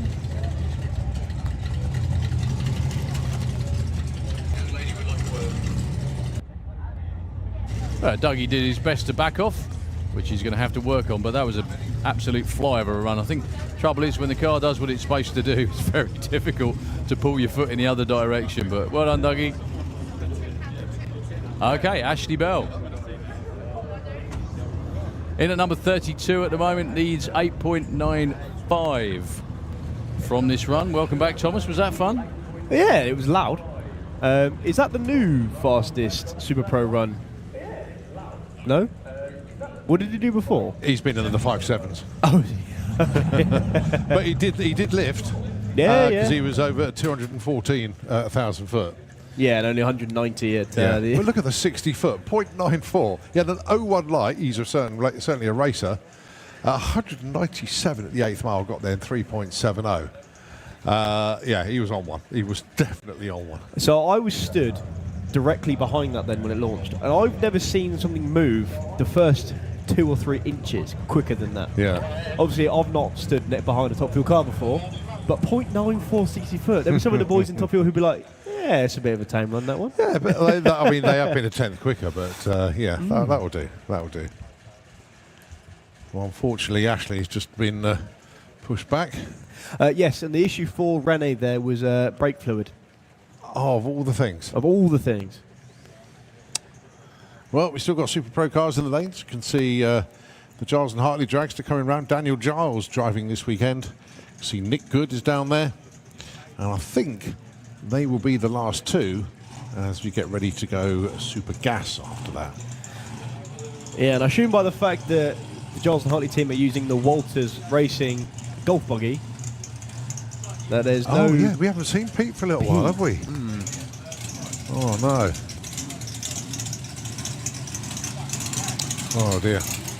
Well, fingers crossed.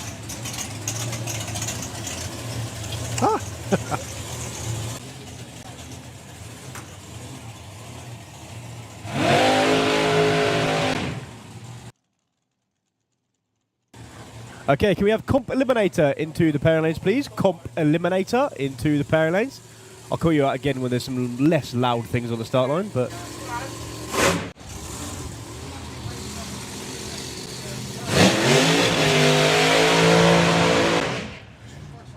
Yep, so Comp Eliminator into the pairing lanes, please. Comp Eliminator for your final qualifier of the day.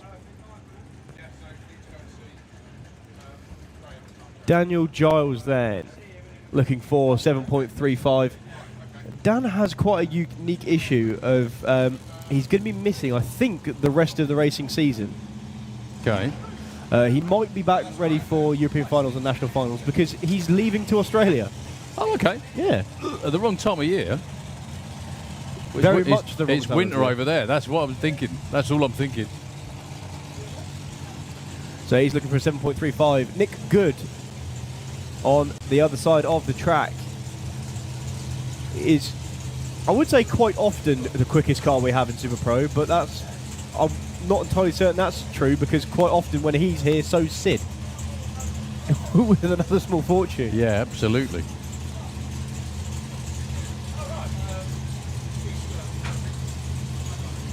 Okay, they're safe at the moment. 22-23 for Daniel.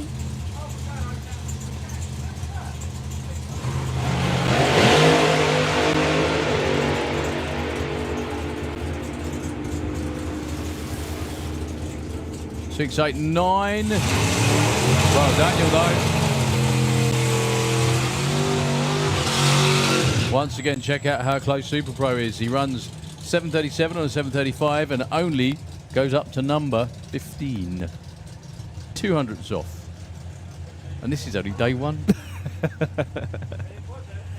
So, Super Gas. Aim of the game, 9.90. Number one qualifier at the minute is the man in the Kestrel B lane.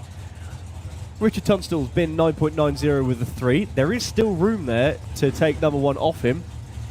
And Stu Morris in the slick trick lane is going to try that. Currently sitting in number 11 with a 9.96.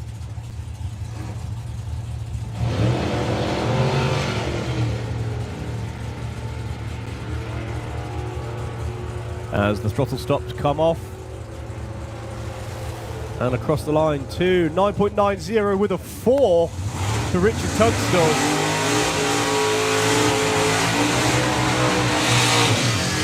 I mean, it's no improvement, but it's a proof that it wasn't a fluke. And a 9.92 for Stu puts him up to the number 4 spot. Nicely done. Andy Dibley and Don Scott, who is number 9 on the list, but I'm pretty sure. Didn't he run a 90? Anyway.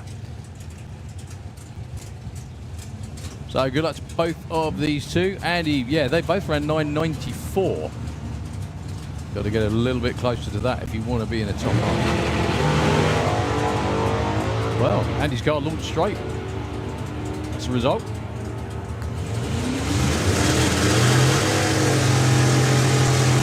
Oh, Andy. Breath of wind would have sorted that out. 9.89 with an 8. 10.07 for Don Scott, no help at all. Also, if we haven't mentioned it before, Tony Morris Carburettors Super Gas. Thank you very much indeed for your support, as always, Tony. Rob Stanley, Vic Parsons.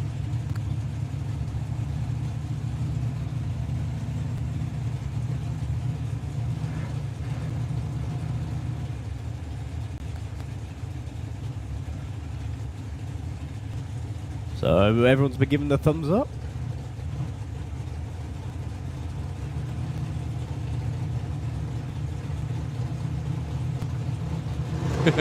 Conrad's looking at what he's doing in the car. Look, he's standing there looking over his shoulder.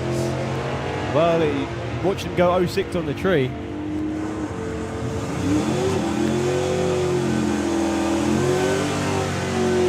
.980, getting closer. Vic Parsons over the 991 with the 9. Goes to number 3 for now. Anyway. Conrad, you will get it. Well, you've already got it, but you know what I mean. You'll get the car dialed. So, Sarah Runsworth and Bob Molden. Sarah is currently number 18.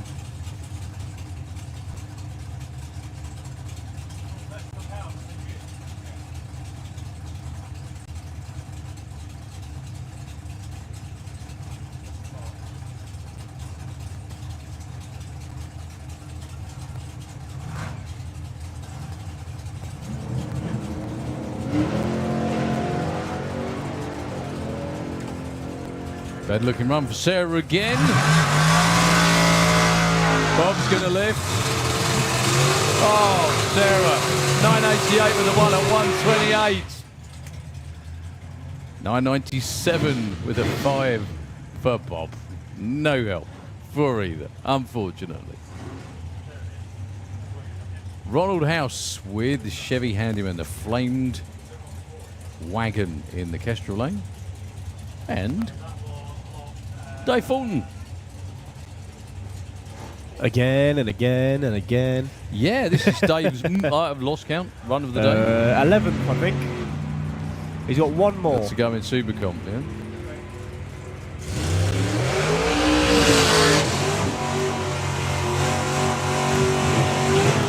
Too quick, bang on, he goes to number 1 in Supergas. Well, practice makes perfect, Dave, well done.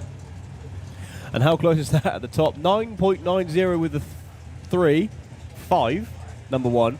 9.90 with a 3, 8, number 2. Pretty squeaky at the top there.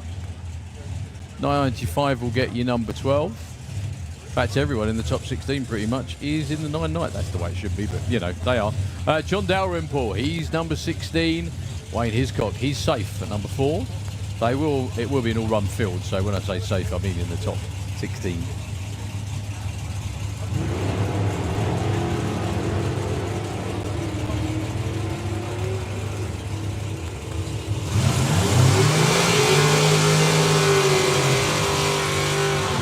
$9.98 and a 10.18 for John Dalrymple. Still a little bit off of what he wants. Still more Supergas cars coming your way.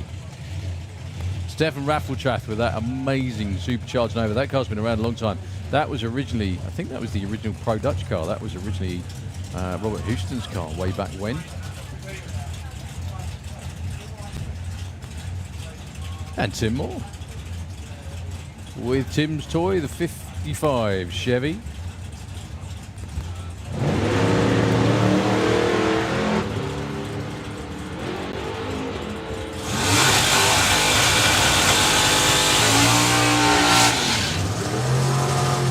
$9.92 for Stefan, up to number 6. That is not bad at all. 10.02 for Tim.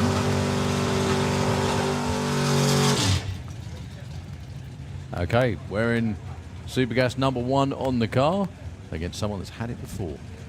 Stu Doyney, back to not paying to race after a number of years of, well, a couple of years only of having to. By not paying to race, if you win the championship, you automatically get your entries for free for the next season. That's the way it works. Andy Harrison. Actually, Andy's now number 16 with a number of 9.999. 9 hundredths of a second in it. That's all.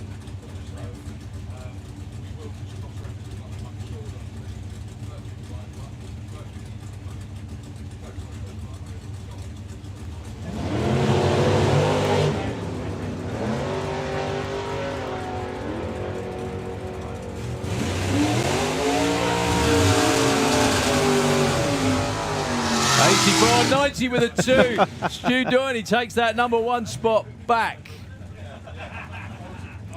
Goodness me. There is less than 1,000ths of a second between the top 3. That's the way it's supposed to be, isn't it? I think. Okay, Dave Cherrick, Mark White, both of them in the 9.9s. Pardon me for yawning. So, yeah, currently Dave Cherrick is 13 with a 9.95. Tough day at the office for everyone.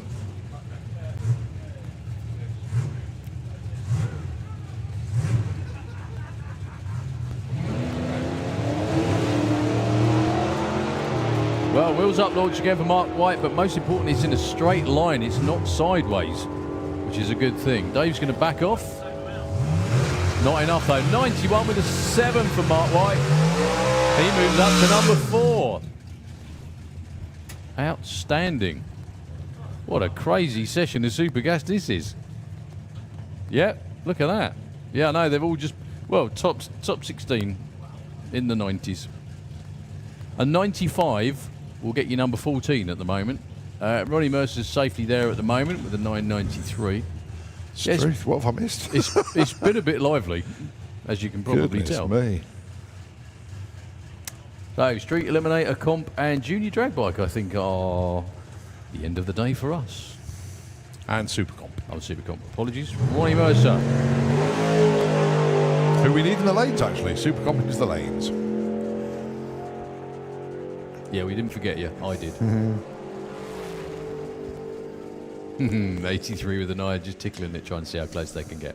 Okay, we've got track prep going on before our street tyre class, which is Top Speed Automotive Street Eliminator. There's Comp Eliminator around there as well. I can see Dave Swift in shorts, which is a great sight. Is it well, Dave, or is it not well?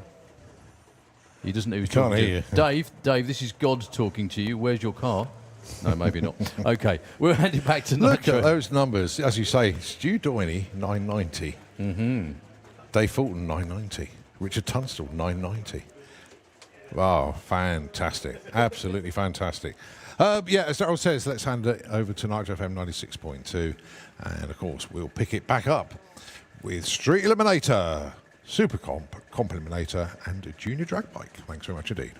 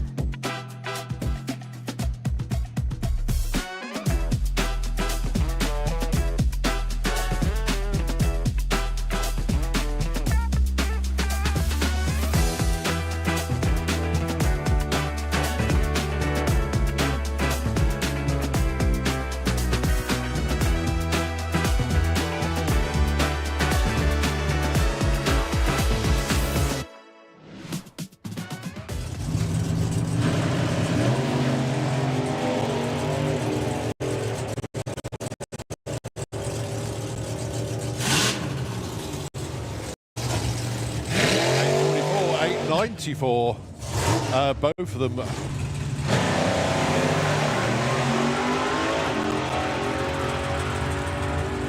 Well, Jens taking the long way round, but got it under control. 765. And how about a breakout for Jens?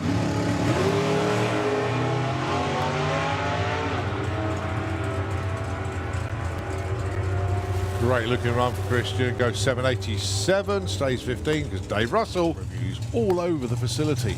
Got this track covered from every angle, and we've got pit cameras roving around, we've got top end camera at the turnout, you name it, we got it covered. 860, little bit off pace there for Franz Aschenbrenner, but 45 with a 9 and a 6, a breakout. I'm sure I'll be informed very shortly.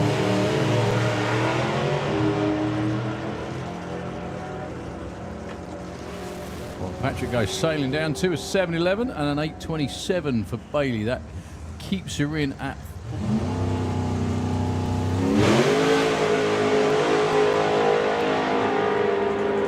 That was a lot more meaningful launch from Bernard as well. And it was 731 at 192 miles an hour. I was going to say need some parachutes as well, though. There they are. Huge break. As you say, carries the front wheel, uses that wheelie bar to full effect. There's 704, 188. We're still chasing Elodie though, number one. I love that Corvette.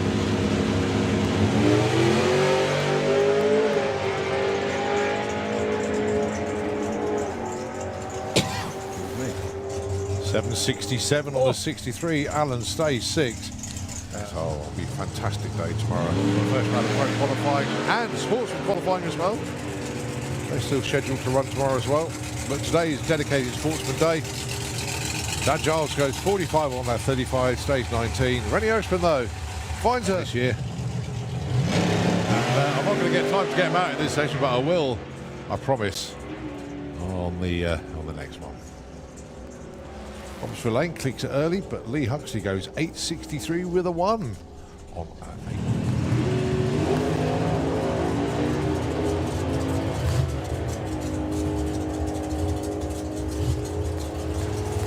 Through the top end they go. It's an 8.98 with a 7 breakout for Paul Marston. Doesn't help him. That's the idea of bracket racing. You get one on the right side of your dial-in, but as close to it as possible. 7.68. That is the right side. Moves him up from 34 to 23. Josh. Much better launch actually for Phil that time, even though it went towards the centre line. 106 to 60 foot. That's Yeah, a that lot works. more like it. Problems again for Steve, unfortunately.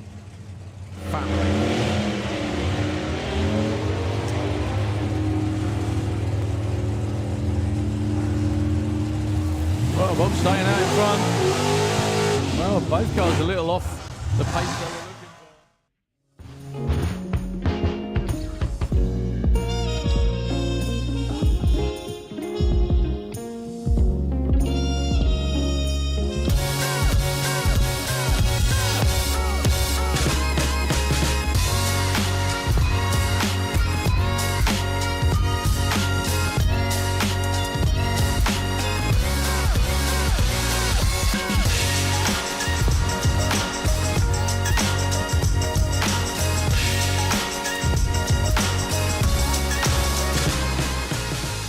Really good time.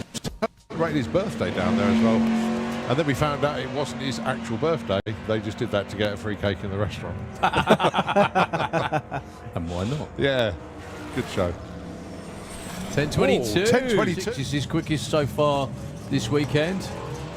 I think a 13.5 in the other lane, so really not slow at all for that Passat. Just the car in the other lane is that bit quicker. 9.55 slowing up slightly for James.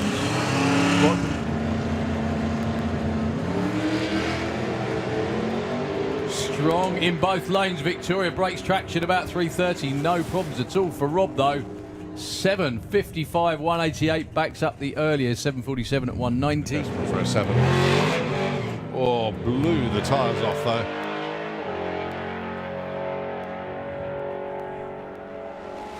Charging well at the stripe. 940, 152. But the pedal at the start basically knew that run was done. Oh, what? I like the name of the car now, Just Another Nobody. 917 plays 895.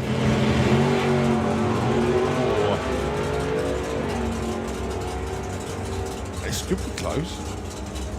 Both away well. Charge forward.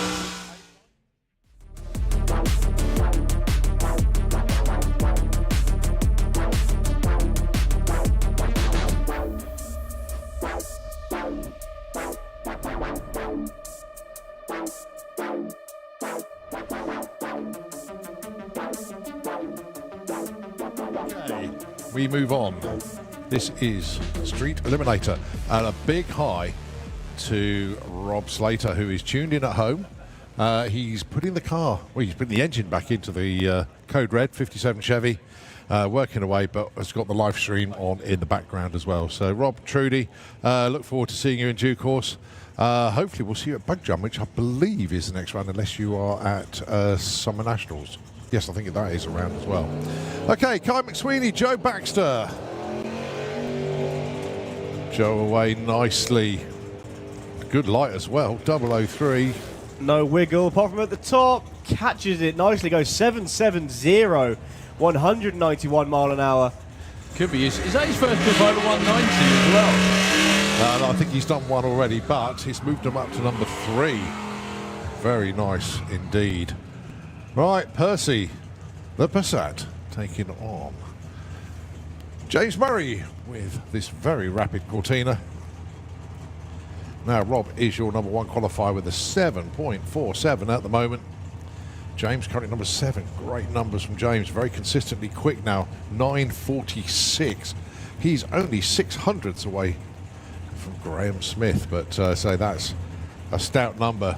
James, not very often he goes into the 9.4s, but he's there this weekend.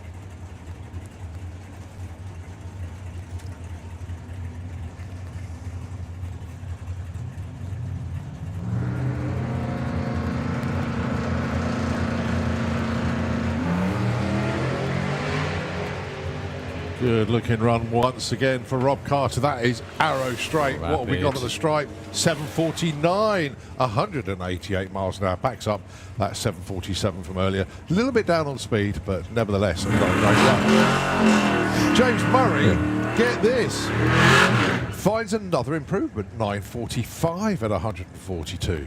Breaking news, folks. Streetcar down on speed at 188 miles an hour. Right, has Graham got the nitrous? He has. Oh, proper purges from Graham this time. Oh, he must have been okayed for doing that. Yeah, otherwise he'd be in trouble. Up against Hazel Carter in Perry. Perry the Bassat. Yeah. I'm sure they just named them with P's to drive the sound engineers mad because of all the that's going on. Yeah. Going on, yeah. So Graham's number 6 at the moment with a 940. Yeah, with lots of wheel spin and a pedal. Michael D'Souza, I can see standing on the start line watching. That's looking all right. What flavour 8 have we got? It's an 864, 157. Come on, Perry. 12, it's a 1272. At 111, that will qualify Hazel Carter. Yes. Wow, that's rapid, that car. Really rapid. Well done. So, for those of you watching, wondering how we got disappointed with the mile an hour of a 7-second car, but excited with the performance of a 12-second car, you have to run quicker than a 13.5 to get in the show anyway. And for those of you who drive normal cars, that's really quick. 12.7 is an extremely quick car. These two aren't normal. Mark Sheridan with the 200 mile an hour Cuda and Victoria Smith with knocking on the door 200 mile an hour Buick. It's all about getting off the start line. If they get off the start line well, this could make it happen. Mark Sheridan with a great launch. That's the quickest 60 foot I think I've ever seen for the Cuda. Oh, look at these two. Oh, slight puff of smoke. Victoria Smith, 795, 189 miles an hour. Mark Sheridan just scrubbing off a bit of speed at the stripe there. 512 at 146 at half track.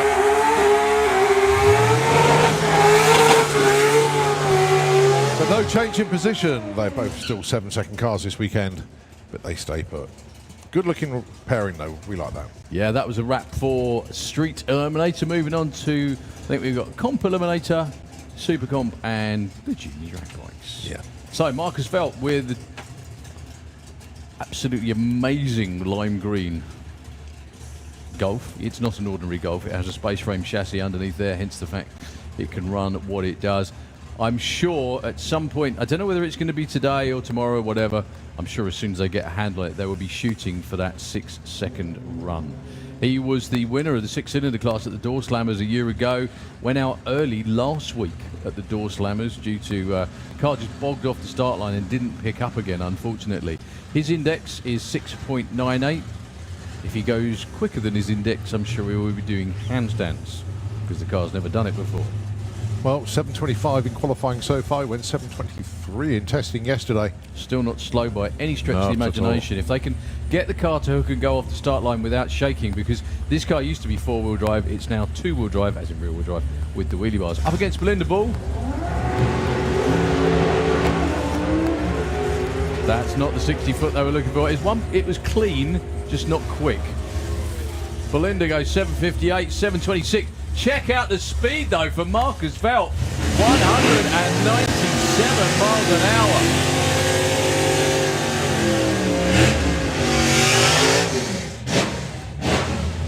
hour. Okay, Copo's a go-go. Yeah. Okay, Scott Liebescher with the Copo, now called Dory. From Finding Nemo, because it's made its way across the Atlantic. And it's lost and it doesn't know where it is. Blue. There we are. Yeah. I admire you, Scott. Thank you. Going alongside Nick Williams with his Copo. This will be hopefully representative runs for both cars. How cool is this, though, to have big-time NHOA racers bring their own cars over to race in the UK because they want to come and play?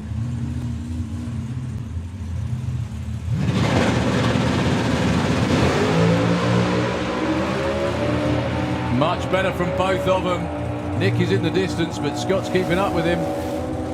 7.81 and an 8.40. Nick goes in at 4. Scott Libisher opens his account with the number 9 qualifier. So 04 under and 07 under, well 069. Bit more representative from both of those cars. Okay, Reuben Dawson with the Honey Wasp. Yes, it's another Copo. And taking on one of the star cars of the day so far. We've got a number of them, but my goodness me, this is definitely one of them. That is Julian Bayer with the Golf. Currently number 7 qualifier. Index of 759, but he's been in the 7.1s. First run today, 7.15. Which is outstanding for something with 4 cylinders and 1 turbo.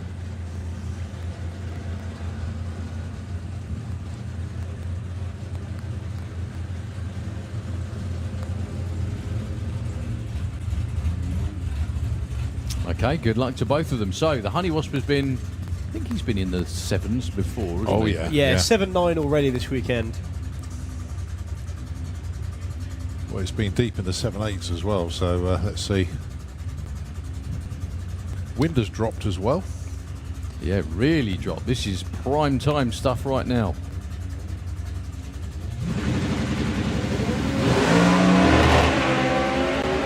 Well, we're going to see what Active Aero looks like because the lid came open. That's a storming run in both lanes. 7.16 at 188 for Julian Bayer, 7.88. Reuben Dawson.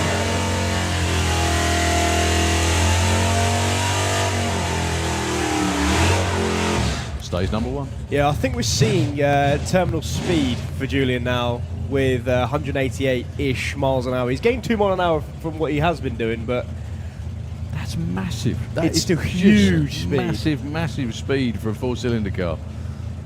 They are absolutely delighted every time they come down, which is always good to see. So one guy who really didn't have a great opening to the day was Spencer Tram over there with the blue Camaro in the Kestrel lane. Up against Dan Williams. Dan's fine. Dan's number 2. Yeah, and check out the wheel stands from both, but especially Dan, because he's been going probably skywards with this car, using the wheelie bar to full effect. Oh, that's a lovely wheelie. Not so high this time, so there's a lot more forward motion.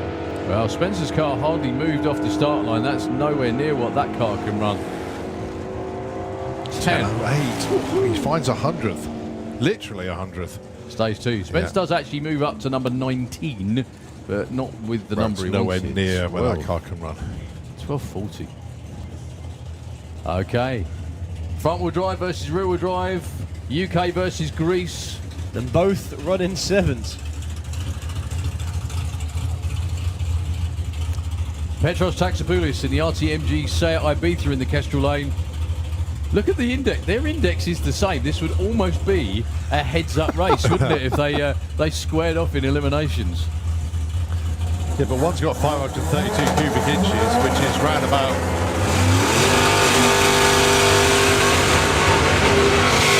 8.6, 8.7 litre compared to the 2 litre, okay, turboed little Cupra there. When you say it like that as well, it just makes it even more outstanding what they managed to do. A 2-litre car, front-wheel drive, that runs what he did earlier. I think, what was the speed? Like 188 miles an hour. Yeah. They suffer some really unique problems with because the engine is transversely mounted in the front of the car. When he came here a couple of years ago and ran at the door slammers, went through the finish line at 180 plus, got twin parachutes on the back of there. He hit the chutes and all the oil got yanked away from the engine because it stopped so quickly and it broke the engine. Just a whole different way, whole new way of blowing stuff up. Drag races are ever inventive, aren't they? Well, okay, well, hope they leave together because it'd be a hell of a race if they do. So, Petros Taxopoulos from Greece, Kestrel Lane. Rob Smallworth from Aylesbury in the Slick Tricks lane. Petros goes nowhere. The car just stutters off the start line. This is all about Rob. 7.59 for Rob. Nicely done. 176. Aylesbury takes the win. If it was a race. I think Petros may have. That looked like a broken gearbox. Yeah, I think you could be right. It rattled a lot as well.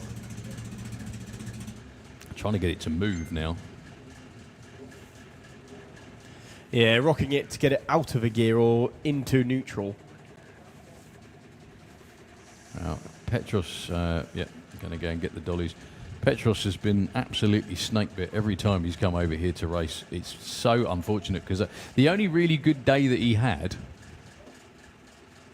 was a test day when he ran the first 7-second run here a few years ago, which was a test day after the door slammers. Yes. Yeah. I'm going to turn this fan off. Give me a sec. That's better. Turn the noise off that you can hear there in the background. Yeah, then the issue comes with running a front-wheel drive car. Obviously, like every other big tyre car you run, you've got the window of wheel speed that you need. You're going to get a really good look at the what's underneath the hood of that Seat Ibiza. So they're just going to take the hood off to be able to lift it up. Well, I think they're going to have to take the front end off because if they try to lift the front of the car up, the traction bar at the back will Stop it. from stopping doing it. Yeah, you might want to loosen the wheelie bar off a bit. Just a thought. Yeah, so the dolly, that's what it's doing. Oh, they're not taking the front off. They're just getting the... Because the dolly does that and then goes back onto sewers. There we go. Oh, they are releasing the traction bar. Good stuff. Because otherwise it'd be on the dolly and the wheelie bar, and that would be it.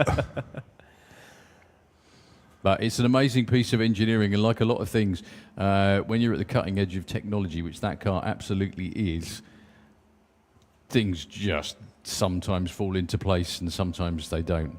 Mostly they don't, I hate to say. So I just hope Petros has a better weekend from tomorrow onwards. He put in a fairly decent run earlier today, which was an 8.0. Now I say fairly decent because he wants way more than that. He wants like at least a second quicker than that.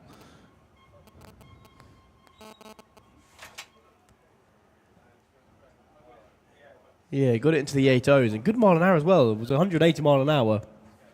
But when you consider that armoured jam sheds there as well. Yep. Also for his indexing comp eliminator too, it's a bit of a way off.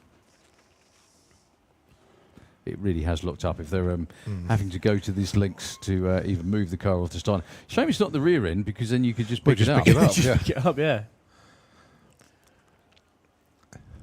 So behind us now we have Luke Stevenson and great to see Terry Newton to shake himself with the incredibly famous, You're doing that for him because he can't do it because he's strapped in, aren't you? Yeah. This car is so famous it's been in the sun. There we go. Yeah, thanks for the sweets, Terry. We may dish those out tomorrow. You never know. Oh dear. Yeah. Also, Terry has the unique distinction of the first person. Yes, we've seen that as well. Yeah, he's got the unique distinction of the first person ever to make me swear live on air. Well done, Terry. Top man. And he didn't even say anything. He just turned up dressed in an outfit. That's all he had to do. His legend precedes him. Something like that, yeah, if that's what you want to call it. So we have Petros is moving backwards, sadly for him. We will be on in just a couple of moments. So, yeah, Luke Stevenson with the Golf down there. Looking for mid-11s with the front-wheel drive car. Luke runs the European front-wheel drive website and does so much to promote the sport. Has numerous T-shirts up there for sale, which are all really cool. Luke said, please come and buy some. It will fund him getting a bigger turbo, which means the car will go faster. Not only that, it's how they fund the sponsorship of European front-wheel drive at events like the Door Slammers. So pretty much as much as the money that Luke gains for European front-wheel drive, it disappears in sponsorship, competitions, raffles, you name it. And Luke does a cracking job of that. So a solo then for Terry Newton.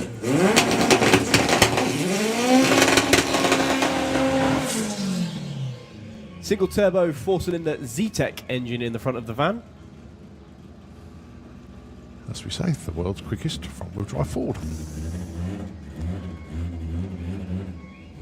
Well, let's hope that the RTMG team can get that back together for tomorrow.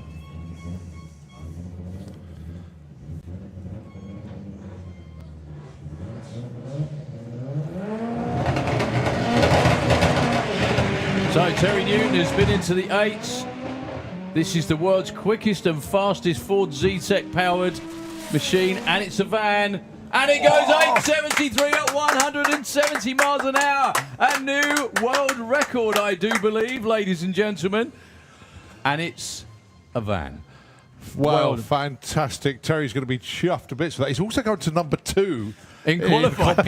so let's not forget that.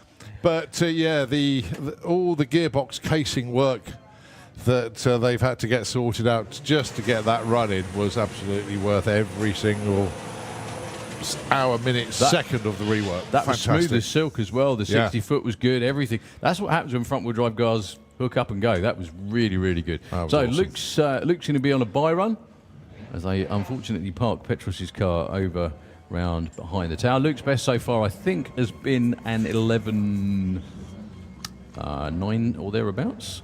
How many cars have we had qualify? And how many do we need to run a 23? Oh, yeah, that's a 32-car ladder then, I think. Will be.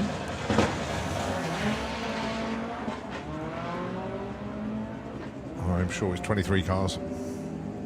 So Luke's leading the VW Pro Championship in VW DRC. 11.78, that's quicker. 114. Happy with that.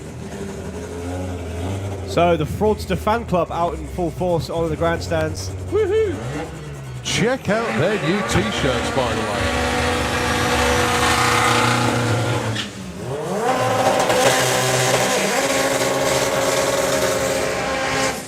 Yeah, great new design, but because of time constraints, they only managed to get 10 of each size up here, from small to XXL, I think. So, yeah, if you have an opportunity, swing by the Fraudster pits and check out the latest Fraudster T-shirt. Really, really good design. Good to see Matt Davidson back again. Whatever the smoke is, obviously isn't hindering him. Full engine rebuild during the week.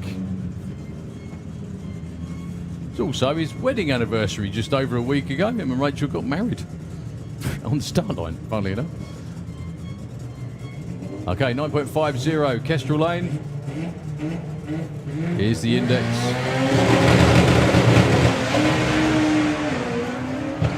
Hardly any tyre spin for Kev, but a slow 60 foot, 754, 184. They were trying on that one. 9.33 though for Matty Davidson. I think that could be knocking on for his quickest ever. I think he's been in the 9.2. Great session. Yeah, Kev's car was shaking, 1.21. They look quite tasty. Yeah, good, aren't they? Not many of them though, like you said. Yeah, a bit rare. Okay, last couple of pairs of cars before we go into Supercom and then Junior Drag Bike. And that's a wrap on Day one, yeah.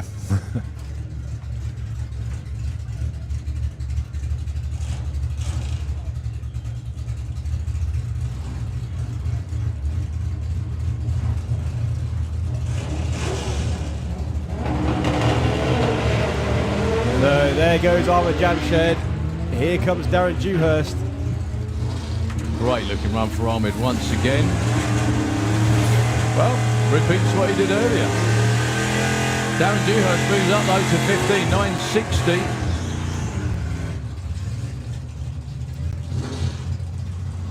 Okay, last car in the class.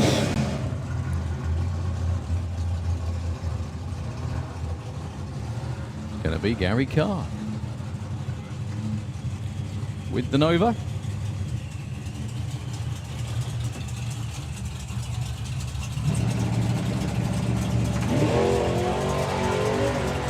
$11.68. Gary's got everything going on to be able to take the #1 spot.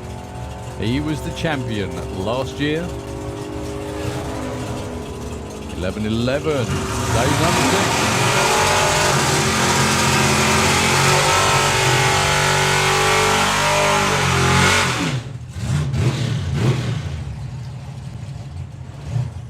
Okay, Supercomp 8.90 is number C on the board. That's the finish line. What they're all shooting for. John Turner and Mr. Dead on Dave Fulton. He's going to like that. Dead on Dave. He's Dead on Dave. He's going to like that nickname a lot better than the Don't Lift version. And how about this as well? Dave Fulton, I think, has probably set a record today. 12 runs in a competition. Yeah, in qualifying in sportsman racing. Well done, Dave. Didn't miss one and has triple classed.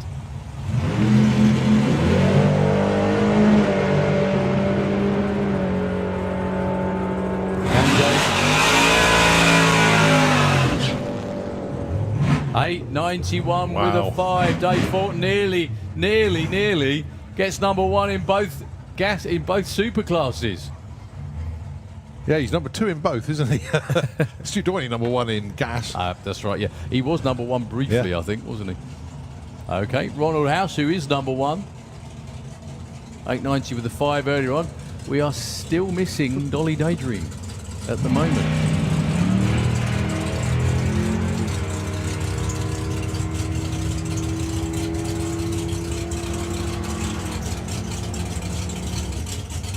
$8.95, just a little bit too quick there for Ronald, but he's already got.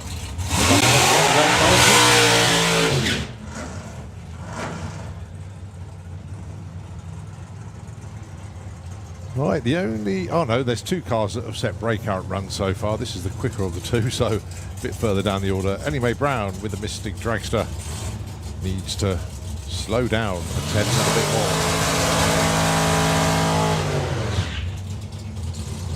So Eddie's doing really well since moving up from Junior Dragster into Super Comp with this car.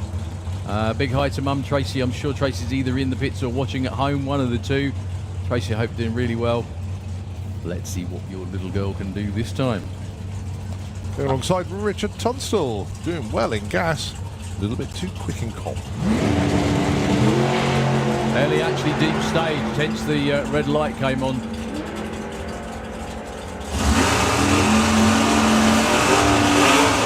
Still goes 8.84. Well, they both break out. They swap positions because, well, Ellie Mae's breakout's not quite as big as the breakout achieved by Richard Tunstall. Well, she was off the throttle for a period of time up there as well. She was, yeah. Right, Stevie Gates, number 4. Charlie Seawood, number 3. Oh, very good afternoon, sorry, very good evening. I don't know why I yawned and thought of him. Simon Goff, hope you're doing well, sir. I could have done something else and thought of him. It would have been more around the appropriate, world, wouldn't is it? Daryl. Oh, we love Simon. Honestly. He said the car's nearly ready. He was entered in comp this weekend. Nearly ready. Thanks for the picture, Si. Just a few bits missing. That's why he couldn't make it. Really wanted to come and pick it up. Well, 05's a pair off the line. Let's have a look at the top end. That's where it counts. They're both on 893. 898, 882. Charlie, a little bit too quick that time. Stevie Gates, a little bit off. Okay, we're finishing up the day with some time trial runs on 2 wheels. Aha! Thank you very much indeed, Simon. Love you too. Right. Your first pair, I'll just get this one out. Declan Butt going alongside Jackson King. Declan has issued a call out for next season. Yeah, another call out. To Phil Pratt. So Declan's picking his fights for next season already in ET Bike, I think. So well done, Declan. So Phil Pratt, consider yourself called out by the Knuckle Rash Racing Declan Butt. Who goes 8.53 on the 840 and a breakout for Jackson 13.18. Just, but it'll all count tomorrow. These are classed as time trial runs.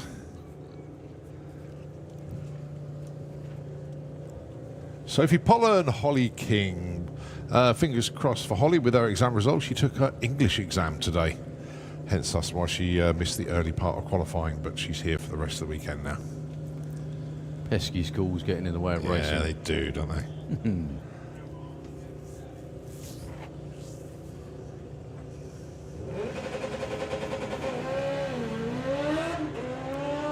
Well, a little bit of wheel spin for Holly.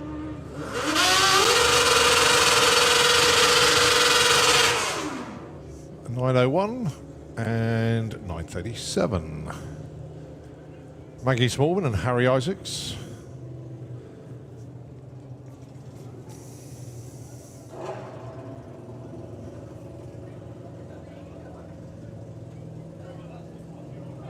Very well turned out machine there of Maggie Smallman. Fair to say, Harry Isaacs just as good.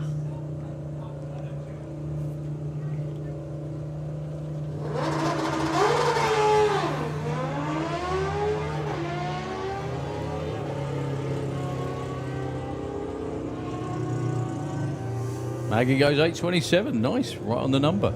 And a 984 for Harry Isaacs. Yeah, a bit of a mischief for Maggie there. So she was probably actually closer to the 820 with a 0 if she had gotten all the gears. Now, fingers crossed for a nuke that all the troubles are sorted out. Looking at that, that could well have been a pro stock bike in its former life.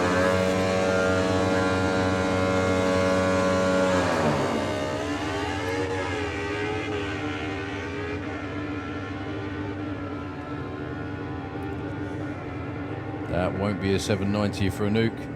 946, a nice run for Alia. It's a good job today's a practice day for Anouk.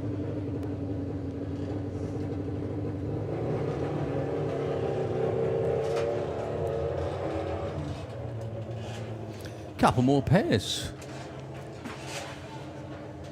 Leah Morrison and Leif Eric Brown.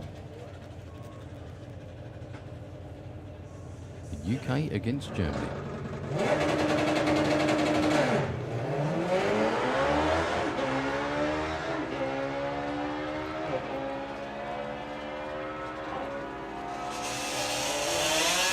.803, 813. And I do believe this is the last pair of the day.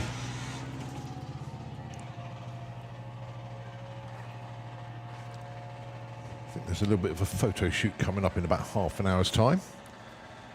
And if you're hanging around on the track, or can see the track, you'll see what's going on with the youngsters. Richard Wilcox and Brad Morrison.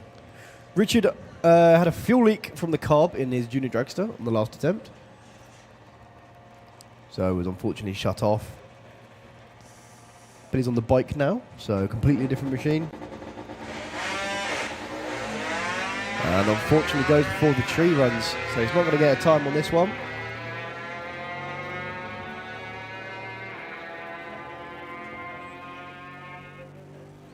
And Brad going the long way round to a 954. I bet he wishes that counted. 954 and a 950 dial. Okay. I think we're done. Yep, they're all walking away. So that is day 1 of 4 completed at the main event. Our Sportsman Day comes to a nice close with all the racers getting their runs in. So very, very good numbers being set by quite a few people. And a lot of good track time today. Don't forget, you do have live music tonight up on the main stage. It's 2020 Vision. If you look where the main stage is, it's behind the spectator banking. It was a stage that they used last weekend for VW Breakout, and it will be in use for each of the evenings here, except for Monday night, because obviously a lot of people have gone home by then. But if you want to see some live music tonight, it is 2020 Vision on the live stage very shortly, if not already on. And then 9 o'clock this evening, Sam Offender. They'll be on the live stage. Fuelers Bar is going to be open until late. And the food court is well and truly open as well. So thank you ever so much indeed for joining us today for day 1. And you've got something quickly? Yes, I've just had a message from one of the racers in need. Team LFR, so with the ball breaker out there, you'll see their pit, it's bright orange. Anyone who has got a spare MSD 7AL2 or 3 or similar and coil, if they could borrow it just to do some tests. Right. Okay. I would imagine somebody will have that. Yeah, so MSD, 7AL, 2 or 3. Team LFR need you in the Super Pro pits if anybody has one. Thank you very much. That's all from me. Okay, for those that don't know who LFR are, it's the little ball breaker slingshot. Okay, so we are done for this evening. Have a fantastic evening. We'll go walk around the pits, go and see what's going on. There's also going to be a little presentation on the start line, some money, but say that's just a small amount for a carryover event. Thank you ever so much indeed for joining us here at the track. Also the live stream as well. And I hope you'll continue to stick with us, whatever you're doing at home over the next 3 days. I know some of the racers and teams are working on cars and bikes, getting ready for the next championship rounds. So I'm sure they'll be tuned in as well. Josie's still walking backwards with the camera there. So if we keep talking, she'll keep walking. No, that's it. We're done for the day. Nitro FM 96.2 will take over the airwaves. But until tomorrow, Thomas, Daryl and myself will wish you good night. And we'll see you then. Cheers.